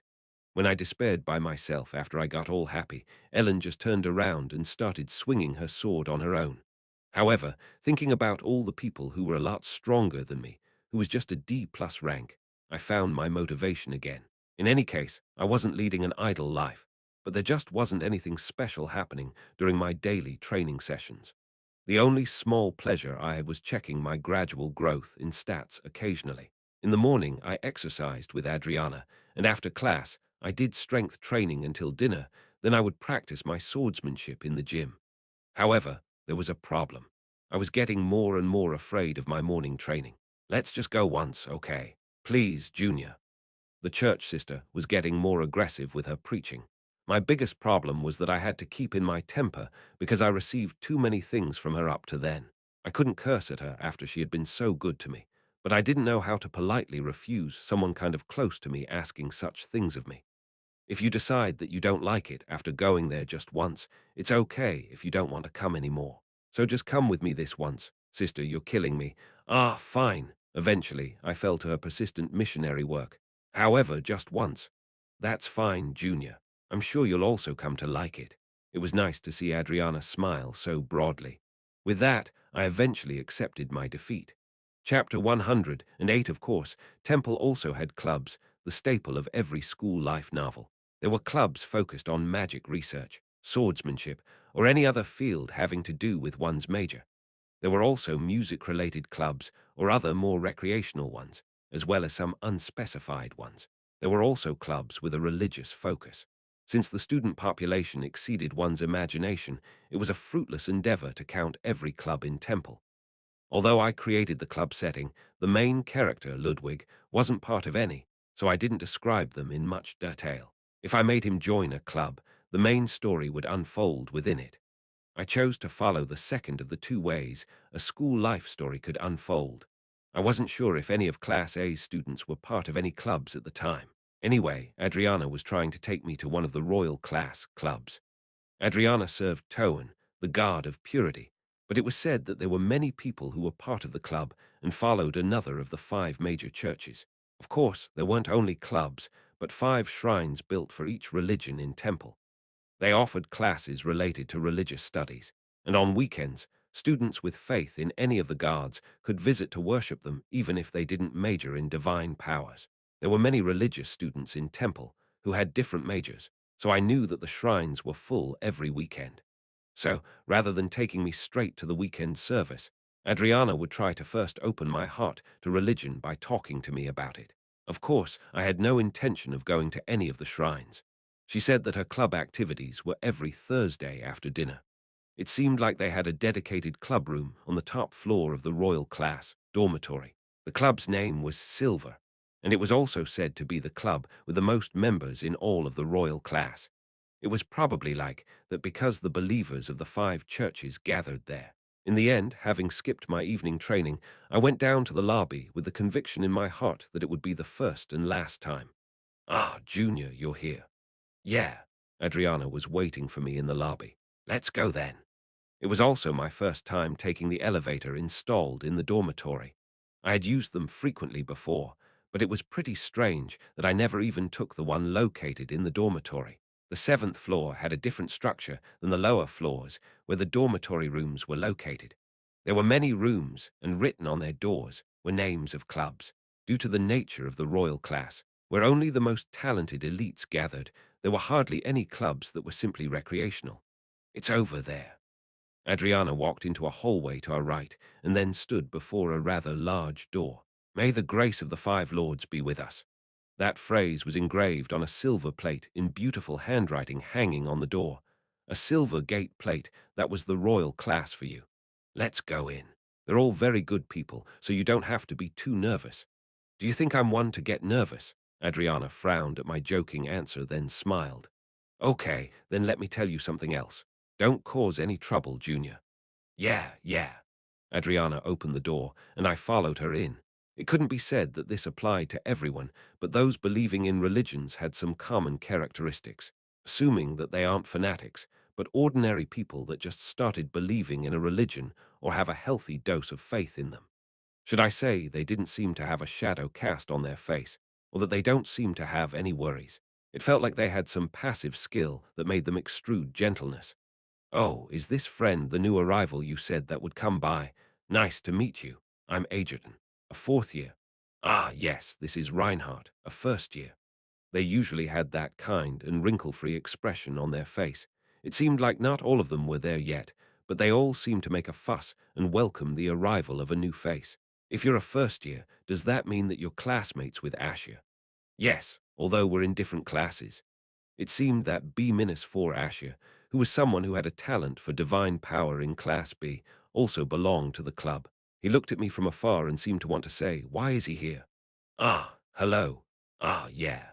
I barely had any interaction with him, so I could only say that much. Most of my seniors knew me from that duel. It certainly left a huge impression on them at the time. I didn't know whether it was because of that incident or because of their personalities, but I was treated quite favorably by both men and women. Have you eaten dinner yet? Yeah, well, if you're hungry, there are some snacks in the cabinet. You can eat whatever you find there. I felt like I fell into a completely different world because I was welcomed so warmly by people that seemed to never frown. I could see that they were very excited to have someone new around. Reinhardt only came here to take a look around today. Adriana tried to clarify that she brought me there, but that I shouldn't be mistaken for a new member. That didn't mean, however, that they lost their spirit. Yes, okay. Looking around is fine as well. You can come any time you want, even if you just want to come hang out when you're bored. That's right. There are many people that come here just to pass the time without signing up. You can think of it as getting closer to your seniors. I was surrounded by people that were happy just by me being around. I just couldn't get used to that. I hate bad guys, but my twisted mentality makes me feel uncomfortable when I'm faced with someone who seems too nice. It makes me wonder if I'm comfortable around people like Bertus. Positive energy, and I don't mix well with each other. There were about 20 members. Since the total number of students of Royal Class was about 120, that was a pretty big number. Of course, since the high school section had about 6 grades, the age range was also pretty wide. Oh, is that the first year, Reinhardt? And the person who greeted me with a bright expression seemed rather familiar. We met for the second time that day, actually. I'm Ceres Van Owen from the fifth year. Long time no see, right? The president of the Royal Class Student Council, whom I remembered seeing when I was admitted, also belonged to the club. The student council president said that although she wasn't majoring in divine powers, she personally believed in the sun god. She continued to say that she also served as the club's vice president. I felt like she was someone that got her work-life balance all messed up. She was the student council president, but she also ended up being that club's vice president. Wasn't that kind of weird? Seeing that everyone was taking their eyes off of me, it seemed that they were about to start. But was there a problem? It seems that almost everyone is here, so shall we start? Ceres Van Owen, the student council president and the club's vice president, said with a rather awkward expression on her face. What about the president? At Adriana's question, the student council president wore a subtle smile. Ah, ahaha. The president said they want to take a break, it seems. At those words, the overall atmosphere seemed to darken a bit. It seemed like the club's president had been absent for a while. Eventually, they started their club activities without the president. I didn't really know what I should do, so I did nothing. It seemed like they started to do some ritual for which everyone had to close their eyes and recite some common prayers. It was certainly different from the religions I knew from my previous world. Blessed are the five gods. While everyone was chanting some prayers, the room didn't only fill with a solemn atmosphere, but the bodies of some people gave off a subtle glow. The prayers of those who could use divine powers became power itself, to the point one could see it with one's eyes. All it was some kids getting together and praying, although one could feel a certain type of majesty from it. The club room was only filled with a few desks and some miscellaneous furniture, but I felt like I had seen a similar room before. In fact, I even felt that the divine power emanating from their prayer actually had an effect on me as well. I felt my fatigue vanish, leaving behind a pleasant warmth. I wondered if that place served as some kind of fountain of life. I was full of energy. That surely wasn't the reason why Adriana said that it was a nice place, but it definitely felt different from the religious gatherings I had imagined. After the prayer was over, everyone's eyes fluttered open. Adriana smiled at me. She seemed to want to say, "It's different from what you thought, right?" Let's first discuss the main agenda then. As we all had our group missions last week, let us talk about our experiences. Since the president wasn't there, the vice president and student council president Ceres Van Owen took charge of the schedule. First of all outside volunteer work has been restricted because of the attack that happened in town before, right? It has been resolved as of now. The attack on the Knights Templar seemed to also have had an effect on this club as well. However, the schedule was totally thrown into disarray last time, so the plan to send out some people to treat the injured soldiers was cancelled.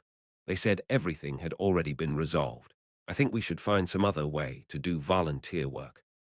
Since the club actually had people that could use divine powers, it seemed like they were volunteering to help in places where the power of a priest would be needed.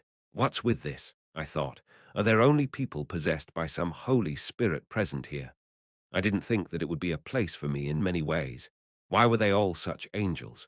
Anyways, it seemed like they were trying to provide free divine magic services for wounded soldiers and civilians who weren't able to get any help somewhere else. The event got cancelled because of the incident with the Templar, so they were looking for another way to volunteer. Any opinions? I heard there were a lot of orphans after the war. There seems to be a shortage of caretakers in public childcare facilities, so how about helping out there? I think that's a very good idea. Listening to one member's opinion, Ceres nodded, saying it was a good idea. Someone who seemed like a scribe wrote it down. Various ideas on new volunteer activities were brought up one after the other, then they got organized. Just what is this? I was surprised because it was a place filled with so much positive energy in a different way than I thought. It seemed that only people who thought it was natural to help someone out if one had power gathered there. I thought it would be a gathering where they talked about God, recited prayers, and reinforced their faith, but it wasn't like that at all. Wasn't it more like a volunteer club? After going through various discussions, it was eventually narrowed down to two plans: helping out in the public daycare facilities and providing medical services in remote areas and the slums. I'll ask the teachers about some public childcare facility locations. As for the medical service in remote areas and slums, it would take some time to find appropriate locations due to local circumstances or safety issues. I was again reminded that Temple was a place with great social influence. Even if we were part of royal class in the end, it was only a club, but they could obtain the support of the whole institution. I wanted to leave. Their existence in itself was sacred, so I didn't think I should continue to be here. I guess I was a demon. Rather than being confronted with an arrogant bastard, being in front of such holy and good aristocrats was a lot more painful. Before going there, I was afraid because of a completely different reason. Their new volunteering schedule had been decided, so it was then time for everyone to talk about the group mission. They simply discussed whether they won or lost, or if it was fun or not. Wasn't this the first group mission for the first years? Ashia, Reinhardt, how was it for both of you? Ashia was calm and said that it was a survival mission and that they unfortunately lost. He said that he had no idea that an orc would come out and that he was a bit embarrassed that he just ran away because he had been too horrified confronting it. Haha, the first group mission certainly is a bit difficult. There's a purpose behind that. Should we call it humbling? The seniors also talked about the time they had to go through that, reminiscing about the past. The vice president then looked towards me. That would mean that Reinhardt's class won, right? How was it? Winning is good and all, but in the end, it was a huge pain in the... Arg, why are you pinching me? Adriana, who was listening to me, suddenly pinched me in my thigh when I was just being honest. No, that bastard. If I were to say something wrong again, she would beat me up, right? Can't my junior say some nice things? What do you want me to do when my personality is like this? Adriana was also my senior, but from the perspective of the college-level seniors, she was only a little second-year kid, so they were looking at her and me as if our arguing was cute. Everyone seemed surprised to hear that we fought that orc head-on, even Adriana. It's not like it was me who did it. It was that girl named Ellen who took care of everything, and a kid called Harriet who finished it off with a gigantic fireball, so I didn't really do anything. Still, it's great that you were ready to fight it. Yeah, that's amazing, Reinhardt. I felt like I was sinking into the floor because I was surrounded by people who praised me so casually. In the end, except for the praying in the beginning, it didn't really seem all that religious. Everyone was just talking and chatting. Okay, that should end our official talk. Then let us pray. Those who would like to stay can stay, and those who want to leave can leave. Like that, their club activities ended. To be exact, after it was over, they gathered into groups of twos and threes to talk and eat some snacks together. Like it had at the start, the prayer again created quite the majestic atmosphere. After praying, Adriana stayed with me a bit longer. I asked if I could go, but I ended up getting forced to eat some of the snacks. Don't you follow any type of faith? Not really. The seniors asked me this and that, as I was new around there, and I tried to answer appropriately. If I told them I believed in myself, Adriana would probably have an even bigger reaction than before. Still, it's not bad to have a place to pour your heart out. Think carefully, because the gods reward us just as much as we put faith in them. If they were talking about divine power, that senior's words were indeed true. No, they were right, but I was the creator of the five gods. I was the world's actual creator, so to speak. So, how paradoxical was it for the creator to follow his own derivatives? That would be a real pain in the butt. Give me strength, my babies. I'll put my faith in you that was just ridiculous. In the end, they only told me to think carefully about this. They didn't force me to do anything. Everyone talked to me, but they also talked with each other. By the way, the president, will they never show up again? I'm trying to persuade them, but I'm not sure.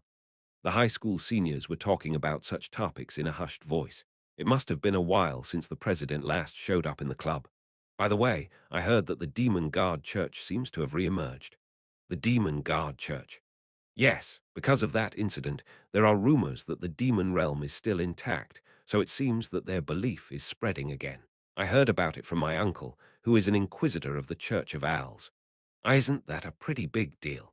I also remembered the setting of the Demon Guard Church because Ludwig butted heads with some of its remnants. The Demon Guard Church. They were a pro-demon force from within humanity. The one they served was the Demon Guard, a concept opposite of the other guards. However, after the demon realm completely collapsed, they should have died out naturally, leaving only a few remnants behind. However, the attack in the capital caused the misunderstanding that the demon realm hadn't yet collapsed, but was still hiding tremendous power. That was why the demon guard church, which should have died out, had found its glimmer of hope and maintained its faith.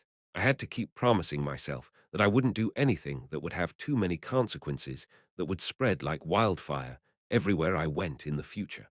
The whole atmosphere turned solemn after hearing the news about the Demon Guard Church. For the ones believing in the Orthodox religions, the Demon Guard Church was their main enemy and an organization to be purged. The female senior, who said her uncle was an inquisitor of the Church of Owls, a heresy inquisitor, cautiously opened her mouth again.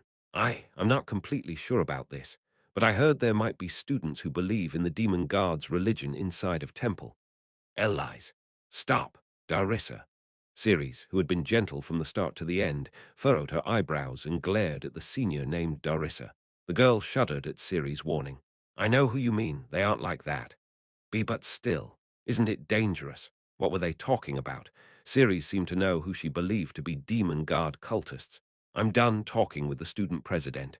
I got a definite answer that they weren't like that in the least. Still, silence. Ceres glared at her with a cold gaze, continuing to frown. They are just kids that tend to say things that might be misunderstood. If these rumors spread, innocent children might get arrested by the heresy inquisitors. And you don't know how those kids might get treated after they get arrested by one, now do you? If rumors based on mere speculations were to spread, the kids might get arrested by a heresy inquisitor and tortured to death. I mean, she should just stop talking bullshit and shut her damn trap, because that made her look like someone who got off on spreading shitty rumors. I had just been mentally praising that group for being full of good people too. I'm sorry. Darissa said that she was wrong with a quivering voice and a completely white complexion after getting scolded. Ceres looked around, seeming not as kind as before, emitting a type of pressure. Wherever one goes, I hear people talking about the spreading of the Demon Guard Church. The same goes for Temple, so don't ever say things like that. Everyone froze up and said they understood. That girl, maybe because she was the student council president, she emitted a kind of authoritative aura. Quest appeared, the Demon Guard Church inside Temple description. There are rumors that there are Demon Guard worshippers inside Temple. Goal: find out the truth behind the rumors. Reward: 300 achievement points. A pretty terrifying quest suddenly appeared. Chapter 109. After the club activities were over, I went down to the first floor with Adriana. How was it? It was fine. They all seemed like good people. They didn't force their beliefs on me, and I was slightly embarrassed seeing people thinking so hard about how they could help others with their power. When one was before people that seemed too good, one felt a certain kind of shame for some unknown reason. The club had made me feel like that. You don't have to sign up. You can just come over if you ever feel bored. If you have any troubles, you can share them there. They can also help you in deciding what career you want to pursue with your studies, and many more things. In the end, Adriana was more interested in introducing me to some good seniors than in forcing her belief on me. There were people who were willing to help whenever it was needed, even if they didn't share the same faith. Come to think of it, wasn't that huge?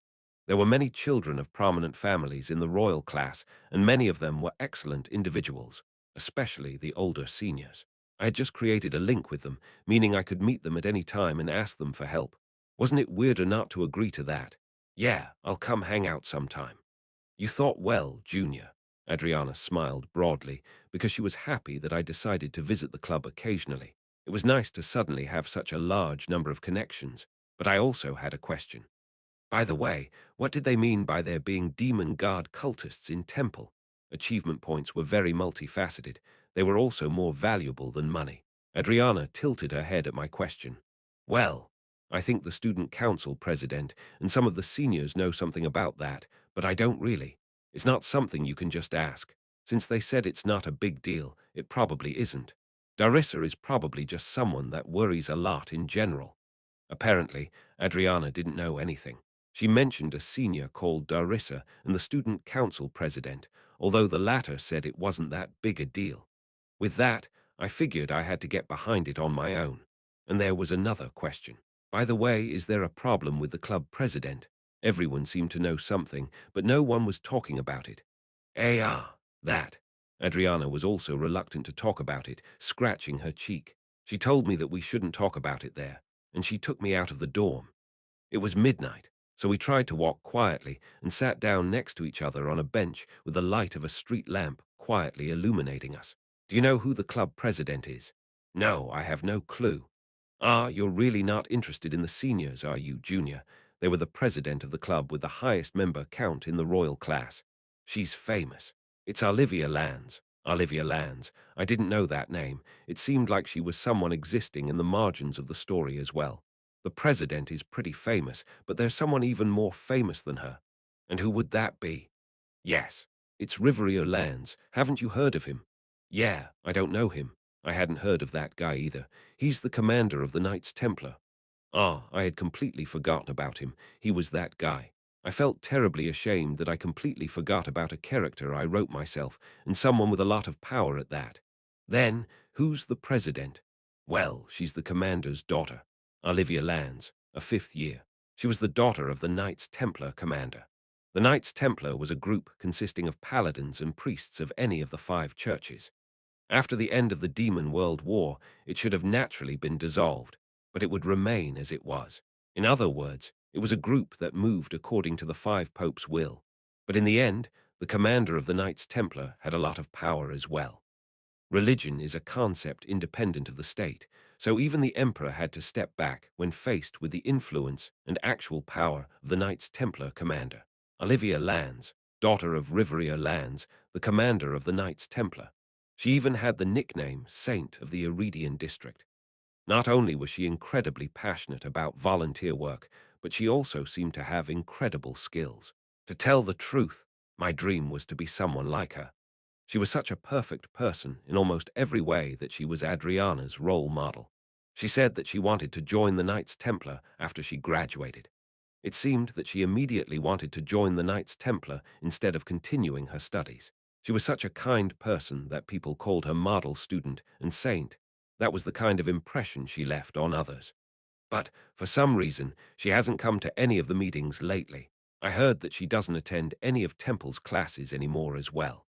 Adriana seemed worried about her. The student who had only been leading an upright life up until then suddenly became truant. The girl who was so devoted to volunteer work suddenly didn't come to her club meetings or classes. I don't really know what is going on with her because she's a senior. I guess the teachers are also having a hard time. If someone who was undisciplined from the start did such things, they would be expelled or disciplined. But instead it was a case that involved the student among students. Therefore, it seemed like the teachers were trying to lead her to the right path again. She was even graduating soon. If she wasn't careful, she wouldn't fit into her uniform anymore. A truant student. Things have just felt a little off recently. I'm frustrated because I don't know what's going on. I'm really worried. It seemed pretty hard on Adriana, seeing her role model and mental support gradually falling apart. Couldn't you just go and ask her what's going on? Pardon. Although she doesn't go to class, she's still in Temple, right? Ah, yes, but she's such a lofty senior and, really, that girl, well, she wasn't wrong. She was only a second year in high school, after all. It might be a bit difficult for her to tell a senior that had been around much longer that she was worried about her recent behavior. You're frustrated, aren't you? So are you just going to wait until your stomach explodes or something? If you're curious, go ask. I mean, Adriana fell silent for a moment, but then she nodded firmly, seeming as if she had made up her mind. The next day morning, Adriana, who came down for her morning training, looked worse than she had the previous day. Did you go visit her yesterday? Yes. Yes. Looking at her expression, it seemed like she didn't get a very positive answer. Or did she get told that it was none of her business? Normally, she would just tell me right away, but instead, Adriana led me to a bench and sat down next to me. Reinhardt, good work today. Thanks. Ludwig and the others who were there for their morning training greeted me as they rushed past me. Scarlett and Charlotte were also exercising every morning. Ellen was already too far away. Adriana looked very pensive. What's going on? Adriana looked like she had experienced something unbelievable. The president wants to quit. She wants to quit. The club. Of course, she would feel somewhat betrayed, but was that really something over which one had to make such an expression for? No, not the club. There was the reason why Adriana was so shocked. She wants to quit Temple. With her graduation just around the corner, Olivia Ranch wanted to quit Temple. Not only that, she also said that she abandoned all her faith. From what I heard, this story wasn't all that simple. The seniors didn't say anything, but they probably all knew. I guess that they didn't tell their juniors because they feared it would cause confusion. What happened? I don't know. She didn't tell me. I didn't exactly know what they talked about, but she probably just told her that she would quit everything without getting into her reasons as to why she would do that. She didn't only deviate a little. She was about to turn her whole life upside down, abandoning both her faith and Temple. She was even called Saint of the Iridian district, the area where Temple was located. Just what the hell happened to her? Did she join the Church of the Demon God? Was there a possibility that it had something to do with my quest? However, I wasn't sure if she would be able to completely abandon her religious life and make a total U-turn in the opposite direction. Adriana seemed absolutely devastated. That was understandable because she had suddenly found out that her idol decided to give up on her faith and Temple after all. I'm sure there's something going on. It was clear that something tremendous had happened to Olivia Lands. However, she was a far-off senior, so we wouldn't be able to find out anything more. Well, even if we knew what happened, I doubt we could do much about it. She said she wants to quit, so we couldn't just tell her to come back to her senses, right? That's true. Adriana looked towards the ground, disappointed. Seeing Adriana, who had always been calm and collected, looking down like that. What the hell? Wasn't that strangely cute? I had similar thoughts when I was with Harriet. Was I a sadist? No, I mean, if I compiled all the things I did up until then, wasn't there a 100% chance that I was a sadist? Or was I simply weird? Junior, would it be rude if I tried finding out what happened to the president? Adriana mumbled in a sullen voice. She knew she couldn't change that person's decision, but she still wanted to know why someone with such strong convictions and beliefs suddenly decided to give up on everything. Why would she be scared? However, Adriana seemed to think that it was rather rude for her to try and find out the reason. That would be rude. I guessed as much. Adriana let out a sigh of relief. As expected, she wanted to stop thinking about it, but she couldn't. It was rude to dig up things on a senior behind her back. Something like that didn't suit Adriana at all. I'm an expert in being rude. Ha! I'll be rude in your stead. When I told her that I'd find out these things for her, she seemed greatly perplexed. Being rude was my specialty. Junior. The flustered Adriana was cute as well, but I liked her usual self a lot more. I would get achievement points for finding out the truth behind the rumors about the Demon Guard Church. I wouldn't get any for the thing with Olivia Lands. I figured that the connection between those two things was either not there or very vague. Still, despite my rude behavior and mischievous acts, Adriana had taken care of me up until then. Even though she must have seen me as a very bad person, she was still kind to me and helped me out. Adriana was like Temple's version of Elaris to me. In the end, it was only advantageous for me to have made a connection with that club. Although she would have been happy if I found a belief, she just took me there so that I could get to know various people. As I kept on receiving help from her, I wanted to give her something back. Adriana was grateful, but she asked me to not pick a fight with the seniors or cause any trouble. She was grateful for my intentions, but still worried that I might punch someone again like usual. Of course, it was highly unlikely that I would end up hitting someone. I mean, they were in their 5th year. Someone who reached the 5th grade in Royal class and had a combat talent should be pretty confident in winning a fight if they weren't completely stupid. There should be some monsters among them that already reached a superhuman level, and wasn't Olivia Lands the same?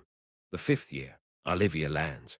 Why did that girl want to quit Temple and abandon her faith? I had shouted out quite confidently that I would be rude in Adriana's stead, but I couldn't really think of any reason.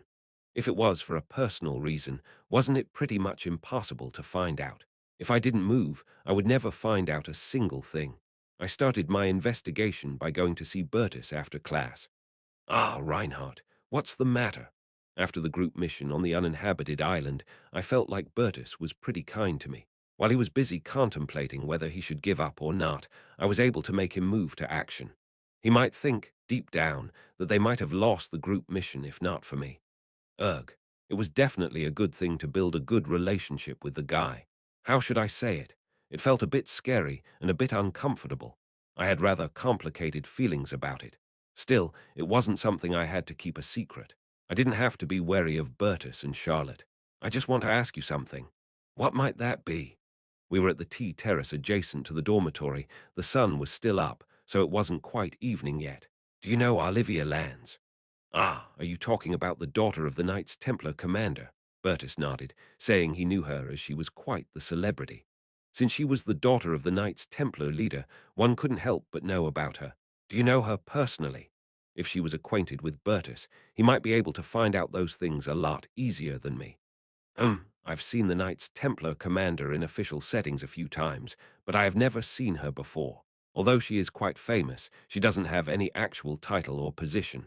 I've heard quite a few rumors, though. What did they call her? Saint of the Iridian district. Yeah, that's what they call her.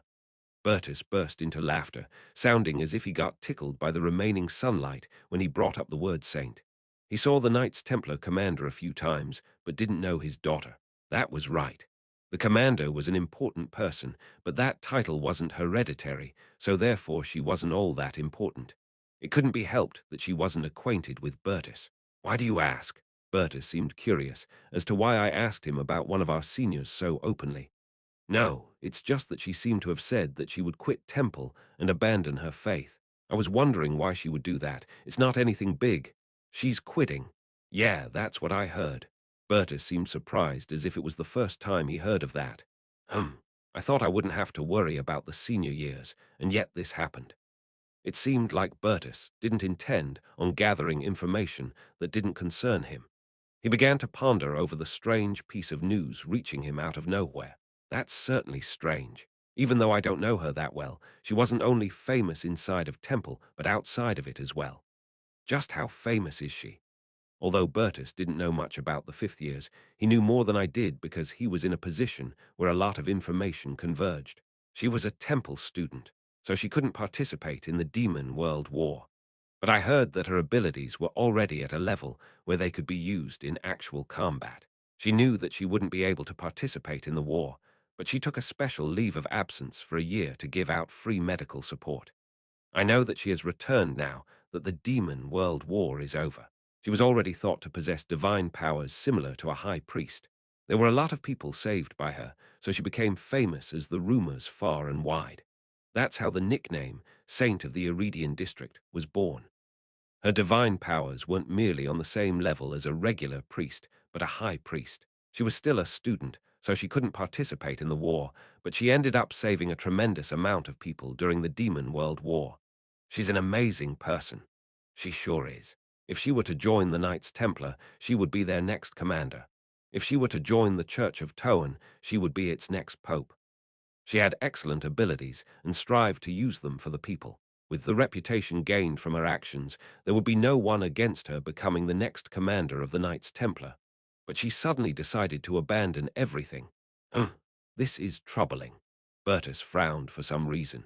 Why was he so troubled? Troubling. At my question, Bertus took a sip of black tea and crossed his arms. No, I just wanted her to be the next commander of the Knights Templar. Why? Wouldn't it be nice for someone like her to sit in such a position? That was what he said, but I was able to read the intention behind Bertus's words. The Knights Templar was a huge and powerful organization, difficult to deal with for the Empire. He thought there should be some nice, virtuous person at their head so that they wouldn't get any dangerous ideas.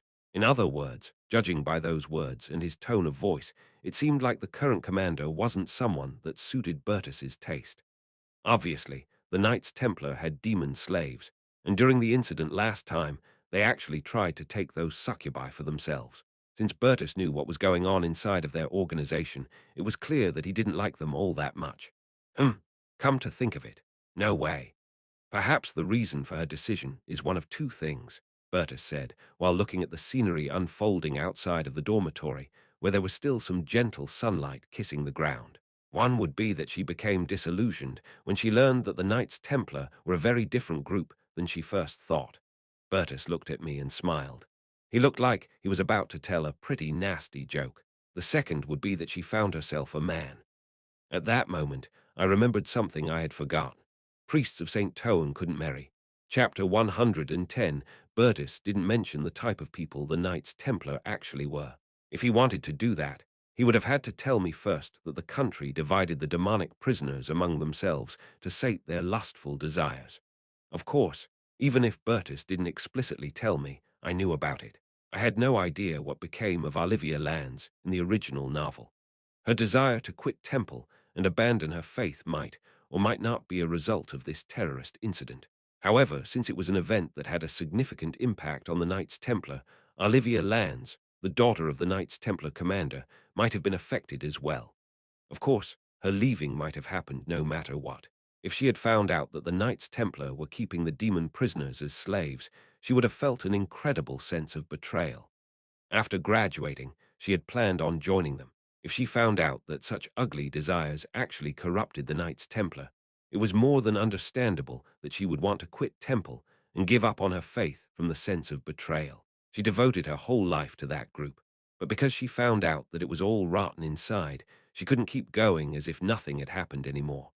She could have found out that both the Knights Templar as well as the Church of Toan were completely corrupted. Just listening to the stories told about her, one could get a sense that she was someone with a strong sense of justice, with a deep faith and kindness in her heart. That was the first possibility. As for the second possibility Bertus had mentioned as a joke, priests of Toan couldn't get married, so she might have wanted to let go of her faith because she actually had a lover. It wasn't entirely impossible, but if that were the truth, that would be kind of shocking. Just what kind of fiery love was that? Bertus remained silent for a while after stating those two speculations. I think this might be a serious problem, Reinhardt. Is it that serious? Don't you think she's going to get into some serious trouble? Bertus even looked slightly nervous. It was really unlike him. What did he mean by trouble? It was already pretty troubling that someone like her had decided to throw away her faith and quit school voluntarily. But she was going to get into even bigger trouble. What do you mean? I can't tell you much in detail, but if she were trying to abandon her faith and quit Temple because she found out about the corruption in the Knights Templar, wouldn't she try to reveal it out of guilt? Ah, I would think so. The ones causing the most trouble aren't slick guys like you, but honest bastards like Olivia Lands. Bertus simply described the saint of the Iridian district, Olivia Lands, as an honest bastard. No, but why was he saying that all of a sudden? She had discovered the corruption of the church, corruption so great that she was compelled to give up on her faith. However, her disposition was honest and good. She would try to reveal that the organization she believed in was internally corrupt, even if it was her father who stood right in the center of such corruption. The image of the Knights Templar and the whole religious group would be severely damaged. Of course, something like that didn't happen in the original novel. I wasn't even aware at that moment that the Knights Templar was like that. I mean, that wasn't even the main focus of their description. I wrote that they were just a group called the Knights Templar, and that they mainly consisted of paladins and priests, and that they also fought when the gates opened. That was all the description they got. In other words, one could conclude that the incident was caused by the butterfly effect as a reaction to my terrorist incident. Another possible outcome was that Olivia Lands wouldn't even be able to make her move. At that point, we couldn't know how the events would unfold. However, Bertus was aware of that fact. If I can, I'd like to just wait and watch it crumble. Bertus didn't like the Knights Templar anyway. Even if one wasn't an insider, it would be a huge deal if the reputable saint suddenly went public and revealed things like that. However, if that were to happen, the truth about the demon prisoners getting divided among the participating countries would also be revealed. The general public had no clue about the true story behind the terrorist incident at all. It would be a lethal blow not only to the Knights Templar, but to all the nations that participated in the Demon World War. I want to go meet her. Bertus was the imperial prince. No matter how young he was, she wouldn't be able to turn down Bertus' request for a meeting. Bertus stood up, saying that he would talk to her. The nature of their talk wasn't something that could be shared with me, so he didn't bring me with him. How come things felt like they were getting blown more and more out of proportion? Did I stir up a hornet's nest just then? Bertus returned around evening. After dinner, he called me back to the tea terrace. What do you think? How should I say it? She herself felt like a good person, but I felt strangely uncomfortable around her. There's nothing wrong with her, though. It was the first time I felt that way. Ah, interesting. It seemed like he felt what I felt when I went to that religious club before, that strange, uncomfortable feeling when faced with someone simply too good and nice. As expected, I had that strange feeling because my nature was closer to Bertus's, huh? He sighed and sipped on his tea. Of course, it was as bad as I expected. I can't even communicate with that idiot. Being good was nice and all, but Bertus seemed to have seen her as an idiot he couldn't communicate with. I didn't know what they talked about, but he had probably tried and failed to negotiate with her. However, one had to admire Bertus' toughness, being able to call someone with a grandiose nickname like Saint of the Iridian District just an idiot. To answer your questions, you just need to know this. Bertus was actually giving me an answer to my original question. She discovered a problem within the Knights Templar. That is why she wants to give up on everything. And also, Bertus wore a strange smile and tilted his head. This isn't just a matter of her wanting to quit Temple and abandon her faith. If she keeps being like that, she won't have a simple death. Looking at Bertus, talking about someone's death with a smile, reminded me again what type of person he originally was supposed to be. You can't be thinking of killing Olivia Lands, are you? I couldn't even finish posing that question. Olivia Lands was an influential person who could cause a lot of trouble if left alone. This also involved the image of the Empire, after all. If so, Bertus might try to get rid of her before she could cause any damage. No way, I won't do something like that. As if he knew what I was thinking, Bertus expressed his displeasure. Aren't we in Temple? Bertus added that to make me understand. I nodded. Yeah, Olivia Land's blabbing carelessly was a problem. However, it would cause a lot of problems for the Empire if something were to happen to one of Temple's royal class students. Causing a bigger problem just to cover up another one was a tremendous disgrace. That was what Bertus was trying to say. Hence, Bertus wouldn't do something like that, but to be honest, I wasn't sure. By the way, she doesn't know you, so why did you suddenly become curious about her? Bertus seemed more curious as to why I suddenly got interested in an unrelated senior's personal affairs. A senior I know is worried about her. Ah, that one. Bertus nodded his head, knowing that Adriana and I were pretty close. This won't end well for her. No matter if Bertus would do something or not, his tone of voice betrayed a feeling of certainty that a big incident would happen soon. The palms of my hands were covered in a cold sweat. I couldn't give Adriana such information as is. Honest bastards would cause big problems. Adriana was probably one of those bastards as well. If she found out about it, she would definitely try to do something herself and put herself in danger. Damn it. The life of someone I hadn't even met yet was in danger. Bertus had a conversation with Olivia Lands, who was obviously going to do something stupid for the prestige of the Empire. However, I realized that they couldn't communicate at all. Because of me, things might have gotten worse. Although the odds were very slim, Bertus might still take some drastic measures. I decided to go up to the 5th floor myself. Talking to Adelia would only increased the number of troublemakers. When I reached the Class A Year 5 dormitory lobby, everyone's eyes were focused on me, opened wide. They were probably wondering why someone of the lower years would come there. I'm looking for a senior named Olivia Lands. Oh, I see. Okay, wait here a second. Okay, thank you. As if they knew what was going on, the senior I asked just let out a sigh. Olivia seemed to have played a certain role in the creation of the gloomy atmosphere permeating the Class A Year 5. The senior who told me to wait in the lobby for a bit kindly went in person to call her. The students that were in their 5th year in Temple's high school section were 21 years old. They were already adults. However, because she had shut herself in for a year, she would be 22. I was told that Olivia Lands, whom I was about to meet, already possessed immense divine powers to the point where she could use high-ranking divine magic. I didn't know if she was just as talented combat-wise, but I guessed she was. After some time, someone that seemed to be her, wearing a royal class uniform, walked towards me with that other senior beside her. She must have fallen into the deep pits of despair, so her expression seemed a little stiff, but she couldn't hide her gentle personality and good nature. There have been a lot of people looking for me recently. What's going on? I didn't know much about her, but I could tell that she was a stunning beauty. Just seeing her goddess-like appearance was enough for me to understand why they called her Saint of the Iridian District. Her rich platinum blonde, almost white, hair came down to her waist, and her face was adorned with beautiful slanted green eyes as well as slightly warm pink lips. Even just looking at her, I wondered how such a picturesque person could even exist. She was so perfectly beautiful that it almost felt unnatural. You, well, my name is Reinhardt, a first-year student. Ha, ah. So you're Reinhardt. Yes, I see. She smiled and patted my head a little, perhaps because she heard about me a little from Bertus. You seem to worry about me, although I don't know why. Thank you, Reinhardt.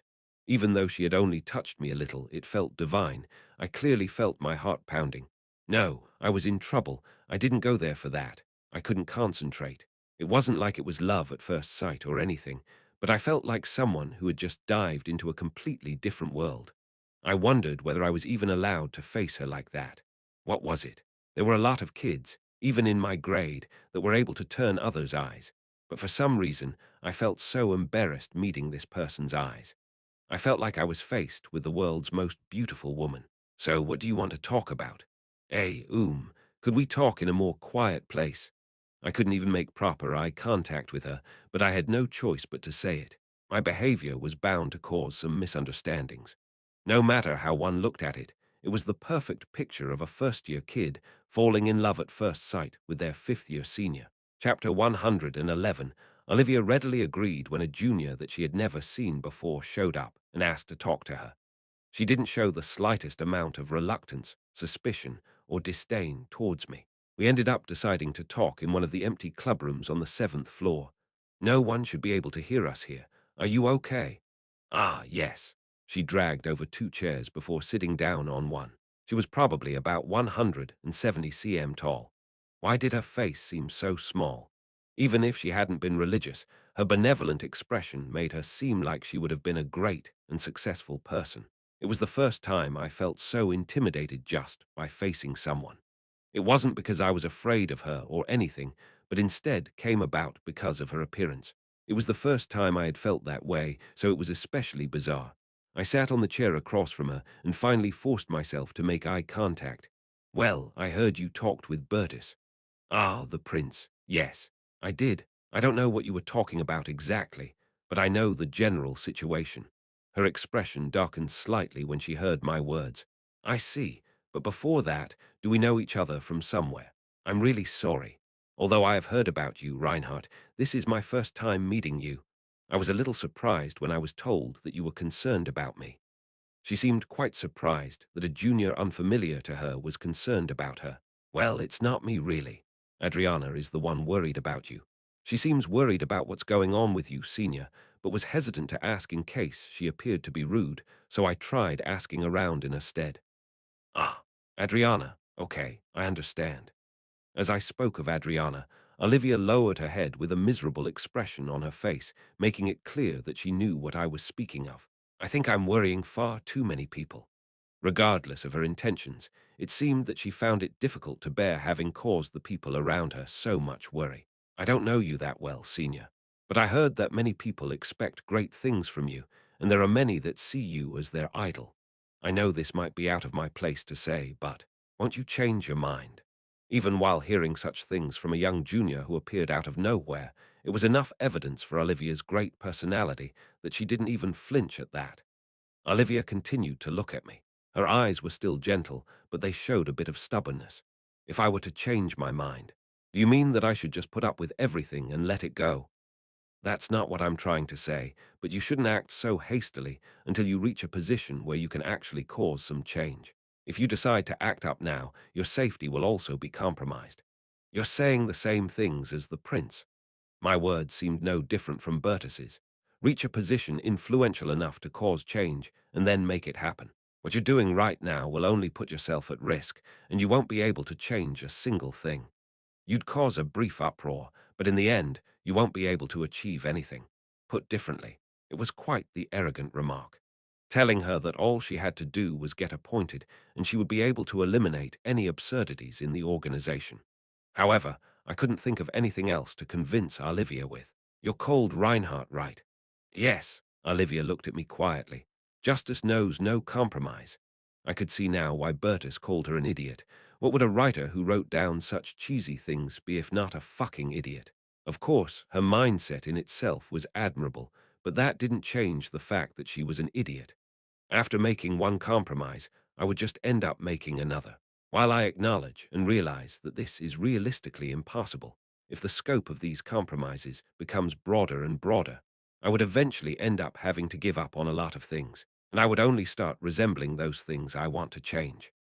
Once things become difficult and I just keep on enduring it, I become similar to the ones I so desperately wanted to change, all in the name of being realistic. Senior, if you call those that keep on compromising cowards, then those who can't compromise would be people that end up doing terrible things. Those who had excessive confidence in themselves would end up becoming the most fearful people in the world, regardless of whether their initial intentions were good or bad. How much harm did people like that do to society? Olivia Lands seemed like one such confident person. Wouldn't even more terrifying things happen if someone like her silently became the Pope or the commander of the Knights Templar? She might even end up carrying out a widespread purge. A completely different question rose up in my mind. If that were to happen, what would I do? You sound like you've already seen someone like that. I knew of many such cases. It was just that they weren't part of this world.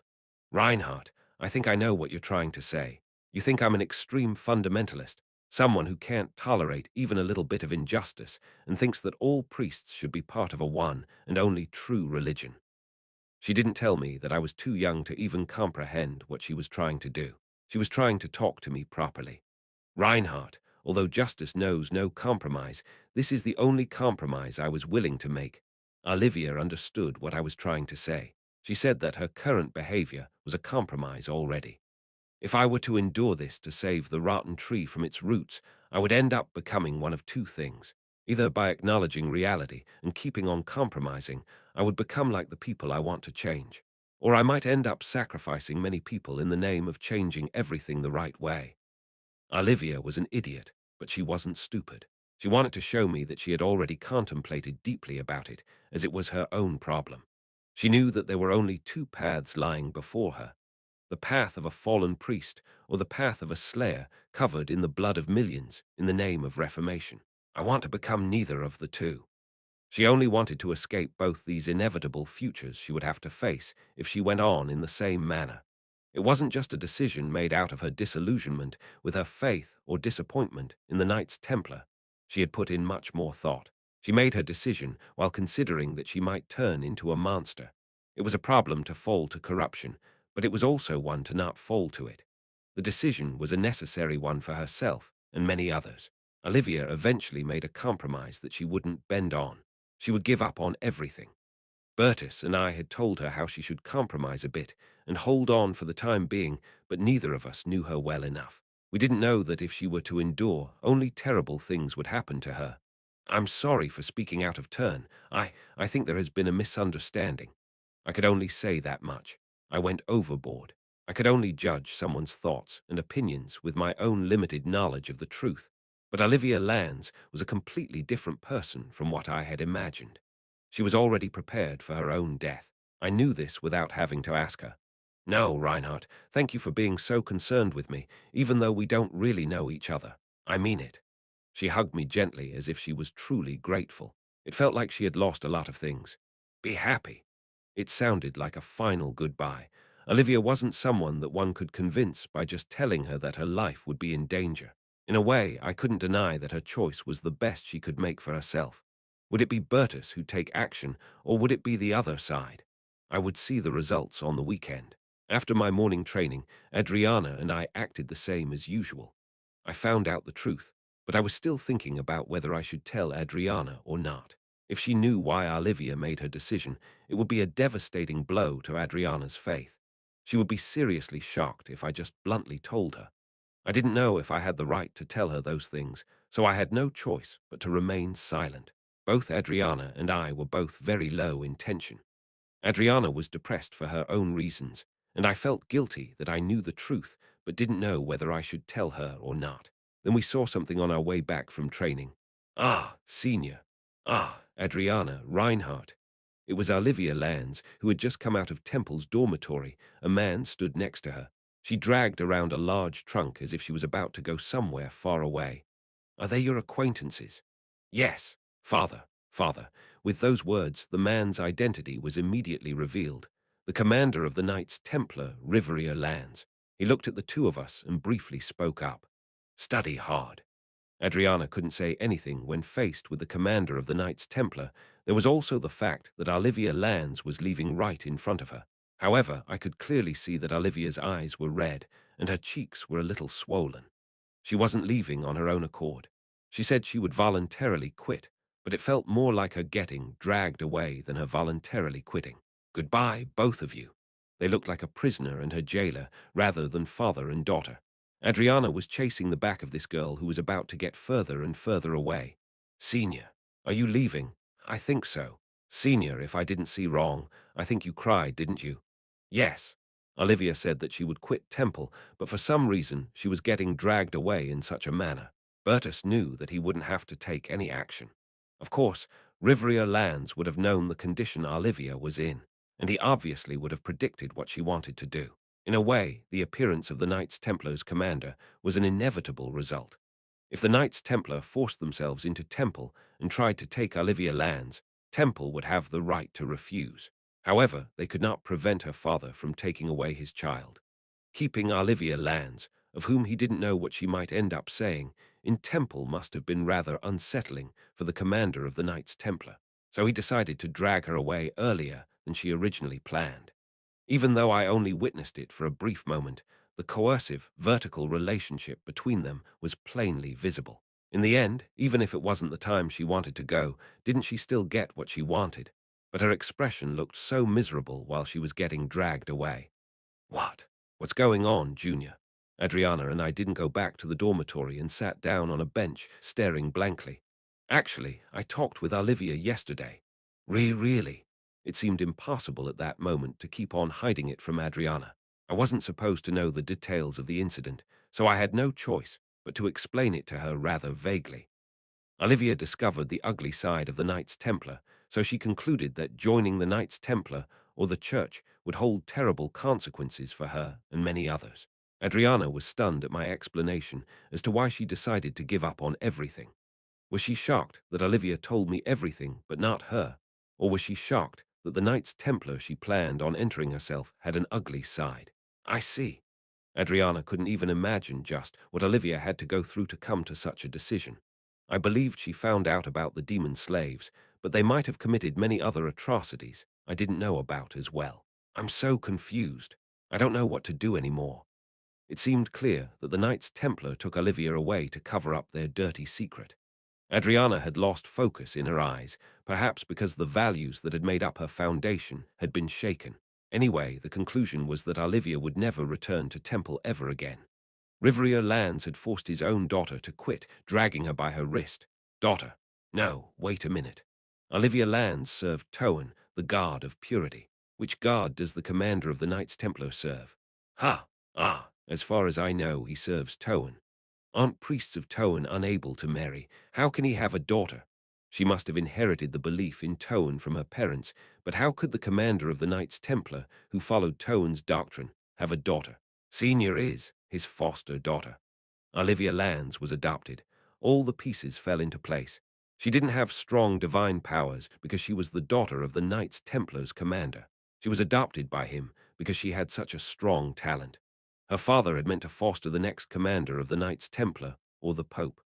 The girl he raised for that purpose suddenly decided to give up on everything and even tried to damage the Knights Templar and the Church.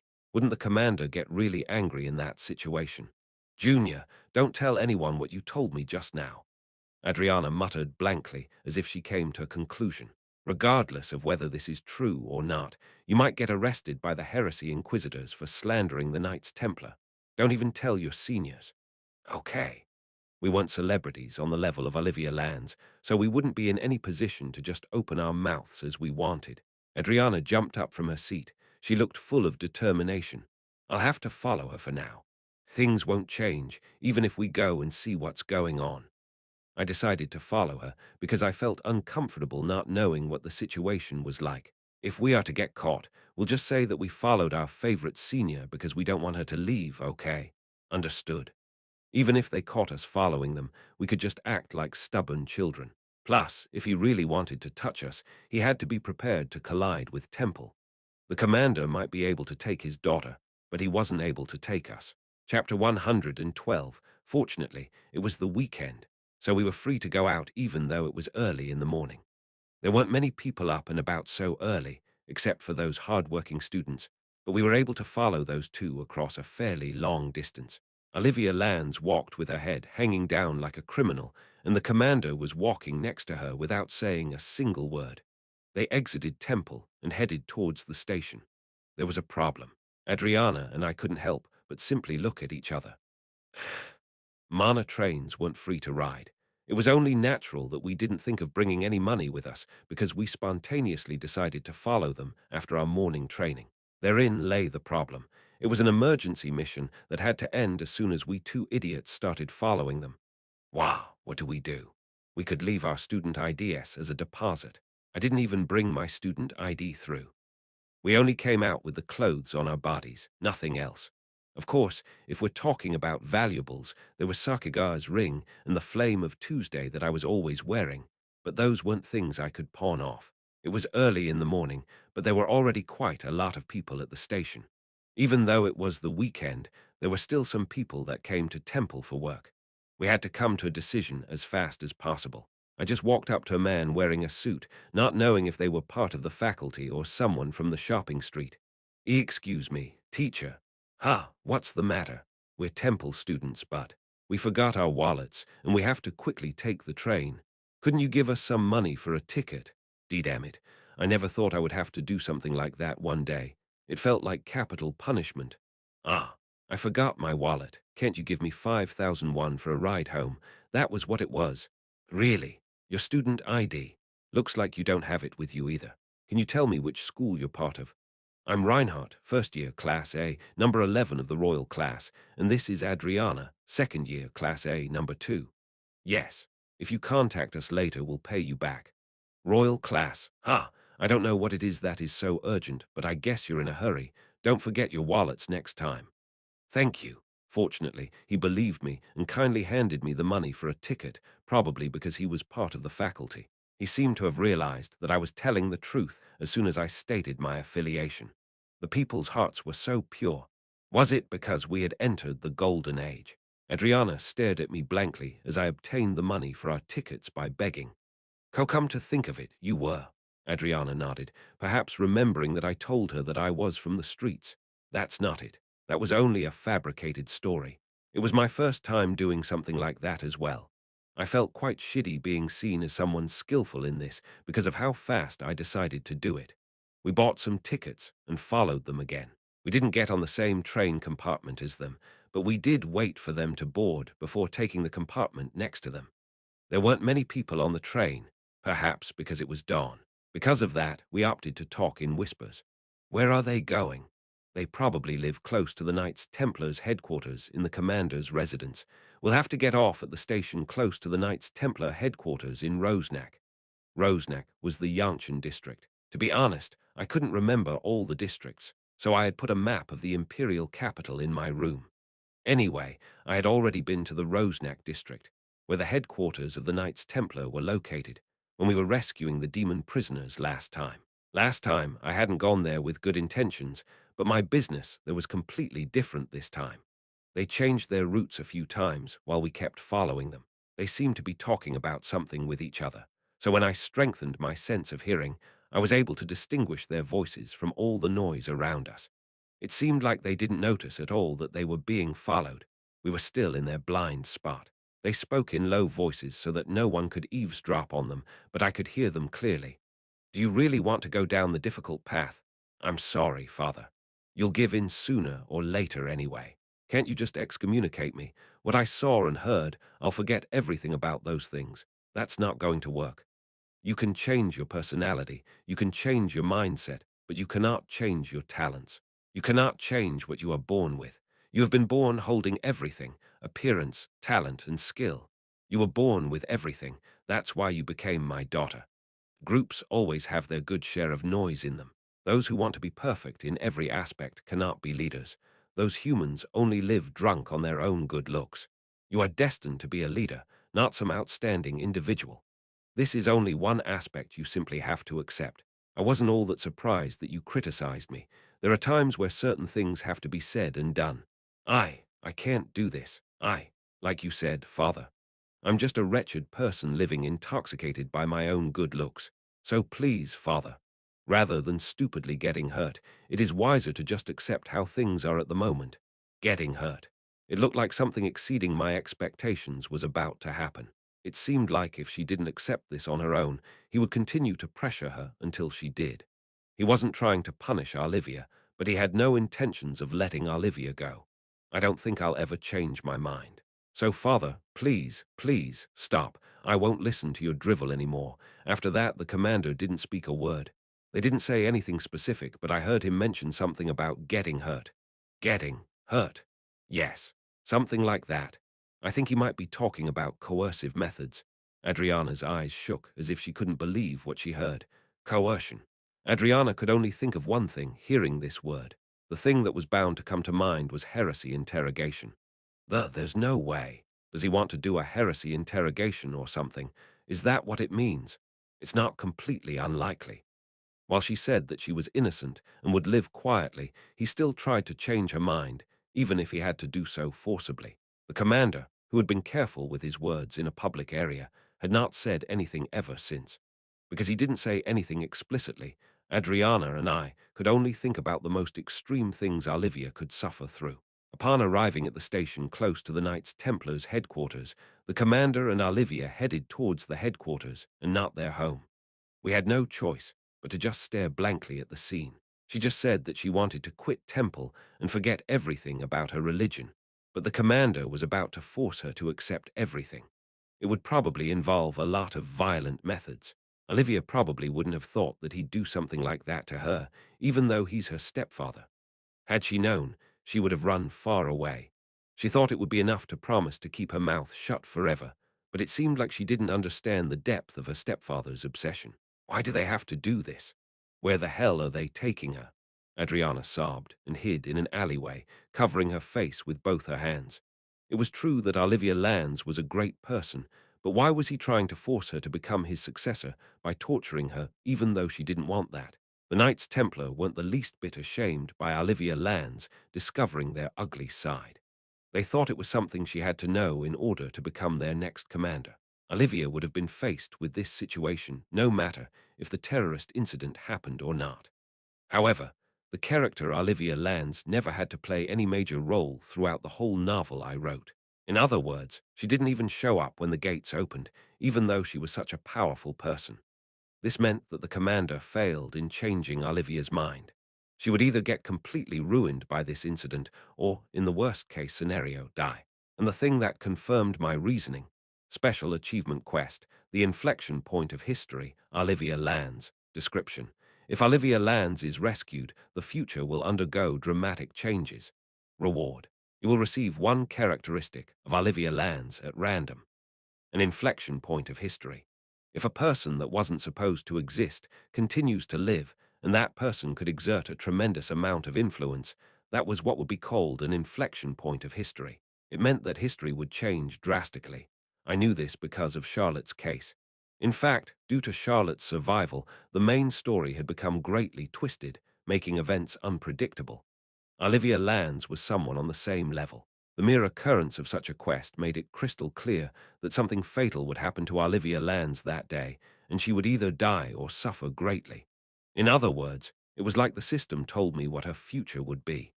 This, this is ridiculous. This shouldn't happen. Adriana continued to cry for a long time before she looked at me with a firm expression on her face. As she said, I didn't know Olivia Lands very well, but I didn't want to let her die or get ruined.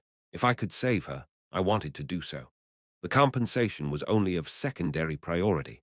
I just wanted to save her. It annoyed me that such a kind person had to be either broken or killed after getting treated so unfairly. I didn't even know what I should make of Olivia's quest reward. To begin with, it was the first time something as abstract as that was given to me as a reward. I never set up any characteristics, after all. This was an additional setting that the system just created on its own. I'm of the same opinion. So, what should we do? It was impossible for just the two of us to simply enter the Knights Templars' headquarters and rescue Olivia. None of us had any reason to even be close to their headquarters in the first place. We might be able to get in somehow, but we wouldn't be able to get even a centimeter closer to where Olivia Lands was being held and tortured. We had to fight power with power. Charlotte or Bertus might be a good choice, but I couldn't think of a single reason why they would want to save Olivia Lands. First of all, even if the prince or princess was to put pressure on the Knights Templar, that would cause some tremendous uproar, as they were interfering with their affairs. Interference in their internal affairs was already a serious diplomatic issue in and of itself. The Knights Templar weren't a nation, but they weren't much different from one.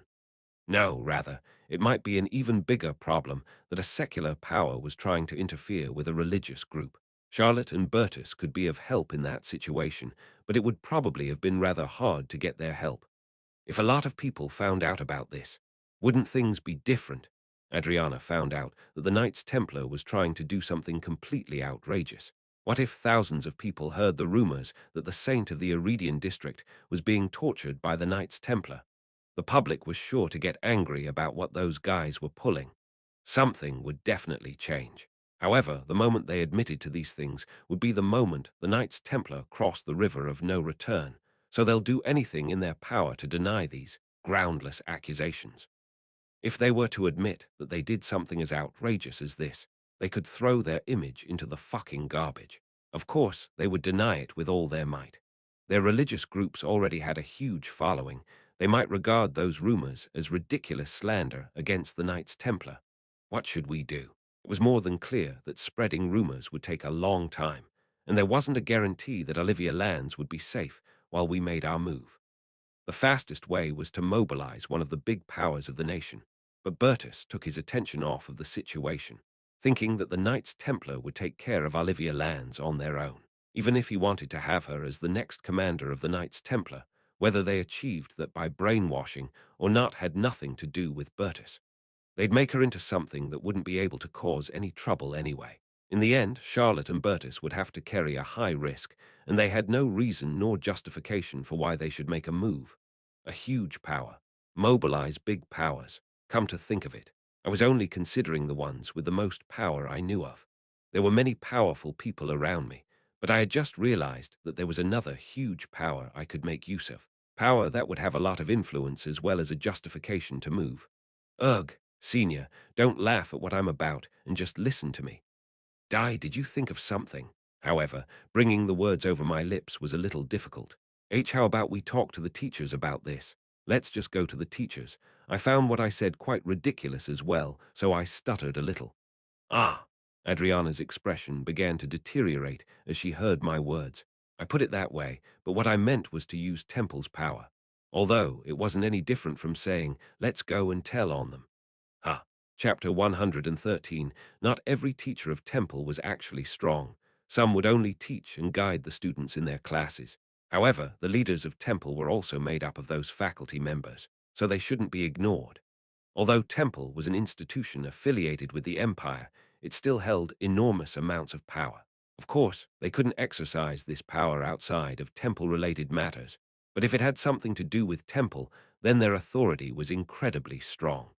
If it concerned the safety of Temple students, of course, it would be a matter of concern for Temple. Protecting the safety of their students was one of Temple's highest priorities. Adriana looked at me with a puzzled expression after listening to my explanation. I'm not sure if this'll work. In the end, it wasn't any different than us just running up to them and saying, Teacher, there's a big problem. It wasn't just that. This would also attract the attention of the student council. Another influential power, Temple's Student Council. Ceres Van Owen, the student council president of Royal Class, was part of the religious club Grace. She could talk to the student council president of the whole student body, which encompassed 100, 0+ students, at any time. They were the president of Temple's Student Council, where the sons and daughters of prominent families gathered. I didn't know who they were, but it was clear that they wouldn't get ignored if they decided to push for something in the name of Temple's Student Council president. If the faculty and the Student Council made a move, even the Knights Templar wouldn't be able to ignore it. The combination of both of those powers could be seen as the Empire itself making a move. When people gathered, power would arise. If extraordinary people gathered, extraordinary power would arise. Additionally, the justification that they were worried about a student's safety was absolutely perfect. Okay, Junior, I understand what you're talking about.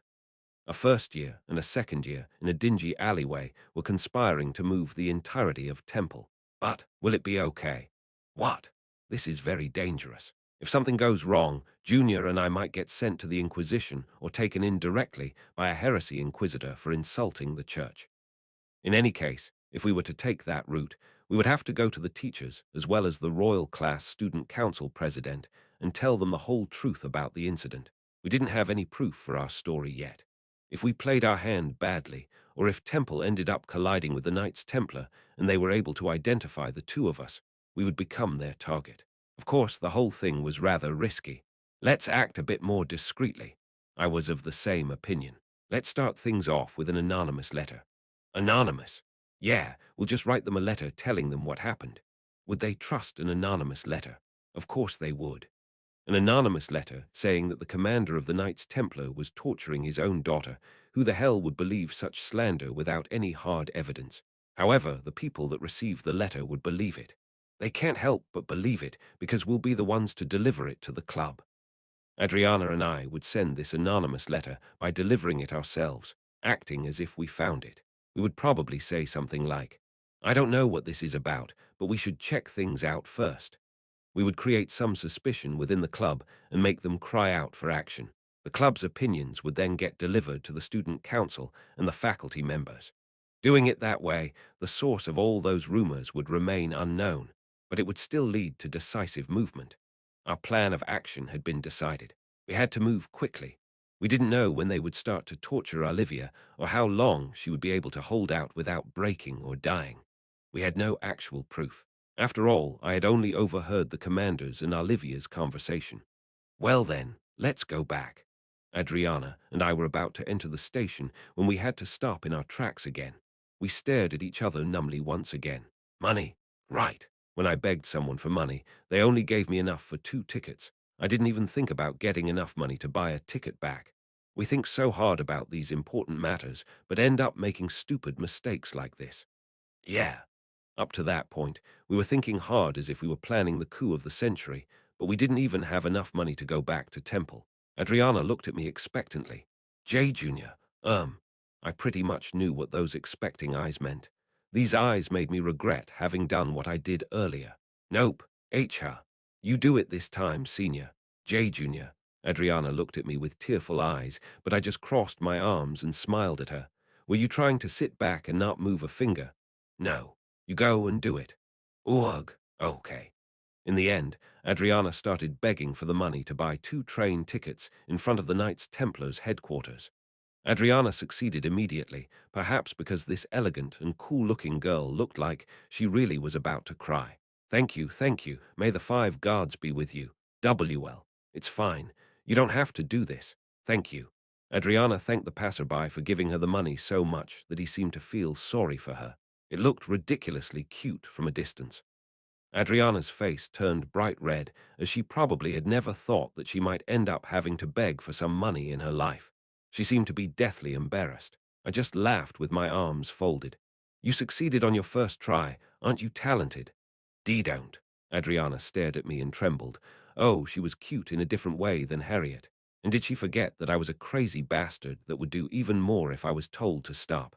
I feel like your true calling isn't with the Knights Templar, although your major is. Shut up. Bam. Ugh. Adriana hit me seriously that time, and not on my back, but on my head. I wondered if I would end up fainting from that hit. Are you trying to fucking kill your junior just because he joked around a bit? Shut up. Just shut up and follow me. Adriana grabbed my arm and started to drag me behind her. It was also kind of interesting making Adriana, who only spoke elegantly and politely, talk roughly. After begging 2 more times, we managed to return to Temple. I couldn't help but feel insanely grateful to have money in my pocket. The sun was already pretty high up in the sky, as dawn had already passed. Our mission was simple. We had to bring the letter I wrote to the clubroom. Club meetings were held every Thursday, but the club members often gathered in the room on other days as well. I was told that board members sometimes gathered in the club room to pray, study, or chat. If we just left it in the club room, someone would end up finding it and checking its content. Since its contents were so unusual, they would pass the information to the vice president, Krees Van Owen. After that, they would hold a club meeting, so Adriana and I had to play along. This was necessary to prevent it from revealing that the two of us were the sources of the information. I immediately wrote up an anonymous letter and handed it to Adriana. Since I wasn't an official member yet, Adriana would draw less suspicion when she snuck the letter in. But can I really not take part in the meeting? I didn't know if Adriana would be able to manage without me, but I doubted that people would understand why I had to be present in an emergency meeting. You haven't signed up yet, but I could say that I brought you along because this involved Olivia Jr. Can't I just use that? You actually talked to Senior, right? Well, it's a good excuse. Yes. Adriana nodded her head with a serious expression on her face. It was just a letter, but depending on how we acted, Temple's student council, as well as Temple's leaders, might end up battling the Knights Templar. It was unclear how things might turn out, but Olivia Land's life was at stake. Adriana knew fully well what we were trying to do, so she probably was nervous. Would the student council and Temple's faculty actually move because of this? Would it really be possible to pressure the Knights Templar enough to rescue Olivia Lands if they actually moved? Nothing was certain. It was the best we could do at the moment. It was my usual time for my training on weekends, but I just stayed in my room to organize my thoughts. I didn't know Olivia Lands well, but she left a strong first impression on me. Putting the achievement points aside, someone like her, who tried her best to help people, shouldn't face such an end after only 22 short years. Good people should live a long and happy life. I wanted something as unrealistic as that to happen right in front of my eyes at least once in my life. It was hard to predict how things would unfold, but I really wanted this to succeed. I was trying to use the revise function to ensure that Olivia Lands would manage to safely escape from the Knights Templar. Overly abstract revisions will not be carried out. The order, Olivia Lands will escape safely from the Knights Templar, was too abstract. I had to come up with a more detailed plan. There was a limit to my mental capability to organize things, so I wrote down the specific steps of the event I wanted to happen. The Temple Student Council and faculty members will try to bring Olivia Lands back to Temple, and the commander of the Knights Templar will be forced to hand her over to them. You are trying to do too many things at once. To make events happen as stated, 0 achievement points are required. Just start writing a novel, but, lol, this little fuck. It had been some time since I wanted to punch the people behind that notification window. They were intentionally trying to insult me. Don't put lol at the end. I got even madder because I felt like I knew what it was trying to say. Just write a novel. Oh, right, you already did that, right? But your skills are just. Lol, that's what you meant, right? You little fuck. Anyway, if there were too many parts, even if it was probable enough, it required a truckload of achievement points, as various scenarios had to be generated while removing any variables. Then, how about this? Preview it was a function I had never used before. It was explained that it was only available in certain situations, but at that moment it was shown as available. Damn it, how could there be a cheat I couldn't use at all times? Still, I was glad that I was able to use it then. Anyway, I decided to try working with it. With it, I would be able to see how events would unfold in the future. If a problem arose, I would be able to correct it through my actions in the present so that it wouldn't happen in the future. The limitedly available preview function allows you to see the results of future events. If you use a great amount of achievement points, you can grasp the overall flow of events.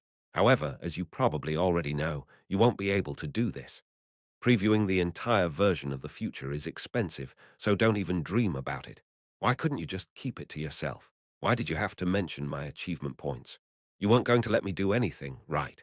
In the end, even if I had 200 points, I wouldn't be able to do it because I would need 200 500. I realized that this fucking bastard would tell me that I was short on achievement points every time I tried to do something slightly more convenient for myself with achievement points.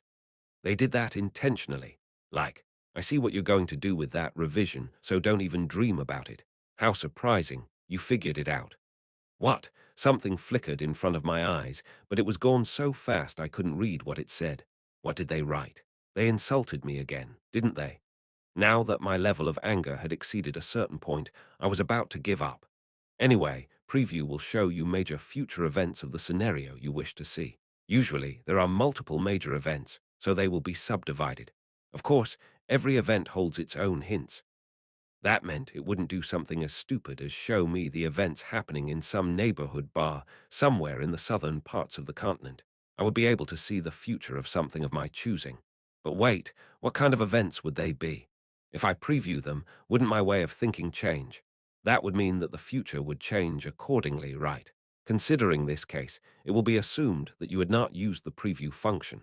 Thus, your behavior leading to these outcomes won't be affected by any future knowledge your current self may have. Damn it.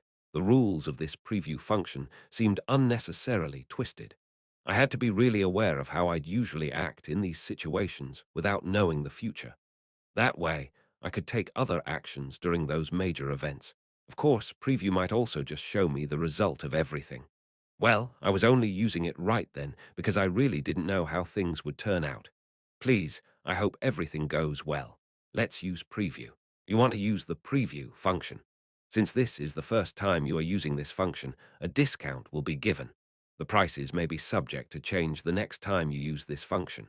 1,000 points, 500 points to 100 points, 100 points.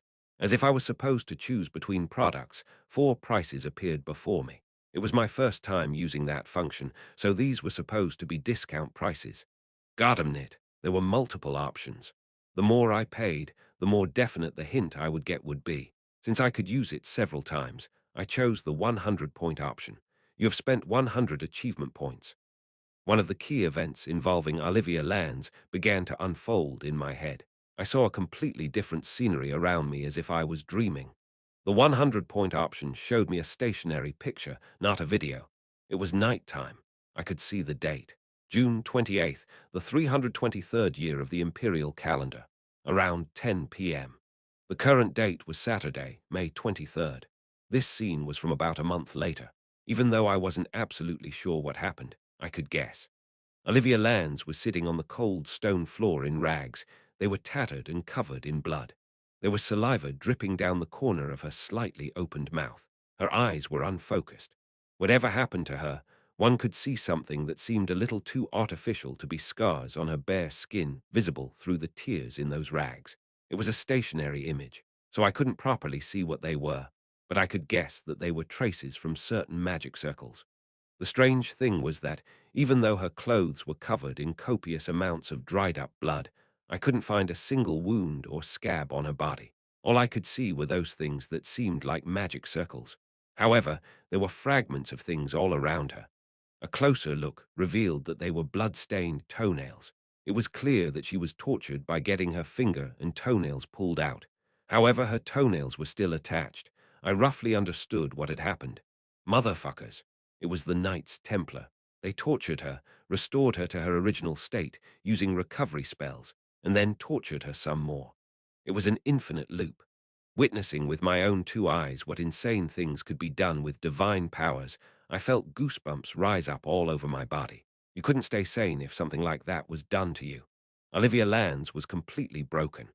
After she was imprisoned in something similar to a dungeon and tortured, Olivia Lands was thoroughly destroyed. If we continued as we had been, we would definitely fail. Chapter 114, I memorized what I believed was important in the preview world and returned to reality. The fact that Olivia remained imprisoned for more than a month meant that we would fail even if we tried to save her with what we had planned. During that time, Olivia would become completely broken after enduring unending torture and magical treatment. If we went on like that, we would end up failing, although I didn't know why. The 100-point option showed me the key event depicting our failure, but it didn't give me a reason as to why we had failed. It was just too vague. I had to do it one more time. Sigh. I picked the 200-point preview option next. I had already confirmed our failure using the 100-point option, so I hoped I would be able to use the 200-point option to get a clue as to why we failed. The 200-point option showed me a short dialogue. The date was around 4 p.m. on Sunday, May 24th of the 323rd year of the imperial calendar. That would have been the next day. It was a place I knew. It was the Club Room of Grace. All of the club members, including myself, were sitting in a circle. When I asked if I could speak with the president for a moment, I was allowed to. Olivia was in her 5th year, but she took 1 year off to do volunteer work related to the Demon World War. Therefore, Siri seemed to be really respectful when speaking about the president. However, the atmosphere was definitely weird. She had a very hard expression on her face. I think there was something she was hiding, like something she couldn't say while the commander was around. I asked him several times to let her speak alone, but it seemed like he wouldn't allow her to be unsupervised for even a second. It seemed like Ceres Van Owen stopped by the Knights Templars headquarters to figure out the situation. She had met both Olivia and the commander.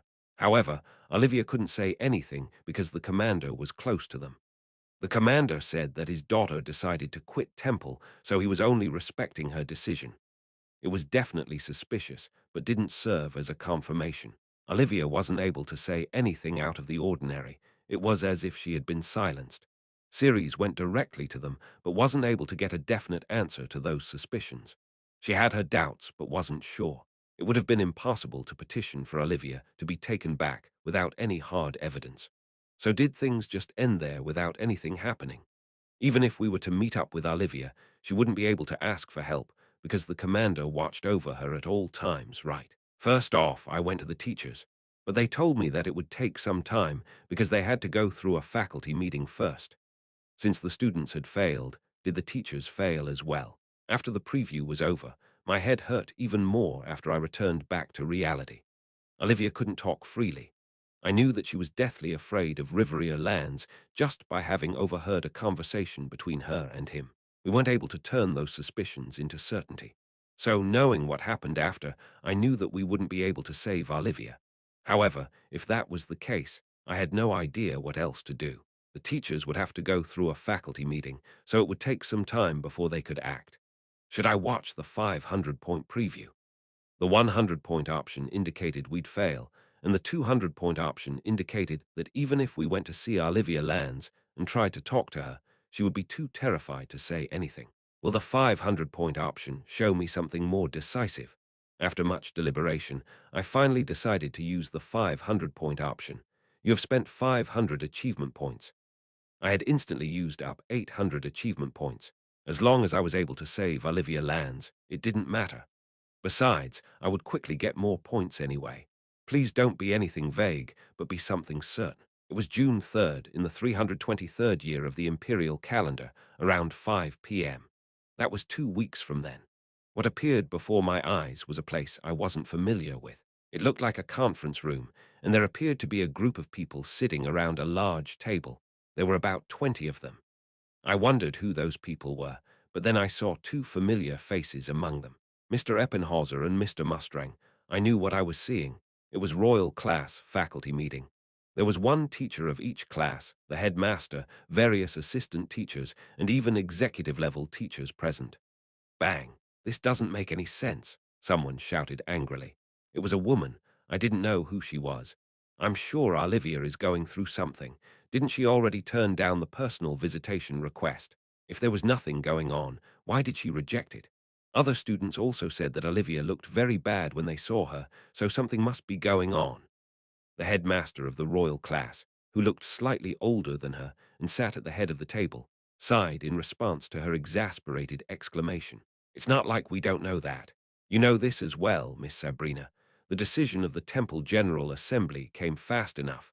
There's nothing more Temple can do at this time. This has fallen into the investigation agency's jurisdiction. However, I wonder if we are able to investigate the Knights Templar's commander without any evidence. This situation is too unclear.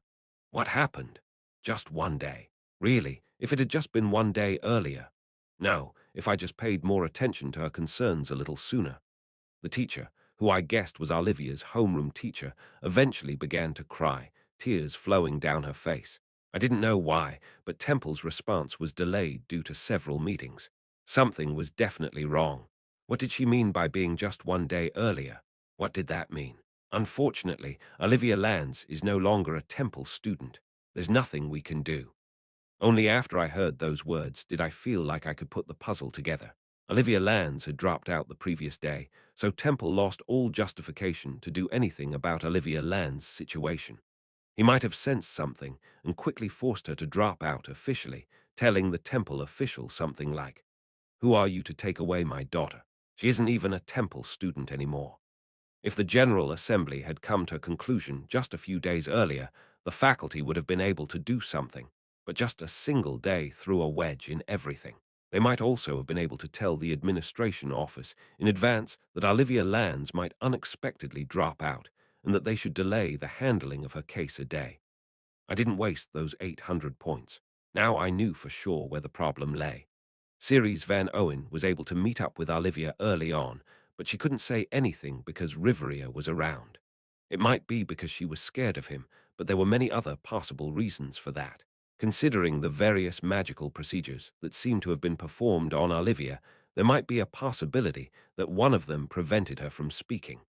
After that, the student council president would have asked the teachers for help. However, they had to be cautious so as to not act against the Knights Templar without any evidence. So they debated whether to send them an official request to hand over Olivia or not. After Temple finally decided to take action, Olivia Lands was no longer a Temple student. This led to Temple being unable to meddle in Olivia Land's personal life.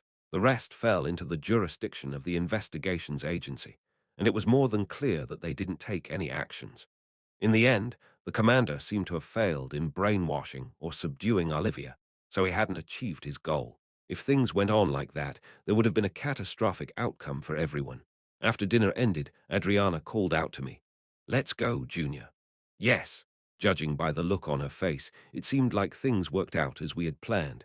After dinner, all members, save for those that had yet to return to Temple, were gathered in Grace's clubroom.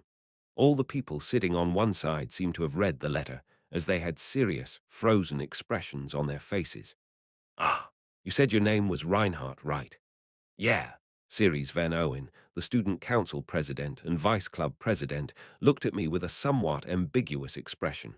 She seemed to be unsure whether I could stay or not. That's right. I was told you went to visit the president. Come, sit here." It looked like she didn't want to kick me out because she realized that I had visited Olivia, who was in the same grade as her. She probably somehow found out that I was somewhat concerned about her for some reason. Before her lay the anonymous letter I had written. Ceres waved my letter around to a silent crowd. If this is a prank, it's a very tasteless one. However, no matter how I look at it, this doesn't seem to be a prank. What does it say? What's going on? Those who knew, as well as those who didn't, had a gloomy look on their faces as if they were wondering if something bad had happened. There might be some among you who don't know yet, but the Knights Templar commander came to Temple personally and took the president away with him. The president. He came personally. Yeah, it was too early in the morning, so I couldn't see it myself, but I think some people did. As of that moment, only her classmates would have known that Olivia Lands was gone. It made sense that everyone else seemed rather confused. And this letter states that the commander is going to do something very horrible to her, something like torture, torture.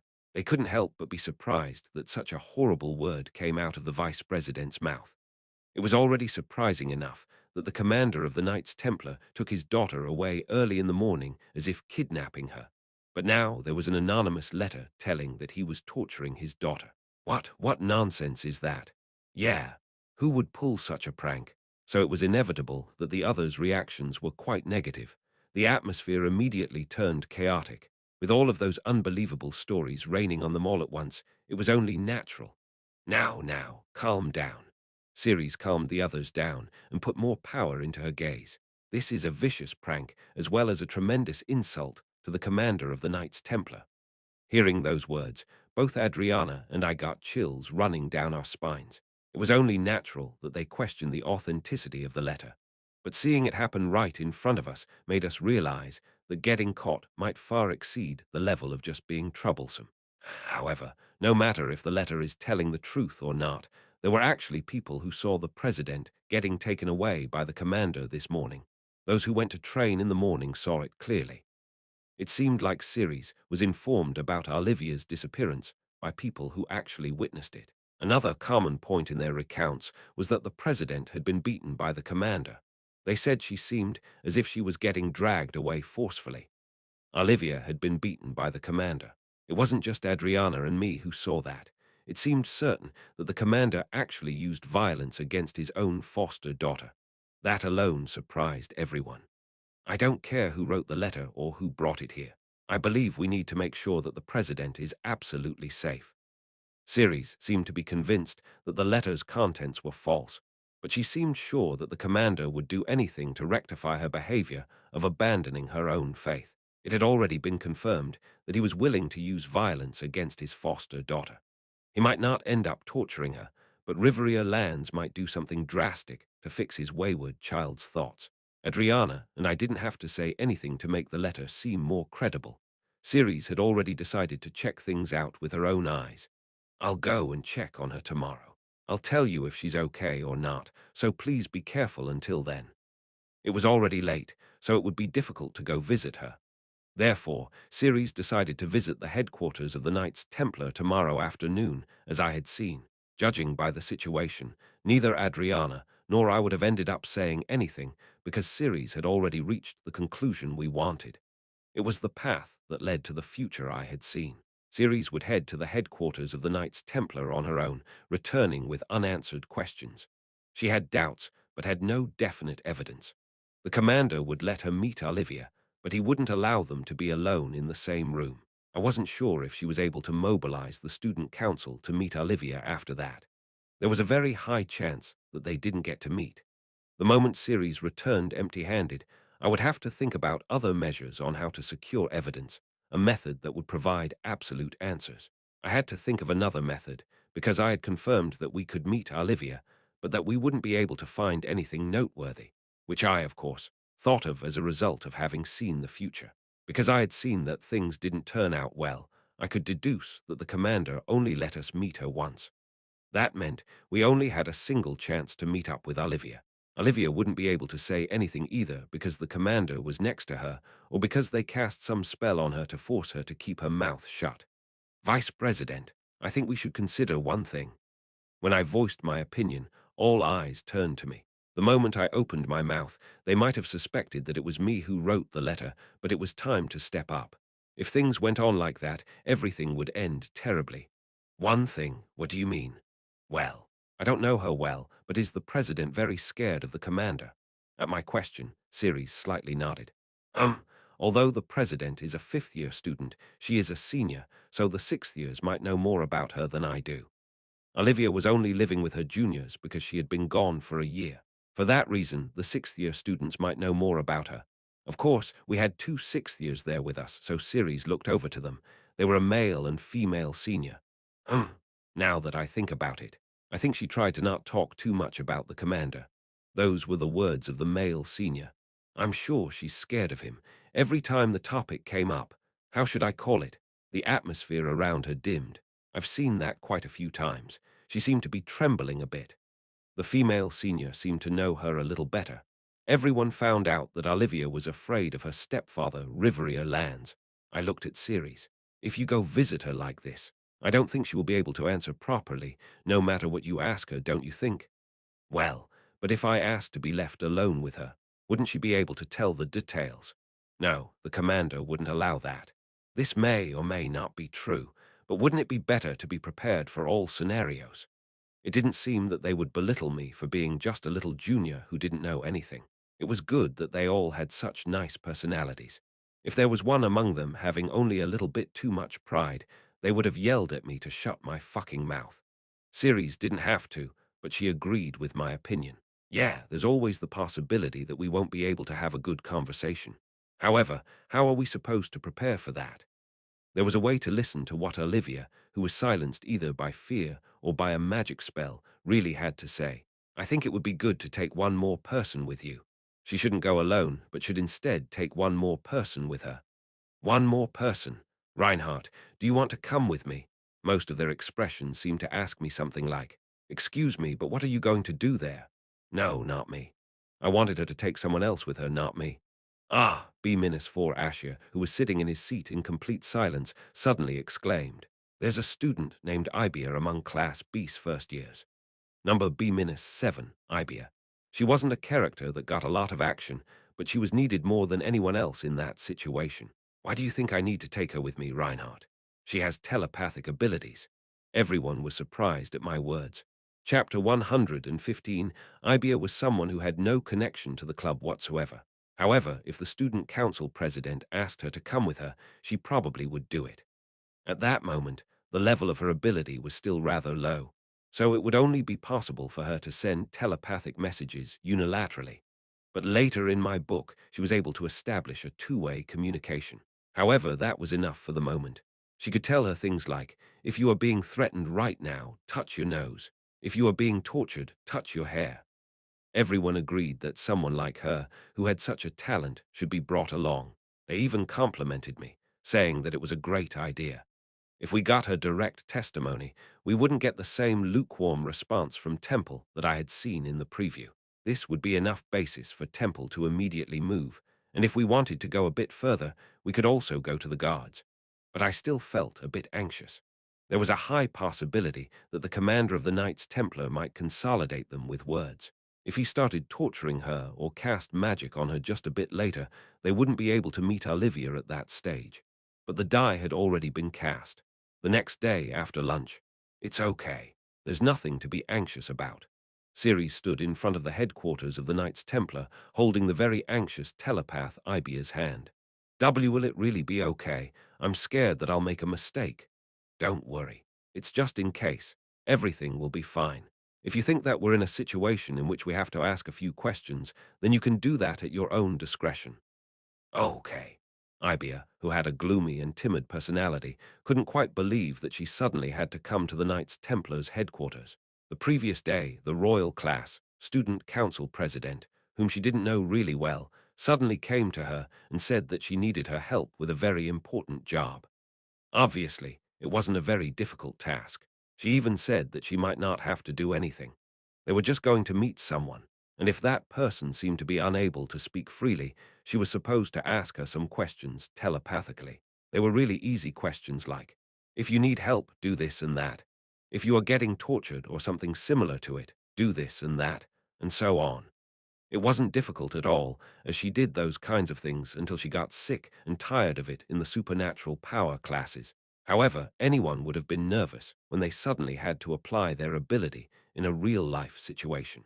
She couldn't even believe that she might have to ask the daughter of the commander of the Knights Templar if she was getting tortured while he stood right next to her. Only Ceres Van Owen and Ibia were present. The student council president of the royal class stood in front of the headquarters of the Knights Templar with no hesitation apparent on her face. It was the place where the strongest paladins who had the greatest achievements in the Demon World War gathered. Most students who majored in divine powers in Temple dreamed of entering the Knights Templar. Faced with that, Ceres Van Owen, not intimidated whatsoever, walked along the mighty colonnade and stood right in front of the gatekeeper. What is your business here, Temple student? Although it was the weekend, the two of them were wearing their school uniforms to show their affiliation. I'm Ceres Van Owen, the student president of Temple's royal class. She pulled out her student ID and smiled. It's nothing serious. I'm just here to visit my friend Olivia Lands, the daughter of the commander of the Knights Templar. Could I see her for a moment? The commander is busy at the moment. Please, can't you ask him for me? Ceres had a bright smile plastered on her face. Olivia suddenly disappeared, and the students are wondering if she got kidnapped. There is quite a commotion going on in Temple. Ceres even added some slight pressure to her words, saying that she wanted to see that Olivia was safe with her own eyes. The commander of the Knights Templar was a busy person. He wasn't someone one could just meet because one wanted to. However, she wasn't just a normal student of Temple, but the student council president of the royal class. Although her title didn't hold much power outside of Temple, it made her hard to ignore, at least. She even agreed to go to the Templar headquarters to make sure that the student that suddenly disappeared overnight was okay. She also added that there was already an uproar in Temple, so if she wasn't able to see her with her own eyes, then they might take more drastic measures next time. Therefore, without any intention of stepping down, Ceres, who had never been there before, managed to make them open the doors for her. The commander wasn't present at the moment, so Ceres and Ibia had to wait quite a long time in his office after they got escorted there. It's okay. Don't be nervous. Why, yes. Ceres comforted the nervous Ibea by holding her hand. Just how long had they waited? Clank the door to the office opened, and Rivria Lands entered the office with a cold expression on his face, Olivia Lands following behind him. Without having to ask a single question, both Ceres and Ibea were absolutely convinced about one fact. There was something going on. Olivia's gloomy expression told them everything. It's an honor to meet you, Commander. I'm Royal Class Student Council President Ceres Van Owen. I'm Ibea. Nice to meet you. I'm Rivria Lands, the commander of the Knights Templar. After introducing himself briefly, the commander sat Olivia down next to him and looked at the other two. I heard that you were worried because my daughter suddenly disappeared from Temple. Yes, she disappeared without saying a word, so the other students went a bit crazy. Fortunately, we found you here. I thought something bad might have happened to you. Aren't I correct in the assumption that Temple students are allowed to leave on the weekends? That is right. Still, it was just so sudden. Like that, a vague back and forth started between Ceres and the commander. He said that Olivia was in an unstable state of mind and body due to something that happened recently, so it would be difficult for her to continue her life at Temple. That also correlated with Olivia's recent behavior. However, the current situation didn't seem voluntary at all, but highly involuntary. The commander also added that Olivia wasn't in any condition to meet people, so she didn't want to talk to anyone, and that they should have confirmed that she was safe now. What he meant was that they should go back. On the other hand, Ceres asked if she could talk alone with Olivia, but was rejected. Therefore, it was Ibia's time to step up. Ibia stayed completely still and focused all her mental power on her ability. Don't be surprised, Senior. I'm a telepath. Olivia flinched slightly, suddenly hearing a voice inside her head. Fortunately, the commander didn't notice it. Senior, are you currently unable to talk with us? If your answer is yes, touch your hair once. Olivia touched her long, platinum blonde hair once with her right hand. Ibia's heart pounded. If you are in need of help right now, please clench your fist. Olivia clenched her right hand into a fist. Are you maybe suffering or getting tortured? Olivia nodded her head subtly. Ibia's complexion began to turn pale. Why is this student so nervous? And of course, Rivria Land seemed to have grasped her abnormal expressions. Ah, well, she's probably nervous because this is the first time she met the commander of the Knights Templar. Yes, that's right. However, it was impossible for him to notice that she was telepathically communicating with his daughter. Around dinner time, Grace had called for an emergency meeting again. This time, Ibea was also present. It seemed clear that they had grasped the situation. Ibea was terrified, and Ceres' eyes were full of anger. It was true. It didn't matter anymore who sent the anonymous letter. Everyone was shocked at Ceres' words. They silenced the president with some kind of trick, but we are sure that she is getting tortured. She also asked for help. Ibea telepathically confirmed Olivia's request for help. This is no longer a problem students can solve. Eventually, this event began to grow in scale. This is already a serious crime. This news had to be delivered to the faculty as well as the guards. Mine and Adriana's eyes met. After much effort, we managed to turn the case into an event that could move huge powers without revealing that it was us who put things in motion. We had secured evidence that the commander of the Knights Templar was torturing his daughter. No matter if they were father and daughter, this was reason enough to mobilize Temple as well as the guards. As long as there was some proper justification as well as this testimony, Temple could take action right away, rather than being stuck unable to do anything as I had seen in the preview. It was Sunday night. Temple's faculty, including the royal class, moved in groups. The teachers started to lead armed forces and the guards stationed at Temple to the headquarters of the Knights Templar. I didn't follow them. However, with just that, I could confirm that we had succeeded in taking a completely different path. Reinhardt, you sure make things interesting. What do you mean? You're denying it, huh? Instead, I was watching the troops and teachers frantically taking off in the middle of the night together with Bertus on the terrace. It very much looked like we were running around trying to save Olivia Lands somehow. Even though he had no clear evidence, it seemed like he guessed what I was trying to do by asking about Olivia and visiting her. Bertus seemed to have intuitively noticed that I was the cause for all the chaos. It was more or less just a guess, but it was accurate enough that I got goosebumps. It sure is amazing that all of Temple started to move just because a little first year did some groundwork. I haven't done anything, though. Bertus sipped on his tea and grinned. Although you're saying that you didn't do anything, wasn't it you who said that they should bring someone with telepathic abilities to secure Olivia Land's testimony? He already knew that much. It was seriously scary because it seemed like this guy knew nothing, but also seemed like he knew everything. I just couldn't tell if he really knew everything. Anyway, whatever the reason, I'm really happy that you've been running around so much trying to save Olivia Lands. Happy? Didn't you want to get rid of her? That's irrelevant now, isn't it? Bertus was dumbfounded. The Knights Templar will be disbanded, so what does it matter now? What? I think I just heard something pretty huge. Isn't that a pretty big deal? This incident was rather big, but was it enough to disband a huge group like the Knights Templar? In some cases, this might have been seen as a case of a parent abusing their child. Bertus giggled. But His Majesty has no intention of letting this end as just a small incident. They had an excuse, so now they were going to smash them to pieces.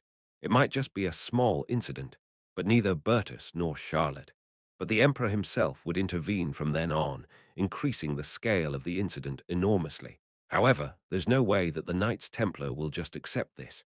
There would be a lot of opposition from the religious community. So, in the worst-case scenario, the Knights Templar might end up aiming their sword at the Empire. They wouldn't be able to completely disband them. The Knights Templar, which had already amassed a great deal of power, combined the powers of the 5 major churches, so there was no way that they would let go of that power completely. If the Emperor tried to dismantle the organization under the pretext of this incident, they might point their swords at the Empire, calling the Emperor's actions religious oppression. Congratulations, Reinhardt. Bertus patted me on the shoulder. You just started a war to save a single person.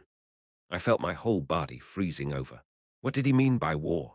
My brain seemed to have stopped working as soon as I heard that the act of saving Olivia Lands might develop into a war between the 5 major churches and the Empire. The imperial family was always sharpening their swords, waiting for the right moment to get rid of the eyesore that was the Knights Templar, and that conflict was growing even more heated after the incident with the black market. That was where I had triggered this huge incident of the Knights Templar's commander torturing his own daughter. As Bertus said, I created a situation in which hundreds and thousands of people might die horribly because I wanted to save a single person. Something like that. Is something like that even possible? Was everything I had done developing into such a tremendous situation? How was that possible? The only thing I did was follow them and instigate Temple to move with an anonymous letter, you know. A war would happen just because of that. As I sat there completely frozen, Bertus looked at me calmly. Do you want me to stop it? Ha, ha, what? The war. Bertus still looked at me. Are you going to stop it? You seem to have a hard time dealing with this flow of events. Do you want me to stop it? Bertus looked at me, his face adorned with an unreadable expression. Yes, I nodded my head blankly. Please. Bertus smiled at my short but sincere request. Okay. The future had changed. It had changed on a huge scale. However, it changed once again with just a short request. It hadn't been revealed that the Knights Templar's commander had tortured his daughter. Strictly speaking, they were still at a stage where they tried to convince her with words, but she knew that if she kept on denying them that she would be subjected to physical and magical torture. Temple mobilized their forces, but with Bertus intervening, I believed that the imperial family took the initiative in this case. The imperial family wanted to dismantle the Knights Templar, but if they did that, they would face tremendous backlash, so they reduced the case to a personal one, not a big scandal happening within the Knights Templar. Instead, the imperial family seemed to demand that the current commander be dismissed and insisted on the appointment of a new commander who happened to be pro-empire. While the imperial family was negotiating such things behind the scenes, Temple seemed to have decided to keep their mouth shut after asking for Olivia Land's opinion on this matter. Olivia Lands hadn't been tortured yet, after all, so it would have been difficult to press any further charges. Not long after, on Monday, Olivia Lands returned to Temple. She had decided to quit Temple and abandon her faith, but in the end, she was able to return safely because she was a Temple student. Special achievement, the inflection point of history, Olivia Lands, a character, Olivia Lands, who should no longer exist in this world, has survived. The future has changed dramatically. You have received 1,000 achievement points. In addition to earning some achievement points, I got another reward for clearing a special quest. You have acquired Olivia Land's trait, Sacred Spirit. Trait, Sacred Spirit description. Olivia Lands was born with enormous mental strength. Therefore, she had great resistance against magic that affected the mind. Sharing that trait with her, you have also acquired enormous mental strength. Your resistance to spells interfering with your mind has increased significantly. The reward was much bigger than I had expected. This might have been the reason why Olivia Lands didn't fall until the end, even after getting brainwashed multiple times. Chapter 116, Sacred Spirit. I wasn't expecting it at all, but the reward was so huge that I was left wondering just what kind of situation I was in. Although it was only limited to mental interference, it was still a tremendous anti-magic skill that one could only receive after rigorous training. Olivia Lands returned safely, so there seemed to be a brief uproar among the seniors. As the incident didn't escalate, the details weren't spread among the students. The members of Grace didn't spread around anything about Olivia Lands getting tortured either, probably because the teachers told them not to. Nothing got leaked. The Imperial family wanted to deal with this case quietly. Adriana and the other members of Grace seemed to be crying out of joy and rejoicing about Olivia's safe return. I already confirmed that she was safe, so I didn't join that tear-filled reception. I just took classes, ate dinner, and trained as usual. Reinhardt. However, Olivia Lands came down to the first-year dormitory to meet me. Can I talk to you for a moment? Her expression was slightly gloomy, but not as disastrous as the one I had seen her having in that potential future. She suddenly came to me in the middle of the night and took me outside of Temple's dormitory. It was quiet around the royal class at night. I heard you played a huge part in my rescue. What? Actually, wasn't it Ibia who did everything? Yeah, I thank that child as well. You have my thanks, Reinhardt. Adriana and I had come up with the plan, but in the end, Ibia's telepathic ability played the most crucial part. Olivia walked beside me without saying a word for quite some time. It felt more like we were taking a walk, as we weren't going that fast. I thought it would be enough to quit Temple and abandon my faith. I wanted to live a quiet life without hurting anyone. Riveria Lands couldn't give up on Olivia Lands. It was why he tried to manipulate her to the point of completely destroying her. But when he discovered that mind interference magic and brainwashing didn't work on her, he saw no other choice but to kill her. Her strong mind would have been her downfall. I guess I was just too naive. She thought he would let her go, but he didn't. He locked her up and threatened her, and tried to make Olivia live like he wanted through torture and brainwashing. Just what did she have to endure during her days of captivity?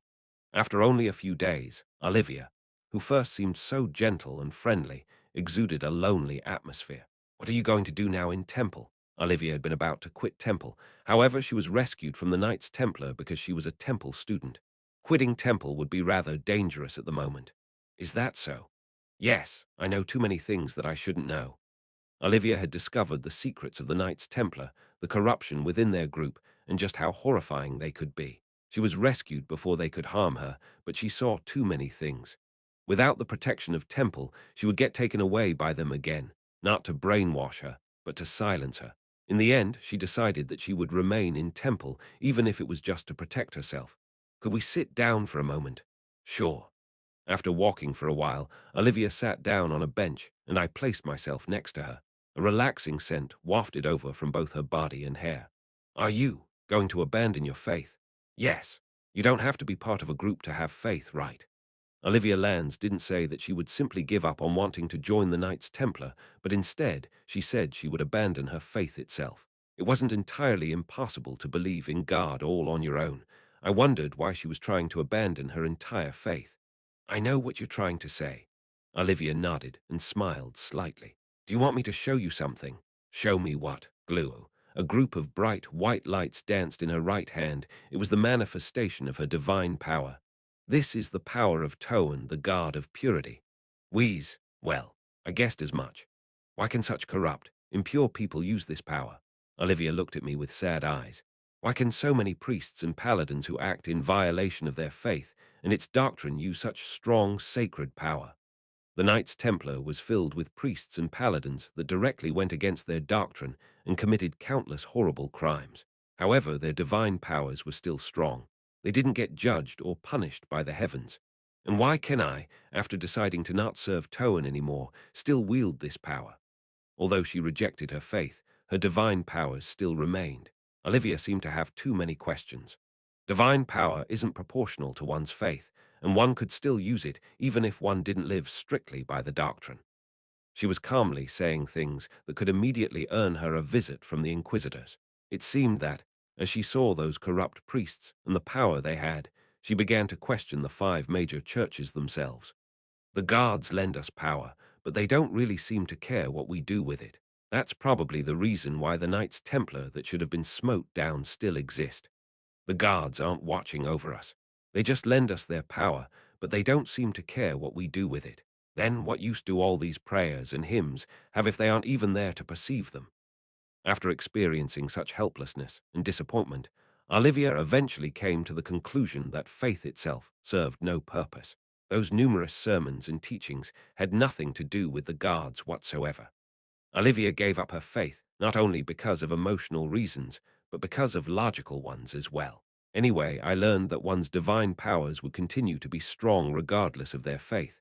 But who knows, maybe it's just those gods. What? It's nothing. Olivia seemed to have said something rather strange, as if it was a slip of the tongue. The guards weren't interested in this world. If so, the existence opposed to them, the demon guard, might be different, right? That was probably what she meant.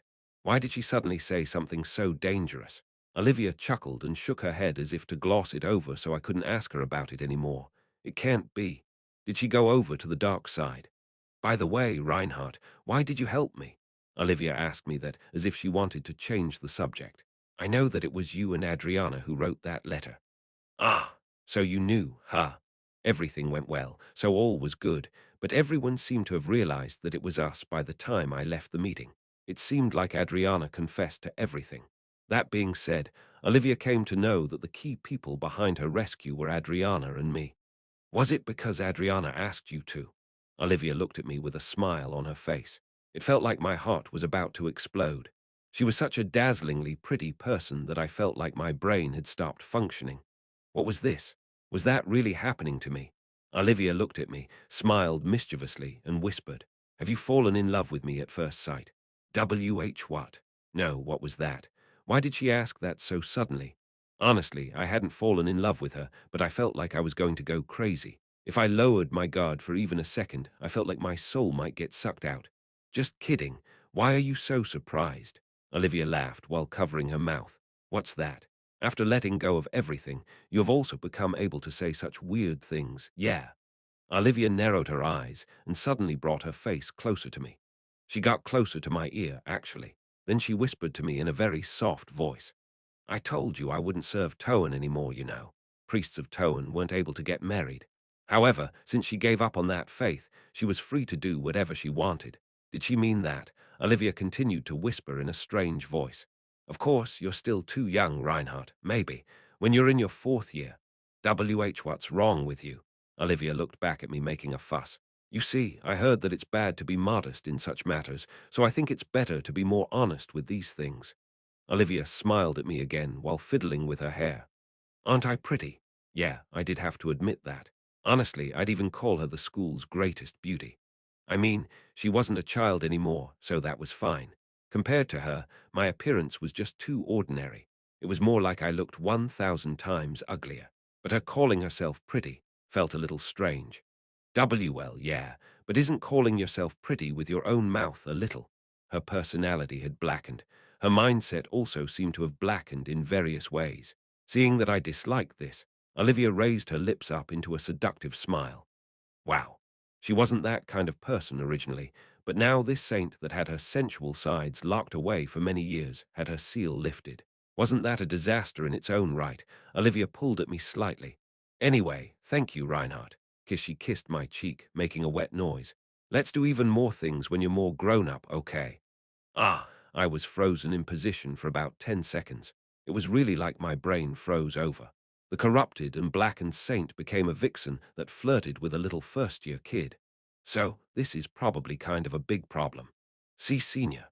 The next day, when I came out to do my morning training, I explained to Adriana what Olivia did last night. Her complexion turned completely white. It seemed like her idol and role model's personality suddenly made a 180 an 80-degree turn, going far beyond just having forsaken her faith. Her behavior was more like she was saying, I gave my fucking life to that doctrine of purity, so now I'm going to do everything I want. It was scary because she was pretty much a late bloomer with such things, and she was the most beautiful woman found in the capital, so no one would reject her. Although it's a bit embarrassing. Shouldn't you like that, Junior? Adriana was shocked, but she said that I should have liked it if someone like Olivia, who was even called the saint of the Iridian district, kissed me. I know she's just teasing me, but because I know she is doing that, I don't know how to deal with it when I'm right in front of her. I was sure she enjoyed watching me writhe in embarrassment. In fact, she probably thought of me as just a child. However, when she did those things, I didn't know what to do, leading to my brain to freeze. The person that gave me resistance against mental attacks was attacking my mind. Well, what can you do? Still, isn't it a good thing? It seemed like Adriana was of the opinion that I should think of it more like a compliment if I couldn't handle it. But how was I supposed to do that? This was just too much for my poor heart. After running for some time, Adriana spoke up as if she had just remembered something. Um, Senior said just now that she wanted to eat with you and me, Junior. She seemed so happy. Can I not go? No, Adriana was adamant. Chapter 117, to Olivia, Adriana and I were her life saviors. Because the two of us had followed them, we had found out what was going on and were able to alert Temple with an anonymous letter. Olivia was afraid of her foster father, so she couldn't do anything independently. It seemed that she had decided to stay with Temple to solve all her problems, including the ones with her parent. In any case, she wasn't just troubled by personal matters. She was also a target of the Knights Templar and the believers of the 5 major churches. Of course, they wouldn't be able to put their hands on her as long as she was a Temple student. Anyway, on Tuesday, after class, I went to Main Street with Adriana. Olivia seemed to be doing well in class by then. She knew that being a Temple student was her only way to survive, so she wouldn't go out of her way to cause any major problems. We'll have to wait a little. Senior takes more classes than we do, after all. Yeah, well, I guess so. Adriana and the other members of Grace didn't seem to think that Olivia was a traitor just because she abandoned her faith. They actually started to question their own beliefs after hearing what Olivia had to suffer through and what she had been about to experience. What if everyone in royal class suddenly ended up abandoning their faith or something? Anyway, how's she doing in the club? Well, she doesn't pray anymore, but she still comes around. That's good. It wasn't a place that strictly enforced faith anyway, so Olivia seemed to want to return to the club. However, it was strange for someone who abandoned her religion to be the club president of a religious club. While we were killing time near the Main Street tram stop, we soon saw Olivia getting off a tram. Oh, Adriana, Reinhardt, did you have to wait long? No, we arrived not too long ago as well, Senior. Olivia's royal class uniform looked so good that it seemed to have been made just for her. Naturally, she drew in all the gazes from the people passing by. I hadn't been aware that Olivia was so famous, but everyone seemed to know her. Let's go. Olivia grabbed our hands and started to walk. Why do we have to hold hands? Why? Do you not like it? No, we just didn't need to hold hands. I didn't like it because it felt like she was holding hands with a boyfriend rather than just a friend, you know. The sharp stares of all the students stung my back. They seemed to think something like, what are you doing holding Olivia's hand? And no, it's not that I don't like it. Then let's go. She even winked at me. She was doing it on purpose. I was sure she was doing it on purpose. The people's glares seemed to sting even more. The 3 of us went to a restaurant Adriana liked and ate some pasta. It was a pretty good place. I'm not going to join the Knights Templar. Well, you must have gotten confused because of me. I'm sorry. And no, you have gone through much worse, Senior. Adriana also seemed like she had given up on joining the Knights Templar. It was already a well-known fact that the commander changed, but they didn't seem to expect that the group would change significantly. Those two would talk about many different things, and Olivia would say something to me from time to time as well. By the way, I heard that you had supernatural powers, Reinhardt. Is that true? What? Ah, well, yeah, it is. What kind of power do you have? Olivia seemed to ask those things because she was surprised that I turned out to be a supernatural power user. Well, the power's called self-suggestion. Self-suggestion, is it self-hypnosis or something like that? It's similar. What effect does it have? It's a little vague. It's like if I give myself a certain suggestion, my body would be strengthened accordingly or something. Hmm, that was my power's biggest weakness. Anyway, if I believe that I can run really fast, I'll end up actually being able to run faster. Yeah, I got a little embarrassed while explaining it. Saying that my ability made me win as long as I kept a winning mentality was kind of embarrassing. Reinhardt's ability was actually really helpful this time. Oh, was it? Adriana followed up, telling Olivia how we followed her and how I strengthened my hearing to eavesdrop on them, after which we decided to help. Yes, my supernatural power certainly did play a role in it. I see. Thanks again, Reinhardt. Yeah, well, Olivia seemed a little gloomy after remembering those things again, but then she thanked me. Well, looks like I can't help it, Reinhardt. What are you talking about? Olivia smiled at me bashfully. You'll have to marry me after you graduate from Temple, okay? What? Cough, cough, I exclaimed at her sudden proposal, and Adriana coughed for a bit with tears in her eyes. It seemed that she choked on her food. What are you talking about?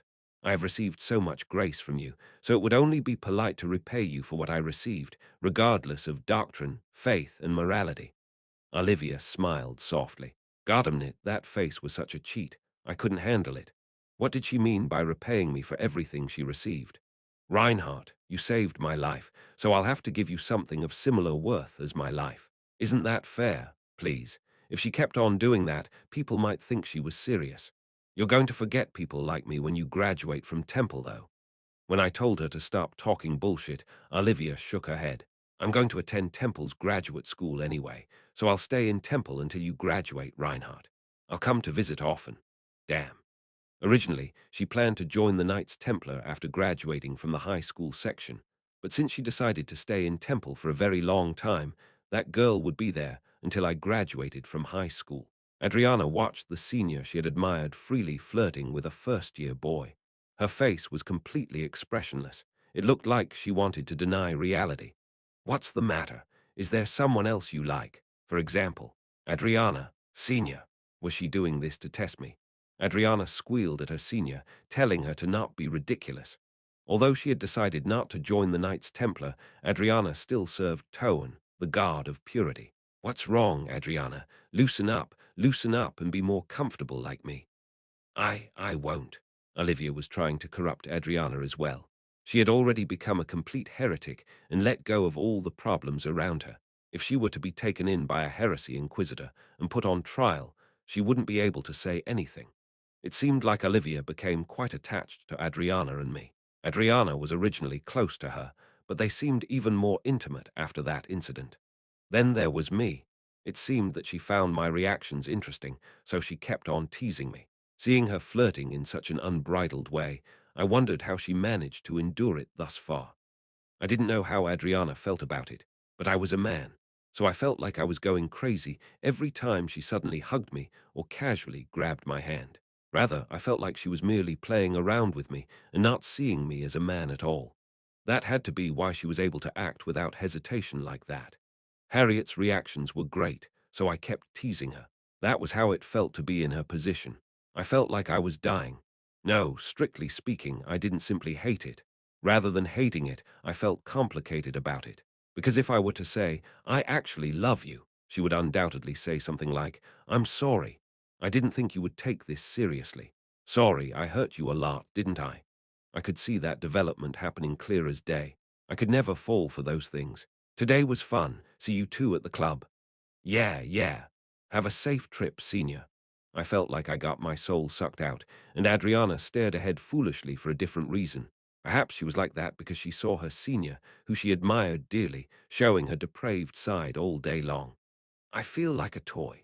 Senior, how were you able to endure for so long? Adriana seemed to admire Olivia for managing to suppress that personality of hers for such a long time. Although the conflict between the Knights Templar and the Imperial family had yet to be resolved, Olivia would be fine for the moment. I didn't end up joining Grace. I already gained the members' trust without having to put my name in their roster, so nothing would change. I didn't want to cram even more things into my schedule. Of course, when the seniors from Grace saw me, they would greet me, especially Olivia, who found it very fun to tease me. As soon as she saw me, she would act all intimate. She would do things like suddenly approaching and hugging me or stroking my hair and just walking off without saying anything. Even her kissing me on my cheek was a daily occurrence. A pet or a toy. That was my position. Even more problematic was that she would do those things regardless of others being around or not. That was how things had been going. People who didn't know me at all often looked at me with an expression that seemed to ask, "What's with this bastard?" They couldn't even touch her hand, while I didn't have to do anything to get such treatment. Although he pretends not to do these things, isn't he actually flirting with every woman he meets? That's right. What's with this? Why is that bastard so close with all the girls? Even with the seniors, even though he has such a dirty personality. He's only nice to girls, unlike he is to us. Those who knew me, mostly the guys in my class, started gossiping about me.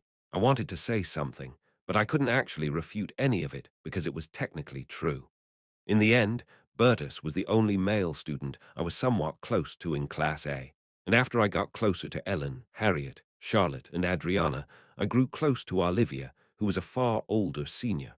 I knew best that they wouldn't listen to anything I had to say in that situation. "Hey, Reinhardt." "What?" Kono Lint came up to me and chirped. "What's your secret?" Besides those gossips, there was also someone who wanted me to pass on my secret method to him. It was Thursday, time for our common classes. During our short break before lunch, while I was sitting quietly outside the class building where we had our common classes, Kono Lint suddenly approached me. He whispered quietly to me as if he was asking for dirt on someone. Even those guys behind me, who had been gossiping about me, waited for my answer with bated breath, although they were pretending like they weren't interested. They couldn't stand me, but the reason for that might be because they were jealous.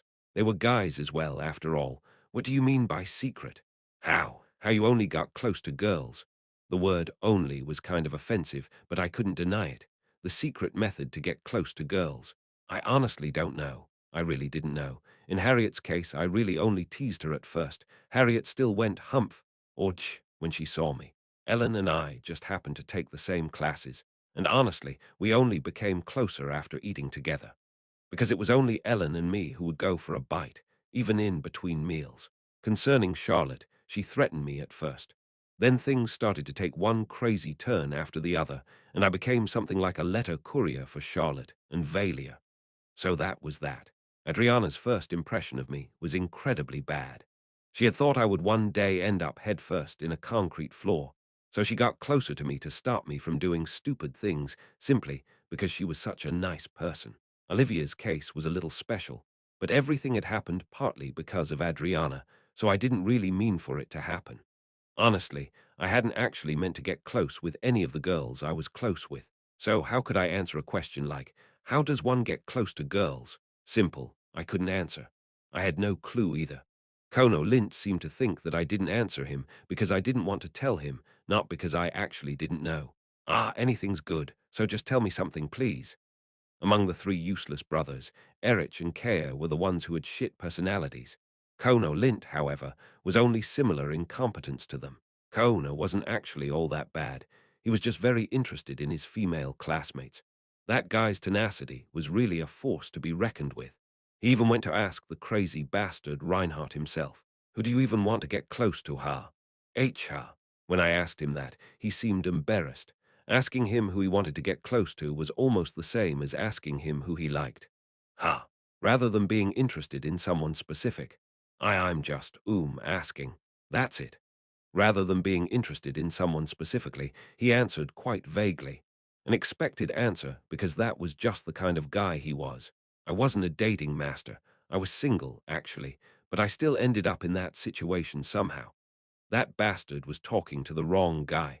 I was able to act like that in front of those girls because they were nothing more than kids to me, and I was treating them as such. I couldn't do shit in front of an adult woman like Olivia. I was actually a completely different person in front of adult women. I was just comfortable with our classmates because they were kids. Ha! Was that it? Can't you just treat them more comfortably? I didn't see them as women, so I was able to treat them like any other person. Was that the right way? Comfortably? Yes, you bastard. If you approach them with weird intentions, it's all too obvious. Just empty your brain and talk to them. Empty your brain. If you're hungry, just ask them to eat together. That was what happened with Ellen. If you have something to say, just say it. Don't falter. That was what happened with Harriet. If you think they need help, just help them. Although it was a little different, that was what happened with Charlotte. Just do it like that. If it doesn't go well, then it didn't go well. No big deal. Wouldn't it make them feel more reluctant to be close to you if you act all nervous and insincere? I didn't know if that was correct. That was how it was for me. Oh, so that's how it was. However, Kono Lint was taking my words seriously, as if I was a love guru explaining a secret strategy to him. I felt like I should have just kept my mouth shut. Chapter 118 after lunch. Kono Lint went straight into action. He headed right towards a certain someone preparing for her next class. Hey, Grants. What? His target was Liana de Grants. Was he thinking about getting closer to Liana? However, I didn't know if that was the best choice. She was the female version of me after all, you know. Hey, would you like to go eat something together with me after class? There's a good new shop on Main Street. What the hell? I didn't know what to say either. He just looked like he was openly flirting with her. With you. Sure enough, she completely looked like she wanted to say something like, "Why do I have to eat while looking at your ugly mug?" Wow, although it was happening to someone else, I felt even more ashamed. Erich and Kea couldn't even look at the scene because they felt similarly to me. HR, we have PE next. I'm too tired to even move after that. Okay. Yeah, come to think of it, that's true. Kono Lint was as stiff as a creaking wooden doll. He turned around, returned to his seat, and sat down. I already knew that it wouldn't go well, but seeing it directly like that made it hard to bear for me. After some time, it didn't work. Before PE, Kono Lint came up to me, whispering under his breath again in the locker room. I could also feel Erich and Kea paying keen attention to our conversation. Well, first of all, what you did wasn't natural at all. It was no wonder that when you ask someone out for dinner like that, they would ask, why? It probably felt burdensome. There was more. Natural, huh? I didn't even know what natural meant anymore. Was it really natural to just ask someone out to eat or to go out to play? How does one even do that? I was confused.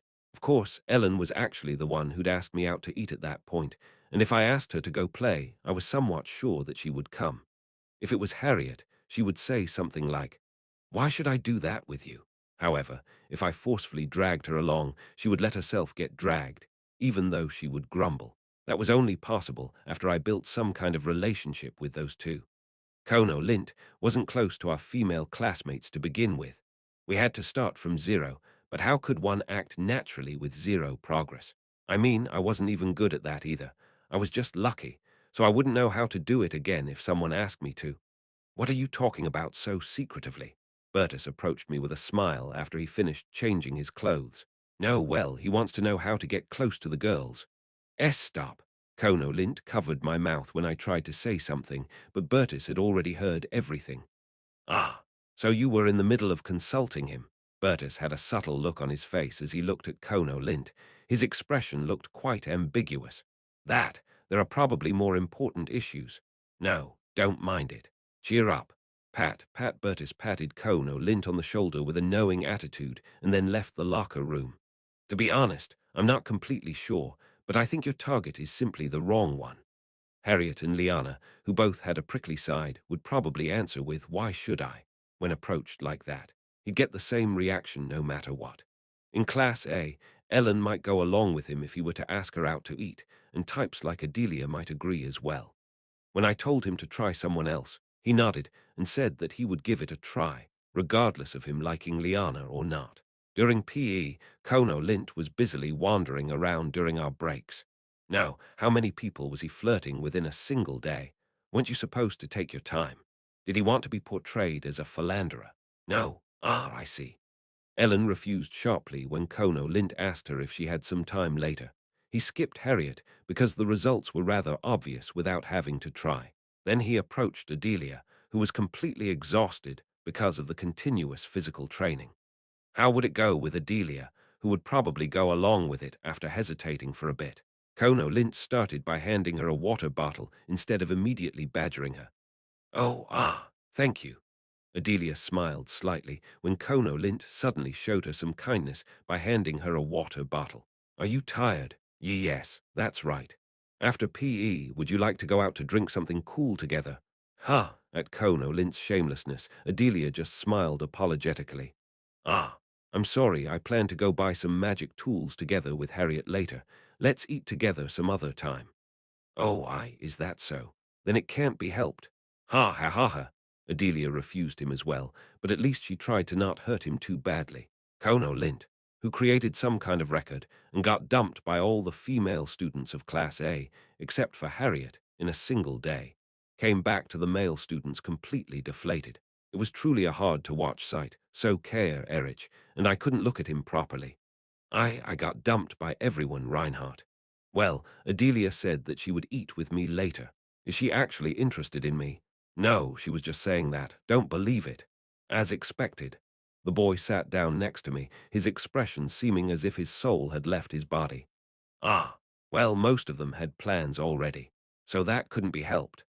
I was unusually careful with my words, because if I rebuked him too harshly, he might fall into a serious depressive state. I didn't really like that guy, but more than not liking him, I pitied him.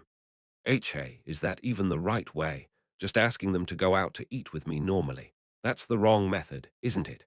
Kono Lint threw me some resentful looks. He seemed to believe that I gave him some strange method which was actually to blame, not himself. WL. Seeing it play out right before my eyes, it really seemed to be the wrong way to go about it. When a guy they weren't even close with suddenly asked them to go and eat together, they would be kind of at a loss for words. Still, shouldn't they be a little more understanding and be more like, if there's an opportunity, sure, let's eat something together, or something. WL. It doesn't seem to be the right method, I think. Yeah, I could invite Ellen or Harriet out to eat without a problem, but Adelia was scared of me, so she would probably cry and run away. I don't think I would be able to invite Liana. Hey, Reinhardt. What? Kono Lint fell into despair, but it didn't seem like he had given up yet. Can't you demonstrate? What do you mean by demonstrate? He wanted to see the demonstration of an actual pro. I'm not Casanova. How did this happen? Please, just show it to me once. Please. Kono Lint, who got mentally damaged slightly due to my wrong instructions, was seriously about to grab at my pant leg. I thought those guys absolutely hated me. Kono Lint, they might brand you as a traitor, you know. Did he want to do something like share his girlfriend with his two friends? No, I'm not even that skilled in those kinds of things. Ah, come to think of it, that's right. Would they bother me less if I let them see me get dumped? I didn't want to be treated as some kind of Casanova. Sigh. Yeah, see, I'm no different from you. If they saw me flirting and getting dumped right in front of their eyes, they wouldn't be able to call me a playboy who would only hang out with women. So I reluctantly got up from my seat and headed to the girl who was most likely to do me that favor. I turned to Liana de Grants, sitting on a bench drinking some water. She seemed exhausted. Hey, what? I'm tired. Liana looked at me as if she didn't even want to bother talking to me. She certainly looked worse than before. Want to go eat something after you're done? I didn't do anything different from what Kono Lint did.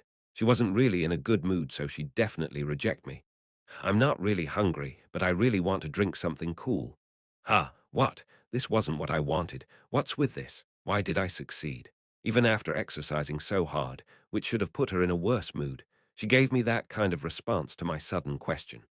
I thought she would reject me no matter what, telling me that she didn't want to move anymore because she was exhausted from P. Ileana asked me to see her in the classroom after PE, then she went off. Feeling like I got possessed by some ghost, I returned to Kono Lint. How did it go? Well. She said she wasn't really hungry, but wanted to drink something cool with me.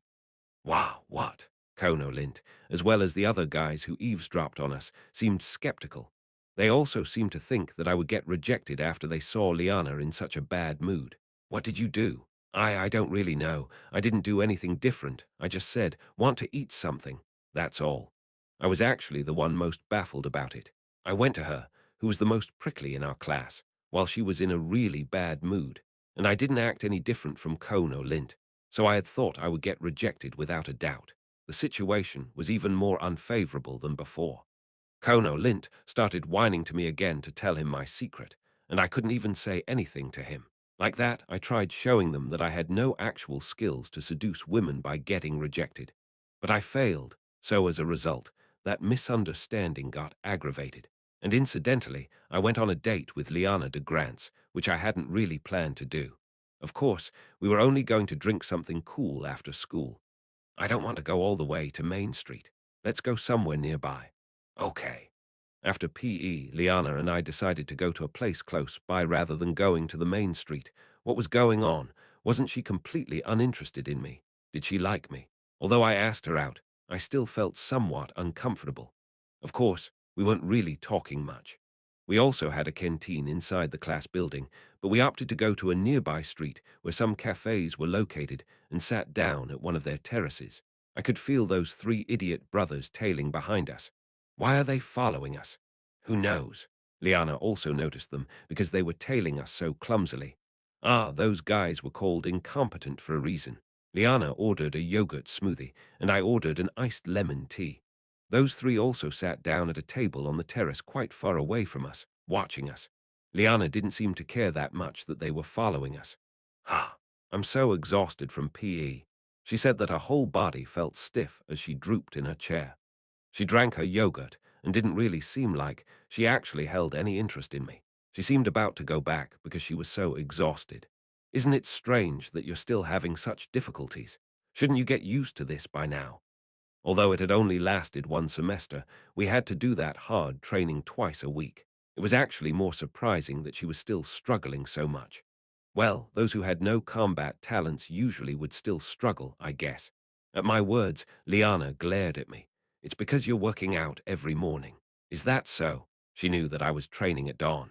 I thought only those who came to exercise in the morning knew. Those 2 training sessions a week would improve one's basic physical strength, but it would still be difficult. Why do supernatural power users even need physical strength? The same goes with those magic mages. But you're also a supernatural power user. No, but your supernatural power is used to strengthen your body. Liana continued to grumble that she didn't have any use for something like physical strength. It still has its advantages. Didn't your physical strength improve? You sound like a teacher. How annoying. Liana didn't even look at me, saying that she was tired of talking about that. I didn't really think that she was interested in me, so why did she go there with me in the first place? I mean, I also went there with her while not being interested in her. Nothing was bad about it. I'm curious about something. About what? When Kono Lint asked you out earlier, you refused. Yeah, I did. Then why did she come when I asked her out? I said the exact same thing as him, but you actually accepted my invitation. This seemed a bit like I was bragging, but I was really curious. What was the difference between us? Oh, are you curious why I did that? So to speak. You don't know. No, why would I have asked then? Would I ask something I already knew? Liana took a sip from her yogurt, then folded her arms. Oh, you really don't know. She thought I knew, as if it was the most obvious thing in the world, so she found it strange that I didn't know. If you don't know, you don't need to know. What? It's fine. Liana didn't say anything more to me. Eventually, I returned to Royal Class dormitory with Liana without finding out the reason. We didn't really talk about anything important other than our classes and things we found hard. How was it? What did she say? Kono Lint glanced at Liana as she was returning to her room with a curious expression on his face. If that idiot actually liked Liana, he wouldn't have reacted like that. I guess he was just flirting with girls because he found it fun or something. What we talked about, mostly about how P was difficult and stuff like that. Strange. What's the difference between you and me? Liana seemed to have a distinct reason for her actions, but when she had found out that I had no idea, she didn't want to tell me. That made me even more curious, that punk. And dude, why did you follow us? No, I was just curious. She might think you're even a creeper, so be more careful. Kono Lint kept on asking me if I had any special skills he didn't know about, and then at the moment I was about to tell the guy to fuck off. Are you guys still talking about this? Bertus looked at me, and Kono Lint alternately with a slightly exhausted expression. Sigh, there'll be no end to this, huh? You too, follow me. Bertus dragged the two of us to our usual terrace. Kono Lint seemed a little anxious that he was called out by Bertus just for something like this. Lint, you're curious why Reinhardt is so friendly with the female students, right? Ha, so to speak. You're wondering if Reinhardt has some special technique or method or something similar, right? Ah, well. Kono Lint was ready to grovel in front of Bertus if he told him that technique. Bertus covered his eyes with his right hand and sighed slightly. What? Did this guy know a secret I didn't know about? The reason why I attracted girls like that? Lint, don't get hurt, okay? Yes, I won't get hurt. Bertus lowered the hand he used to cover his eyes and directly looked at Kono Lint. Reinhardt is handsome. His eyes were filled with pity. That's it. There was no other reason. Bertus went straight to the point, wrapping it up. Chapter 119. I didn't really think much about my own appearance, because I was able to change it whenever I wanted with Sakigar's ring. When I had originally set my appearance with it, I had made sure to make it so that I wasn't too ugly. I didn't make it so that I was so handsome that I could turn heads wherever I went, but I definitely had a handsome face. Until then, I had been living without thinking too much about it. When Bertus had seen me consulting Kono Lint, he had told him that there was instead a more fundamental thing that he should take care of, although he had stopped his advice midway through. He didn't say something like, "This doesn't have anything to do with something he does or says. Reinhardt is just handsome," because he was afraid that it would hurt Kono. Even so, Kono Lint tried to make something work that he wouldn't be able to pull off, so Bertus had told him directly. So that's what it was. Well, I'm not saying that you're ugly, Lint. Reinhardt is just very handsome. Kono Lint's mouth hung open. He was completely speechless. I didn't need rhetorics or special methods. Reinhardt was just handsome, so it was only natural that Kono Lint, who was comparatively less handsome, didn't get the same results. I mean, it was obvious that a snake wouldn't get different results, even if it tried to act like a stork. By the way, Reinhardt, it's a bit strange that you didn't notice this at all either. Have you never looked in a mirror? Ha! What do you mean? Ha! Although you got into a lot of conflicts with your classmates, you still kind of get along in the end. I think your face plays a role in that. Is that what it was? Did my appearance really play such a large role without me noticing? Was that the reason why Liana, who wasn't really interested in me, still came along with me when I asked her out? If I were really ugly, I would have already been treated unfavorably and completely ignored by the time I started teasing Harriet. But we were still on talking terms. Was that because of my appearance buff? Then, what about Adriana? One's appearance seemed to be more important than I thought. Even if I wasn't a super handsome man, I should have felt relieved that I set my face up to be handsome enough. Kono Lint remained silent for quite some time, then he turned his gaze towards me. To be exact, he was kind of staring at me. Reinhardt. What? You'll be every man's enemy from now on. What are you even saying? Somehow, this guy who has such a terrible personality still manages to talk with all the girls. In the end, it was all because of your face, you fucker. Kono Lint jumped up in anger and shouted, I can't accept someone like you. He was making such a fuss that I couldn't even get angry at him. Rather, the situation was kind of funny. No, I mean, if Bertus knew that this was because I was handsome, shouldn't he have noticed as well? Didn't he have eyes? It was kind of ridiculous that he was acting as if he found out about that only then. What's wrong with that idiot? What else but him being innocent and pure?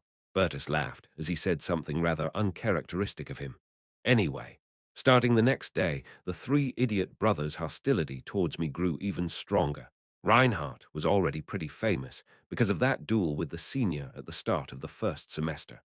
And although it was originally supposed to be a duel with a second year, in the end he had to fight their champion, a third year. He became even more famous because that champion lost hard against him. That was a pretty positive image. However, the atmosphere had changed subtly, as he was often seen hanging out with someone as famous as Olivia Lands. Who's that guy? What's with him? That was what most people were thinking. Olivia had walked the path of a priest of Toan, the god of purity. Therefore, there had never been any kinds of scandals surrounding her, although she had been subject to a lot of attention. Of course, it was publicly known that she had abandoned her faith.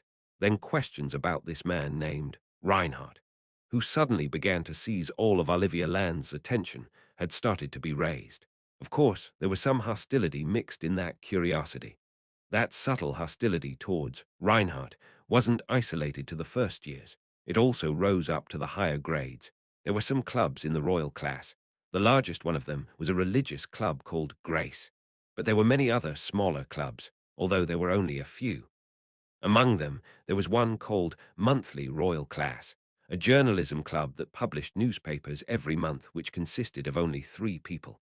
Of course, a monthly newspaper published by only 3 people didn't really garner any attention from the students of royal class.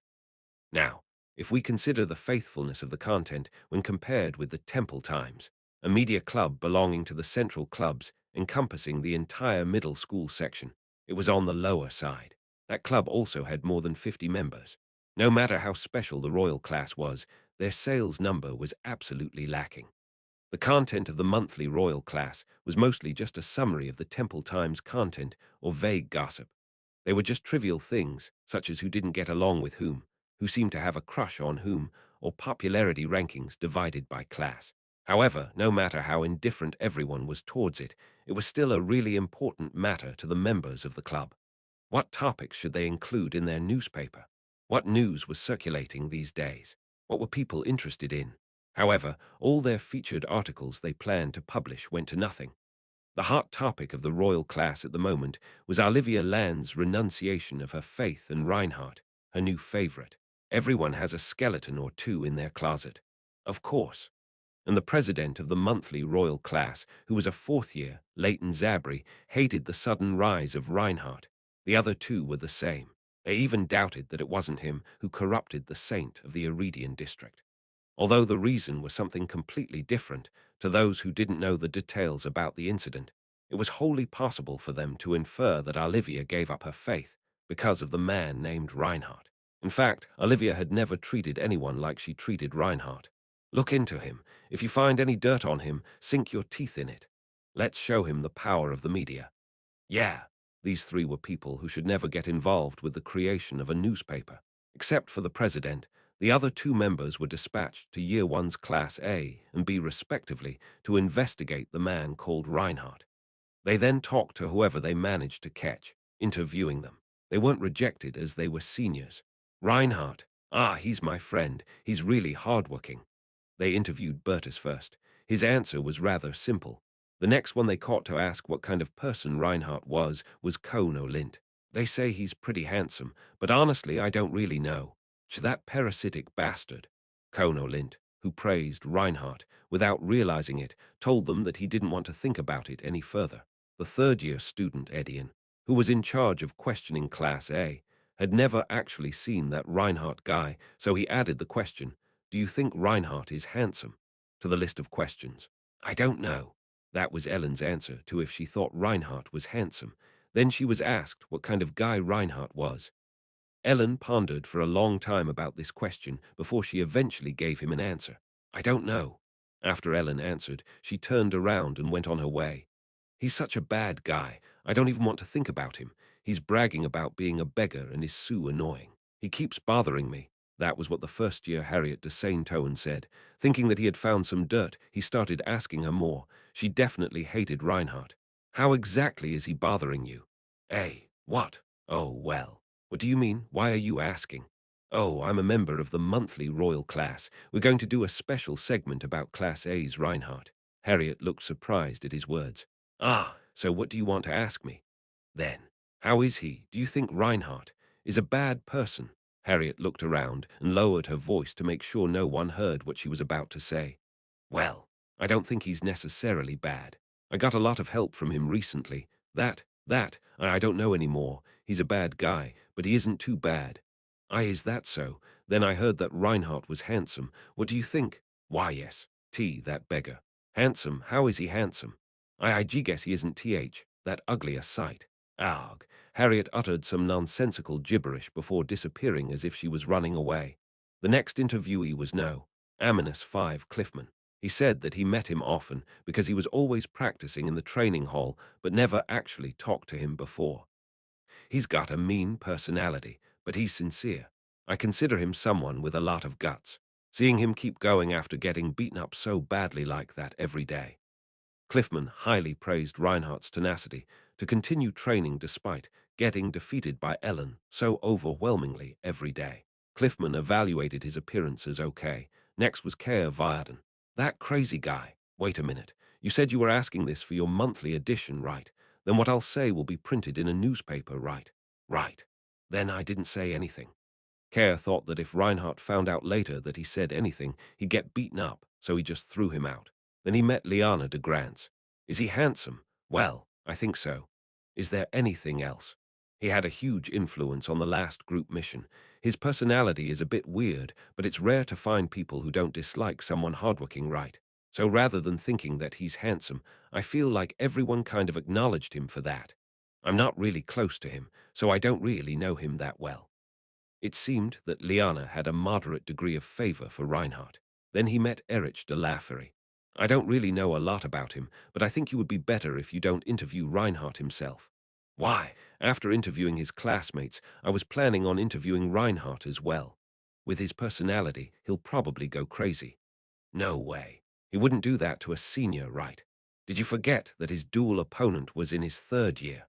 Ah, that was the moment he realized that it probably wasn't a good idea to interview Reinhardt personally. Chapter 120 Class BS coverage went better than Class A's. Most of the guys didn't know Reinhardt that well, so it was Charlotte, Louis Ankton, Scarlett, Delphine, and Ludwig giving some answers. Although he can be a bit old-fashioned, he's a good friend. He can be kind and knows how to help those in need. He was also ranked first during the midterm exams. In our last group mission, he even helped our class, who were supposed to be his opponents. He is rather strange, but you'd also get to like Reinhardt as soon as you get to know him. Appearance. Well, he's definitely handsome. The Princess, Charlotte de Gardiers, praised him highly. I thought he was a bully at first. He definitely is one. Those were the words of Louis Ankton. When asked if he could give some more details, he said that he didn't want to get caught and ran off. I often find myself being jealous of him because he has a lot of things I lack. Namely, courage. I think he's a good person. I want to get closer to him, but I don't have the courage, Scarlett answered vaguely. I don't know him that well, but I think he's a good guy. That was Delphine Izedra's answer. Reinhardt, I think he's a great guy. He's hard-working, smart, and can use his ability really well, you know, Ludwig answered cheerfully. The club president, Leighton Zabry, who reviewed the results of the interview in their club room, pulled a very strange face. I can't tell if his reputation is good or bad. Wasn't it good enough? No, it's good, but I heard that those that didn't like him ran away without saying anything right. Certainly, most answers were positive in nature, but there were some that didn't dare answering, afraid that they might get harmed. And even among the positive answers, they all said that his personality was bad. So that bastard was actually a villain whom his classmates were scared of. In fact, there were many people who mentioned that Reinhardt had a rather bad personality. How notorious was Reinhardt for his victims to run and refuse to answer when they heard they would publish their statements in a monthly newspaper. Erich even warned them that if they were to go interview Reinhardt in person, he would react very harshly. This guy isn't your regular bully. The president shook his head, convinced that Reinhardt wasn't your regular crazy bastard. Really? But I think there were more people who liked him, though. Ah, who cares about that? Leighton chuckled. Even if he wasn't that kind of guy, we just have to make others believe that he is. The pen was mightier than the sword. Even if he wasn't like that, those words would get deeply embedded in people's hearts. What? A newspaper? Yes. When I heard about that when I had dinner with Ellen, I wondered what it was all about. It seemed that some senior went around Class A asking about me. I had no idea they did something like that because I was training outside. What was going on? Why were they digging up information on me? How are they going to use that? He asked me what kind of person you were. Why did he ask that? Don't know. This was weird. Why did those seniors who I didn't even know cover my life in their newspaper? Anyway, I was royally pissed because my neck hurt from all these weird looks I got. Still, I didn't want to cause any more trouble. But even if I wanted to, I couldn't just barge into those seniors' club. It was also my first time hearing about something like a newspaper club. However, it was clear that they went around here and there to ask questions. It seemed they also asked Ellen some questions. So, what did you say? I couldn't answer. No, did she mean that she couldn't say anything even when we had so much contact with each other? Ellen seemed to ponder a long time about this, then she tossed a question at me. What kind of person are you? Ha, what? If she asked me those kinds of things so suddenly, I could only draw blanks. What kind of person was I? Ha, come to think of it, I don't know either. I didn't know how I could describe myself. Ellen seemed to think about it from a similar point of view, but couldn't come to a conclusion. Let's just keep on doing what we've been doing. I held my training sword, and Ellen also faced me holding hers. It was a bit annoying, but once I meddled with what those seniors were doing, I'd just get served a feast of nonsense. It was June. The first weekend of June. Editions published by the Royal Class Club Monthly Royal Class. that almost no one knew about were placed in the lobby of each class. Most people knew that there would be something about me published in that newspaper, so everyone took one with them as soon as it came out. And I, who was rather curious and concerned, also took a copy of it and opened it in the lobby. I skipped all the small details and only looked for my segment. Celebrity Special. What kind of person is Reinhardt, Royal Class, Aminus 11? Now, this demon prince even made it into the Royal Class, internal newspaper. It was such a ridiculous situation in more ways than one. Reinhardt, the first year that has been a hot topic in Royal Class lately. Just who is he? We strive to uncover this truth. What truth are they talking about? Did they think I'm some evil mastermind? No. Actually, if my true identity is revealed, not only Temple but the whole empire would get overturned. It felt like those guys did a lot of research about me. They even wrote that I wasn't from some noble family, but just a beggar from the streets. They mentioned that I had a supernatural power as well. Of course, those things weren't really secrets. Many students praised Reinhardt, but we were able to read between the lines of their statements. What? We were able to find out that a significant number of students were actually afraid of him. An interviewee who shall remain anonymous clearly described Reinhardt as a gangster. Which bastard wrote this? Was I a gangster? Well, yeah, it could be thought of like that. I went around doing this and that after all. In the end, the segment's content didn't confirm any specific criticism about me. But one could definitely deduce from it that I was a bad guy based on the fact that there were several people who refused to give any statements, scared that I would retaliate. No, what the hell? I could clearly see that they wanted to paint me as a bad guy, you know. They deliberately picked at my shortcomings and went on about them. Ultimately, the purpose of the article was to paint Reinhardt as a type of bad guy that was an object of fear for his classmates. They even evaluated me as a playboy who only conversed with women because I only got a good reception from the female students. After reading that part, I got a slight idea of what it was all about. They were just the petty actions of some seniors that didn't like me getting close to Olivia Lands. Otherwise, there was no reason for those seniors, a few years older than me, to do something ridiculous like that.